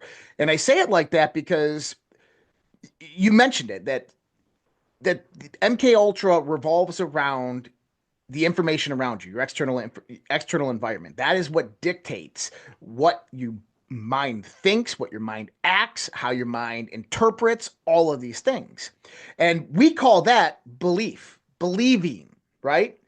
And it's the word magic of the occult magicians, the dark occult magicians, because the word believe, and I've always tell my audience, never believe anything, no matter who it's from. And for the longest time, I tried to never have a belief, because a belief means that you're kind of sitting still within some type of thought structure, right? And I always looked at it as that it has to be dynamic, that I'm always evolving, I'm always learning, I'm always looking at information. That information is continuously changing, so I have to be dynamic in that nature, and I'm never going to believe in just one thing. And it's interesting because the English language has a profound way of reconstituting the understanding of its words. And for people out there, if you break the word believe down into 3 words, B-lie-V, right? B is your current state. We are in this state, right? This current state. This is me being.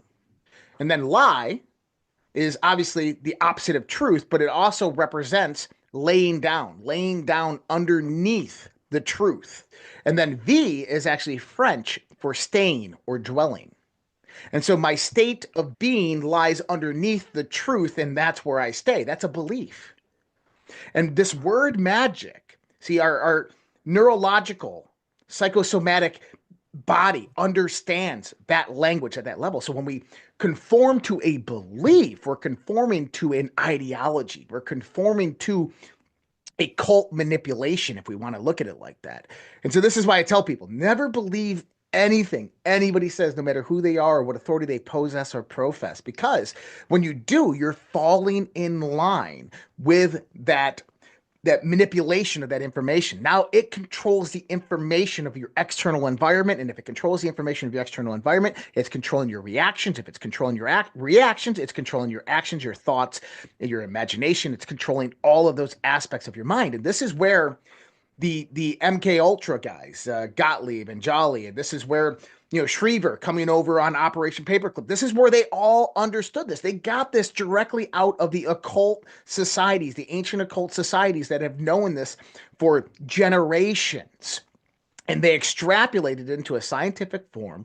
They conducted experiments to perfect it and make it highly efficient. And now they're delivering it to mankind. At first, they were doing it mechanically with drug inductions and with trauma-based inductions.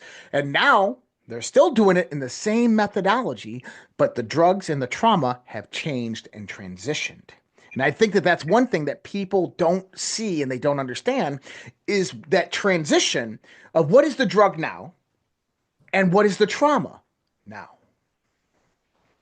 Yeah, and I love the way you've said that, because being part of Project Monarch, the sub-project, Monarch is the multi-generational aspect. It's a genetic branch of MK Ultra mind control, because it had also been found in the Hitler-Himmler research that after 3 generations, any abuse base, knowledge base, or belief system becomes autogenic in the brain. So it gets passed down generationally. After 3 generations, we're born with that knowledge already in our brain. And it doesn't make it accurate, especially when our beliefs have been manipulated, our information has been, our knowledge base has been manipulated for so long. So we're passing down a lie. We are passing down false information, and we've got to expand beyond that.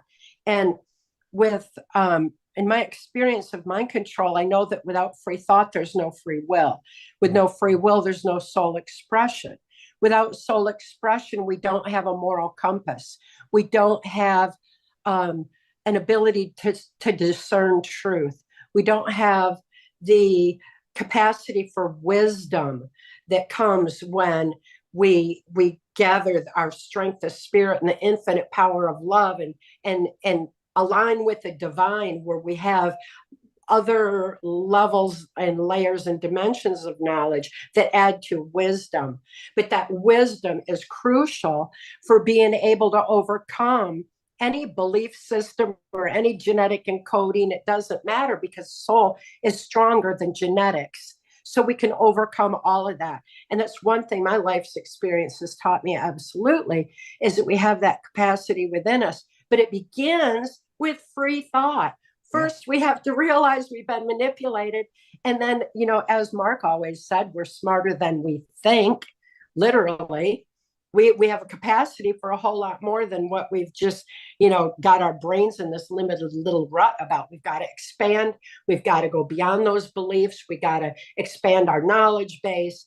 And it's not hard to do. It's really extremely fun once we tap into it. But we have to know to do it. And again, it begins with free thought.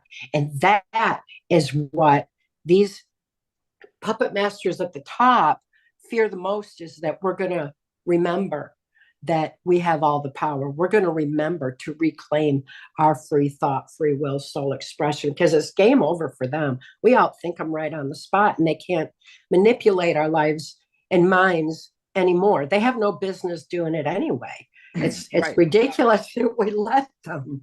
Well, and we see that right now. Like, For Yes. instance, one of the parts that I always talk about is taking back the idea of information, and I think that this was truly important, and this was a mission that that Trump and all those guys set on back in 2015, 2016, was to take back the idea of information. This is why they waged war on the mainstream media with fake news, which was a campaign. It was a campaign, a movement warfare directed at the mainstream media to wake people up to the manipulation.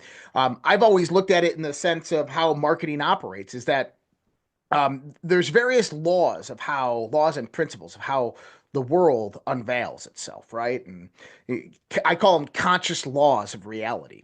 And one of them is the law of cause and effect. And anytime that you're looking at these ancient esoteric laws that are being stated, we think of cause and effect. We think of Isaac Newton. For every action, there's an equal and opposite reaction. We're thinking of things smashing into each other and stuff like this. We're not thinking about the laws of mind interacting with consciousness, or the mind interacting with reality.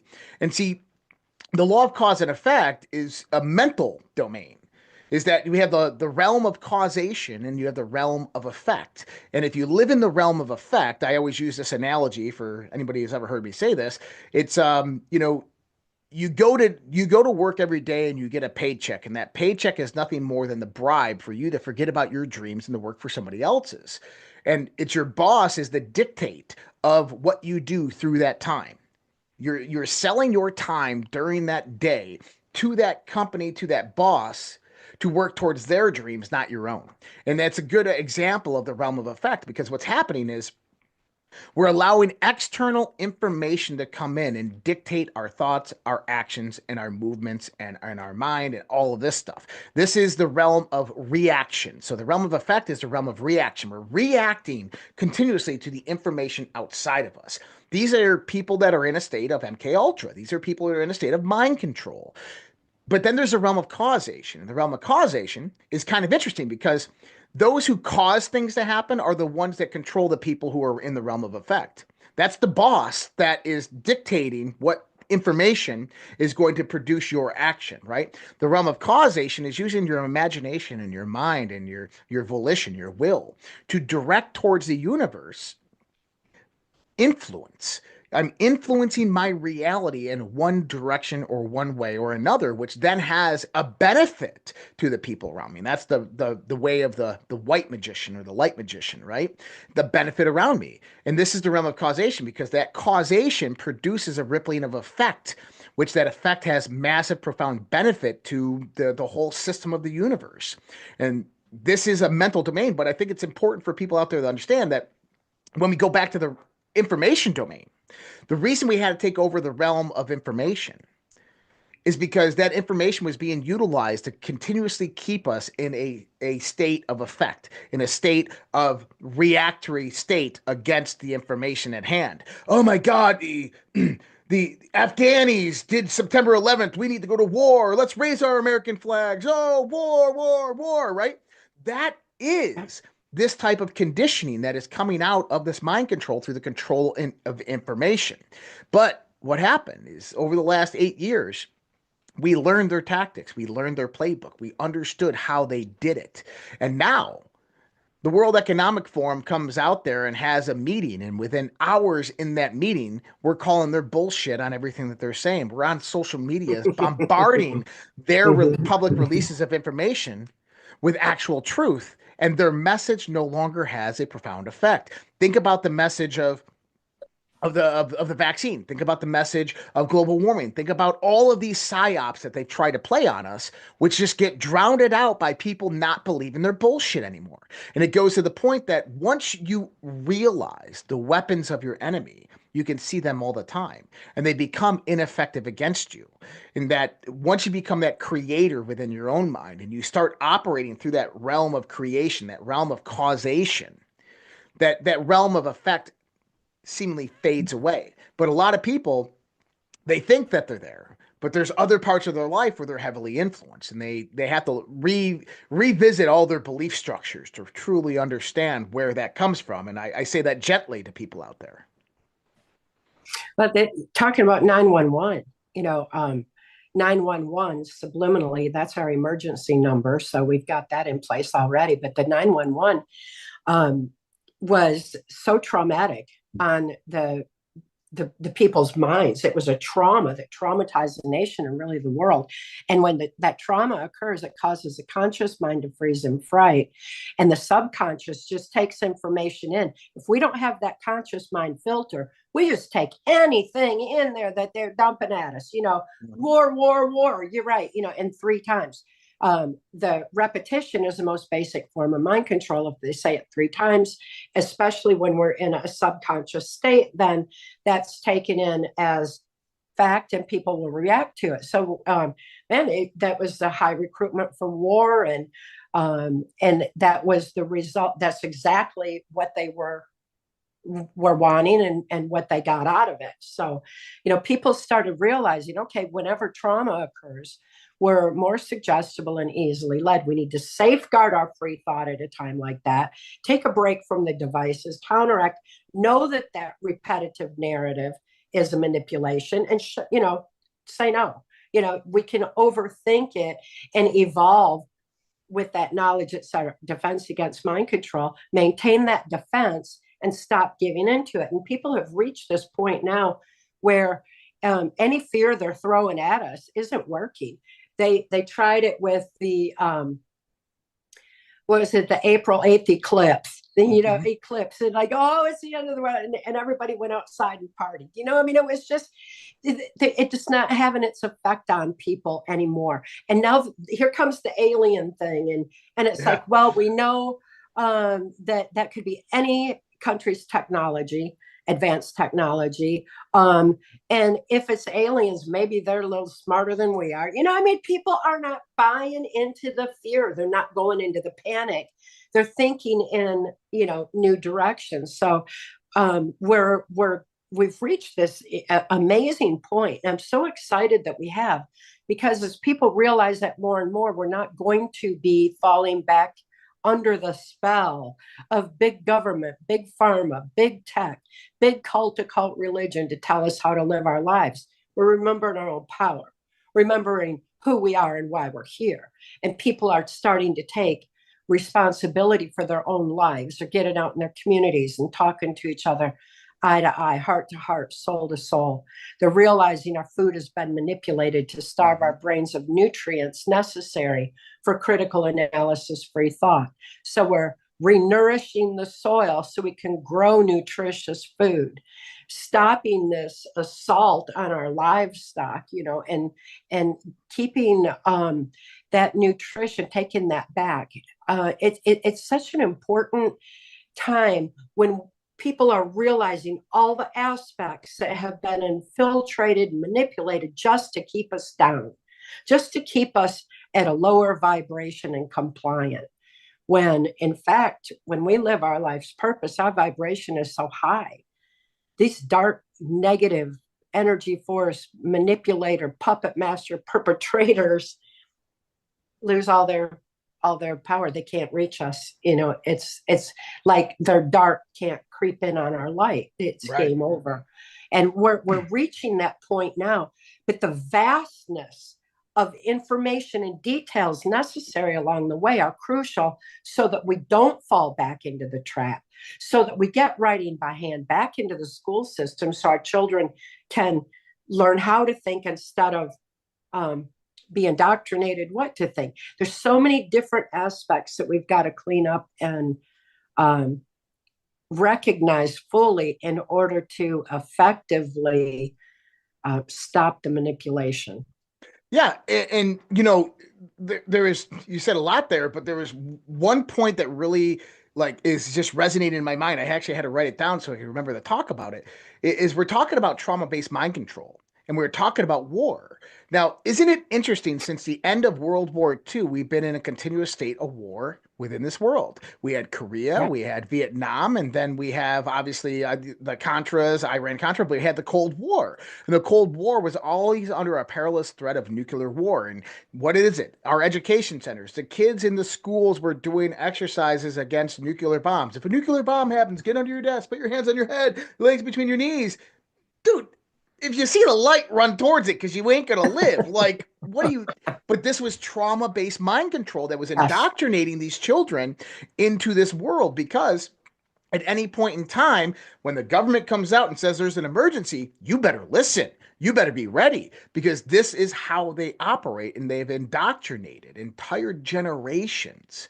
And I love this because here's the flip. Donald Trump is known as the no war president.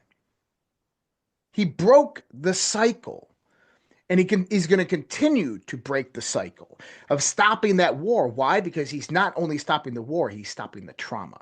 He's stopping the trauma-based mind control, so people can have the opportunity and the time to heal. When threats are alleviated from your external environment, when a deer, is running from a predator, that deer's heart rate increases, it runs away, but moments later, when that predator is no longer in sight, the deer goes back to normal. Its cortisol levels go back down, and it just starts grazing and being its normal self again.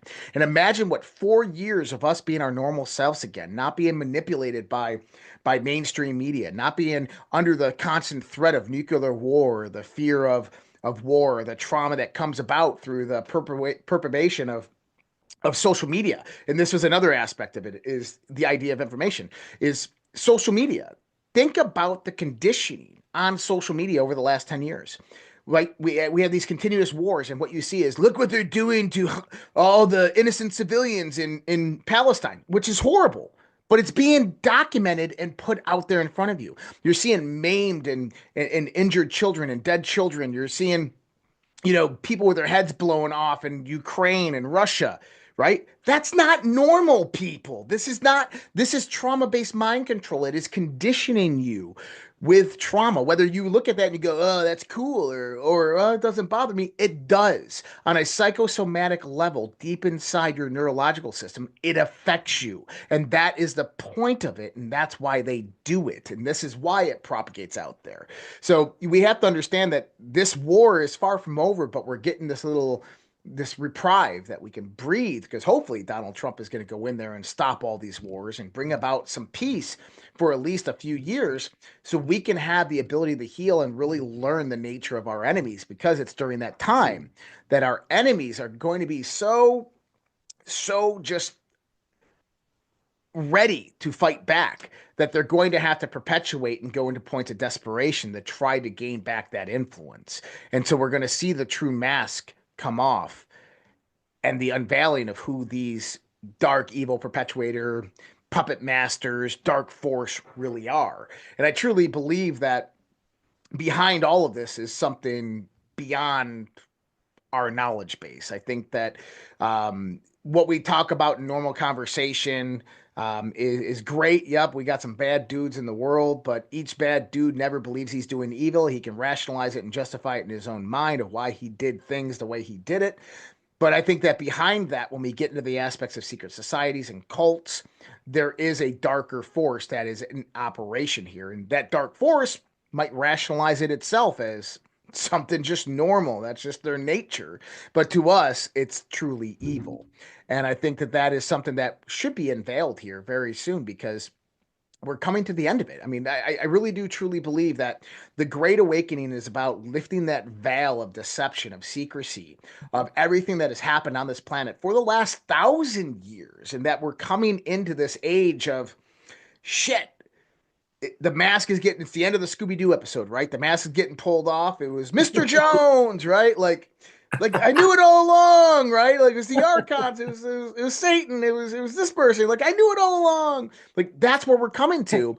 And I think that people feel it and people are anticipating it. And the fact that we do is more relevant to why it's going to happen. Yeah, I think so too. It's like we're pulling back the wizard's curtain and finding out it's just, one guy's pulling lever. The thing is, these puppet masters, there's so very, very few of them. And it's the same ones over and over again. And it has been for a long time. They keep it in their family lines and everything else. But there's very few of them. And I think when we realize that, it's going to empower us that much more to make sure it never happens again. Yeah. We are by far the majority. We're the highest vibration. We've got it, but we just forgot because our beliefs have been manipulated into thinking we needed to look outside ourselves for so long. Mm-hmm. And mind control that people have been under, this MK Ultra, has been multi-leveled. It's infected the entertainment industries. It's in so many different areas. We saw where on the social media, where we'd see the war. We also saw the spiritual war.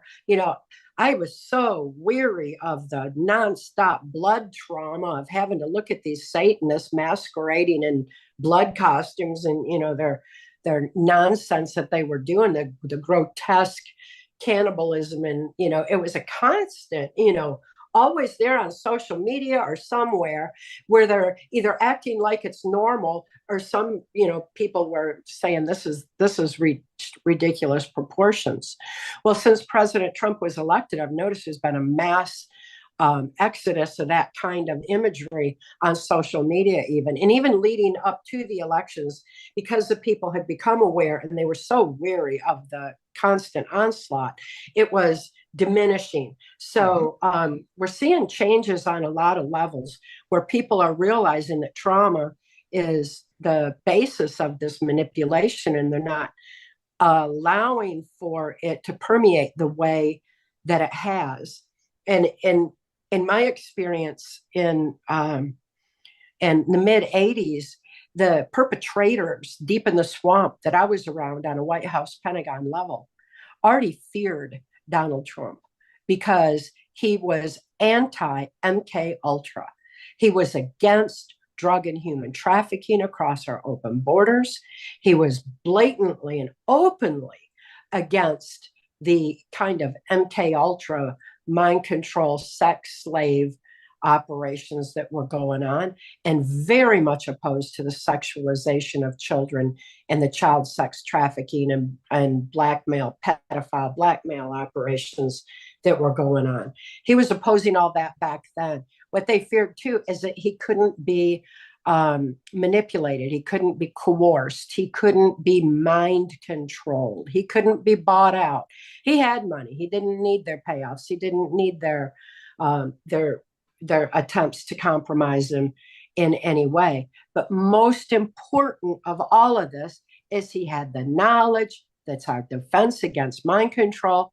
He was intolerant of that trauma being imposed on the population, on the global population, and on individuals. So he's opposed that trauma base. As you say that about, why he's a peacemaker, it's an interesting aspect of things and it goes right into why I respect him for what he's done for humanity and waking humanity up.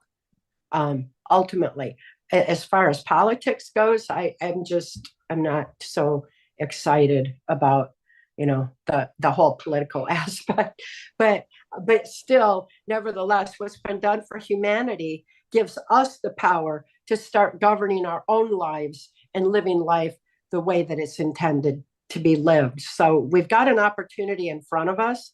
When President Trump went in 2016, I was so excited, and it's like, come on, everybody, now's our chance. We don't have the negative obstruction in our way stopping us. We don't have the FBI telling us we're not allowed to go into the school system and stop the sexualization of our children. We didn't have we don't have those obstructions in our way anymore. And it's our chance again. But the first time, people didn't know that they were supposed to do anything. They didn't know we have to drain the swamp from the bottom up. They thought it could be done by they're waiting on government to do it from the top down, and it's not going to work that way. It's up to us, every one of us, to be empowered and take back our lives. And I think this time people are finally realizing that, and I'm seeing a huge movement of people trying to clean things up. Some things are so heavily infiltrated with corruption that we kind of need to step over here and, just rebuild instead of try to clean it up. Because like where the trafficking of children is concerned, those children cannot wait for the system to clean up. They need us to wake up, face reality, and start, helping people, us make the difference. now. And we're empowered to do that. We've got the freedom to do that again. And without being constantly bombarded with distractive negativity, we're going to be able to be effective in living our lives the way that they're intended to be lived. So I'm really excited for what's to come, but we still need to identify where all those roots of corruption are planted so that we can uproot them. The swamp can't drain with all these roots clogging the drain. You know, we 100%. Need to uproot them.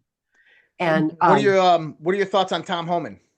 I love him. I love him. I love Tom Homan. I've met him several times. And his compassion, his soulful warmth, his genuine love and concern for the children makes him the ideal person for the position that he's in. And it's beautiful. I'm very excited about that. And I feel like it's opening doors for people helping people again, because the so-called Child Protective Services is totally corrupted. Yep. And it's up to us to fix it.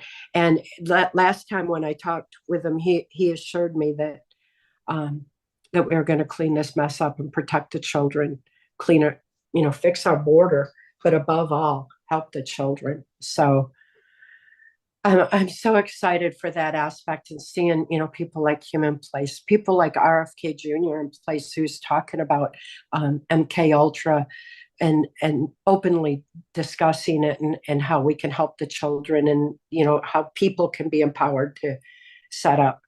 I'm excited at where we're going at this point, because the structure of government as it is horrific.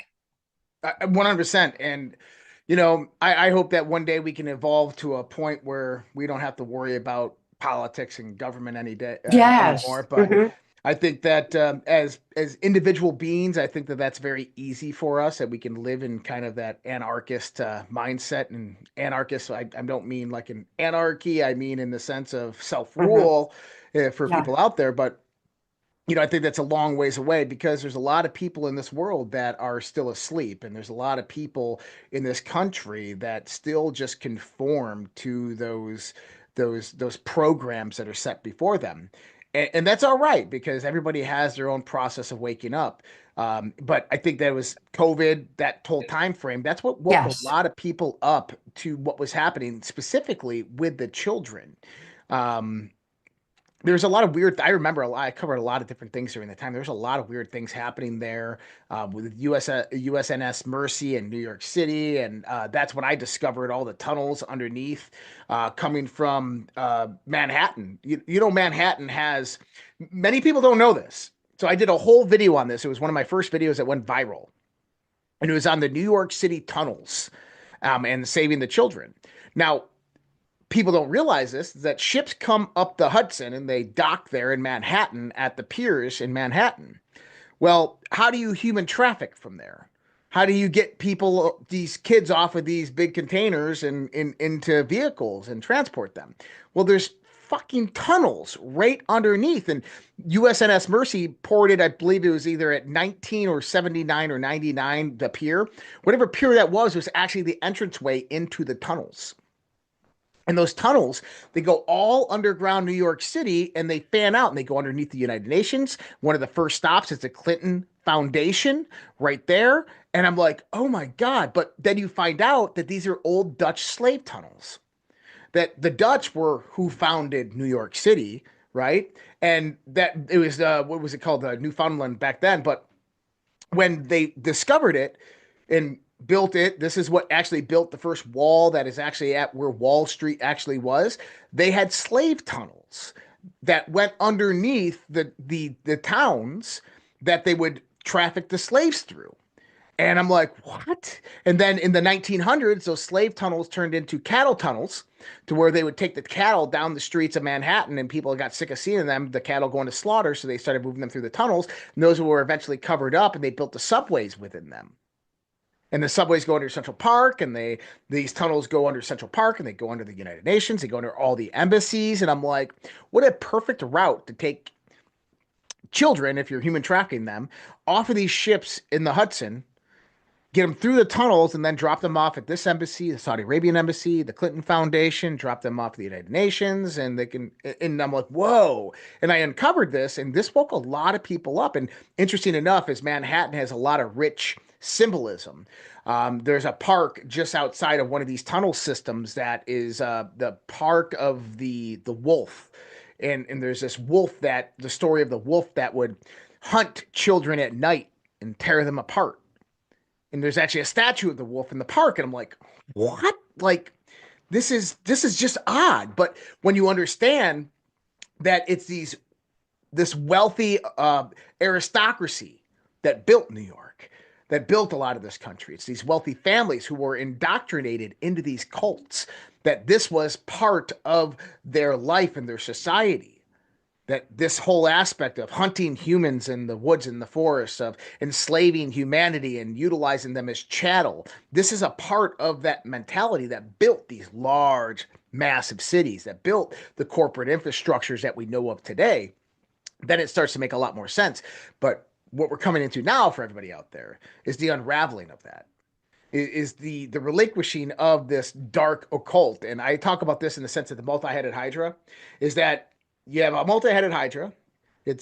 Each head is a different faction. Each faction has its own ideology, which is just nothing more than a cult. And you're watching the systematic destruction of the old guard. A lot of these old aristocracies, monarchs, these family bloodlines, they're being systematically decimated. And, doesn't mean that the replacement coming in is any better, but they are being absorbed and centralized, and some of them are being eliminated and taken out for good. And I think that is an amazing and beautiful thing to see happening this day and age, because it's actually being done publicly. You can see it publicly. You just had William Rothschild, who died in a fire in his house in Los Angeles, right? Another Rothschild, 5 Rothschilds dead within just, 4 or 5 years. And the Rothschild family no longer controls the trillions and trillions of dollars of assets that people talk about them controlling over the last few centuries. But then you got to ask yourself, is who controls it? And that's a story for that's the new guard. That's a different story right there. Yeah, but we've got knowledge to go with now, and that's amazing what you were talking about with the tunnels, because at the Hudson, because that was a part of Gary Ackerman's heroin operations that he was running back in the 80s and all. That's in my 1995 testimony for Congress, Transformation of America. So those human trafficking routes were also drug routes, and same as going across a border. The two go hand in hand very, very often. So as more and more of this is exposed, as people's eyes are open to it, they'll realize these particular well-established routes, but also realize it's happening right in their own backyards, in their own communities, through the so-called child protective services, in the education systems and the foster care systems. We've got a lot just happening right out in front of us, but we need to open our eyes to that reality. We realize, again, this is multi-layered. We have a lot of it to continue to expose and clean up, because awareness is the first step towards positive, necessary change. And my 1995 testimony for Congress has a lot of roots of corruption in it. It's more important to see where those roots are planted than who planted them, because those people are going to be replaced. We just need to understand the structure of it. Access denied for reasons of national security. Definitely, that's a pertinent book for today, pertinent information for today, showing where the corruption is and where those roots are planted throughout the system.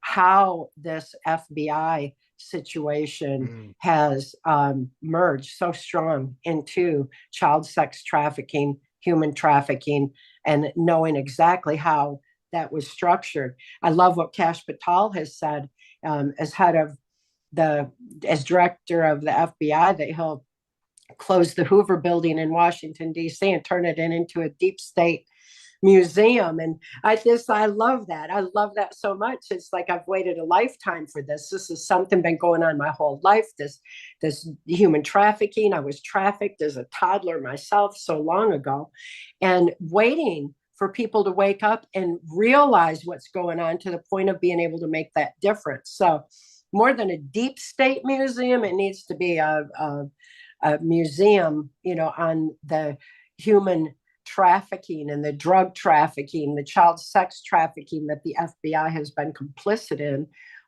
throughout my lifetime. When we start factoring mind control into the equation, we see how many of our intelligence agencies have been affected by mind control.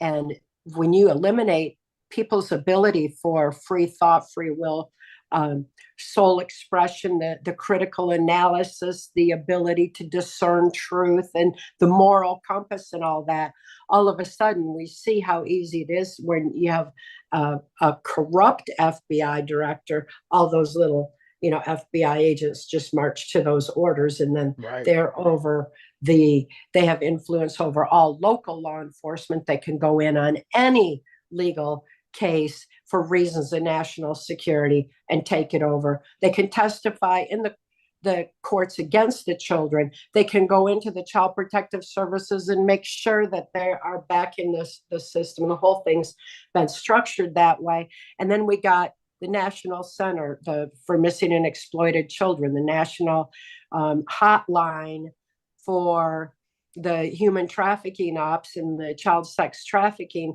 that every state has to post on their anti-trafficking sites. This national hotline, they're just going right back into this same corrupted structure. So these are roots that have to be pulled up so that we don't just help this situation here and then it repeats itself because we haven't taken care of the root of the problem. And again, the root of the problem is mind control.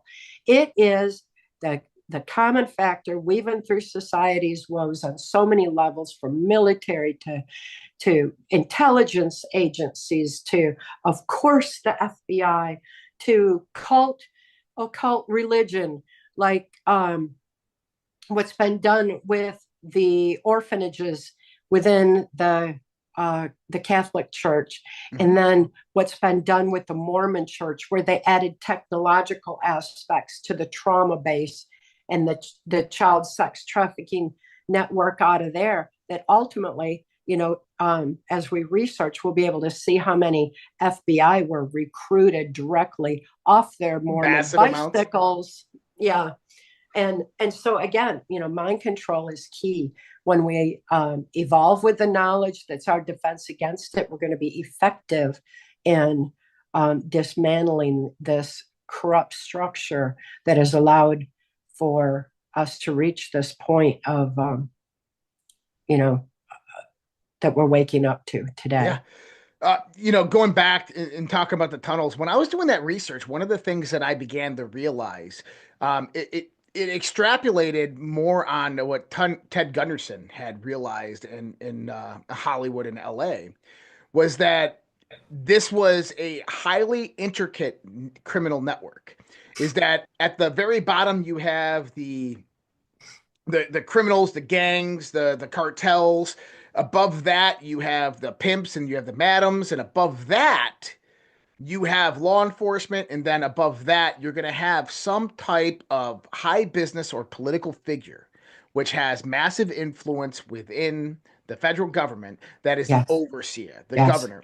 And one of the things that I realized in my research when I started looking at this, looking through Hillary Clinton's emails, is that Hillary Clinton was that person in New York City as the overseer of those operations in New York City. And this is why she was getting kickbacks from all these countries, because what was happening is she was facilitating the child trafficking into the embassies, which was selling children to these people for their use for whatever it was. And then they would pay her through the Clinton Foundation, through speeches and through these different types of things. And they would negotiate backdoor deals to sell state secrets and all these different types of things. And it was all happening in New York City because she was the overseer. Yes. Madam Alice, right? Wonderland. Wonderland was the Saudi Arabian embassy, or the embassies around New York City. This is where it all happened, for people out there with the cue boards.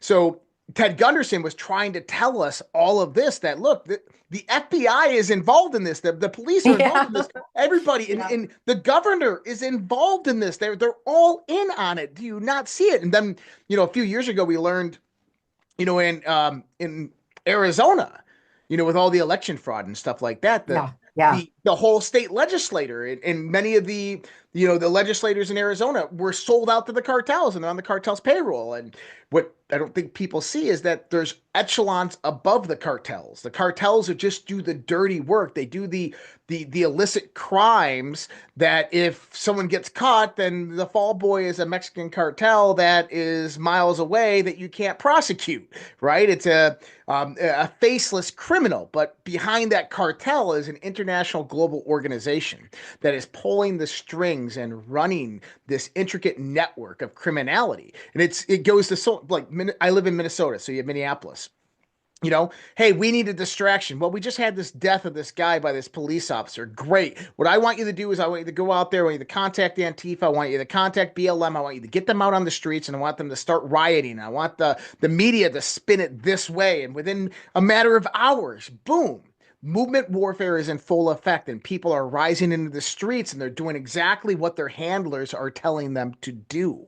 And see, this is the world that we live in right now, and that's got to change because it's all dominated by information warfare. Information warfare is the primary facet that psychological warfare or mind control is utilizing. Yes, and and they're activating they're triggering them into action. And so, again, mind control is key. And the taking over the cartels, at the Mexican border in the late 70s, and this is in my testimony too, they were taking over through the CIA's involvement in the cocaine operations and the heroin operations, because the CIA was heavily involved in it, and it went right directly into Bill Clinton's MENA cocaine operations.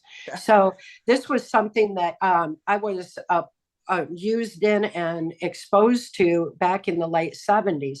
We're going right back to the Clintons as the takeover of these cartels and setting up that whole funding mechanism of the New World Order as a drug and human trafficking across open borders. So that's that they were very much a part of that then. It's amazing, again, how it all goes back. When you get to the top, it goes back to the same handful of puppet masters over and over again. There's not that many innately evil, dark, negative energy force perpetrators on this planet as they appear to be. Again, we pull back that wizard's curtain and find it's just, Bill and Hillary Clinton and just Frank Oz back there going, I didn't know you'd figured me out. Yeah, I know it. And it's like, it's ridiculous that we have bought into the illusion for so long, but finally it's being exposed. And again, once we know the magic trick, the spell's broken. Yeah, that's They're right. Exposed. Now, we are moving into a more highly technologically advanced society. Technology is exponentially advancing every month. I subscribe to a lot of various different scientific journals. I am very well read on the current state of quantum physics and the advancements that are happening in quantum computing, artificial intelligence. What are your thoughts on what is going to happen with the integration of these various different technologies over the course of the next few years? I don't know, but I know that we have the same defense against it. The strength of the human spirit is our saving grace, because nothing can dominate us when we have the wisdom and we have the capacity for outthinking criminal minds, because they're linear, where we can outthink artificial intelligence is linear.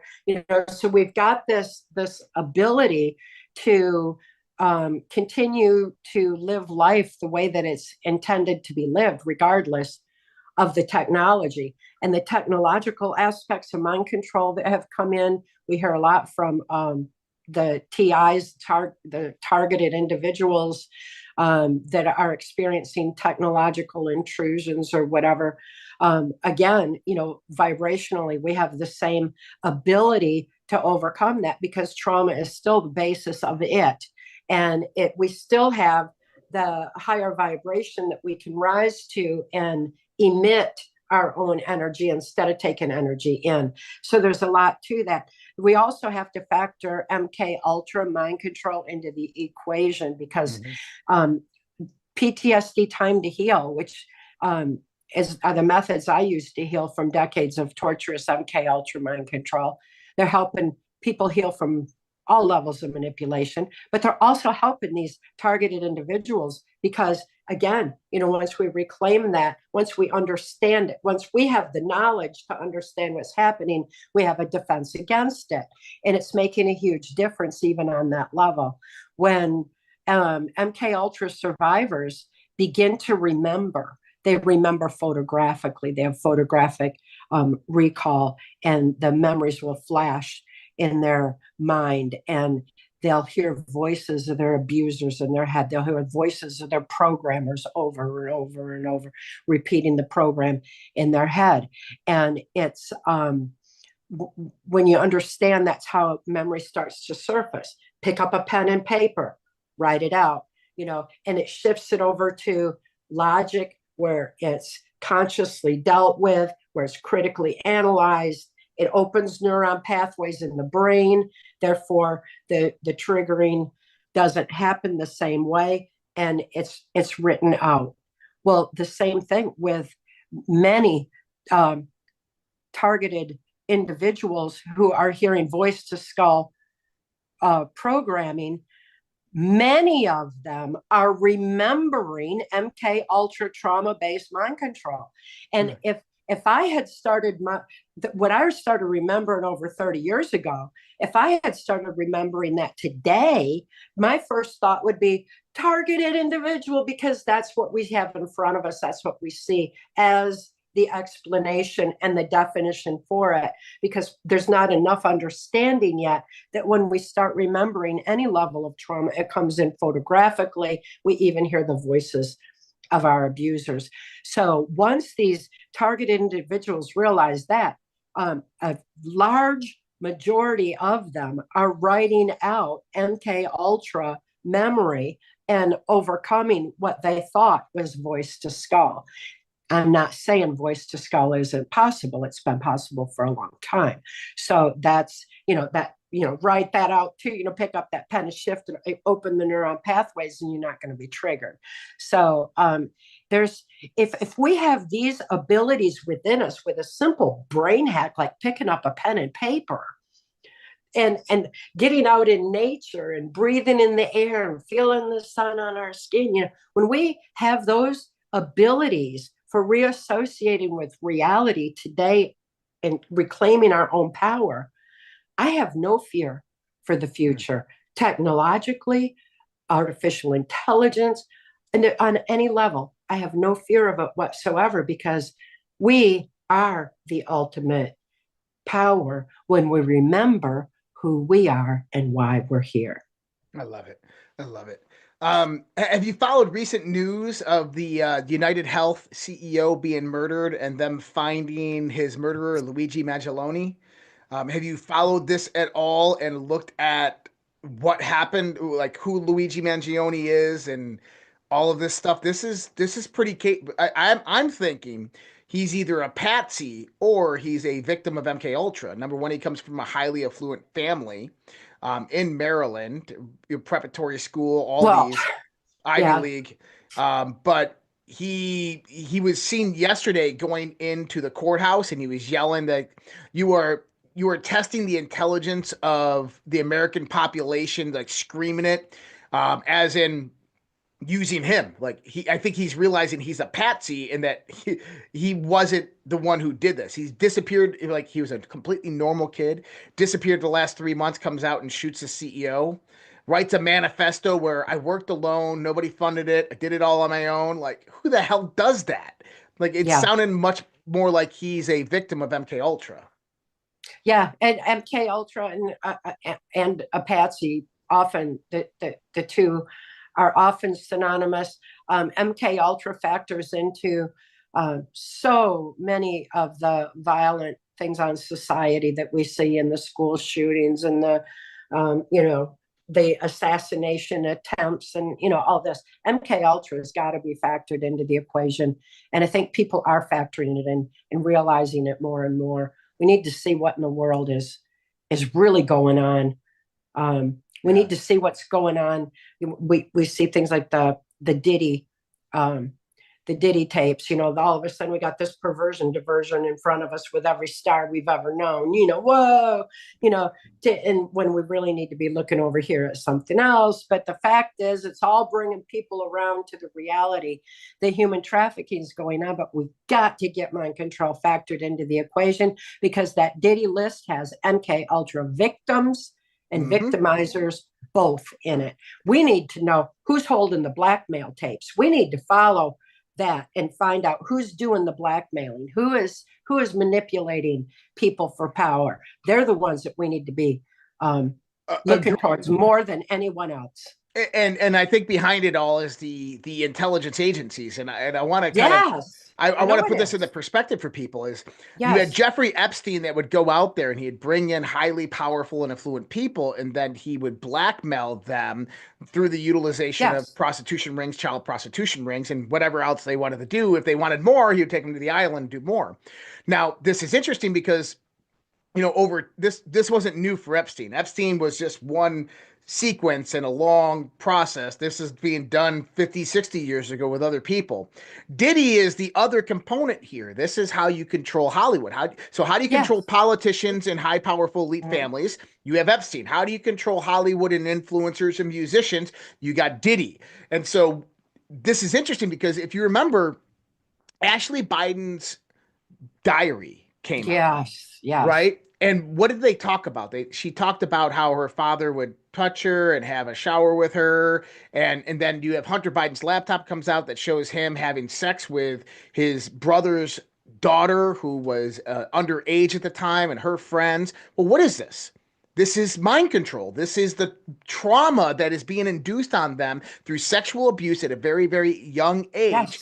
And this is what these old monarch families, this is what they did, is they would induce a severe trauma onto the female members of their family because they were grooming them to become a wife of someone powerful elite, of which then you would hang and dangle this blackmail over side of them. You throw the female in as the handler, and now you have control over that country as these dynastical families begin to move out.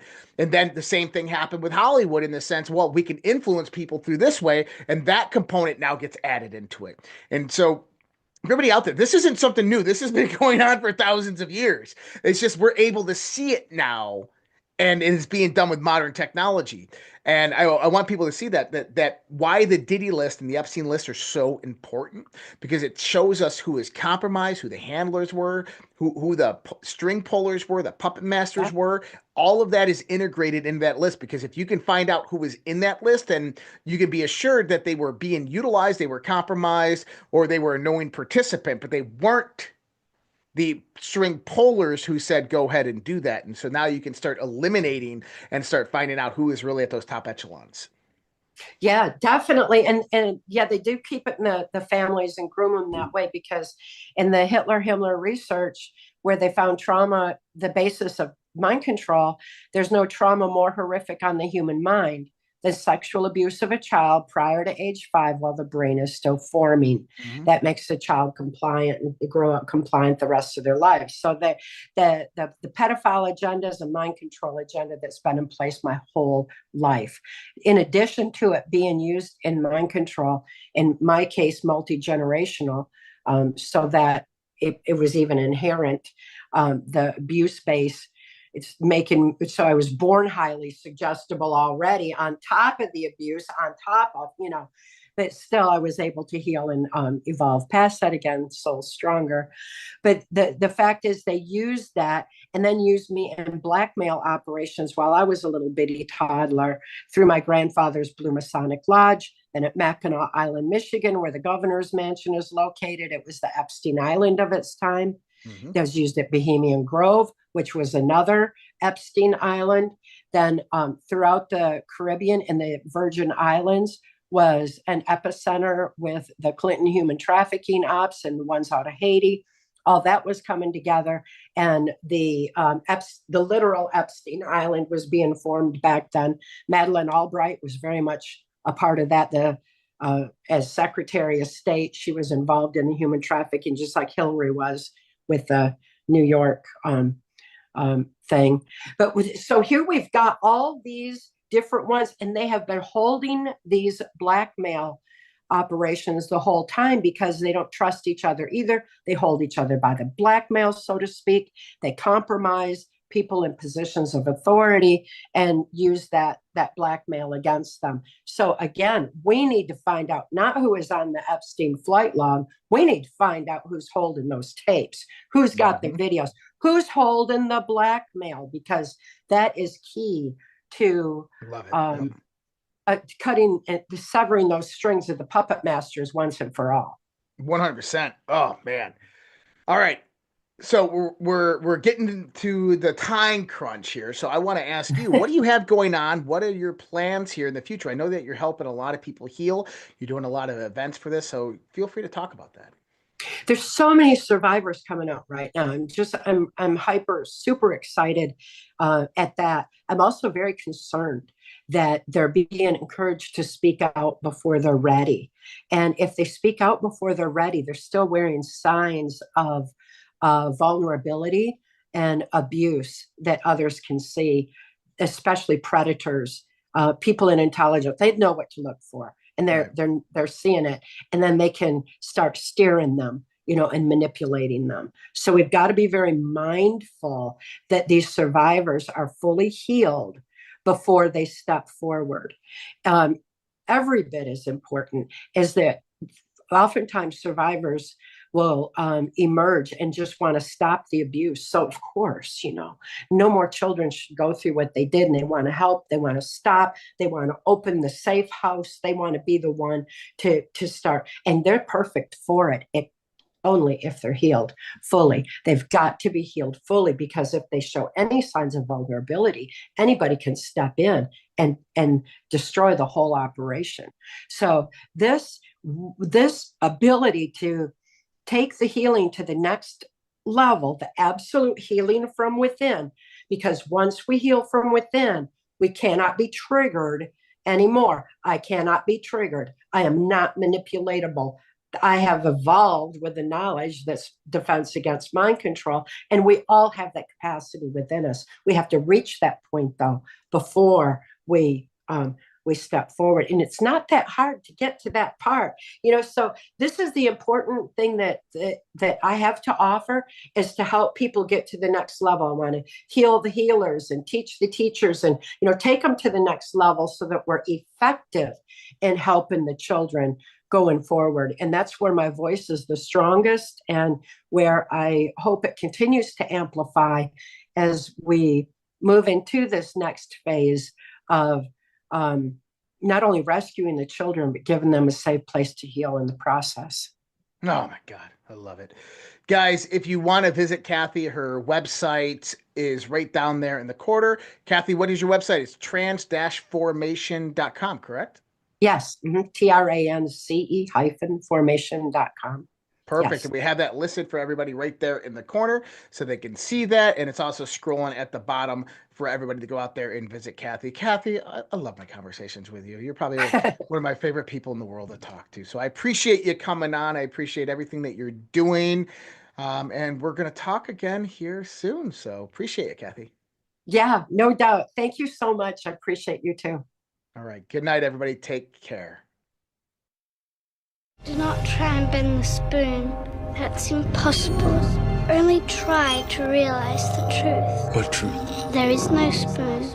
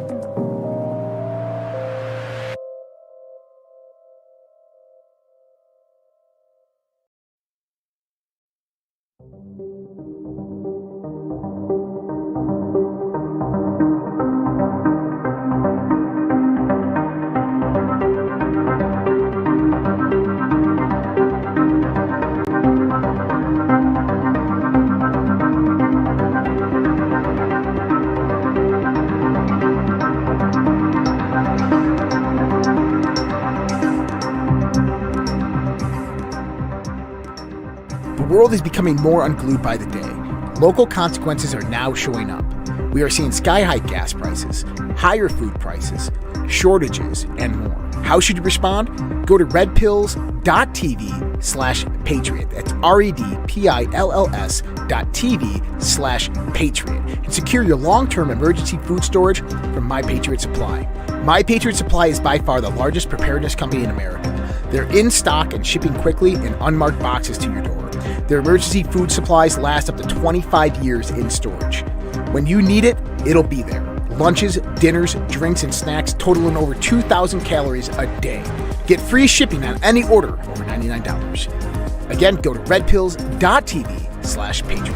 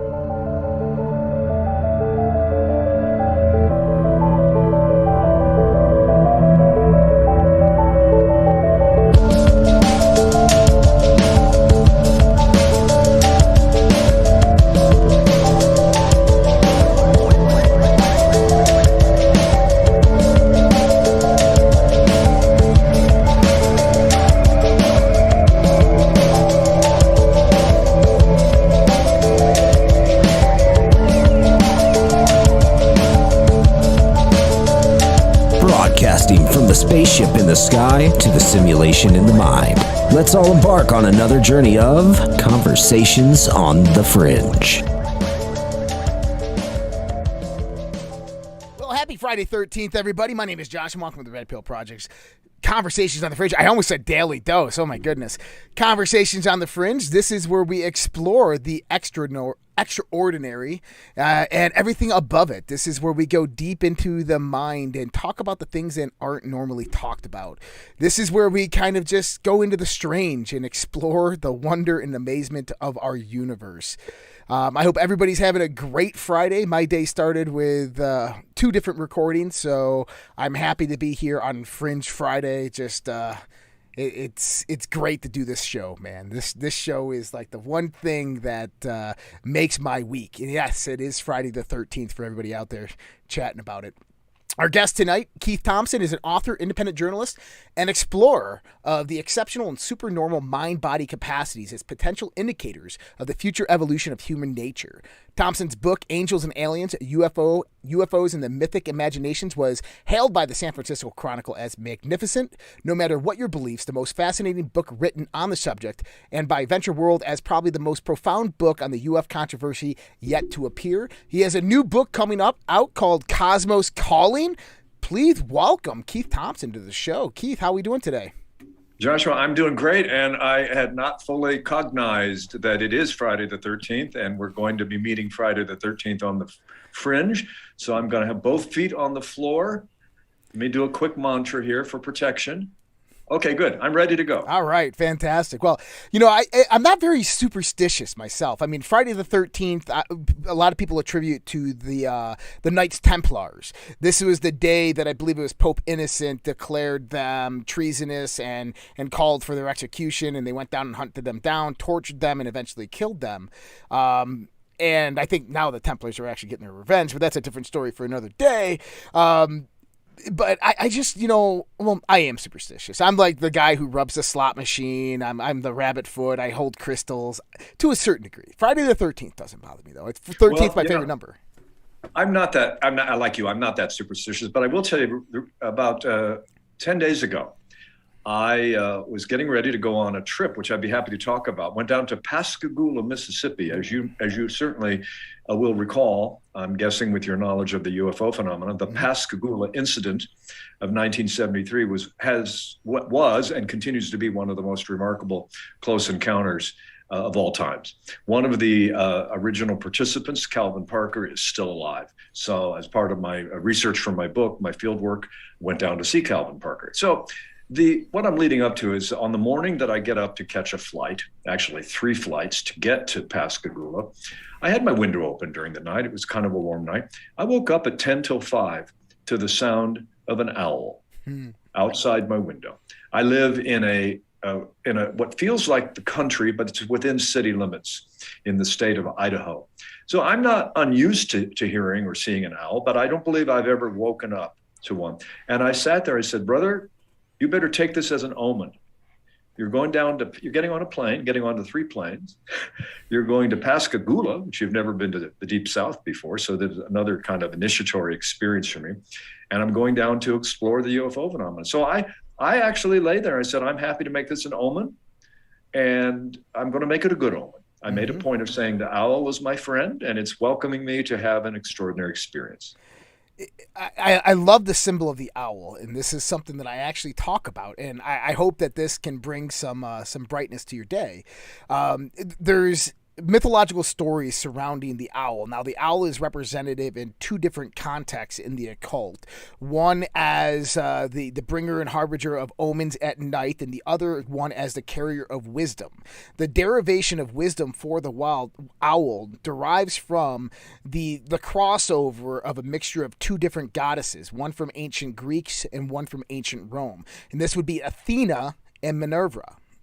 Minerva, yes. Yep. Now, Athena was born out of the forehead of Zeus. She's the only god born in the pantheon that was not birthed by a mother, but instead by the forehead of Zeus, which she was born with all the knowledge of all the gods.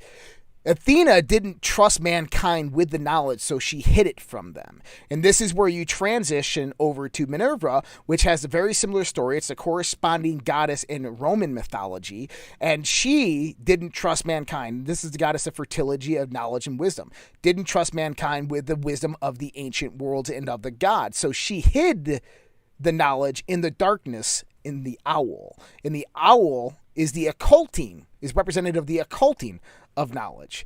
And so there's also a derivation here when you go into like the occult origins of evil, of Satanism and Luciferianism, is when you shine a light on the owl in darkness, it casts a shadow. Now, the shadow that it casts is a longhorn shadow, and this is the birth of Baal or Lucifer or Satan in many different contexts. If you remember Bohemian Grove, how they worshipped the cremation of Cure, and they had the big owl, which was representative of Moloch, Baal, same god. And this is what it is. It's the false light, the deceptive light shone on the owl of knowledge that casts a shadow, of which the adept, initiate, whoever it is, seeks the shadow as the true bearer of the wisdom instead of the owl. Of which you have to look at the owl with the true light, which is the light from within the soul, to see the knowledge or the wisdom the owl presents.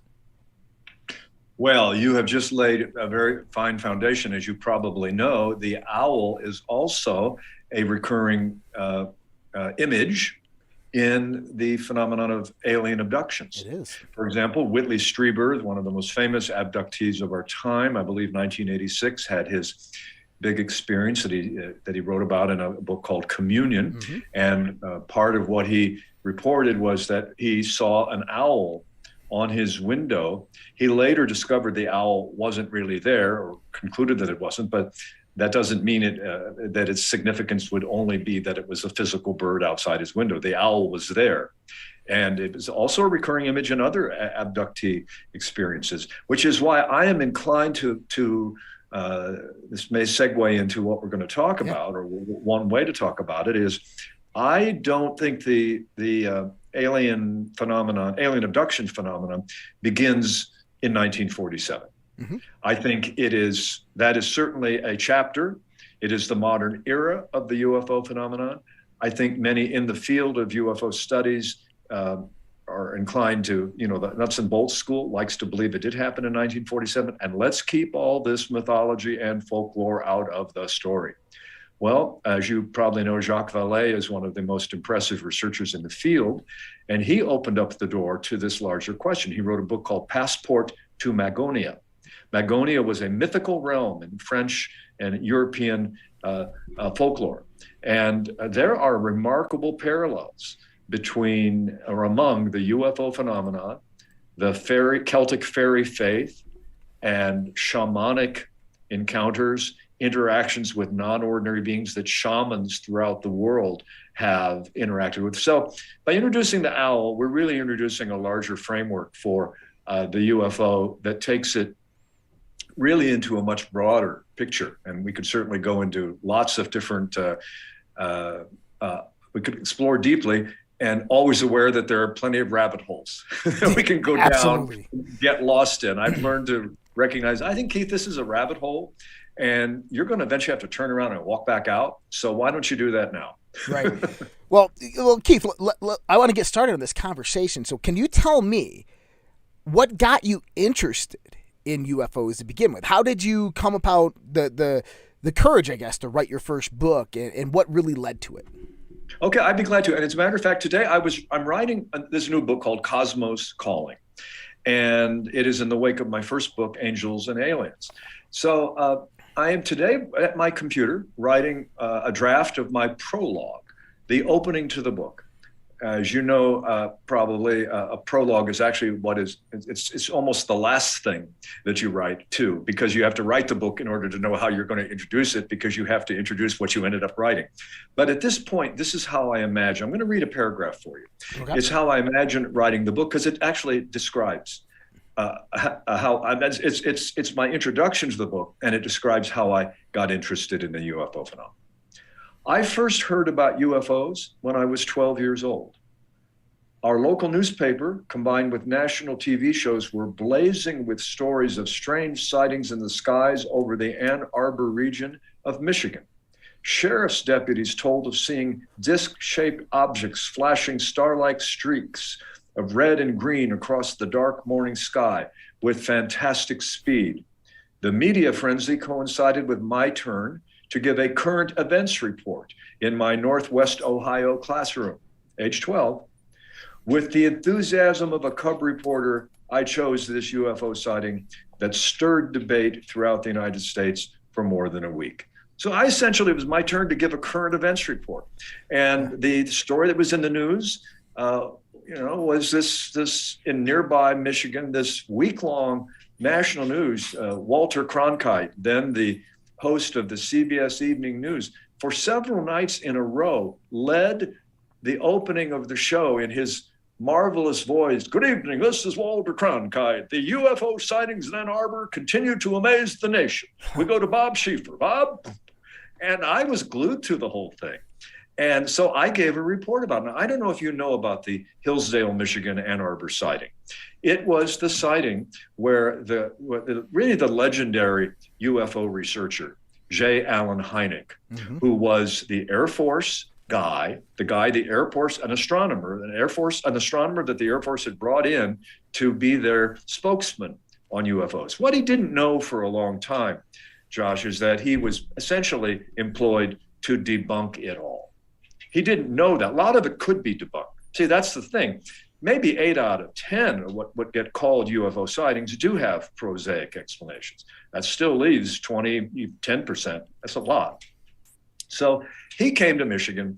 He looked at it all. It was an uproar. It was a frenzy because, the dynamic between those who say something extraordinary is going on versus the debunkers who show up constantly. I consider them comic characters. By debunker, I mean those who have a closed mind, not a true skeptic. You're a skeptic. I'm a skeptic. I mean, a skeptic in the deep sense is saying, well, show me the proof. Show me the evidence. And I'll open to it if there's solid grounds to believe. But I won't believe based on faith. The debunker is almost one who does act on faith. They're not real. They can't be real. There's nothing in science that tells us this is real. So anyway, this was the uproar. Hynek came in, did some investigation. Turns out there were some of these lights that were seen near a swamp on the edge of town. And he said, he let slip the phrase, in a few cases, ladies and gentlemen, these could be swamp gas. And this was he did not explain it all away as swamp gas. Well, again, I'm through my 12-year-old mind, the prism of my mind, watching all of this.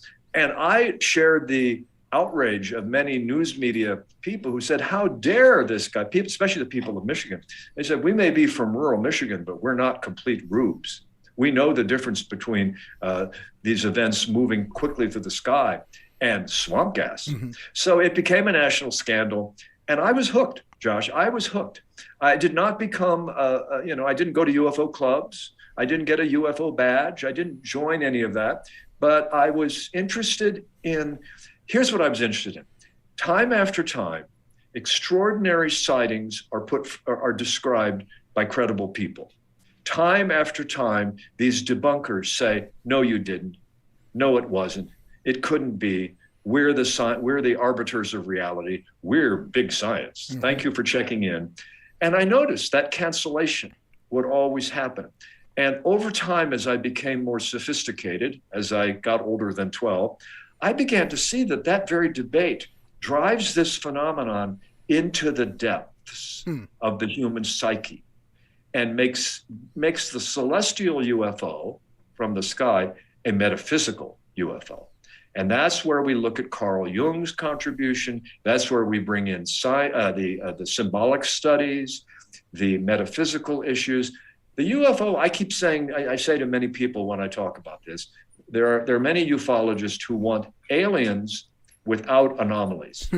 They don't want our model of reality to be disturbed. These are simply got to be craft that are a little further along than our own technology. But reality gets to stay as it is.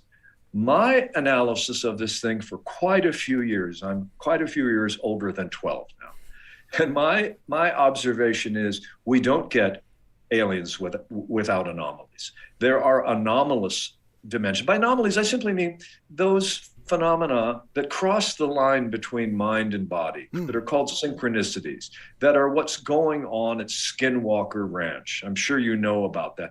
That stuff is real. So we have to, in other words, deal with the paranormal if we're going to deal with the UFO. Yeah, and I like this. Dr. Bruce Solheim, who's been on the show a few times, he's been at Contact in the Desert. He's a medium, but he talks a lot about these different topics, and he talks about something known as the quantum nexus. I think he even coined this term. And so he deals a lot with paranormal because he's a psychic, but then he's also dealt with extraterrestrial stuff and then what he would claim as interdimensional stuff. And he said, Joshua, this is interesting because if you take everything down to the base foundation, which is one thing that I do, I have to take everything down to the base foundation of learning and understanding.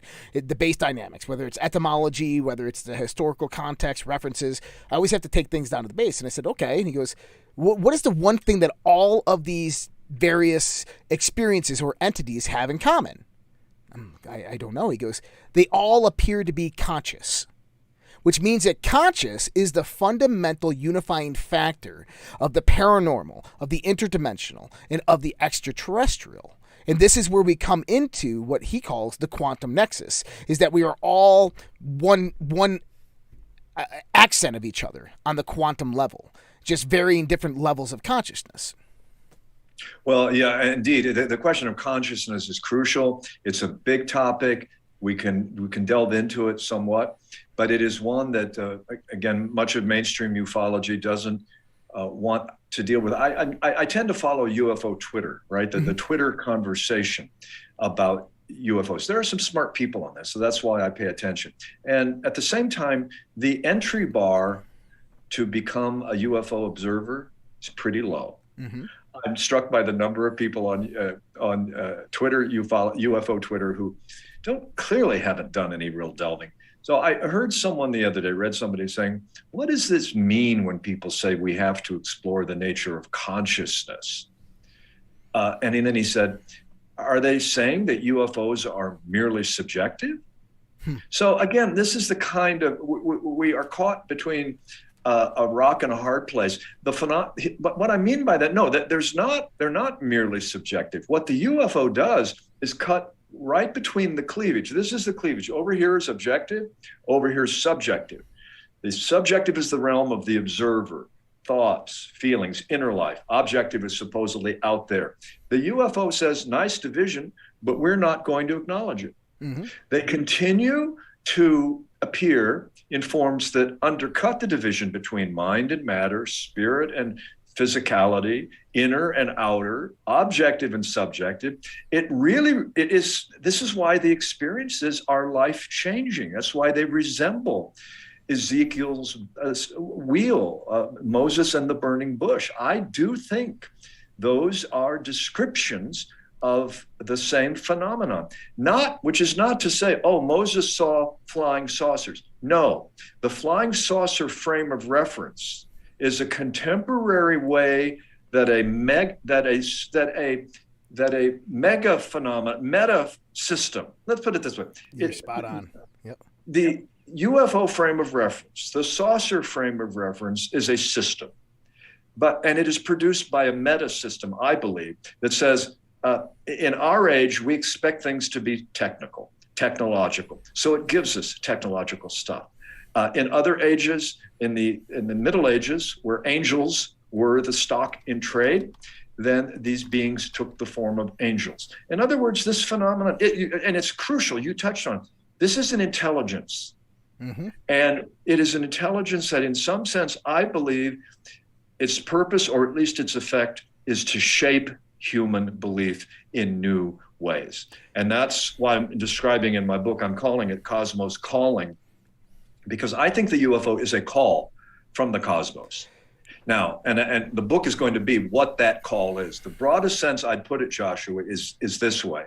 It's calling on us to wake up and play a bigger game. Yep. There's more to our, we ask, what are UFOs made of? Amazing how often that question always points back to what are we made of? We're not going to figure out the UFO's makeup without exploring our own. We don't get out of this thing in our current state.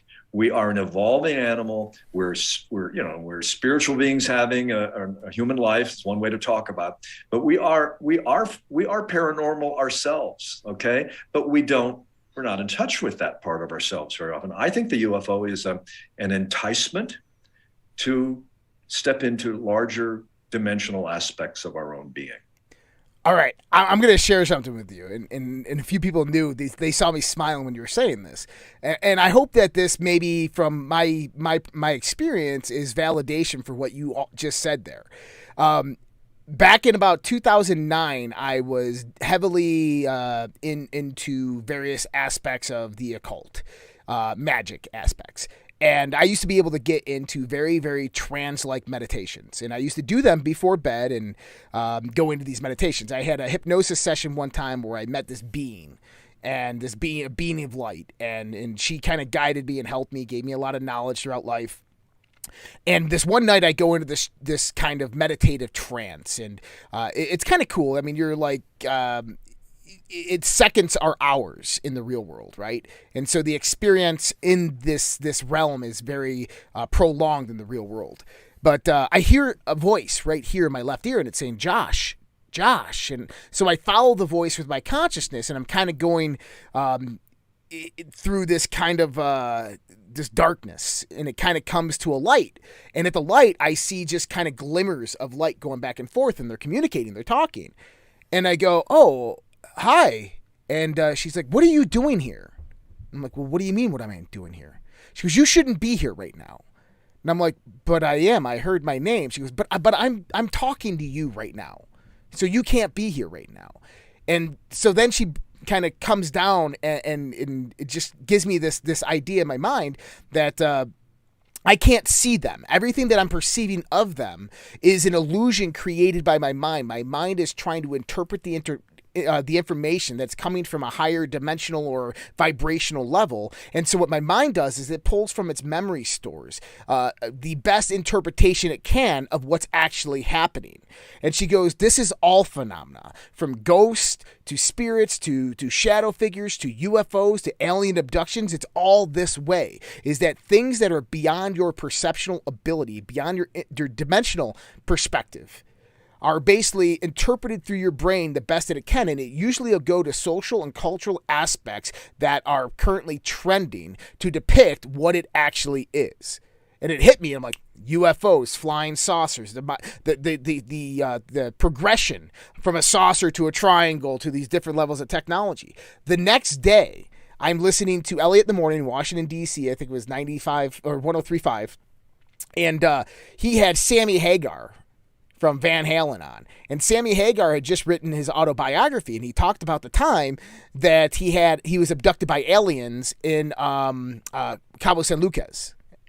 And he said that it was the weirdest thing in the world. They left my body right there, but they took my consciousness.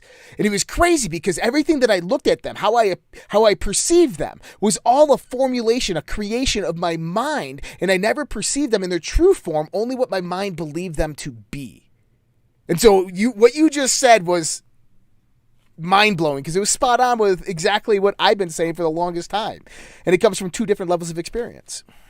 Wow, that's great. First of all, I didn't know about Sammy Hagar's experience. Yeah. When I lived in California, I had crossed paths with Sammy one day.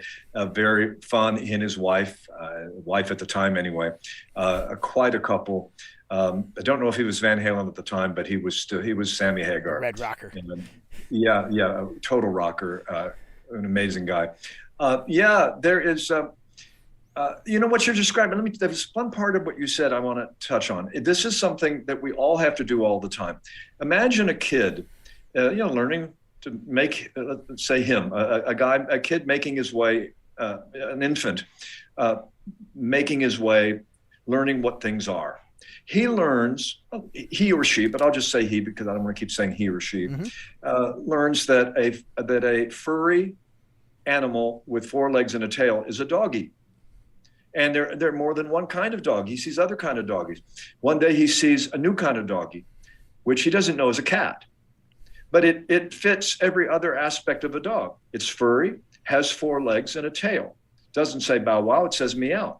So at this point, he's got the category that furry, 4 legs and tail. We all attempt to assimilate new experiences into our existing categories. And there are times when we are required, in order to learn and cognitively develop, we have to allow our belief systems to accommodate something different. So there are 2 things in the category of furry, tail, 4 legs: dogs, cats, zebras, giraffes. It goes on and on and on. So you've just described the first step is, how do I assimilate this into my existing belief system? And there are cases that it's not possible. The belief system has to expand. And part of the dilemma with that is a social dilemma. How do you reveal, how do you talk about experiences of this magnitude? An abduction, being taken, with details that, well, I began by talking about Pascagoula. Let me tell you the story of Pascagoula, Mississippi. 2 men, 49-year-old Charles Hickson and 19-year-old Calvin Parker. They're both steel workers, or I should say shipyard workers. The age difference was that it was the first day Calvin had started at the shipyard, Walker Shipyard. And at the end of the day, Charles Hickson said, "Calvin, would you like to go fishing?" "I sure would." And they both love fishing. So they went home, had their dinner, had their showers, and they met, and they drove off to a place to cast their lines for the night. Wasn't a good place. They moved to another location. That wasn't a good place. Finally, they went on private property and walked out on a pier. And Calvin Parker, who is now, he was 19 at the time, is now 70 years old, said, "Charlie, we're going to get arrested here." And by the way, I was just down in Mississippi, so I'll be slipping in and out of my Pascagoula accent. He said, "Charlie, we're going to get arrested here. This is probably not a good place for us to be." And Charlie said, "Don't worry, it'll be all right." Well, so they're catching fish. Sure enough, Charlie sees reflected on the water blue light. And he said, well, Charlie, I told you, the police are here. Now I'm going to spend the night in jail, and so are you. They turned around. It wasn't the police.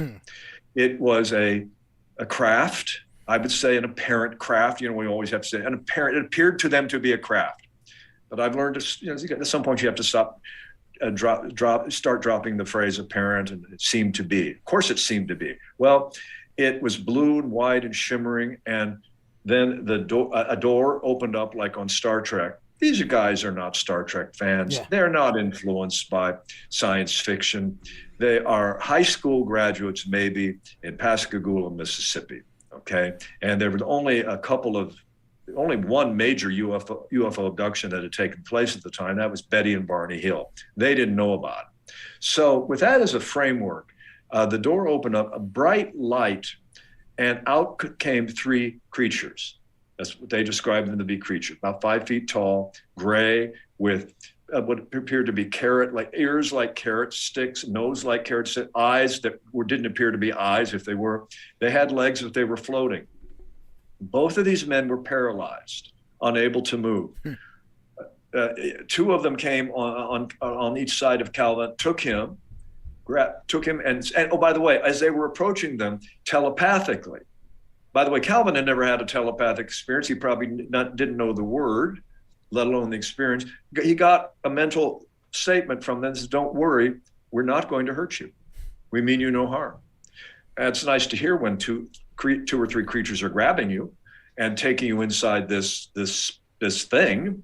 And he said the light inside was as bright as a welder's arc, which is, if you know anything about, well, that's pretty bright. Yeah. And then, so long story short, they put them through procedures, an examination of some kind, still paralyzed, terrified. So they then released them out onto the shore. Calvin fell to his knees, crying and weeping, 19 years old. Charlie, who'd been to Korea for war, had at least had some trauma in his life. But for Calvin, it was the first trauma. I can't imagine a worse trauma. So they stood there and they agreed, we'll never tell anybody. We can't tell anybody. And they were 15 minutes, they were overwhelmed. And this thing, by the way, disappeared. It didn't just fly off, it just disappeared, literally dematerialized. And by the way, there were later sightings. Other witnesses saw a blue light. So there were secondary sighting. By the way, it doesn't necessarily make us extraterrestrial yet. Right. Could be something from another dimension that opened up. We don't know, but that's a larger question. Wormholes in physics, quantum physics, there are various models for multiple worlds. They may be right here, close to us, and under certain circumstances, things translate in a way that open us to a larger set of dimensions. So with that as a framework, Charlie, the older one, said, we got to call the Air Force. They had an Air Force base nearby. We got this could be an invasion, Charlie. And that was a reasonable, or Calvin, that's a reasonable position. So they called the Air Force. The Air Force says, we don't investigate this stuff anymore. Call your local law enforcement. And Calvin said, please, Charlie, do not call the local police. We do not. They did call the local sheriff. Sheriff brought them in. They sat with them separately. They saw how absolutely terrorized they both were, especially Calvin. Calvin was truly, and this is this is like an assault, to say the least. As John Mack, Dr. John Mack at Harvard, who went on to study the abductions, called it ontological shock. Ontology is the division of philosophy that deals with the nature of being. Mm-hmm. Well, an ontological shock is a shock to your very sense of what is possible. What is real? That could not have happened, what just happened to these old boys, good old boys. And it did happen to them. So I'll bring this to an end by saying this.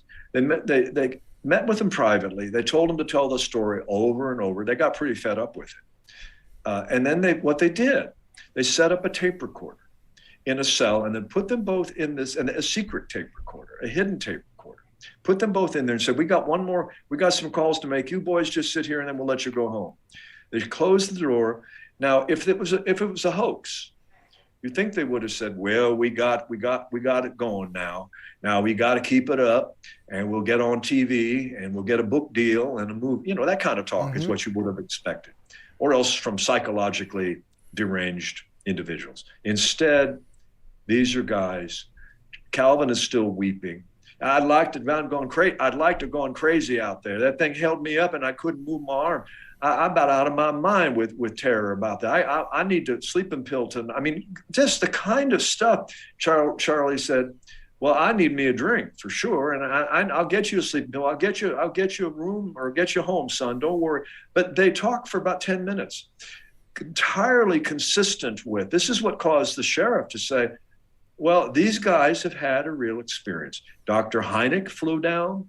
Some other researchers flew down, interviewed them, and said, if these guys are acting, they deserve the Academy Award. We don't know what they saw came from, but they had an experience. Wow. And so it went on. It became one of the greatest cases. It's now 50 years later. And as I said, I went down to Pascagoula at the invitation of Calvin, who's the only one left, because I wanted to see how it's sitting with him 50 years later. Wanted to also talk with some of the other witnesses. So that's part of what I'll be doing in the book is revisiting Pascagoula.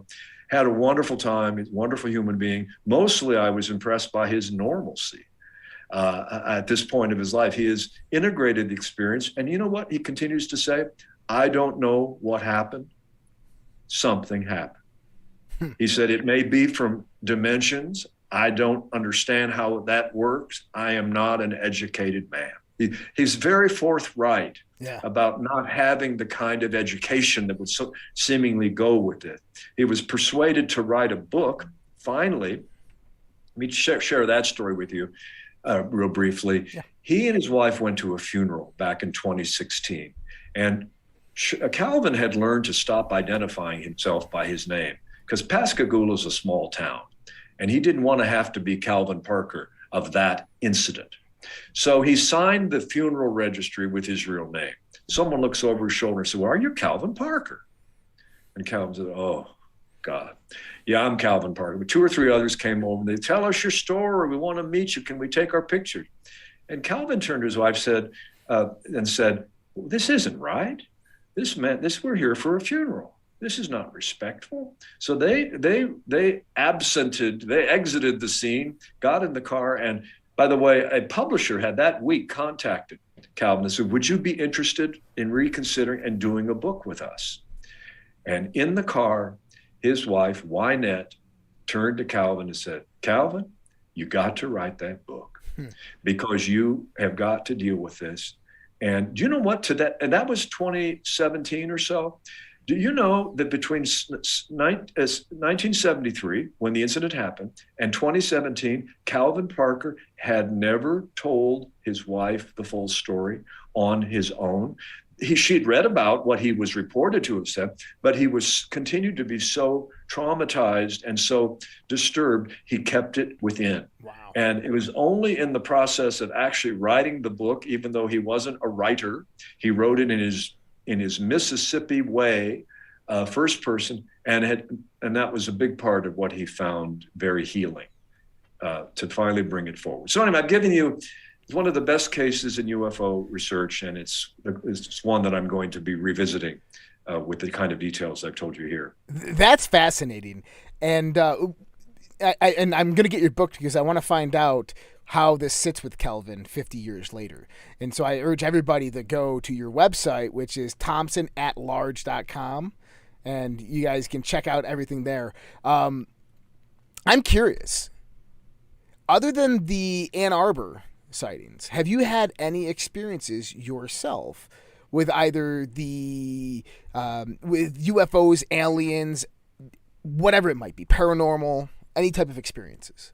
Well, I have. I have not had UFO experiences, but I have had an experience that I have that, that like Calvin, I kept to myself for reasons that I'll make clear. I used to call it a near-death experience, but I finally come to realize I had a death experience. I experienced death. I experienced dying. And I came back. So in that sense, it wasn't permanent death, permanent bodily death. I'll give you a brief overview. I went in my mid-20s, went to Hawaii with friends, and we went body surfing one day on a beach called Sunset Beach.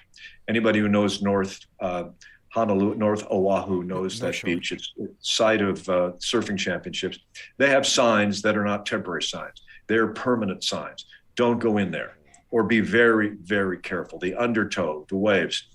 We were feeling our oats. We were young. We were immortal. We were invulnerable.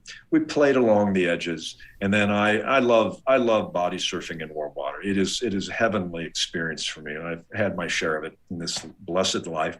So I get out, I start, hitting the surf. And I, long story short, I lost it. I got taken out too far. Combination of undertow and waves coming from behind me. So the waves from behind me crashed, the undertow pulled me further out, crashed.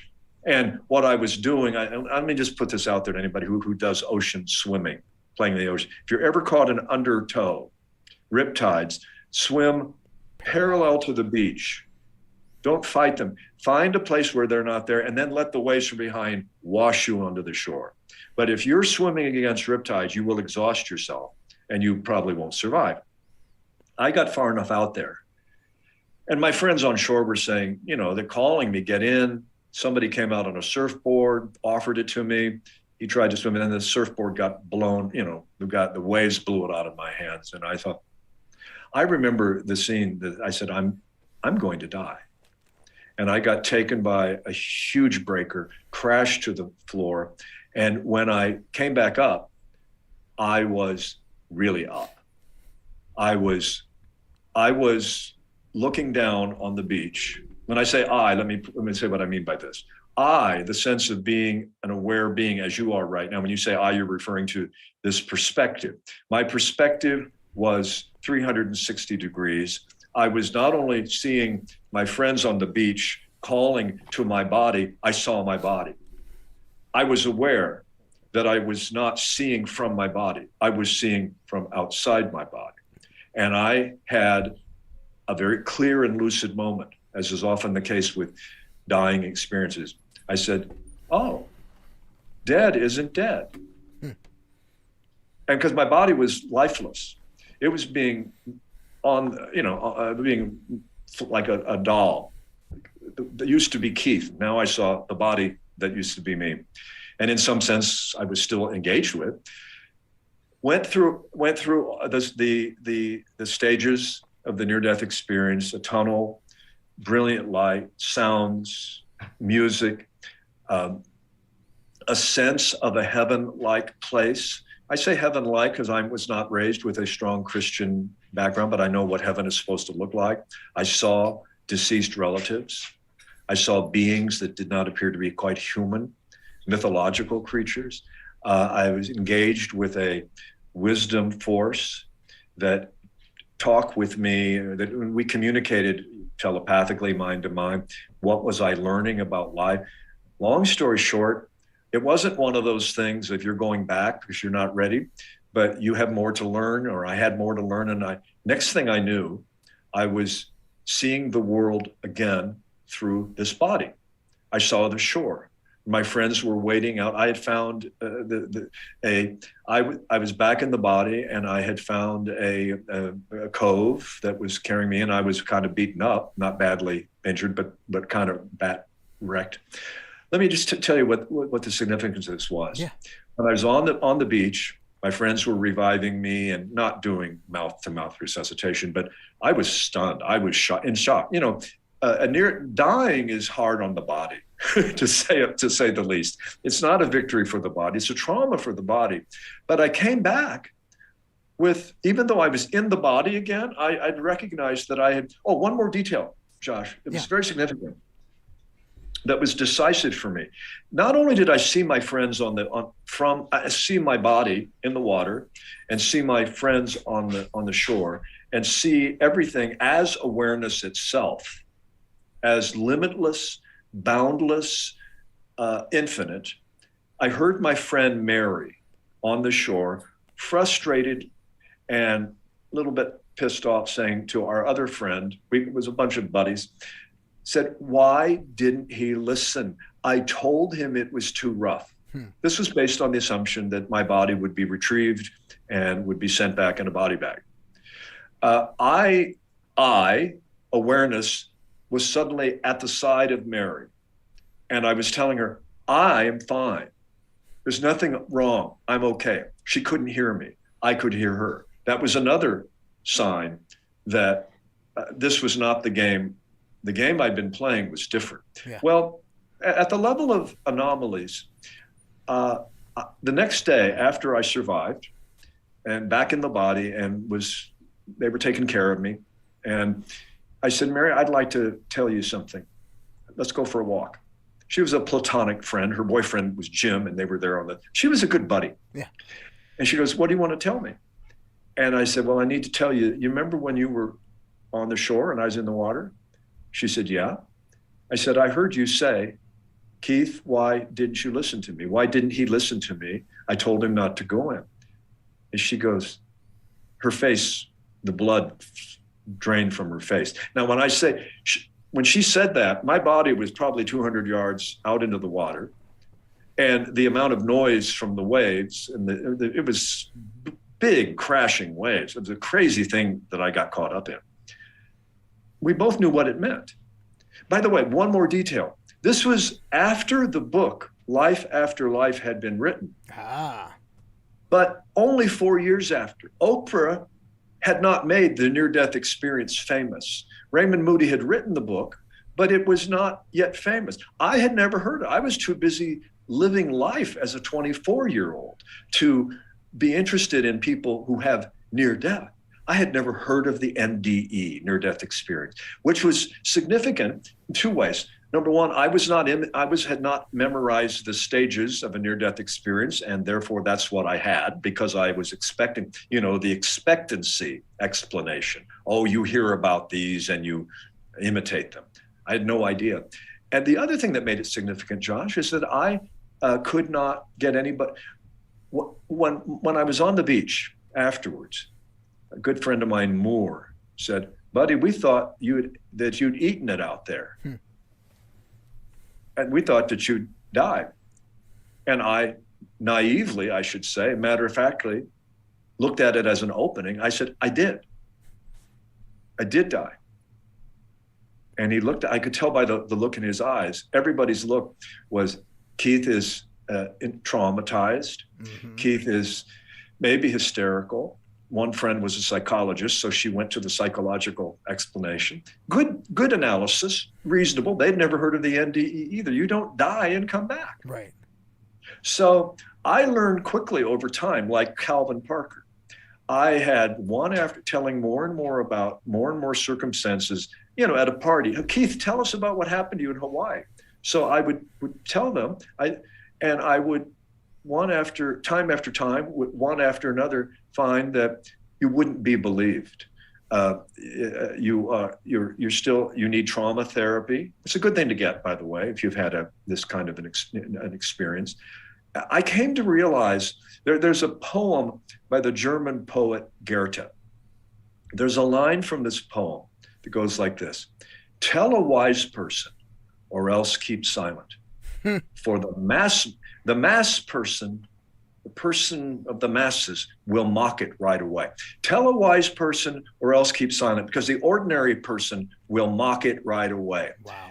Love it. I came across that poem, and it relates to people who've had abduction experiences. It relates to any kind of life transformed experience. You need to tell somebody who can understand, who's also had it, or else keep silent. So I kept silent. So this is a long answer to your question. I kept silent. I shared it with a few people. Fortunately, around this time, the near-death experience did get to be famous, get to be well-known. Wow. I went through all the things that I later found the near-death experience includes. A life review process in which everything is revealed to you. Wisdom is downloaded, which has taken me years to embody and bring forward. Well, in any case, I never have written about it. I didn't write about it in my first book. I am going to bring this experience forward in this book, because I am not doing, I'm doing this work as an empiricist. I'm taking an empirical approach, but my view is that we have to have a broad-based empiricism that includes physical experience, mental experience, emotional experience, and spiritual experience. These are all experiences, and the empirical approach studies it all. So I'm bringing my own experience in. It's not a book about my own experience, but I will bring it forward because I'm not going to any longer conceal that this is a framework that has continued to change how I see and the significance of consciousness. I'll tell you one piece that is in place for me, Josh. I came back. I've had conflict. I've had struggles back in the material world. We all have, relationships and difficulties. But something left me that has never come back. And that was what left me was any fear of death, any fear of dying. I have no, people say, does consciousness survive the physical body? It's death. I kind of laugh when I hear that. I said consciousness survives because consciousness precedes. Consciousness is here before we're born. It is the ground of our being, and it comes through us seemingly through our five senses, but it is the frame in which the five senses are. The consciousness isn't in the body. All of this is in consciousness. I don't know how deeply I'm going to try to develop that in the book, but I'm convinced consciousness is here before we are, and consciousness continues. What form it takes? Gee, we could talk about reincarnation. There's really some good evidence for these children who remember past lives. And there's also the scenario of heaven-like pictures, which are very consistent with Christian and Islamic. So is it reincarnation? Or is it a permanent place where you go after death? It could be both. Yeah. There could be levels of choice. Anyway, these are big questions that'll take us beyond the UFO frame, but I'm gonna pry this thing open a little wider than most people are prepared to look at. Well, this is Fringe, so the conversation is okay, because I think that these conversations need to be had and explored in these various topics, especially the UFO phenomena, because I'm a firm believer that this connection to the metaphysical, to the spiritual, is direct. That many people look at the old ancient religious stories that come about, Ezekiel's wheel, as you mentioned before, and they look at this as angelic. Well, why can't it be? Why couldn't? Maybe it was both. Maybe it was perceived as this is something that's godly, heavenly, spiritual, and this was their way of describing it, but it was also technological in its perspective, that it was both spiritual and technological. It was both advanced civilization as well as spiritually advanced, more than us, and therefore guidance, therefore, bringing a message, right? Yes. Well, the way when people say, what's the essence, Keith, of the UFO, and just in the UFO frame of reference, the saucer frame of reference, the essence is really, there's two ways to look at it. This is either a physical phenomenon and by the way, it shows up on radar, shows up on other sensors. The military has had a long-term interest in this phenomenon. The amount of deception that we've had truly has not served our health of our democracy. But at least it's a physical phenomenon that at the same time has profound effects in terms of our consciousness, radically causing altered states of consciousness. Or this is primarily an intelligence that has physical effects. Either one. You can it works either way. You can look at it as a physical technology that has profound paranormal effects on mind and consciousness, or it is primarily a form of intelligence that has physical effects. But either way, it cuts across the quick of that division. Let me tell you another story that I've recently been playing with. Ken Arnold. Yes. Was the pilot who saw, first 1947, saw 9 discs over the what appeared to be discs. They actually appeared to be, what is the word for the particular shape? Scorpion. They were actually scorpion-like. In any case, they were 9 objects that were. He didn't say they were shaped like saucers. He said they skipped like saucers over water. Mm-hmm. And he landed. He was out on a search mission to find a crashed plane. It was a reward, $5,000. Wasn't a small amount in 1947. I don't think he found it. Maybe he did. In any case, he found something else. He found this phenomenon. Well, so it was widely perceived at first he thought these might be Russian, but there were aspects of this that he didn't talk about openly because he was already thought to be kind of a nut for simply seeing what were called flying saucers, extraterrestrial spaceships. He never said that, but that's what it became. This was a post-war jittery period and concerned about the Russians and so forth. His daughter, after Dad died, gave an interview. She said, I want to set the record straight. I want to say what my father described to us and what happened to us as a result of this phenomenon. So let's pause right there and say that the UFO phenomenon in the modern age, the creation myth of the UFO world, is the Kenneth Arnold story. It's the origin myth, right? It's where it all begins. So it sets the stage for all to come. When I say a creation myth, primal people in the Aboriginal world of Australia and elsewhere have creation myth. This is where our people, we descended from the stars. This is our story. And these stories are told through the centuries. Well, and likewise, the creation myth of ufology was what Kenneth Arnold discovered. Well, his daughter, Kim Arnold, came forward after he died and said, let me tell you what else my father experienced that day. He didn't tell the full story. He said he saw these objects, they were shimmering with blue and white light. One of them that passed close lit up his cockpit, quote, like a welder's arc. Now, isn't that an interesting 2 uses of I don't want to make too much of it. Let's just say very bright light. But the Pascagoula guys, like a welder's light, the Kenneth Arnold in his cockpit, and the nature of the light was so astonishing that it left him with a deep sense of something other dimensional. He said they were blue-white light. They were transparent in different densities. He said, I was convinced she said, my dad never said they were mechanical. He never thought there was anything mechanical about them. He thought they were living and they pulsated like the human heart. Okay, now right there, we have a frame of reference in the original story that never got told. So in the UFO creation myth we now know, there was a larger set of details. He didn't describe those details because you could imagine the assumptions that would have been made about him. Something else he didn't tell. She said, when Dad flew back that day to Boise, which is where they live, Boise, Idaho, and after talking all day long to the news media, the phone is ringing off the hook. Everyone wants to talk to Kenneth Arnold. In the parents' bedroom that night, Ken Arnold's bedroom with his wife, they experienced orbs of light in their home, red, blue balls of light, which are an increasingly common, a very frequent aspect, in Close Encounters of the Third Kind, that one scene when all the police cars are chasing the UFO along the road, and then the balls of light follow the craft or precede the craft.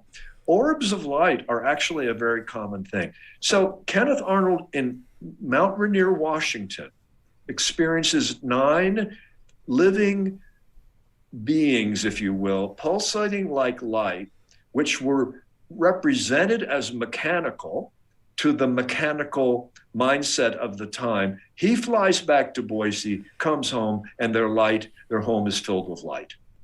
This suggests something that transgresses the boundaries of mind and matter that Western science insists on. Western science's story of mind and matter as divided by an inseparable bridge is exactly that. It's a story. Yeah. It's not the essence of the scientific process. The scientific method can explore the paranormal. It's the paranormal is not pseudoscience. The paranormal can be explored in pseudoscientific ways, for sure. But by its nature, the paranormal is not out of bounds to study. Telepathy is not out of bounds to study. None of it is. So I take that view. I'm actually scientific, but in the broad sense of the scientific method. And so I say to the materialists who say things like, the scientific materialists, the physicalists who say, well, we know these things couldn't happen it didn't happen because it can't happen. Oh, really? Why can't they happen? Well, because we know from the laws of nature. No. There are regularities of nature. There are patterns of nature. And guess what?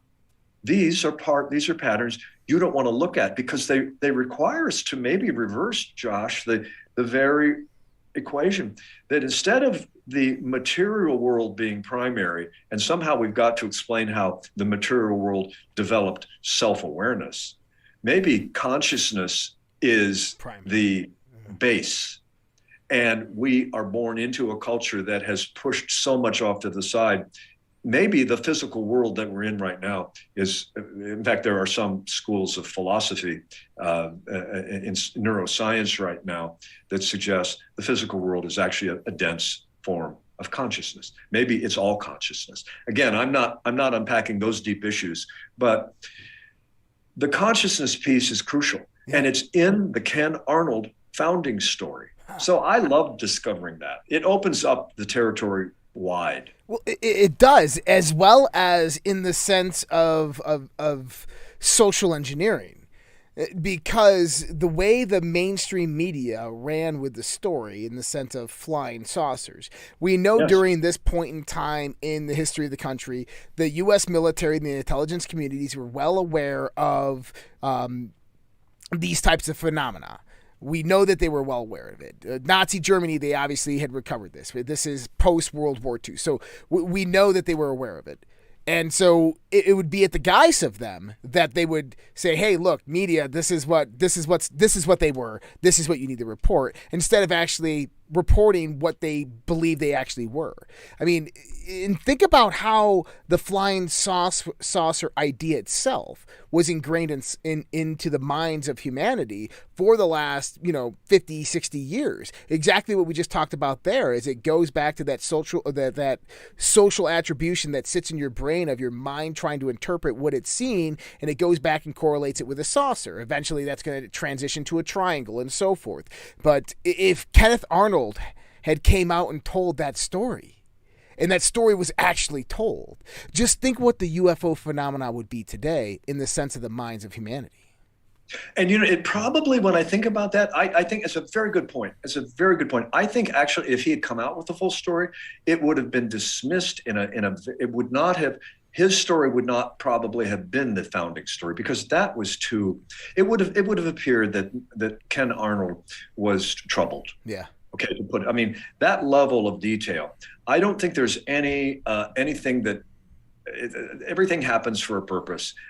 He said what he saw.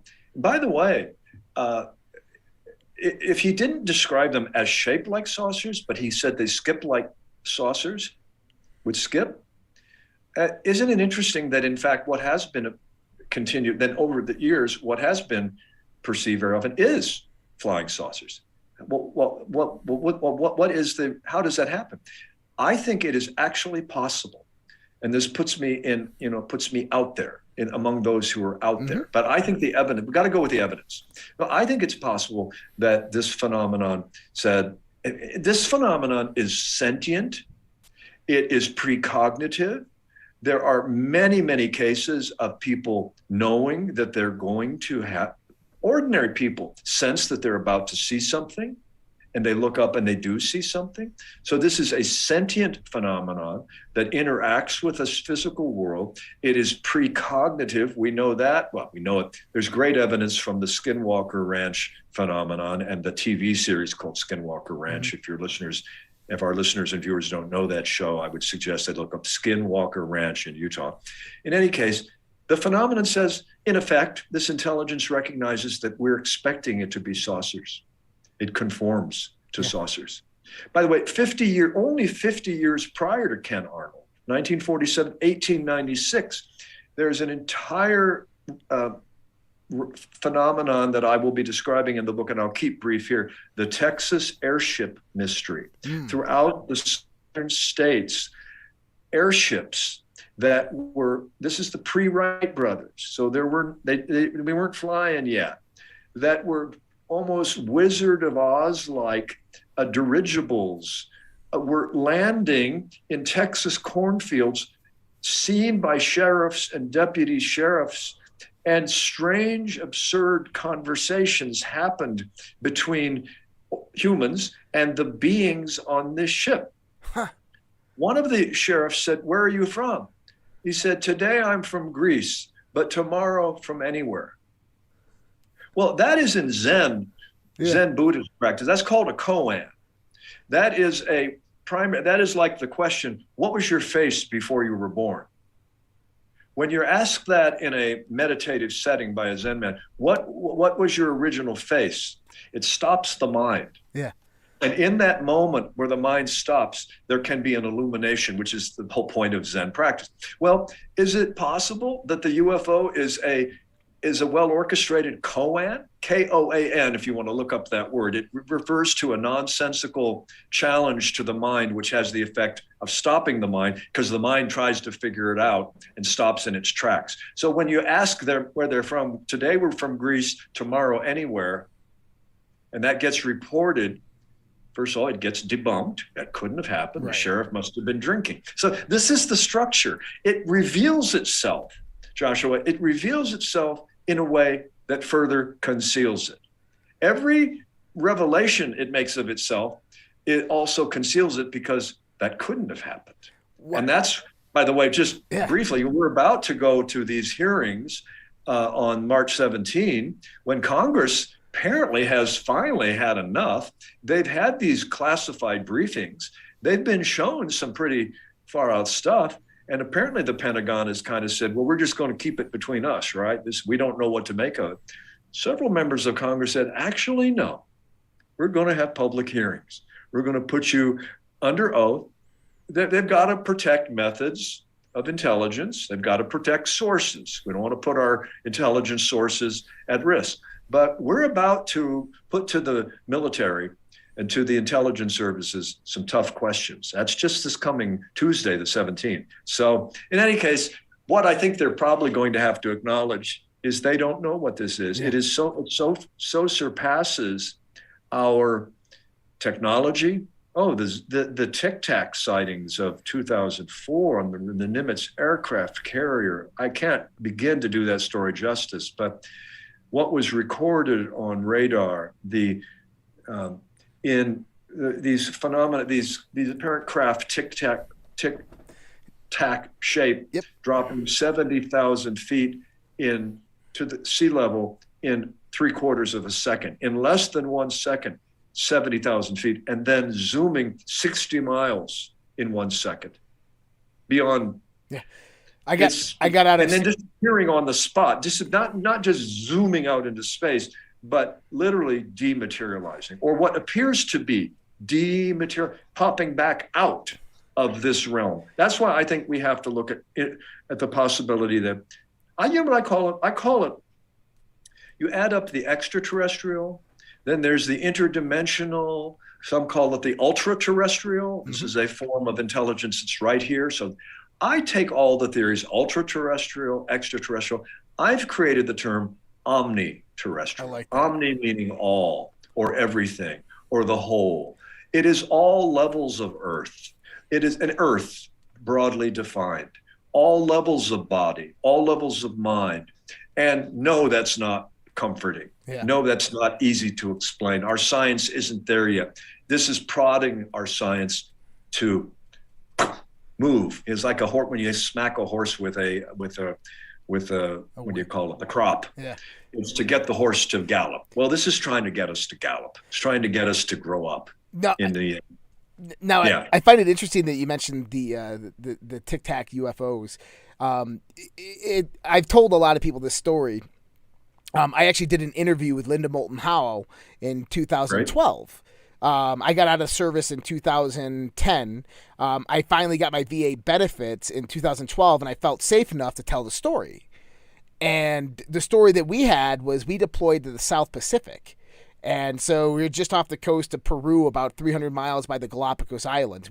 You can't operate within a 100-mile radius of the Galapagos Islands because it's protected waters. So what would happen is drug smugglers would go into those protected waters and they'd use them as waypoints to transfer narcotics or human beings in human trafficking operations because they knew we couldn't go in them. But so that's the area of operation that we operated in. And one night, I go out. I was on radar watch. I worked in weapon control and worked on the radar systems on my watch. My duty was standing watch, so worked on the fire control. Radar has a range about 25 nautical miles. I check out my air search radar, 250 nautical miles, nothing on there. Surface search radar, 55 nautical miles, nothing there.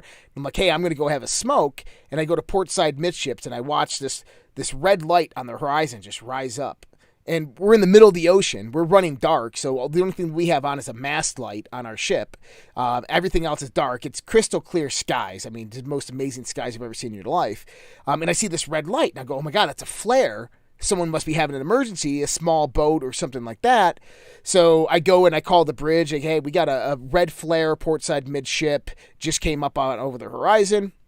They're watching it with the big eyes. I go back up to combat, and they said, Josh, there's a problem here. I go, what's that? And they go, usually when someone shoots a flare in the air, the flare falls down.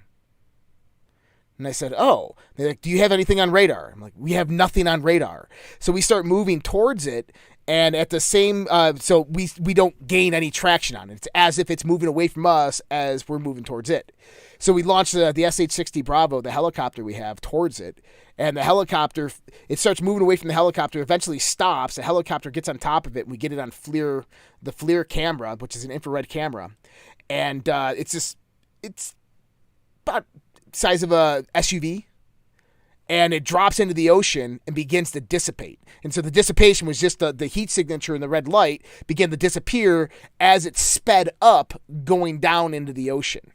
And that was one of many experiences we had in 2004 in the ocean. And it was a spherical object. It was nice and big, round spherical object. But it was glimmering red. Like just, it looked like a flare in the sky. It looked like a burning circle in the sky. Well, the pilot, the F-18 pilot, I believe it's Frager, in the Nimitz, if I've got his name right, I don't want to call him by his wrong name, but he was originally drawn. By the way, they had been seeing this stuff during their maneuvers in the aircraft carrier maneuvers. Finally, somebody said, "Go down to this, pursue it, check it out," and they found it coming out of the water, essentially. So there is a very well developed theory, or at least a speculative approach that suggests that there's as much evidence they come from under the oceans. We haven't surveyed the oceans fully, and it may be that they are off planet and also underwater. Jacques Vallée, the French astrophysicist who's done such good work, astronomer and UFO author, has said, look, given the way this works beyond time, and that comes in and interacts with time and space, they could be from anywhere or any time, which actually brings open the possibility of time travel.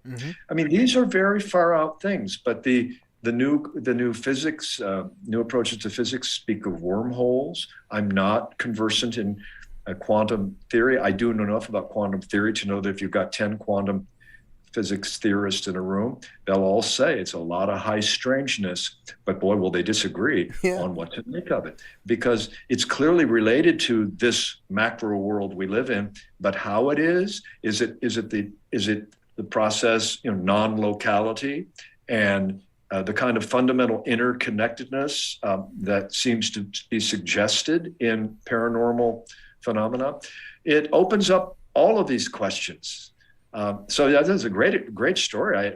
That's a very powerful experience. Yeah, it was one of the few that we had on that deployment. And my buddy, actually, who came on our ship when we got back in from deployment, he came from the Princeton, which was with the Nimitz battle group doing those exercises. They were one of the ships that had those massive experiences, and he told us all about it. In our next deployment, we went out and we had more experiences, and there's something about that part of the ocean, the Pacific Ocean.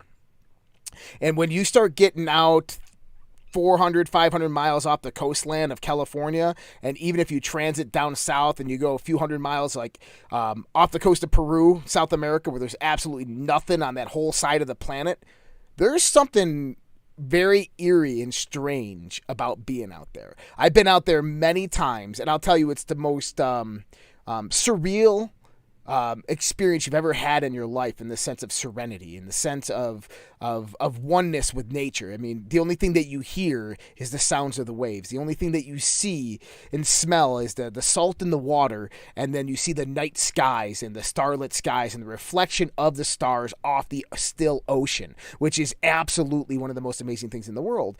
But there's also something out there that's just, I don't know, it's just eerie, and I've had cryptid experiences. We saw a massive, like 7-foot bird out there. We've seen, we chased one with a P3 Orion in the air. We chased this one that was doing exactly what you were saying there before. It was going up in altitude, 50, 60,000 feet, moving freaking 80 miles in a split second, then dropping altitude at ocean level, going back up. And we chased this thing for 3.5 hours until we eventually said, let's get out of here. It's black. They call it Blackbeard's pirate ship because it was in the Caribbean. We had just crossed over into the Panama Canal, and we got this thing on radar. And the P3 Orion had it, and they sent us out to go investigate about 60 miles away. We finally get it on radar, and it's just running all over the place. 100 miles here, 60 miles there, and the P3 is like would get over top of it, like there's nothing here. There's nothing here, and all of a sudden it would rise up to 70,000 feet in altitude. And they're just like, it just must be Blackbeard's pirate ship. And there's hundreds of accounts of sailors in modern day of seeing Blackbeard's pirate ship in the Caribbean. And they see it as a contact or a blip on a radar of which they chase and never find.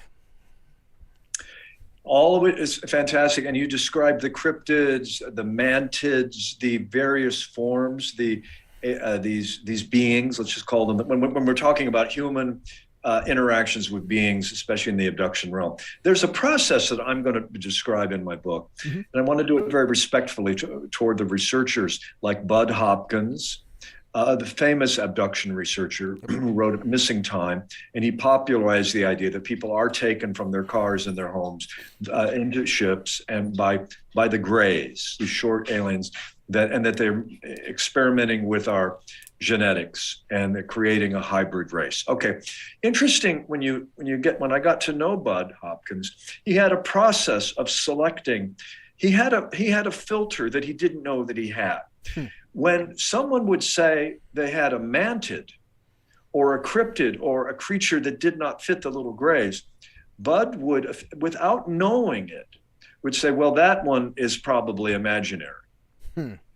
See, there's a process of unknowing confirmation bias and cognitive bias, whereby the desire to have a pattern that fits has an effect of a kind of reducing valve. It takes the richness of the actual reported phenomena and narrows it down. So John Keel was a researcher back in the 1960s who wrote a book called Operation Trojan Horse. He started out as an advocate of the ET hypothesis. He went very fast into the view that this is a long-term phenomenon, in his view, very often mischievous and often malevolent. He would travel around the country as a reporter, as a professional reporter. He would arrive at a hotel and want to check in, and they say, "We have your reservation, Mr. Keel." He'd say, "Well, I didn't make a reservation. We have it here. Is this your address?" I mean, he got involved in a paranormal funhouse, if you will.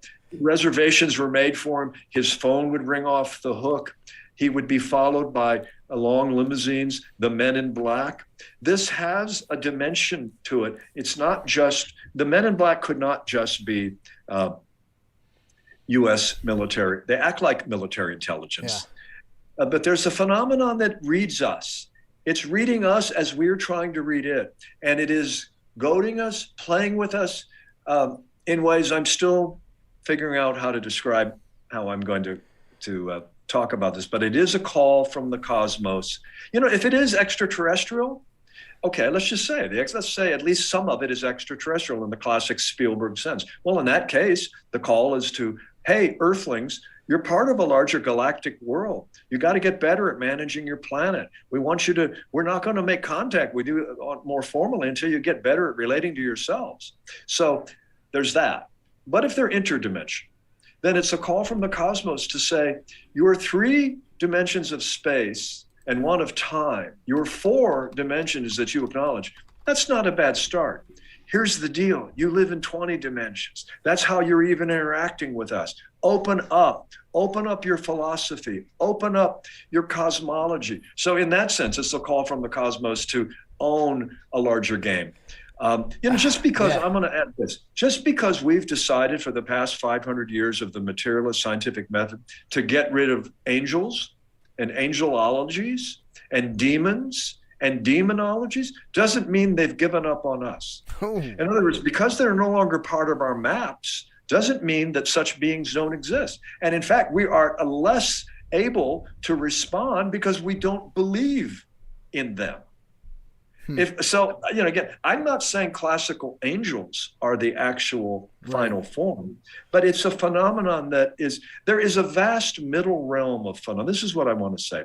The UFO phenomenon invites us to open to the possibility that between mind and matter, there are middle realms, subtle matter. For example, most of the mythological and religious traditions of the world have doctrines, as you know, from the occult traditions, theosophy, Rudolf Steiner, of subtle bodies, subtle material, astral realms, etheric body. Well, what if, as a matter of fact, I happen to think many of the abduction experiences are happening in the body, but they're happening in a star body or an etheric body. This is why Calvin Parker was paralyzed, paralyzed and floating into, you know, people say, well, some technology did that to him. It didn't do something to his body that his body was. He's already composed of the elements that are beyond the material realm. And he experienced that night. Then he was poured back into a body. And he, to this day, he thinks that he lives in his body. We all do. We have to navigate the material world. But you're getting where I'm kind of leading. I love this because running through my head is so many different examples of this through mythological history. You can go to Hermes and the divine Pymander, where he talks to the crocodile god, the alligator god, the representation of God. You got Arjuna and Krishna, of where he sees the 1,000 faces in an instant of God vibrate and manifest in front of him. You got Ezekiel and his visions, and all of these, if you take them into the context, is not physical experiences of witnessing something in the physical, but in the sense of a deep meditative trance-like state to where you're being pulled out of your body and experiencing something in a higher dimension or even the astral world. The context of it, of what they're explaining, which seems beyond our mind here in the physical realm, it makes complete sense. Well, you know, Hermes is one of my favorite gods. He is the guardian of thresholds. Yeah. What is the UFO but if not a transgressor of the various thresholds? It's both here and over here. It's up and it's down. It's inside and it's outside. This phenomena is neither simply objective nor simply subjective. It's both. So Hermes, not only is he the guardian of thresholds, but he's the guardian of communication.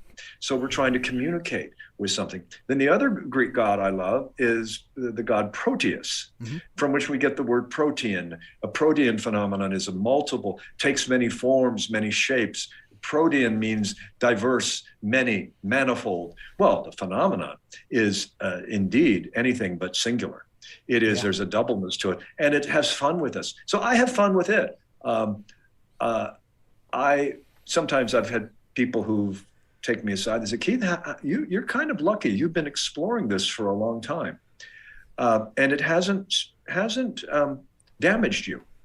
And I asked someone once, he said, what do you mean? He said, well, you know, there's a history of people who have these encounters, and even researchers, they don't end up well psychologically. And I said, you know something? I think I know what you what you're getting at. I think the researchers and even the experiencers who have not had a framework that is larger than the conventional material mind-body realm, if they don't have a cosmology that allows them to open to it, they can be driven crazy by this phenomenon. And some of the researchers, I won't name names because I respect them all and I'm not looking for wars, but there are researchers in the UFO field that are extremely dogmatic and extremely troubled. I think it doesn't end well for people who, if you're categorically certain what this is, it's going to have a bad effect on you. Yep. If you're open to not knowing and you have an awareness, as I have studied over the years, of philosophy and esoteric traditions, I think it leaves me alone, so to speak, because I have a spiritual orientation. You know, the old saying is, one of the great quantum researchers, I think he said, or philosophers, I'm not sure who, I've got to get the name right. He said, I never said it was possible. I only said it was true. I don't know how this is happening. I know that it is happening. Sounds like fine. And Whitley Strieber was deeply troubled by his experience. Yeah. By the way, we're coming close to the end, I think. But I tell you a quick story. After he wrote Communion, which happened, by the way, about an hour and a half from where I live, where I was born and raised. Is that right? Yeah. Well, he wrote Communion based on this experience in the cabin out in the woods. And then they went public with it, which I think Whitley has sometimes wondered whether that was the right path, but it's become who he is, and he stands up and stands for it. They invited people to write them. They put their post office box on the book, and they got many thousands of letters from people. And his late wife was the archivist for that particular project. She would spend days with some volunteer researchers collating them and pulling out the themes and looking at the patterns. One day she came out and said, Whitley said, what are you finding? She said, Whitley, from everything I'm studying, this has a lot to do with what we call death. So there's a big one. Drop that one in the UFO field. Are we looking at the possibility to understand this phenomenon of interaction with so apparent aliens? We're also looking at the realm that I experienced in my death experience and others. In other words, I'm going to be developing overlap, almost like a Venn diagram. The UFO encounter experience, the near-death experience. What are the common elements? Yeah. And there are many. This is a larger framework that is revealing itself to us. And if we try to look at it only in pieces, it will drive us crazy. You know, in that perspective right there, because I know exactly what you're talking about.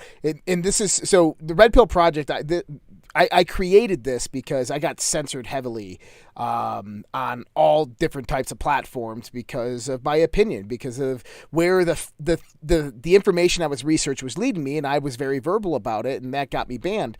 And so I created the Redpill project, and I said I have to have a motto for it, and I picked that you never believe anything anybody tells you, no matter who they are or what authority they profess or possess, unless you can prove it with your own will, through your own volition, and through your own experiences.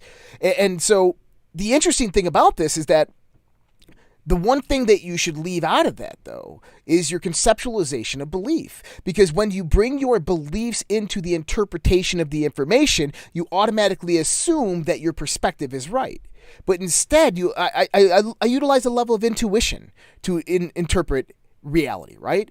In the sense that all information is manipulated in some way, shape, or form, and that when information comes into my sensory system, is that you have to be hypercritical of what that information is. You have to look at it in a very discerning way and not just accept it as it is. And so people who are very dogmatic, people who are based upon a certain belief structure or oriented or indoctrinated into a belief structure, they're always going to look at information in that perspective that they were indoctrinated, trained, or organized to. One example I use, and he's passed away now, I guess we can talk about him, is Bill Cooper. I think Bill Cooper was a fascinating human being. He did a lot for these different truth communities as well as the UFO and alien community. And I think he's wrong on about 80% of the things that he talks about, because he doesn't understand the occult from an occult or esoteric perspective. He understands it from a very, very Christian perspective, which you cannot take something that is outside. You cannot take something that you're inside of and look outside of it and say, oh, this is what it's compared to on the inside, and this is why it's bad or good or whatever it might be. Is you have to go out to the outside and you have to dip your feet in it and you have to experience it and you have to go out there and find the truth within it for yourself. And when that happens, it completely changes your paradigm. Well, one of the basic practices, I think, whether you want to spiritual or whatever one believes about matters related to spiritual practices, such as meditation, can be extremely helpful to simply notice the mind stream that will be of thoughts all day long, and that thoughts are just what they are. They're passing through the sky like clouds. The tricky area we get into in any part of life is to believe thought. It's okay to have the thoughts. It's even okay to form beliefs. But always remember that those are to be held tentatively. And when we believe our thoughts, this is the teacher Byron Katie with her 4 questions about, is it true what you're believing? Suffering is really based on believing our thoughts. And so have thoughts, have systems, have concepts, don't be run by them. And some kind of practice of daily practice, weekly practice of sort of sitting in silence and noticing, gee, the mind is just announcing things all day long.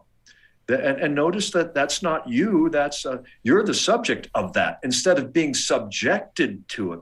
If you don't know your mind is a stream that's running on, you'll be identified with a mental stream. And, we get in all kinds of trouble every day of our lives with, gee, she wasn't very friendly to me. Maybe she doesn't like me. Maybe I'm not good enough. Actually, she was maybe focused on her own life. It's nothing about you. You run with that belief, you'll really ruin your day. Maybe ask her, you seem kind of abrupt. Oh, I'm sorry. I'm sorry. I was thinking in my own world. So check out stuff. Check out the beliefs we form, because very often they're not true. That's it. Well, and in that, I know we got a few more minutes. Well, it's time, but I'll just go over a few minutes because I wanted to finish this thought. When we start looking at truth in its totality, I come out and say that there's only 2 truths in the universe, and that is there's the absolute truth, which is unknowable, it's incomprehensible. It's beyond mind and unimaginable to us human beings, because I believe that we're in this finite form right now.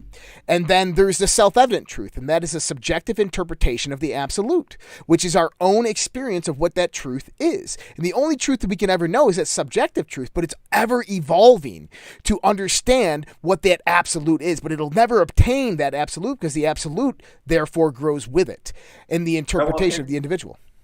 In Buddhism, that breakdown is between the absolute and the relative. And and I believe what happens in many UFO experiences is what is called a non-dual experience, a state of absolute wholeness and oneness. And psychedelics as well can be experiences when they are successful and productive, an experience of the wholeness, the oneness, the suchness of things that is beyond words and expression. Then we come back into when the trip wears off, or when we come back from the encounter experience, we're back in the body of subject is in here, object is back out there. We're back in the relative world. So part of the translation problem with the UFO phenomenon is having a profound experience of beyond the division of mind and matter, then coming back to being in the body and separating, oh, that happened to me. Actually, what happened was an interaction between, I think there's a shared ground. One thing I want to develop is, I think the abduction, the hidden secret of the abduction experience is that the human and the alien are interacting in a shared space. What's the nature of that shared space where people are transported through walls? I mean, experientially, it's real. People have real experiences. What's the nature of that, and how does it relate to this realm? Those are big questions, including questions that got Dr. John Mack in a lot of trouble at Harvard. We have another conversation sometime. His research, which was bold and brave, and again, got him in a lot of trouble at Harvard because they said, John, are you really believing this stuff? And he says, I believe it's pointing us to the limitations in our maps. Yeah, that's what I believe. And he said, by the way, don't we have something here called academic freedom? And to the credit of Harvard, they said, you know something, we think John Mack is kind of nutty, but he's an academic. This is an academic institution, and we don't have to agree with him about what's going on in the abduction experiences. But if we close down on John Mack, well, it was before the current crazy cancel culture that we're dealing with, but there's a lot of problems now with free thought and free speech, and John Mack was a warrior for that in this field. You don't have to agree with his conclusions, but Harvard correctly said, hey, this is a great university. Great universities allow diverse thinking. Wow. Keith, this was fantastic. You know what? I'm gonna have Andrea schedule you again because there's so much more to do. There's so much more in depth that we can go in so many different angles. So I can't wait to have you back on. Well, let me just tell you, I'm happy to do it even while I'm working on my book because it's helping me. I will look at this as a little colloquium we're having, like in psychology, they call it a practicum. Mm-hmm. You discuss with your fellow psychologists cases you're working on. And what are you working on? Well, I've got a patient who's this way. So I'm thinking out loud about what I'm working on in my book. So and by the way, I've learned I don't talk with many people about the UFO phenomenon. When people in casual that I don't know, what are you writing these days, Keith? I don't necessarily start with UFOs because it often doesn't go well. I don't necessarily want the conversation with the uninformed person on this subject. You know that. I mean, you can end up as at a party. It's a great way to stop Keith, you're working on a book about UFOs, and just watch the silence in the room. So I look at this. This has been very beneficial to me, is what I'm saying. That's awesome. Being able to download these ideas and try them out, and knowing the next time we talk, my views may be different. Yeah. Well, I appreciate it as well. And anytime you want to talk, you just let me know. We'll bring you on. We can have a conversation because this is fantastic. You guys can find him at thompsonatlarge.com. It is linked up in all the description boxes below. We'll be at the After Dark chat, Fringe After Dark, in about 35 minutes from now. You can find that on socialredpill.com under the subscriptions. And we'll see a few of you guys there. Everybody else, we'll see you tomorrow night on Makes You Think and Mars Chronicles. Much love, respect. God bless you guys all. Take care. Have a great night.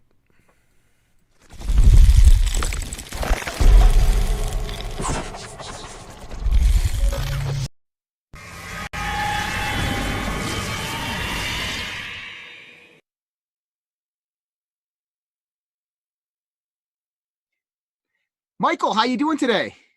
Oh, great, Josh. I'm looking forward to this. Awesome. I've been looking forward to this too since the last time we talked. And it's interesting because there's a lot of things happening in the world. Now, everybody who's followed me knows that I've been talking about some type of UFO event that's going to happen. And the first person I thought about was Dr. Michael Salla. I'm like, I got to get this guy on here because he knows exactly what is supposed to happen, or at least in the sense of the theory. And there was an interesting thing that happened last week. Eric Davis did a briefing to the Senate Intelligence Committee on UFOs, and this got leaked out to the New York Times, and then it was on Tucker Carlson, and everybody's been talking about how the U.S. government supposedly recovered an alien craft not of this planet. Can you talk a little bit about that? Sure. Yeah, that was a briefing. Actually, he gave multiple briefings. He gave a briefing to congressional staffers. That was back in 2019, and also to Pentagon officials. And he discussed the same thing, which was essentially his knowledge of a crashed extraterrestrial craft that was being studied in a classified facility, a corporate facility, but that they were unsuccessful in reverse engineering it. And he's putting out that information, and I think it's really important because it's getting national exposure. You know, anything that comes out through the New York Times, I mean, that is really the paper of record. That is what all professionals refer to in terms of, you know, what is real, what isn't. You know, if it gets published in the New York Times, then it's real. It's something worth taking seriously. So the fact that it was published by the New York Times means that it's setting the foundation for a new narrative where it's okay to talk about crashed extraterrestrial craft. It's okay to talk about these alien technologies or these anti-gravity flying saucer technologies that are being secretly studied, and efforts are being made to reverse engineer them. It's okay to talk about that. Now, in laying out that new narrative, it's also making it clear that they're not going to give a lot of answers to, well, were these technologies successfully reverse engineered? What extraterrestrial entities were involved, and what corporations are doing this. They're not going to give that kind of specific information. But I think laying the narrative for the public to start taking this stuff seriously, and then that sets the foundation for more things to happen down the track, which I'm sure we'll get to talk about. Yeah, it's also interesting because I believe it's Dr. Eric Davis. He works with Hal Puthoff at Earth Tech. Now, they're also a part of To the Stars Academy with Tom DeLonge. And now, for the longest time, I've always been skeptical of Tom DeLonge. I always looked at him as maybe an agent that they were utilizing anonymously, like he didn't know it, for disinformation, for putting false information, or even for just disclosure on that end to set up some type of blue beam type of event. I know Hal Puthoff, former involved in the CIA, mind control, MK Ultra, these types of things back in his day. What is Eric Davis's background? Do they actually have contracts where they worked on these potentially? Do we know anything about these people? Well, what we do know about Eric Davis is that he was, in 1996, he began to work with Bob Bigelow out in Utah at the Skinwalker Ranch, where he was studying the anomalous phenomena there. And so he did that for about 7 years. And then sometime around 2003, 2004, he began to work with Earth Tech, with Hal Puthoff. And they were asked to put together a number of feasibility studies on these new energy technologies. And so that was done on behalf of the Defense Intelligence Agency. They requested a total of, I think it was 38, they're called Defense Intelligence Reference Documents. And they covered all sorts of things like traversable wormholes, Stargate travel, superluminal travel, all sorts of anomalous phenomena, and essentially laying out, are these feasible or not? So he did that, and somewhere along the track, he was consulted by a retired Navy Admiral, Thomas Wilson, who was the former head of the Defense Intelligence Agency. And he retired in kind of middle of 2002.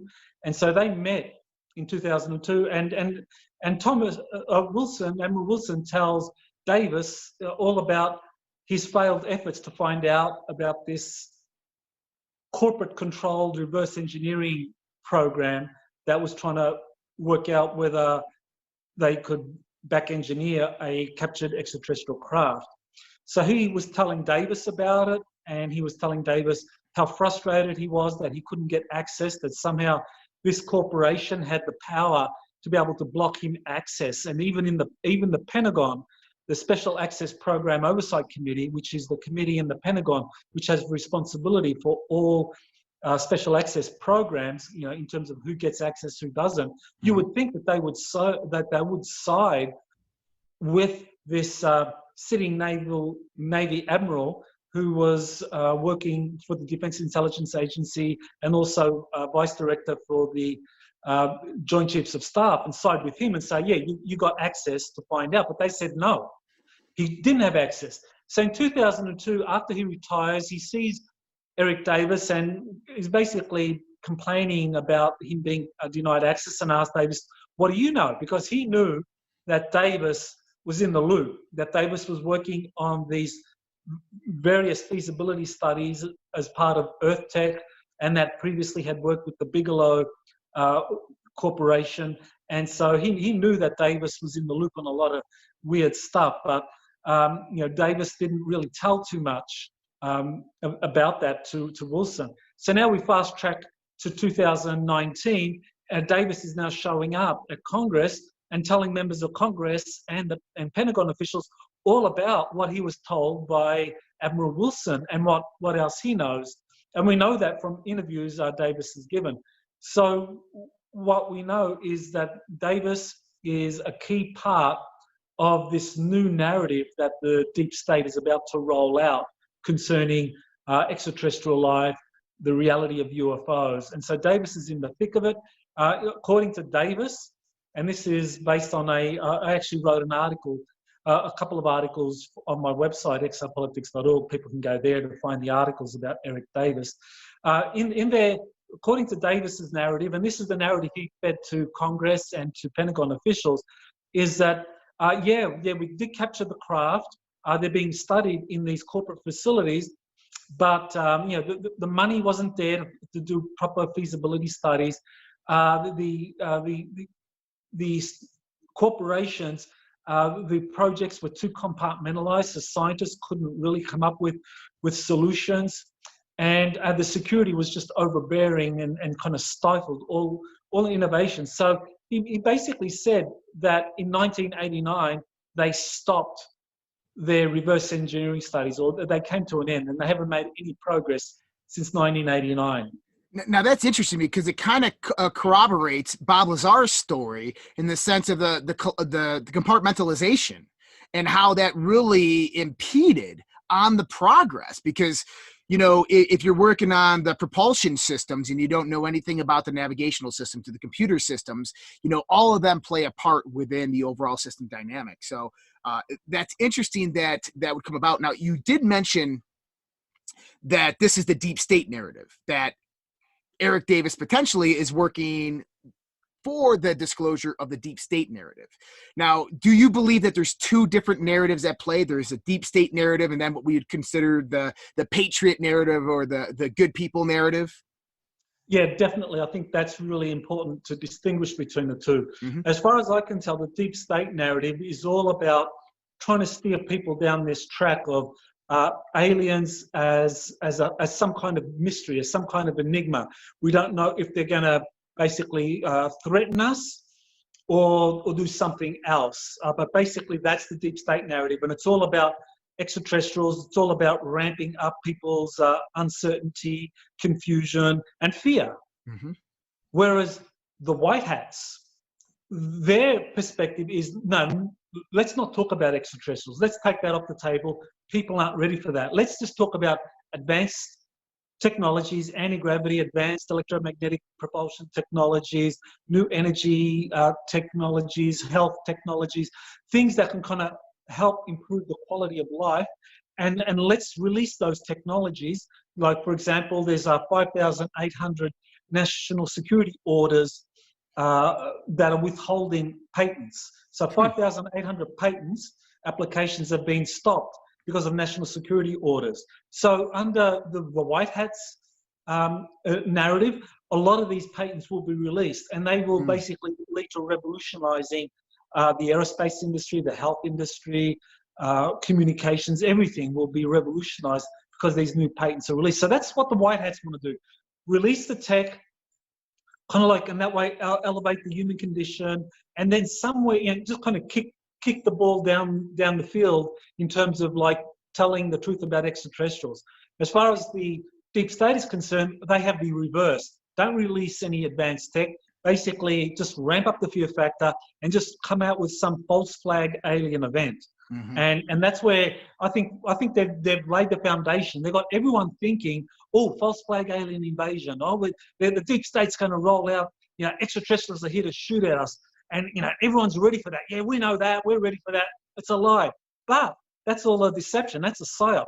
What they're really going to roll out is an alien rescue. So you can imagine, you know, the dynamics, the political dynamics of aliens suddenly showing up at the United Nations, at the Vatican, and actually having all of these globalists surrounding the aliens and saying, oh, you guys are here, you're going to help us. You're going to help us, you know, recover from the COVID. You're going to help us recover from this economic global collapse, and you're going to help us with all of these crazy nationalists in government, you know, places like the United States. And what you have is a perfect foundation for the deep state to elevate people's thoughts and ideas away from the kind of nationalist politics to global politics, because now you've got extraterrestrials speaking with the Pope, speaking with the United Nations Secretary General, speaking with the Director of the World Health Organization. So all of these globalists will use that to undermine people like Trump, Putin, any powerful nationalist politician, and say these guys are holding humanity's evolution back because they're petty nationalist extremists. Now, couldn't that be a double-edged sword for them, though? Because if we look at it in the sense of the expansiveness of civilization, the moment that event happens, I look at that as what I call the singularity event. The singularity event where our consciousness expands from this small planet Earth and our minute little solar system in this massive expansive universe to we're not alone, and there potentially is billions of civilizations inhabiting just this galaxy alone. And that not only that is this alien race now, if it is really an alien race at that point in time that would come down here, is now they can't just leave us here and say, you have no technology, we'll see you in 10 years or something. It's going to be helping us progress from that point, I would assume. So what are your thoughts on that? Well, I think what would happen is that if this scenario unfolds and you actually have an alien group showing up in some kind of some contrived event and working with major globalists to implement a new world order, what you would have is a kind of surreptitious shift away from kind of democracies to a more kind of globalist institutional structure where countries like China start to set the agenda. And what you would have is the mainstream media, which is controlled by the globalists, spinning things in a way saying that, well, we really need to surrender national sovereignty to globalist institutions, that if we want to be able to kind of like benefit from what the extraterrestrials are offering us, they're telling us that we need to kind of like get out of our tribal nationalist affiliations and embrace globalist institutions. Well, the globalist institutions are all controlled by the deep state. That's the problem. And the United Nations, World Health Organization, even the Vatican, these are all globalist institutions. And we know, from a lot of the information that Q has been releasing and work of researchers going back many decades, that we are talking about very corrupt globalist institutions, and they're doing very dark things. And so that's where power would shift, and the mainstream media is truly controlled by these globalist entries, by the banking cartels. And we can see that what's happening now in the United States in terms of the way in which anyone proposing kind of alternative narratives to what the mainstream media is putting out, they're being suppressed, they're being deplatformed, they're being demonetized, they're being removed from positions of influence. Well, that's just the beginning. You can imagine what would happen if aliens suddenly showed up, start working with the globalists, and all the national media around the world saying, oh, we need to start adopting a globalist mindset and this kind of petty nationalist mindset that people like Trump and Putin and others are proposing, that's kind of like holding us back. So we need to stop doing that. And that would be a really clever way for the globalists to do an end run. And if they did it in time, this is where we get the 2020 election, national elections in November. If they did it soon enough, they might have a chance of undermining this re-election of Trump, which at the moment it looks pretty much a slam dunk that he's going to get re-elected. But with this kind of development, anything could happen. So this is pretty interesting because you mentioned QAnon, and my audience knows I've been following Q since 2017. I do a ton of decodes. I've went through every single Q post there ever has been. I got a pretty good narrative and understanding of them. Now, Q talks about this evil, an evil that is unimaginable. He's always hinted that whatever this is that controls these people, this deep state, it's something. I've always felt that it was something that was beyond humanity, that it was something in the sense of controlling humanity, either like Stargate SG-1 type, there's a parasite that goes in there and it suppresses the consciousness, it takes over, something interdimensional, which could possess a body and influence it in some way, or even alien, that is just mimicking, kind of like the David Icke and the whole aliens and how they shapeshift and morph. There's a Charlie Sheen movie back in 1996 called The Arrival that had a really good interpretation of that. Now, do you think that, and let's lay the scenario out, in the deep state scenario, if these aliens came down, they're one and the same? Well, I think that's what we would see, that the aliens that show up under this false flag event, that this is part of a group that has been working with the deep state for decades. Yeah. You know, there are different alien groups out there. Some working with the deep state, others are opposed to the deep state. Some look very human, some look like reptilian, look like greys, but the ones that would be rolled out for this false flag event would be human looking, and that will fool a lot of people. And they will kind of like, you know, talk the talk, and they will basically be saying all the right things to kind of lull people into this acceptance that the globalists have the right answers for us and take us down this path. And I think it would be something very much along the lines, I mean, if you saw the series, the V series, you know, that I think would be a really clever way of doing that. I've just rewatched the series, and it has all the elements in there, like of a contrived alien event where the aliens show up to save us, and they do all the right things, help us heal from all of these terrible illnesses, stop all these viruses, and then they began working with the Vatican to help humanity move along kind of like spiritually. And I think this is all contrived, that it's just a show. And the deep state is very good at doing that, is contriving events, putting on a good show, having the mainstream media come in and build up that narrative and say that it's the real deal. And those questioning the narrative would be simply excluded from social media. Right now, I mean, you can imagine if the aliens show up and the mainstream media starts embracing them, and anyone starts talking about it, well, you'll be labeled a xenophobe. Yep. You know, that's like, well, that Josh is a xenophobe because he's telling people not to trust the aliens. Well, you know, this kind of xenophobia shouldn't be allowed. We need to move into a galactic civilization and so forth. So, you know, this is the way they would spin it. And so I think we really might be facing that. And that is exactly the kind of thing the deep state would pull off. It would create a lot of confusion, pandemonium, and chaos. And I know the white hats are trying to stop that from happening, but the deep state is desperate. Right now, all of their false flag events have crumbled. You know, we're seeing this virus pandemic kind of playing out.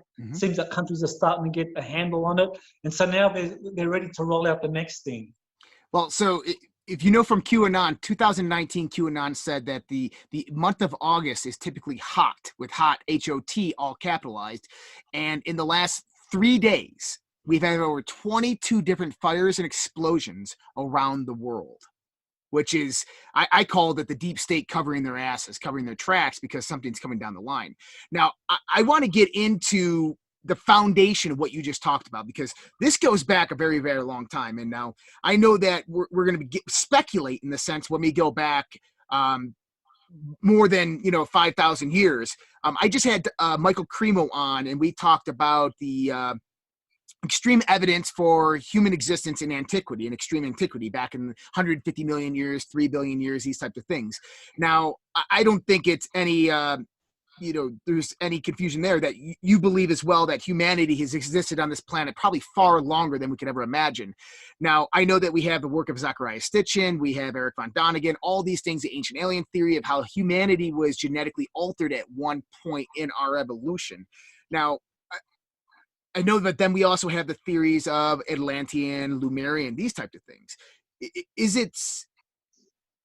it okay to speculate, to say that one time we were a thriving race, highly spiritually and technologically evolved, and we got invaded?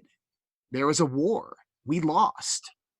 They genetically changed us into a slave race. And something happened, and maybe a cataclysm or something, and everything's progressed up into this point. where these are the same ones that are working with the deep state. This is the deep state's whole potential, is to get this whole race back under control or to enslave us once again, or what would be the point? But I want to hear your thoughts on who we are. What is the foundation of humanity? Are we from this planet? Do you believe that we're from this planet? Do you believe we were once highly technologically advanced? What are your thoughts on that? Well, I think that humanity is basically a hybrid species that over the last 500,000 years, different extraterrestrial civilizations have come along and laid foundations for humanity's evolution in terms of like lending their own genetics, either tinkering with the local populous hominoids, the early hominids, or having their own people kind of interbreed in some way, or actually establish colonies here. So you could have had a number of situations whereby alien genetics were implanted onto the Earth, and over the course of hundreds of thousands of years, evolved into the different kind of ethnic groups or subspecies that we see, the red, the yellow, brown, white races all over the planet, that all of these are a product of different extraterrestrial groups inhabiting particular geographical locations. And so as far as my research has shown, there have been roughly 22 different genetic long-term experiments conducted by extraterrestrials, and that the extraterrestrials are still monitoring those experiments, that we are in fact a experiment, a long-term experiment, that the Earth is almost like a simulation, if you like, where all of these groups kind of like come in, lend their genetics, help nurture groups and civilizations in a particular direction, and then watch what happens with the interaction. Kind of like, almost like, my way of rationalizing it all is that the extraterrestrials have almost created humanity as a means of being able to resolve by proxy conflicts that they have not been able to resolve between themselves. So you have all the major groups there that have these long-term galactic conflicts. People have talked about that, the Lyran Wars, the Orion Wars. You hear many references to these ancient wars according to different extraterrestrial contactees. And I think that it's probably because the extraterrestrials have these wars going back millions or many or even billions of years, and they haven't been able to resolve them. So a planet like the Earth comes along, so why not kind of have all of the major extraterrestrial groups that are involved in these galactic conflicts come along, lend their genetics, and see if they could actually resolve things through these human proxies. And to me, that kind of makes sense. That's a crazy theory, but I really like that because it does make sense. If you look at all the different genetic variations that we have within our civilization, if you look at the different expressions of consciousness, I've always considered that the human race is on a radio dial of 100 megahertz all the way up to 105 megahertz, and we're always advancing to 106. But those people at 100 megahertz, they can't understand 106 like the people at 105 can, right? And we have this I call it the 3 evolutionary branches of humanity, and this has come about just through evolution, or if you want to call it the genetic aberrations. But that it just really does make sense that would be the tail. And so here's the key question then. If that would be the case, then who are the infiltrators? Who are the ones that are trying to get humanity under their control? And is that why they're trying to get humanity under control? Well, I think this is one of the issues that we see. And I know in terms of the Atlantean civilization, we have quite a bit of information about Atlantis. Some of it historical. Of course, Plato talked about Atlantis, and so we know there was some event that happened precisely 9,600 BC, which actually corresponds with the end of the Younger Dryas period, where the Ice Age ended. So there was some kind of major event there, and according to the work of Charles Hapgood, we know it was a pole shift, that there was about a 30-degree pole shift, and that moved Antarctica into the present location. That previously Antarctica was in a more temperate location, kind of like similar to where New Zealand is in terms of latitude. But that Antarctica was moved back about 30 degrees 40 degrees to its present location, and that a civilization there was actually buried under the ice. Now, one of the things we know from other sources is that Atlantis, during its final days, was infiltrated, that it wasn't invaded, that Atlantis had reached a very high level of technological sophistication, kind of similar to us, probably a little more advanced than ours, because they seem to be able to use crystal technologies much better than we can. So the Atlanteans were using crystal technologies, for things like, creating a harmonic resonance where you can like vocalize and things will levitate. Kind of like if you've heard of Edward Leadskillian and the Coral Castles, that kind of thing where he was doing it, through tones. You could make once you identify the frequency, you can make something levitate. So that's how they built the pyramids. So, this was Atlantean technology. Now, what we know from multiple sources is that Atlantis wasn't invaded.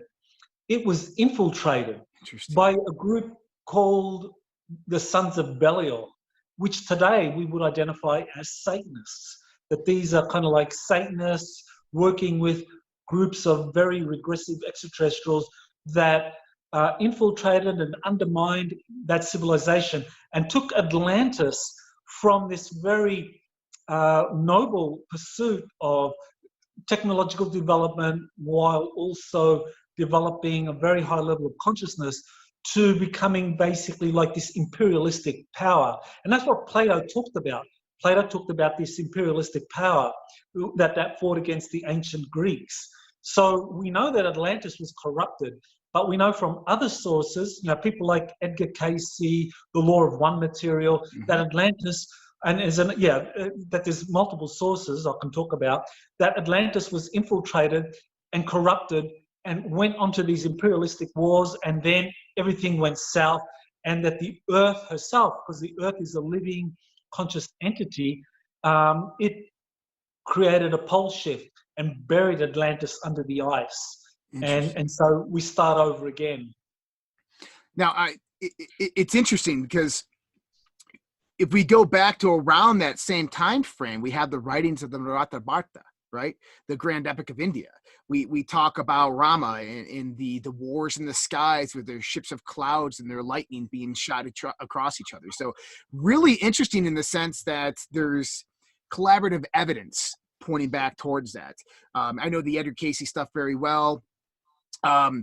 So we have this plot. So what probably could have happened then is if we see that Atlantis shifts, and this was not something that happened over days. This was an instantaneous, an almost instant shift, if I'm correct. Am I correct on that?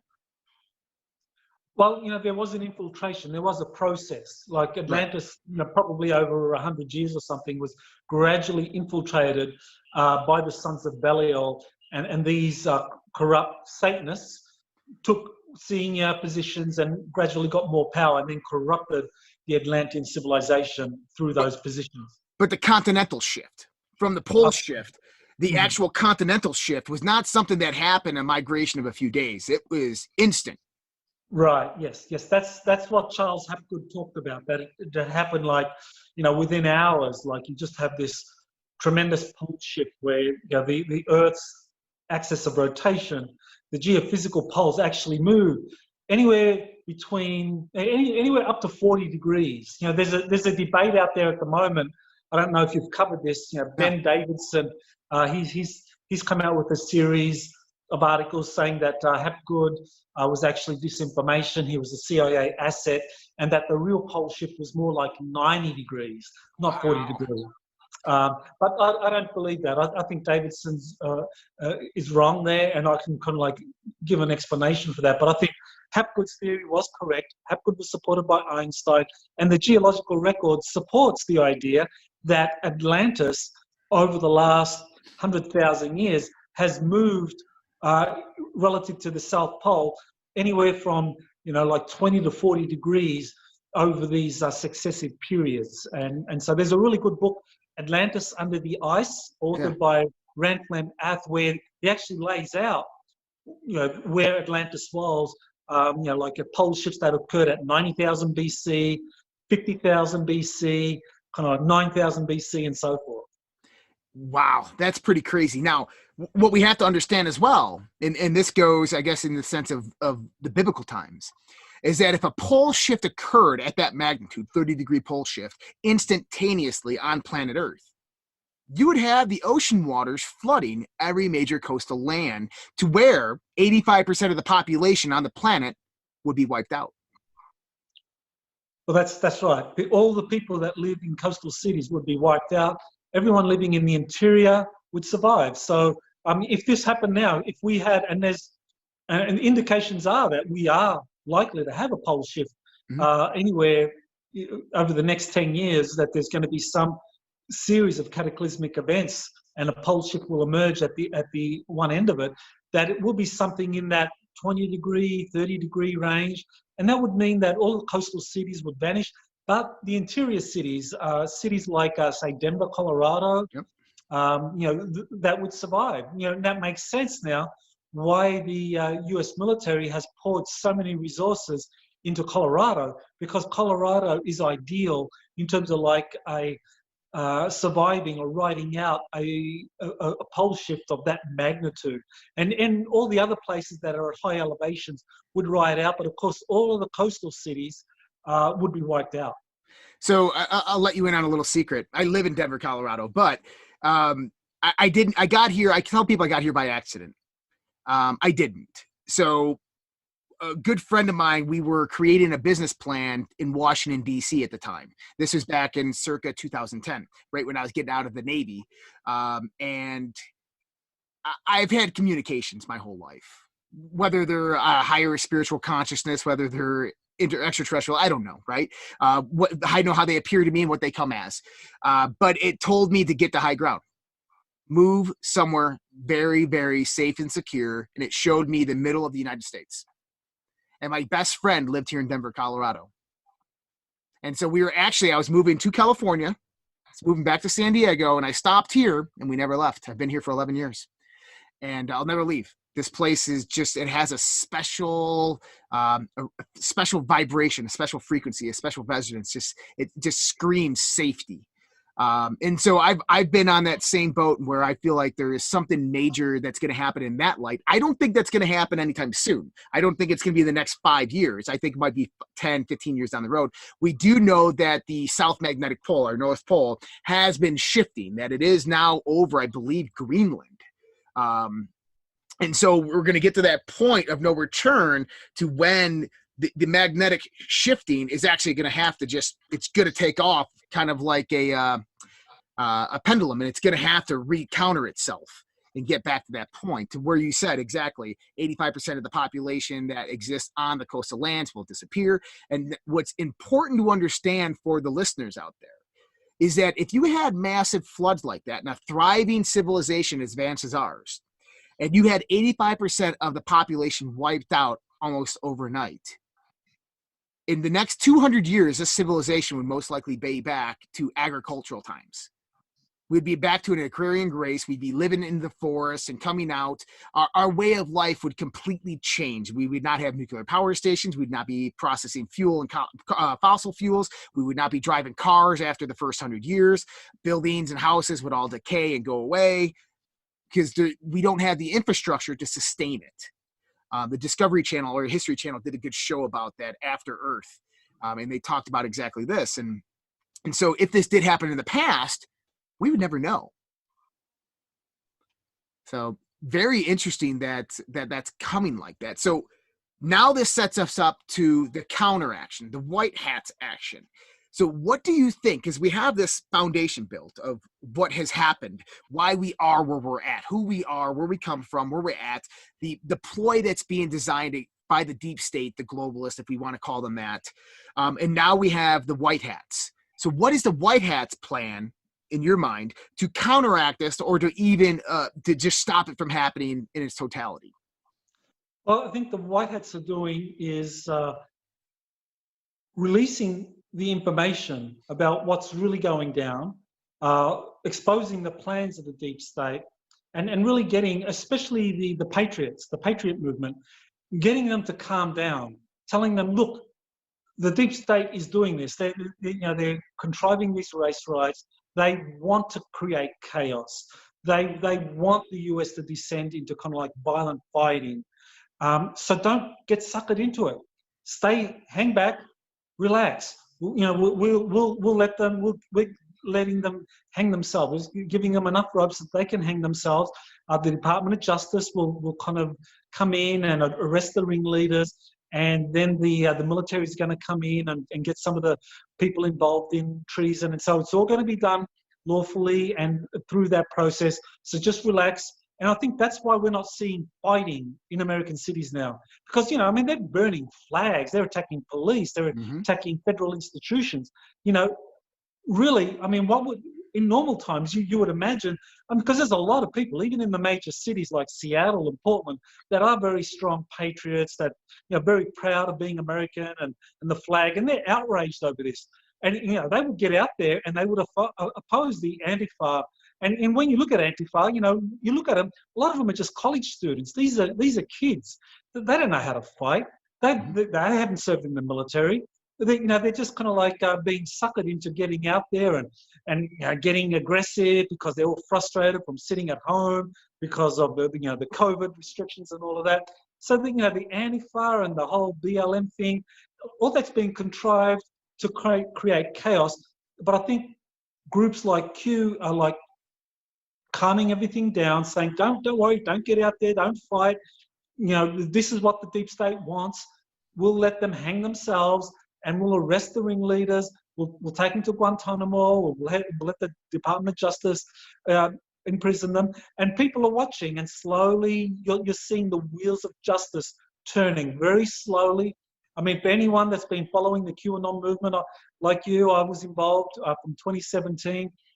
Very hopeful to begin with, but over 3 years now, I've become pretty jaded. I guess there's a lot of us that are pretty jaded, and it's like, yeah.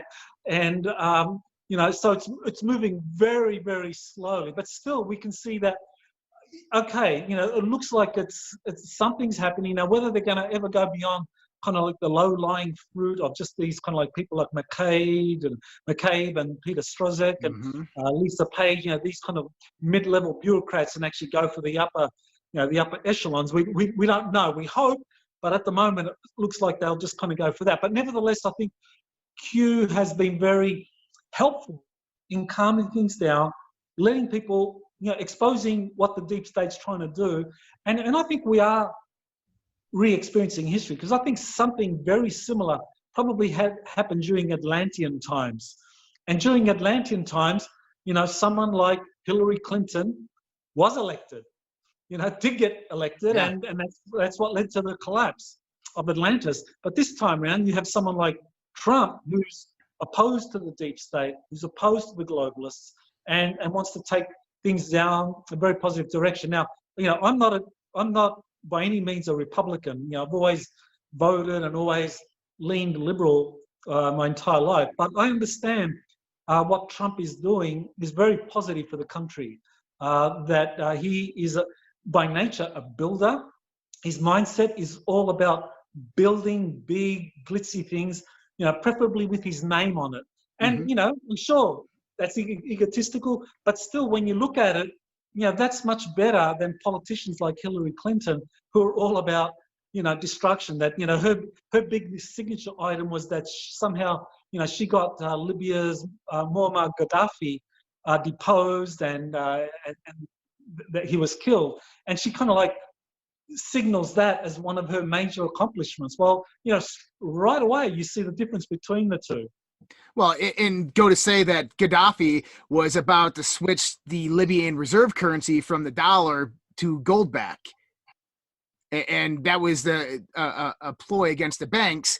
And immediately, I think it was about 1 week after that is when he was murdered. So, yeah, good job, Hillary.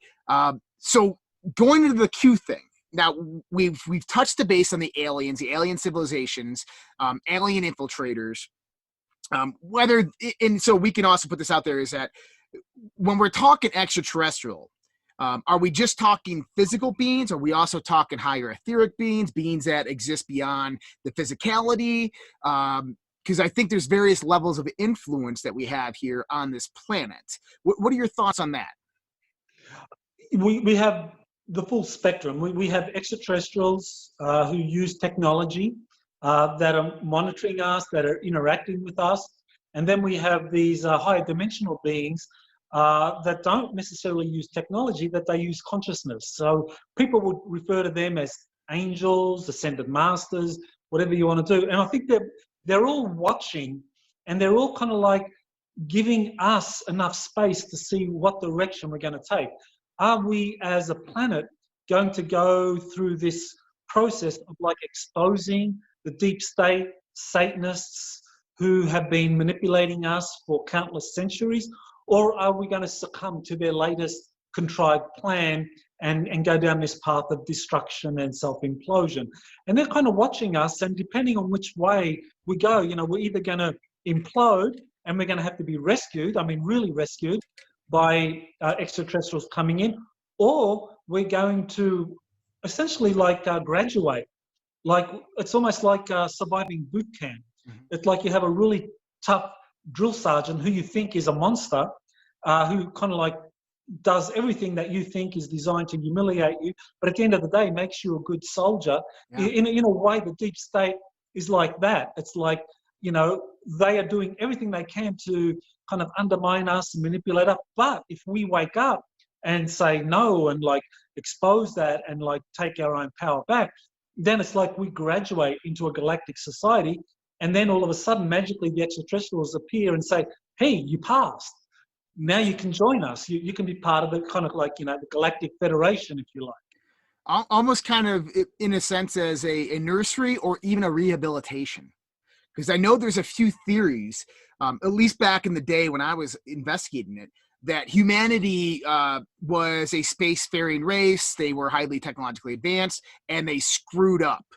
They started wars, and they were just a warfaring race, and they were confined to this planet to live out their days, and that this is kind of a rehabilitation to make sure that we don't repeat again the things that we did in the past. And I think that a lot of that came from the same story that you're talking about, the infiltration of Atlantis, these types of things. Who do you think, or what do you think QAnon is? I think QAnon is a group of military intelligence officials, kind of white hats, that is probably working with groups that have some kind of time travel technology or some kind of Project Looking Glass technology where they can see into the future, and whether they are extraterrestrials, higher dimensionals, or future humans, they could be all of those things. But I think you have a group that is a kind of combination of those things, and they basically arranged for Trump to run for president and to support him now so that they could kind of help awaken humanity.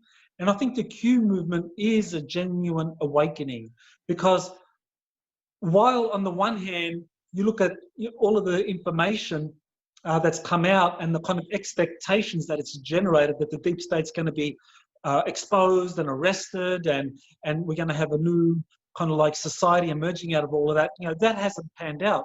But the thing that has happened is that the information's gotten out there and people have run with it. They've resonated with it. They've formed Q support groups all over the planet. So it's become a global movement where people have adopted the same narrative that they largely accept. Even the major media now has, while they critique the narrative, they still give it legitimacy in the sense that they identify the narrative, and the narrative is that you have this globalist satanic group that use pedophilia to compromise politicians and to blackmail them and to control political institutions and to do the same for financial and religious and other cultural institutions. So that's the concept which is now being increasingly adopted by the Q movement. Many millions of people around the world, whether you believe it or whether you criticize it, you still understand that's the narrative, that's what a Q supporter thinks, and that you might not buy into it, but you find it interesting.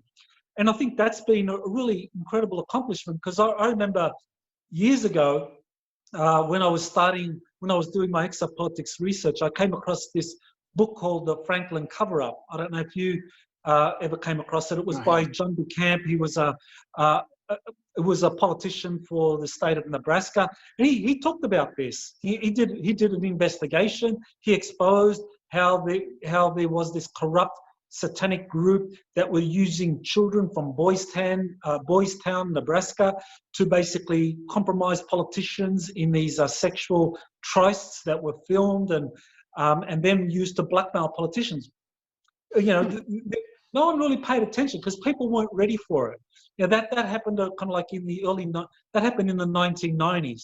Well, now 20 years later, people are ready for it. Now, it's interesting because I know there was, I believe it was Senator Allen Senator Allen? Forgetting his name. He wrote a book back in the 70s called None Dare Call It a Conspiracy. And this was after the McCarthyan era, and this was about the infiltration of communism by the globalists, by the bankers into the United States, and what their plan was to do. And their plan was exactly what you're talking about, basically get absolute and complete power and control by any means necessary. Now, going back to what you were just talking about, I believe there's a CIA document, my listeners will know exactly what I'm talking about, that was released in the 90s that pertained to exactly what you're talking about, how the CIA was going about and actually kidnapping children in the 1980s. And this was released that they kidnapped hundreds of thousands of children around the United States.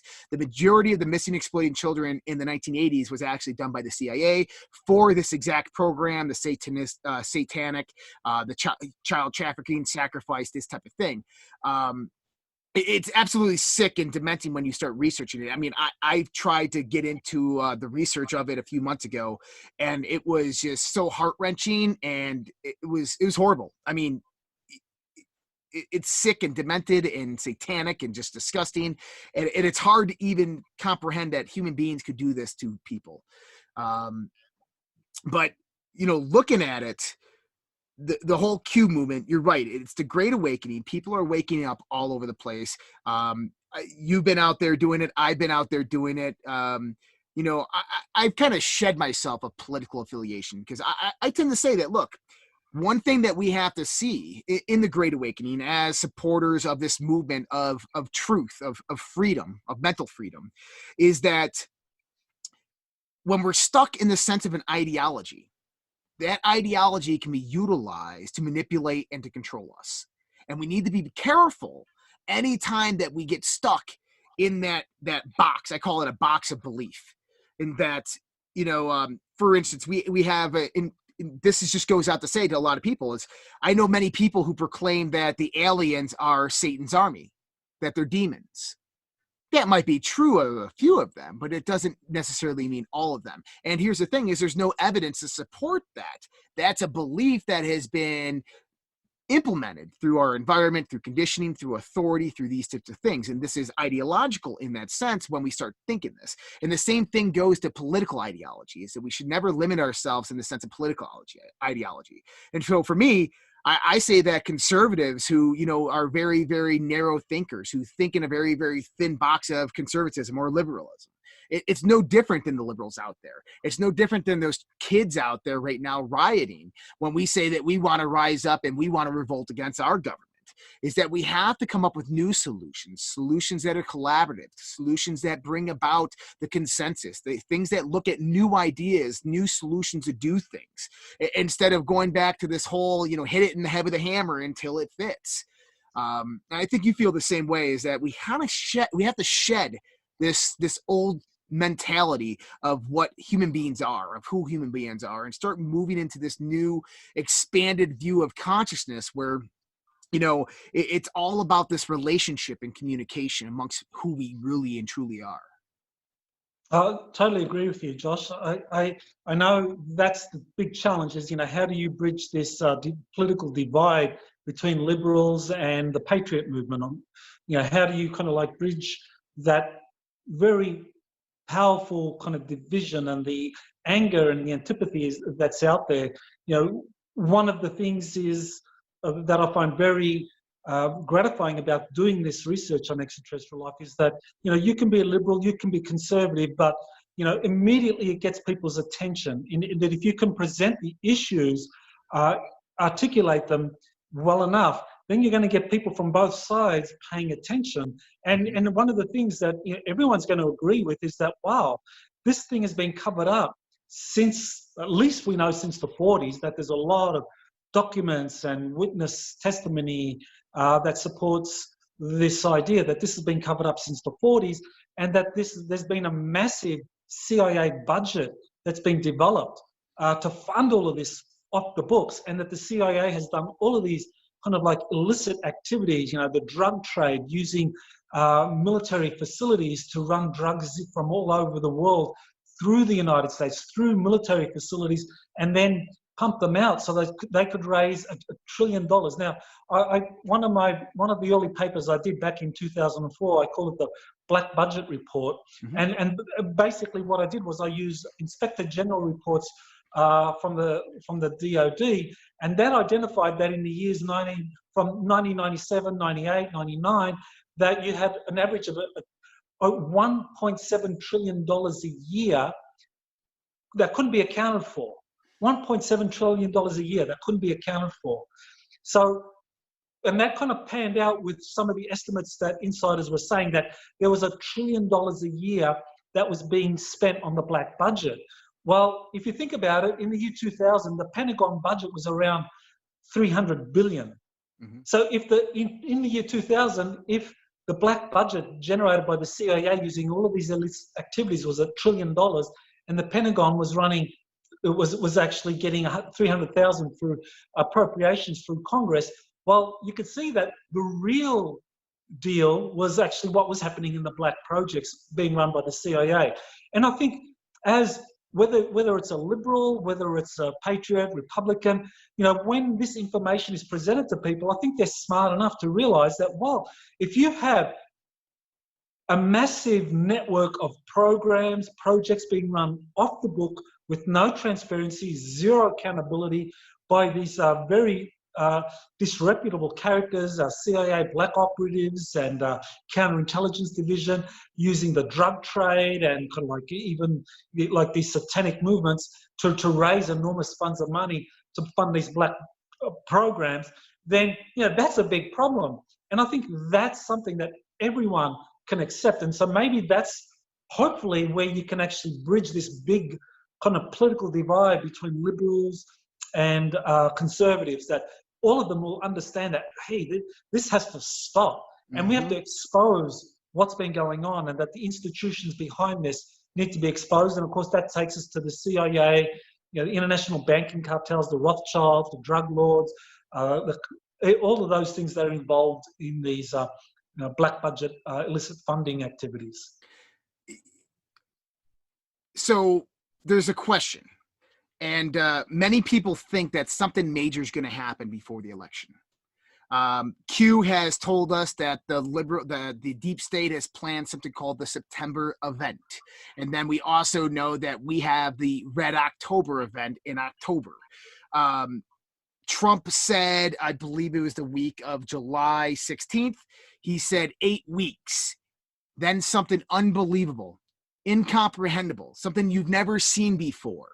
A few times he had mentioned talking about aircraft. He goes, we have the most advanced aircraft, things that you can never even believe, things that you've never seen before in your life.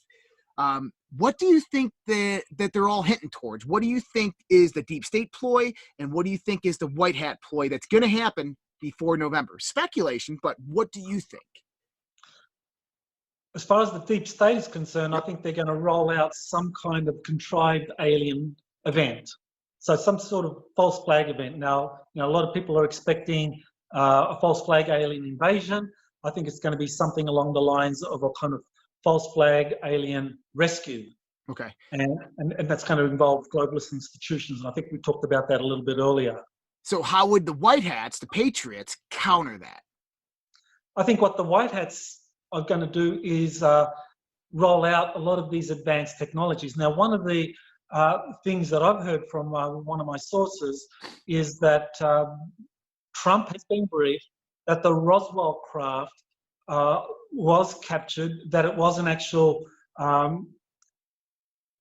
otherworldly or non-earthly technology, but it actually came from the future, that these are time travelers from the future, and that they somehow crashed or contrived for one of their craft to crash in 1947 at the Roswell event, hoping that we would be able to basically reverse engineer it and speed along our technological development.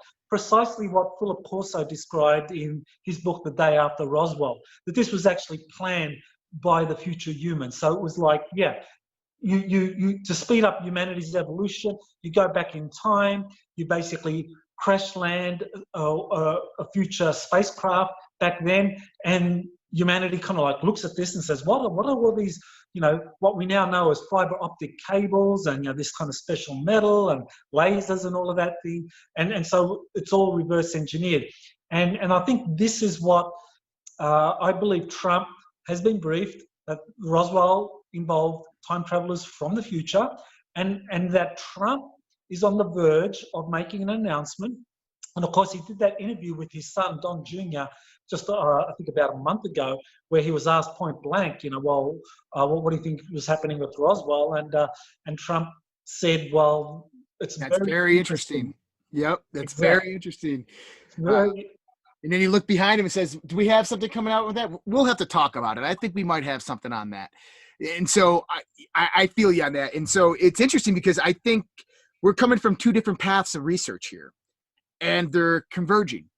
That everything that I've been seeing, everything that I've been hearing from my sources and that I've been putting together in the sense of research is saying exactly the same thing that you're saying. And we talked about it a little bit earlier, is that you can feel it. It's something about the human being, is that it's as if we feel, every human being who has this anticipation, and we can all feel it within our communal, right? And it's just, we all know it's coming. We can all feel it coming. Many of us been waiting for this for a long time, very, very long time. Maybe it's just something that's genetically like a genetic time imprint, that it's just something's meant to happen genetically during this time, that it's meant to open up. I don't know. But we've all felt it coming. It's going to happen. Now, what do you think happens after? Because that's the real question, right? I have no doubt that November 3rd, Trump's going to win re-election. The White Hat's going to be in control. Obviously, the deep state is going to put their last actions on November 4th. They're going to try something somehow. But what is the future for humanity? How do you see humanity progressing from this point with everything that we said could happen? Right. I think the deep state is going to pull out its final playing cards, play them, but the Patriot movement, Trump has been very, very good in being able to respond to that. And I think Trump is going to win re-election.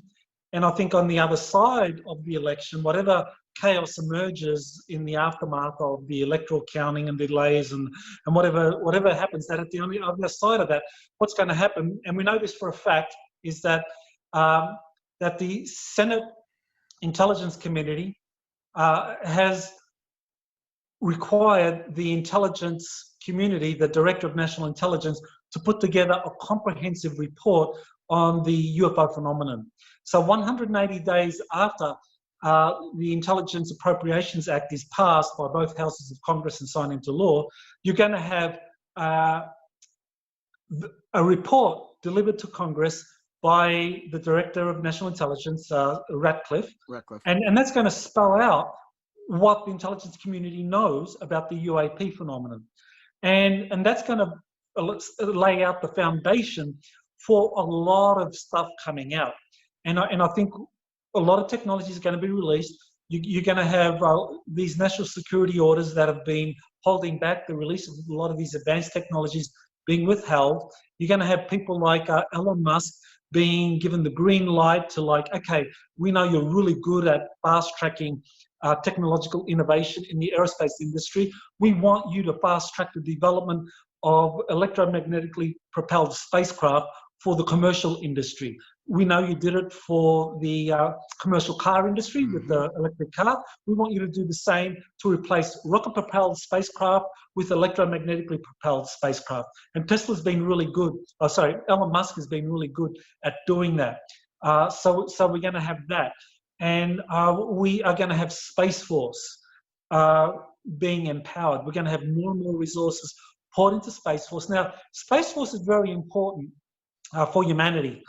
Because what distinguishes Space Force from the Air Force secret space program that preceded it is that the Air Force secret space program, it was a covert program. It was funded through the deep state, controlled by the CIA. It operated in an ad hoc, opaque, non-transparent manner with zero accountability, and it always lacked any kind of legal standing within the U.S. political system, because Congress never voted on the creation of an Air Force secret space program. But with Space Force, everything has been voted on. Space Force is lawful, it's well disciplined, it's accountable, it's transparent, and Space Force is going to get out there and basically bring everything under control and make sure everything is done in a way which is in conformity with military justice, the US Code of Military Justice. And that's a good thing, because I think that, I think really, we are in a very analogous period to the 19th century, when you had the Royal Navy. Britain abolished slavery, and the Royal Navy shifted overnight from aiding and abetting the transport and the selling of slaves from Africa into the New World to all of a sudden setting up a squadron called the West Africa Squadron, intercepting slave ships, destroying slave ports, and arresting slavers. I think we're going to have the same thing. It's going to be this time done through Space Force. Space Force is going to go out there and start detaining, arresting, and destroying the facilities of those rogue forces that are operating in space, that are conducting illicit trade of humans forcibly abducted off planet and taken into this galactic slave trade, or used as forced labor on Mars or other kind of like secret space colonies. So this is something that I think Space Force is going to do. And eventually, I think Space Force, after it incorporates the Navy, because the Navy has its own secret space program, which at the moment is separate to Space Force. Eventually, they're going to amalgamate, and you're going to have something very much along the lines of Starfleet, which really was a US Navy-inspired soft disclosure. Yeah. Well, it's interesting you said that it's a US Navy soft disclosure, because the television show, did you remember the sci-fi television show Stargate SG-1, Stargate Atlantis? The movie came out before that, Kurt Russell, right? I think Tim Robbins. And the movie portrayed the Goa'uld, the aliens, as these gray aliens. The TV show came out and portrayed them as these serpents, as these reptilian serpents that went in through your eye or through your mouth and would suppress the consciousness. Now, what many people didn't know is the creation of that show was under the consultation of the U.S. Air Force. And the U.S. Air Force actually had a lot to do with changing that narrative from the gray aliens to the snakes.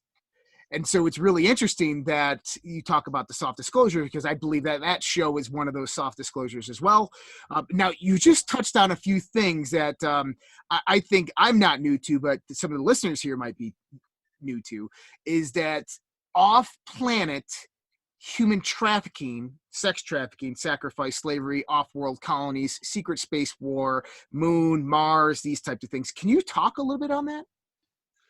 Sure. Well, a lot of this is predicated on the idea that there was a German breakaway colony that was established in Antarctica during the Second World War. And there's quite a bit of history to this, and I wrote a book called Antarctica's Hidden History, so I kind of lay it out in there. So if you want to get if any of your listeners want to get more details. But the idea is that in this breakaway colony, the Germans maintained the slave labor practices that had been adopted by the Nazis. That in Nazi Germany, the major corporations adopted slavery as a method used in the means of production. That was something that they adopted. And what was very interesting, that the Nazis actually did set up a blueprint for a post-war